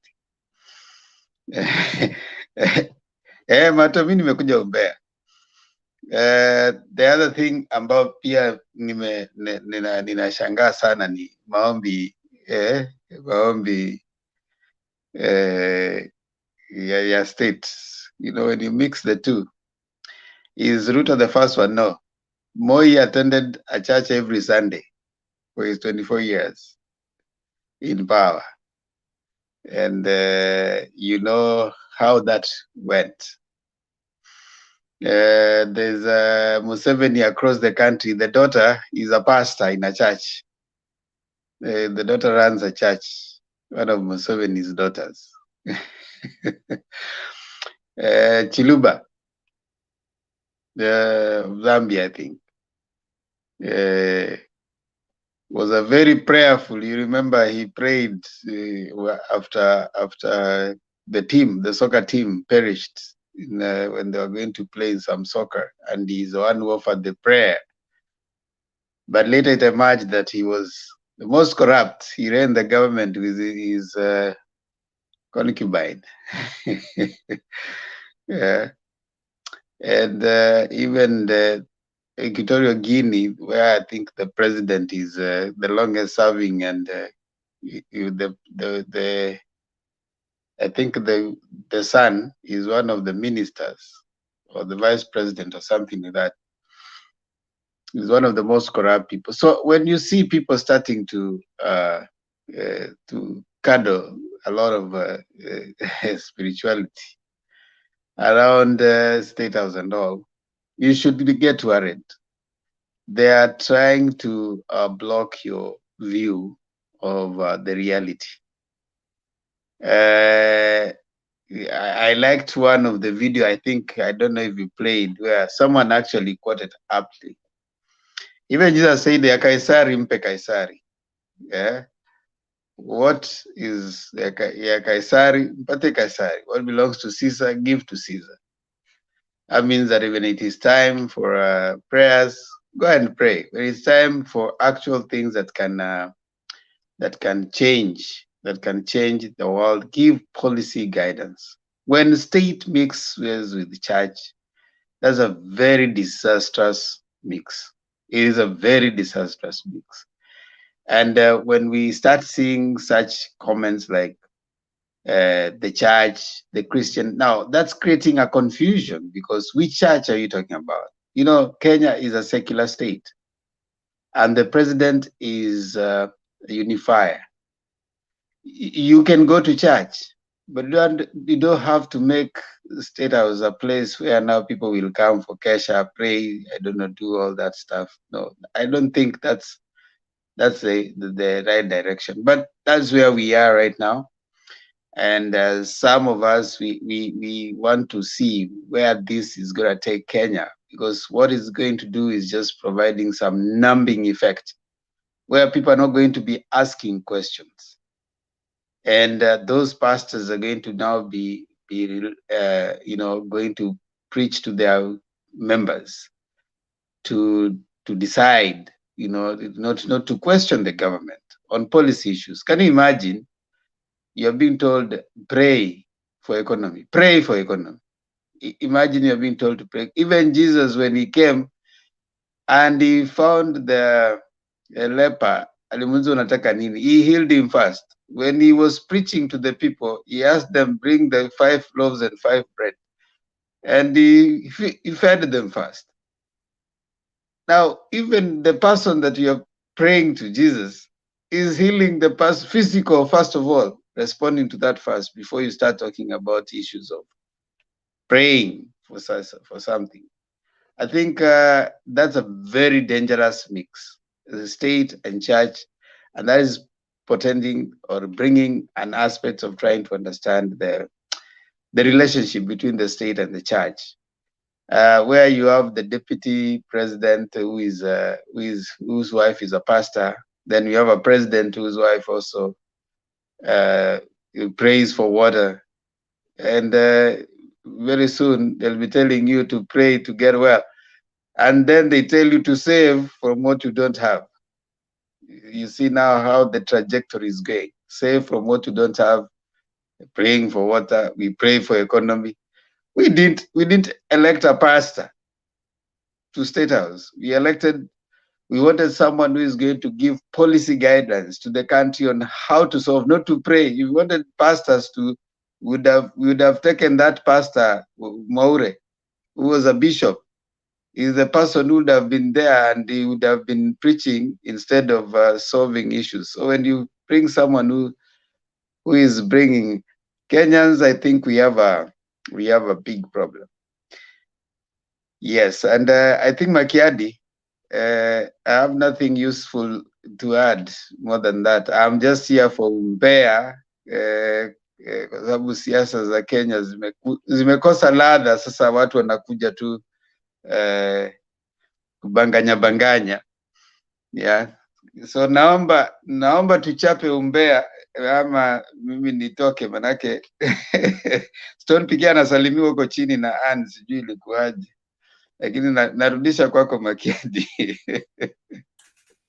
Wacha nipatie Chaka kwanza dakika moja ongee, juu naona masaa imeenda, ndio tukaribie kufunga. Chaka. Asante sana. Alafu pia wacha nimsalimie Themba kidogo.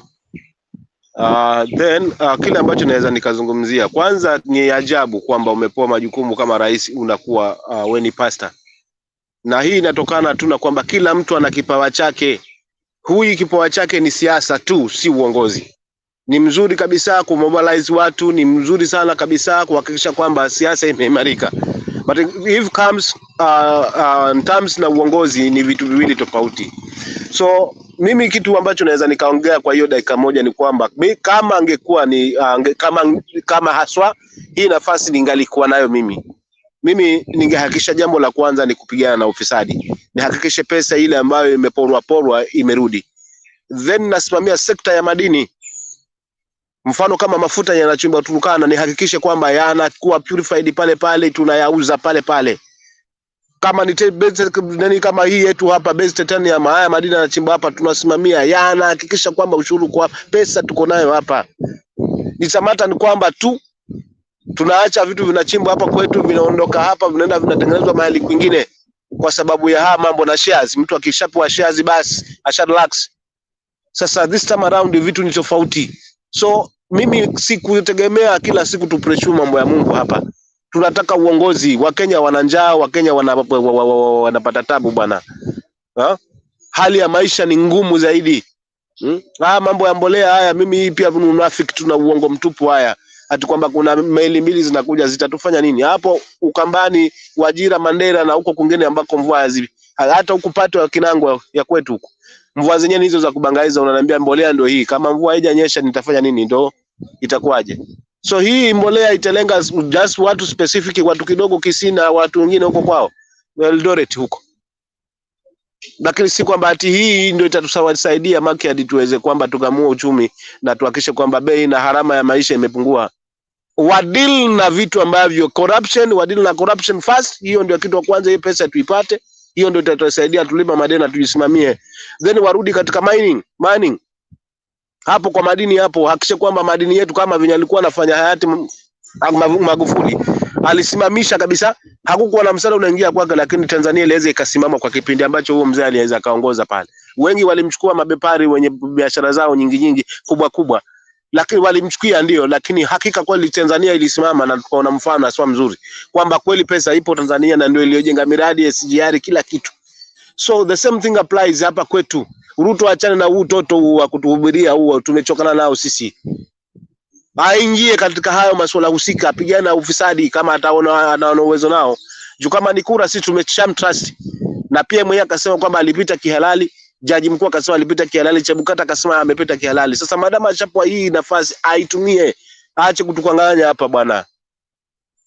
Wasubebe tu sio Kenya kwamba hatujielewi. Mambo haya ya kampeni haya tushajua, hii ni kampeni tu. Bado yuko pale tu. Gashagwa pale na huyo Ruto mwenyewe pale. Kwa hiyo mimi sitakuwa mrefu ni hapo, lakini mambo mawili tu azingatie: corruption, mining, alafu angine kwa tourism. Uone kama Kenya hatutapiga hatua. Huku kutupotezea muda hapa na nani si fresh. Asanteni.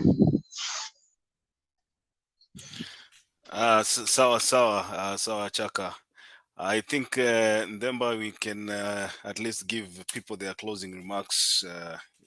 Time to do their closing remarks, and then tufunge show. Najua Jumatatu imefika tayari, Bob Papa najua ko tayari kwenda shughuli, so at least we will start with Bob Papa, Mogoi, Stone PK, alafu tuingie session ya kufunga kipindi. You can take over from there, Ndemba. Aya, safi. Toeni hoja zenyu za mwisho. Tuanze na papa mwenyewe papa. Unajua, I want to echo what Chaka has said. You know, this nonsense of religion, bringing religion, matters religion and government, we should forget about it, because the reason people have tried to do that in the yesteryears is to try and get a firm grip of power. And we know what religion can do And a good example is Israel. When you try to bring in religion in matters governance, the next thing we'll start seeing is Israel, another Israel here. So we should do away with that kind of rubbish. Let this man style up. And he was given the hot air by, we were given hot air, and he was given the constitution by Martha Koome. So let him hold that constitution. That is his Bible. Forget about any other Bible. If he wants to hold the Bible, he can hold it in private. He doesn't need to tell us. That is what we want. We want him to use the Bible that is used to run a government, and that is the constitution. Hiyo ndio Biblia yetu tunataka, na ndio tunataka tuendelee nayo. And all these issues about religion, about outside declarations, these are people who are having a problem with legitimacy. They are trying to get attention. Hawa ni kama maslay queen. Uliona hata Gachagua jana anabembea kwa magari akitembea. We don't want that. That man is, whatever he was doing yesterday, is a security threat to this country. What if somebody is to, God forbid, somebody is to assassinate him? We'll have conflicts kama hizi za Somali, because it will be said that Azimio ndio imemmaliza. So these people, they should realize that they are now president and vice president, deputy president. Let them behave as such. Na kama hawajui, ni vizuri watafute technocrats wawafundishe vile kuingia ofisi. Unajua hata ukiandikwa kazi kuna induction. I don't know what they have gone through in this induction. They are simply overexcited of being in possession of stolen property. That's our vote. So let them utilize it now that they have been confirmed by Madam Koome. Sisi, mimi nitamaliza kusema sisi tunangoja hii written ruling ya Mama Koome. Alituambia ni hewa moto na tuli present. So sisi tunangoja tu tusome ili turidhike. Kama haturidhiki, tungoje uongozi wetu wa Azimio tuambie sasa ni vipi tutang'oa hii serikali, kwa sababu mimi hii serikali haijaniridhisha hata kidogo. Asante. Unangoja kusoma hot air? Nataka nisome hiyo hot air. Ndio sasa ni hata baba akiniambia tuende 1 million march, tutakuwa Nairobi mapema na asubuhi. Unataka kusoma hewa moto? Haya, Mogoi tafadhali.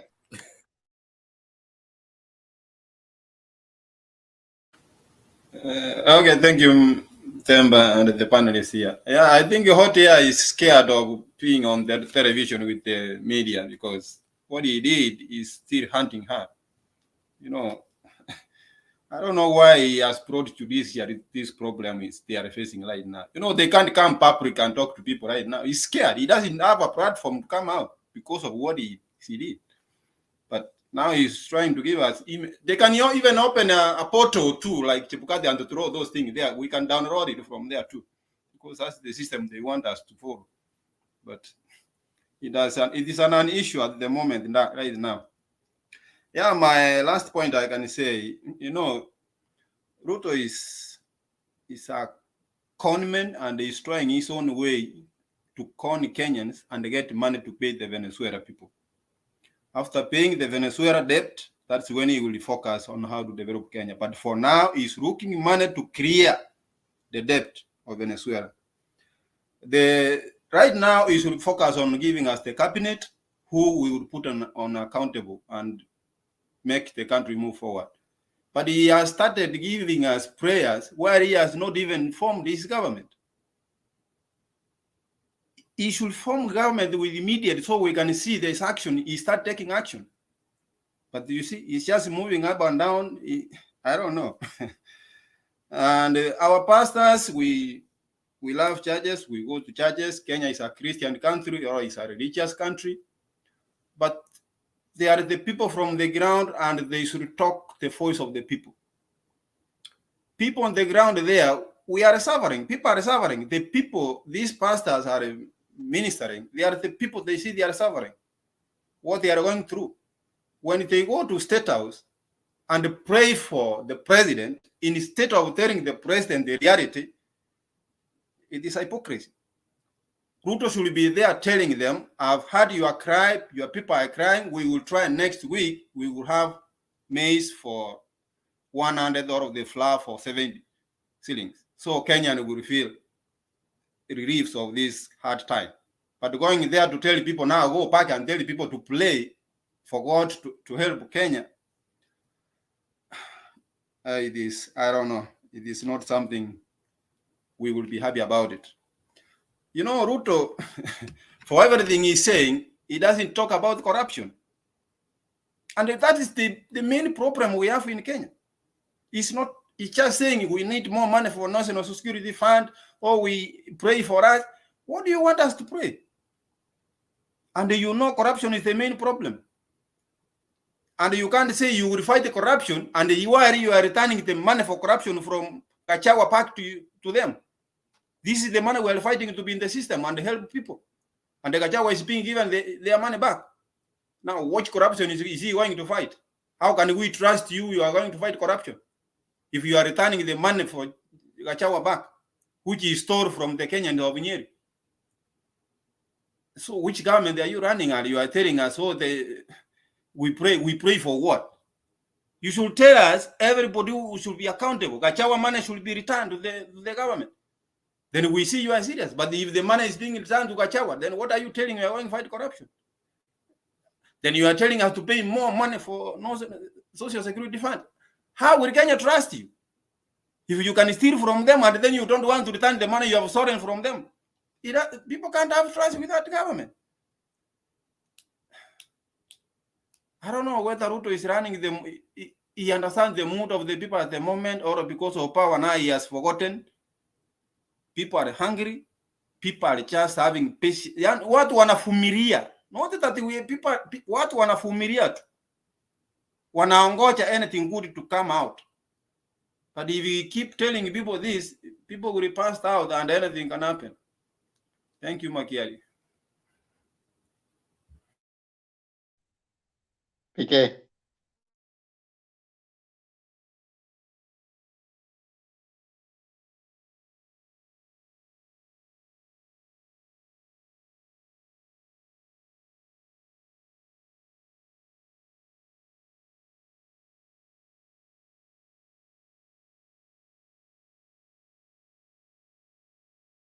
Oh, sorry, sorry,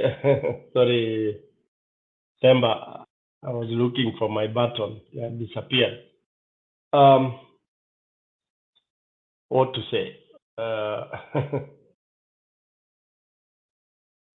We are getting what we all knew would happen. At one time during our discussions on this platform, we were, before elections, we were saying and explaining to people, what if?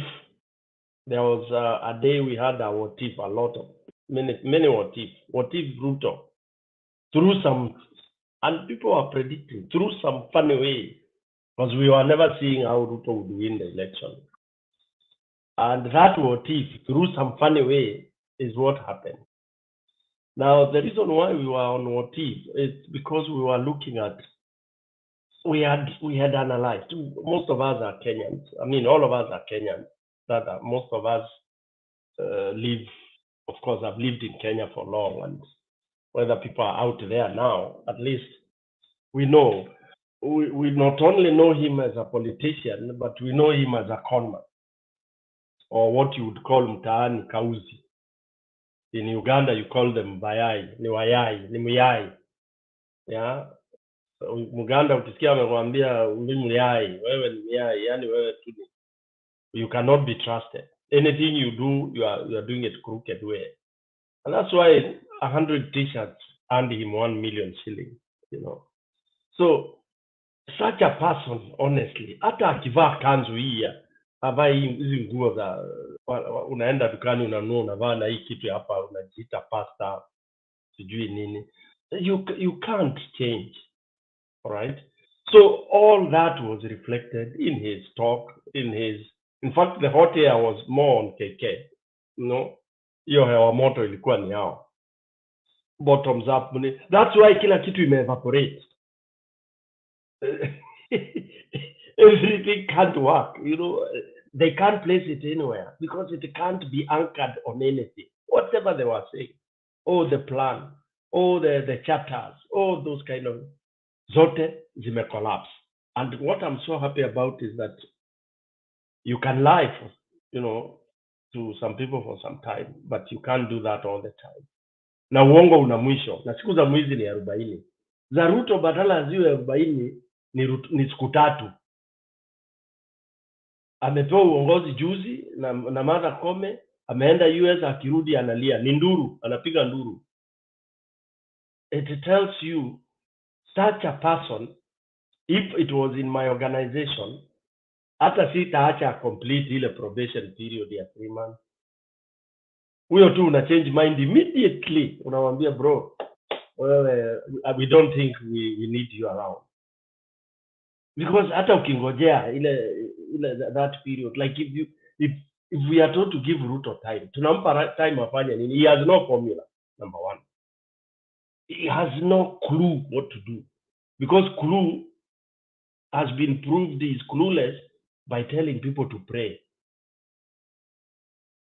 That tells you of somebody, not that yani ni mtu ana hiyo capacity. I'm lacking a better English word.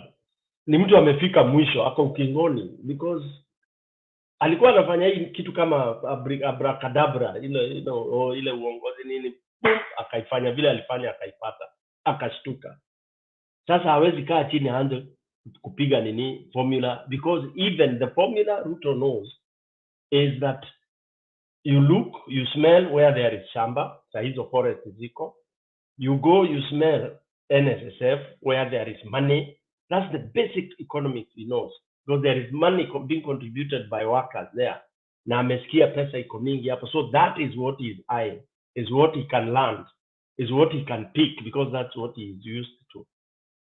And that is his style of making money, managing money, and managing people. Going where you think money is being collected, and then you start misusing it. Wewe ukiretire utangoja pesa yako mpaka ukufe. We go back to where we were during Moi time. I mean, it's ridiculous when you start targeting such things. When you start thinking that you will grow by borrowing this meager money because you think that money is idle. It's not idle. Every day people are claiming retirement. Then you start frustrating those. NHIF, this insurance, we need it active.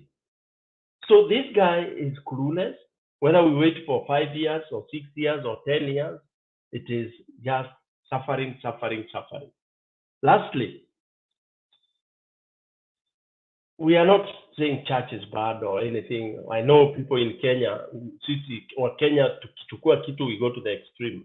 Ukisema ni mambo ya Mungu, we are even more saved than Jesus himself, the owner of Christianity. We overdid him. We are beyond Jesus.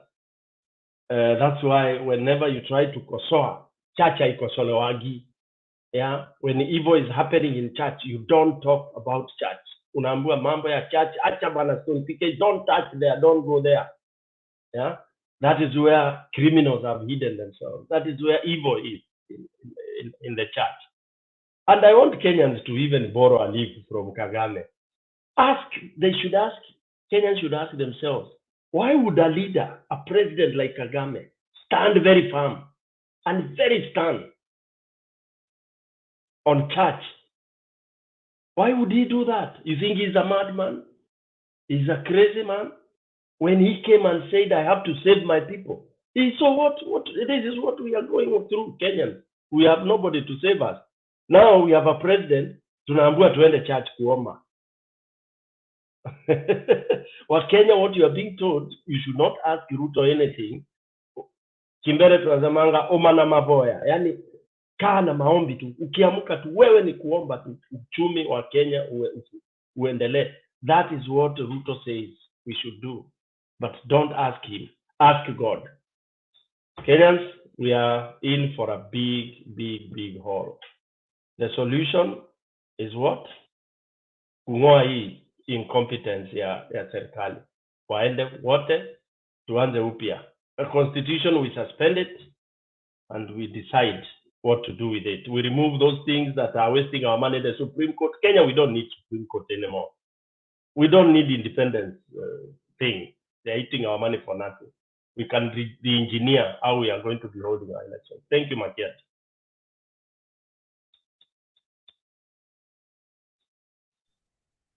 Oh, sorry, it was Temba. Temba, back to you. Sorry. Makiadi maliza. Yeah, mine will be very short. I think Stone PK has touched exhaustively on what I wanted to say, and he has added a lot of flavor. I looked at David Nd's tweet today, and he was claiming, actually was trying to disparage Wangari Maathai, the late, and her accomplishments. And this emanates from what happened yesterday with the deputy president making remarks, what we are calling roadside remarks, with regards to what the forest shamba system means. And if you read what David D is saying, I believe if this guy is the one who is advising Kenya Kwanza or UDA government in terms of economy, then we are in for a rude shock. And just like PK said, I'll repeat again, UDA had no plan. They had absolutely no plan for Kenya. Now they have the government. What they are doing ni kama ile inaitwa kutapatapa. They are trying everything possible to try and come up with a policy that they don't have. I have said here, and I'll keep repeating again, when Parliament opens next week, when Parliament resumes to normal business, let these people wapeleke wale watu ambao wamechagua CSS waweze kuwa vetted, ni at least tuone wako na haja ya kufanya kazi. Otherwise all these things wanatuambia we want to make people save, we want sijui kurudisha watu kwa misuti, hizi zote ni porojo tupu. We want to see policies, and policies can only come from a cabinet. Otherwise, if they don't do that, then they'll continue wasting people's time, and Kenyans are suffering. Modibo Keita said that when the citizens of a nation deem their most accomplished thieves as the most electable, then they lose the right to complain when theft becomes their national creed. Kenyans are finding themselves in such a situation whereby probably they didn't get their best to leadership, but now we will not allow ourselves to lose focus and complain. Like Stone PK said, our job here, for those who did not support this administration, we will keep this administration in check. Whether it's just one person or many, we will make sure, even if the opposition is bought, like they say, the opposition or the minority is bought, we have Kenyans out there who are ready to speak. We will not be muzzled. We will make sure that we speak our minds out. And if mtu mmoja peke yake ndiye atasimama akicriticize this government for its failures, then so be it. But we are prepared. We are prepared for the long haul. Having said that, I just hope that Azimio sticks to its plan, and I hope the court sides with Azimio so that we make sure that as we grab the majority leader position, we can also make sure that we frustrate these people kabisa. If we get the majority leader position, let's make sure we frustrate these people kabisa, so that this agenda yenye wanajaribu kulazimisha watu waweze kusave ndio waibe pesa zao kutoka kwa NSSF iweze kufail kabisa. Thank you, Dema.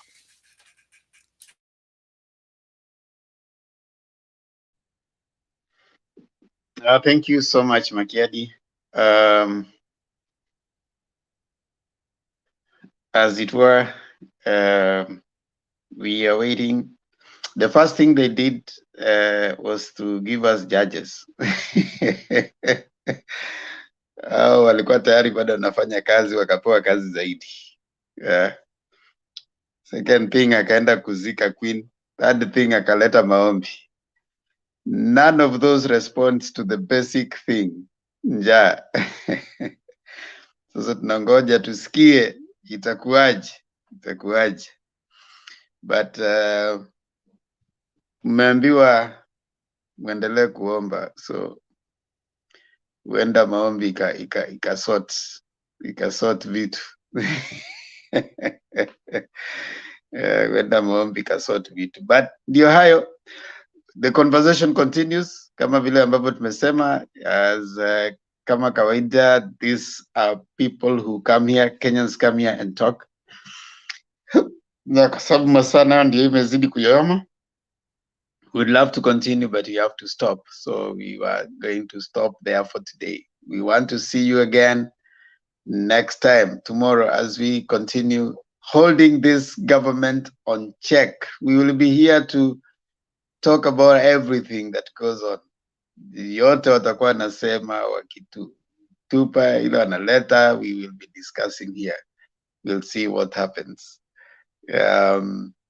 Haya basi, sasa ni wakati wa salamu. Kama uko hapo chini, tulisema jana watu wa Yellow muende State House, kutakuwa na kesha na maombi, ilikuwa huko. Sasa mliendea, hope mlienda. Kama uko State House na uko hapa, kama kwanza wewe ni pastor na uko State House, then you need to start thinking about your ministry very seriously. Haukupata wito wa kwenda huko.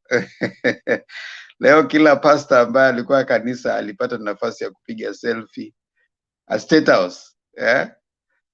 Mapasta. Sasa tunangoja kuwe na Thanksgiving ya watu wa bodaboda pia wapelekwe State House kwa hiyo tent. Alafu mama mboga pia wapelekwe State House pale kwa hiyo tent, so that wote wapige selfie kwa ndani.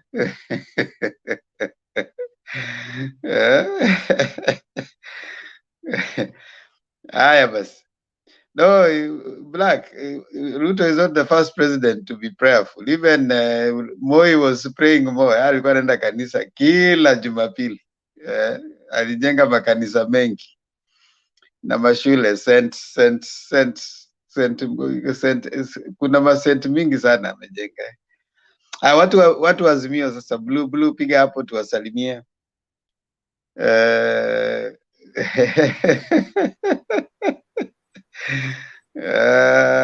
I'm blessed. The fresh son, I think I have bought 5 bags. I'm good to go. Thanks to KK. You can't buy free bags. Unaona sasa unaenda unanunua bags ambazo zimepeanwa free. It's interesting, Makiadi, that the deputy, I mean, I still call him the deputy president. Yeah, he doesn't sank kwamba amekuwa president. The president alikuwa huko Al Jazeera. Anasema ati the war in Russia has made prices, has affected Kenya to the extent that prices, I mean, life has become so hard. Prices of unga and everything has gone up because of the war in Russia. The same person who was saying that usituambie mambo ya vita ya Russia. Huyo jamani kama ako na MPD, naitango MPD ama nini? Multi-personality disorder. Pick one thing today. Alafu alikuwa anasema Makiadi anasema akiwa serious. You know the war in Russia and Ukraine is hurting us badly. Prices of goods in Kenya. Akasema comedy bana. Huyo bwana. Ayushua huyo bwana ni ule alikuwa naombewa. Manake ukiombewa nadhani mambo ya Mungu ni mambo imenyooka. Sasa kama unaombewa na bado unaongea with both sides of the mouth. No, Makiadi ndiye amejua. Makiadi amejua. Huyo jamaa ana hiyo condition. Hata mimi nilikuwa nimesema kabla hata election. Yuko na hiyo shida ya personality. Aliachieve ile kitu alikuwa anataka kuwa president aonyeshe, lakini sasa ni hivyo. Sara, asante sana, tumekuwa na wapiga blue. Eli Shivs rafiki ya Makiadi, asante sana. Piga blue tukusalimie. Wale wa yellow kama black, tafadhali muende mkatafute nini yenu huko kwa maombi. Iko moja hapa anaitwa Sofia Omar, anasema always a big fan, blue from Mombasa. Asante Sofia Omar, wewe ni wetu kama kawa kama kazi. Tumefurahi sana. Hizi sura, zoeni hizi sura. Unasikia Atueli alisema mzoee sauti ya Akasema kumbe nilikuwa ninafanya makosa. Sasa akarudi akasema zoeni sauti ya Ruto. Kuna Trufena Olaka, huyo ni yule nilikwambia, hiyo jina ni kama nyumbani najua yuko California huyo. Birian Stone PK, umesalimiwa sana na mwenzako kutoka California na haujibu salamu, anashangaa unakula nini peke yako bana. Stone PK bana, salimia Ann bana. Huyu Ann wako huyu. Dhemba mimi nataka ufundishe huyu rafiki yako, anasikia yuaitwa siku hizi Rigiji. Awache kuoperate kama manamba bwana. Jamaa anapanda gari na kuhang kama manamba. Wacha kutuletea shida bwana. Wacha ajisoto bana. Unajua sisi hatujali, afanye mtu anafanya akitaka hata kufanya nini bana. Cheki maneno. Nene. Telo to beria. Telo to beria.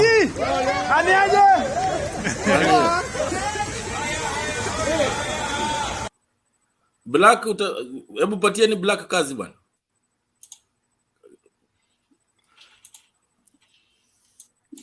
Umeona jamaa wako?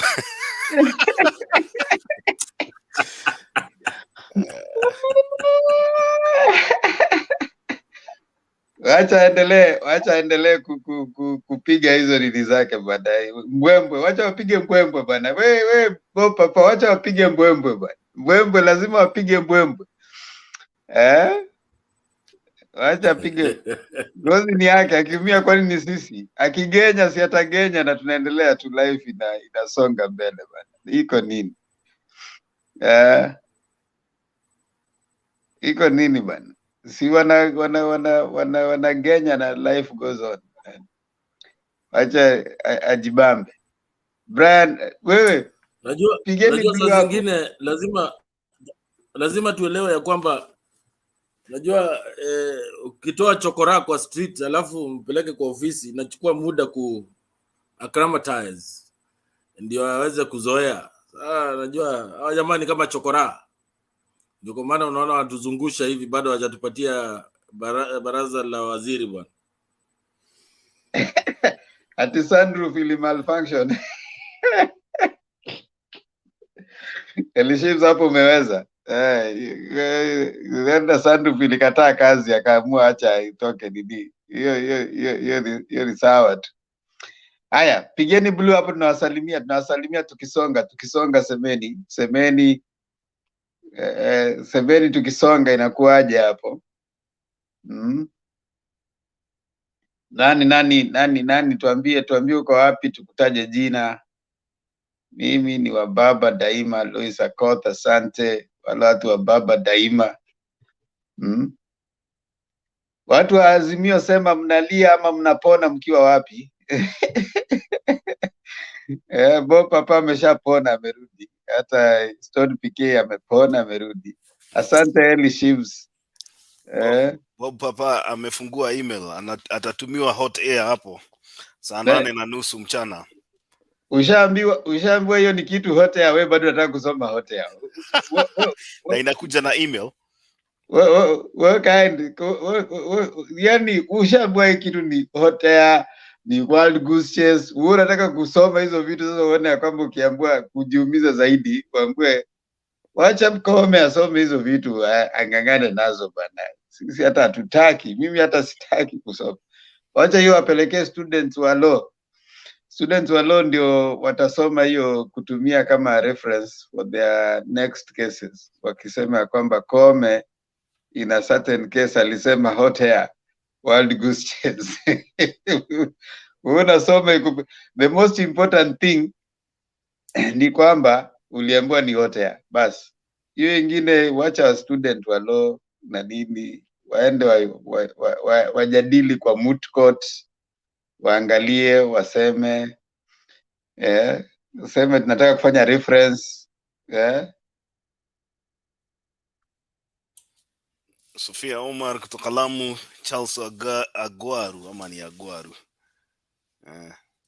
Haya, tunawapatia dakika 5 zaidi. Mkimaliza, ikifika dakika 5 tunasonga mbele, tunatoka. Zoeni hao watu hapa, wameoga, wamerudi. Stone PK yuko hapa, Bob Papa yuko hapa, Makiadi, sisi ndio tuko mnaongojea wale ambao wanaomba wale wakesha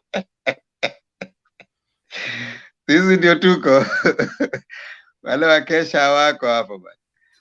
Tatu Juma kutoka Italy. Habari gani kutoka Italia? Wapi Sara Clevan, law student.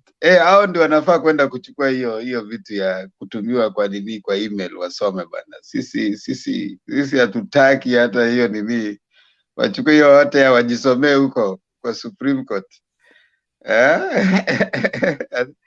Huu unaenda kuchukua time, tunachukua 1 hour kusoma wote ya.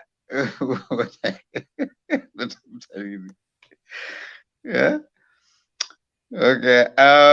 Semeni haya, tunangoja watu 5 watupatie blue tufunge, lakini huyo mmoja wao asiwe black. Black ni alikuwa maombi leo. Black, unaongea hapo na wewe ndio unakaa ulikuwa umetoka maombi bana. Kwani hiyo maombi mlikuwa mnafanya ni aina gani?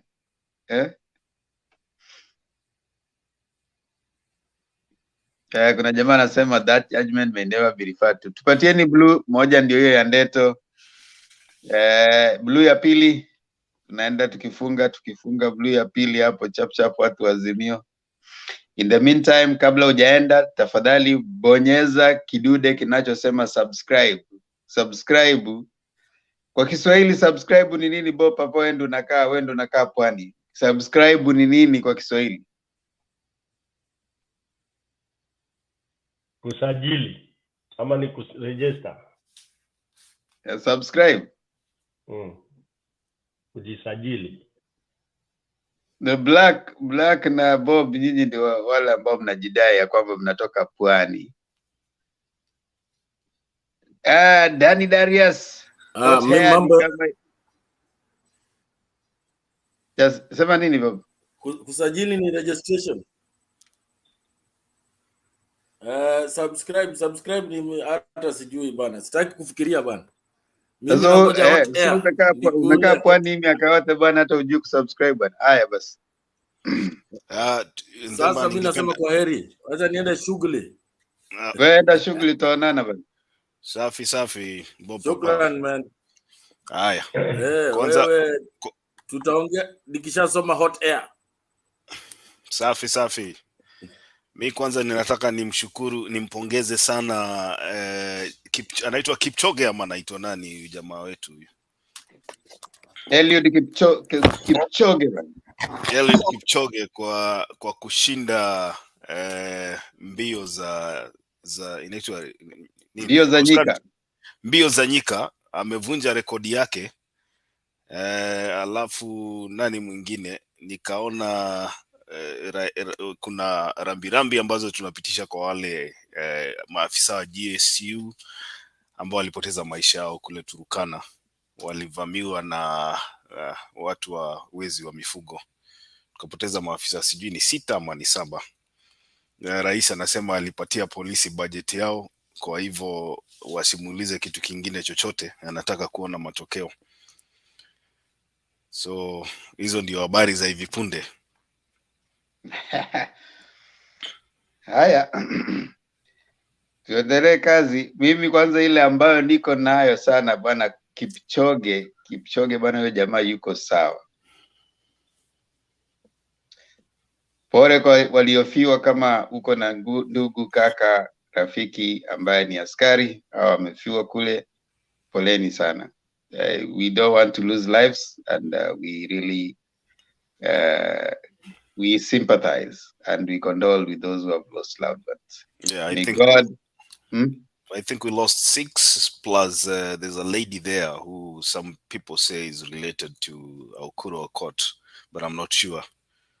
She's called Mary somebody, can't remember the name. But she also was among the people who lost their lives. She was one of the officers? No. I think she was a civilian. Yeah, she's a civilian. We condole with Kenyans who lost their lives, their loved ones in that unfortunate occurrence. May God rest their souls in eternal peace. Those are some of the insecurity issues that we need to start seeing this government deal with. They talked so hard about it. We need to see them move fast. And they were there claiming that, Uru government was not doing anything. So now it's their time to act. So let's call them out. Other than that, thank you so much, ladies and gentlemen, and all that have joined us. We really appreciate you. And kindly let's keep keeping Kenya in peace. And of course, as you go out there, we hope to see the great change that is going to be Kenya. Hoping that happens sooner rather than later. We don't want to see more deaths. We don't want to see more people getting fired because wengine wanakufa kwa sababu hawana makazi, depression, relationships breaking. We want to see all those coming back after this government gets into work. It has to get its act together. There's so much work to be done. They said there's no luxury of time, but they seem to be thinking that they have a lot of time. They are still celebrating. They said they have no luxury of time, but they have forgotten that, I think. Now, very quickly, subscribe to Mutembei TV, and kindly remember to always invite as many people to come and watch so that we can talk together as Kenyans. God bless you. Makiadi, wimbo wa taifa. Haya, sawa, wimbo wa taifa kwa lugha ya Kiswahili. Nasema, Mungu nguvu yetu, ilete baraka kwetu, haki iwe ngao na mlinzi, na tukae na undugu, amani na uhuru, raha tupate na ustawi.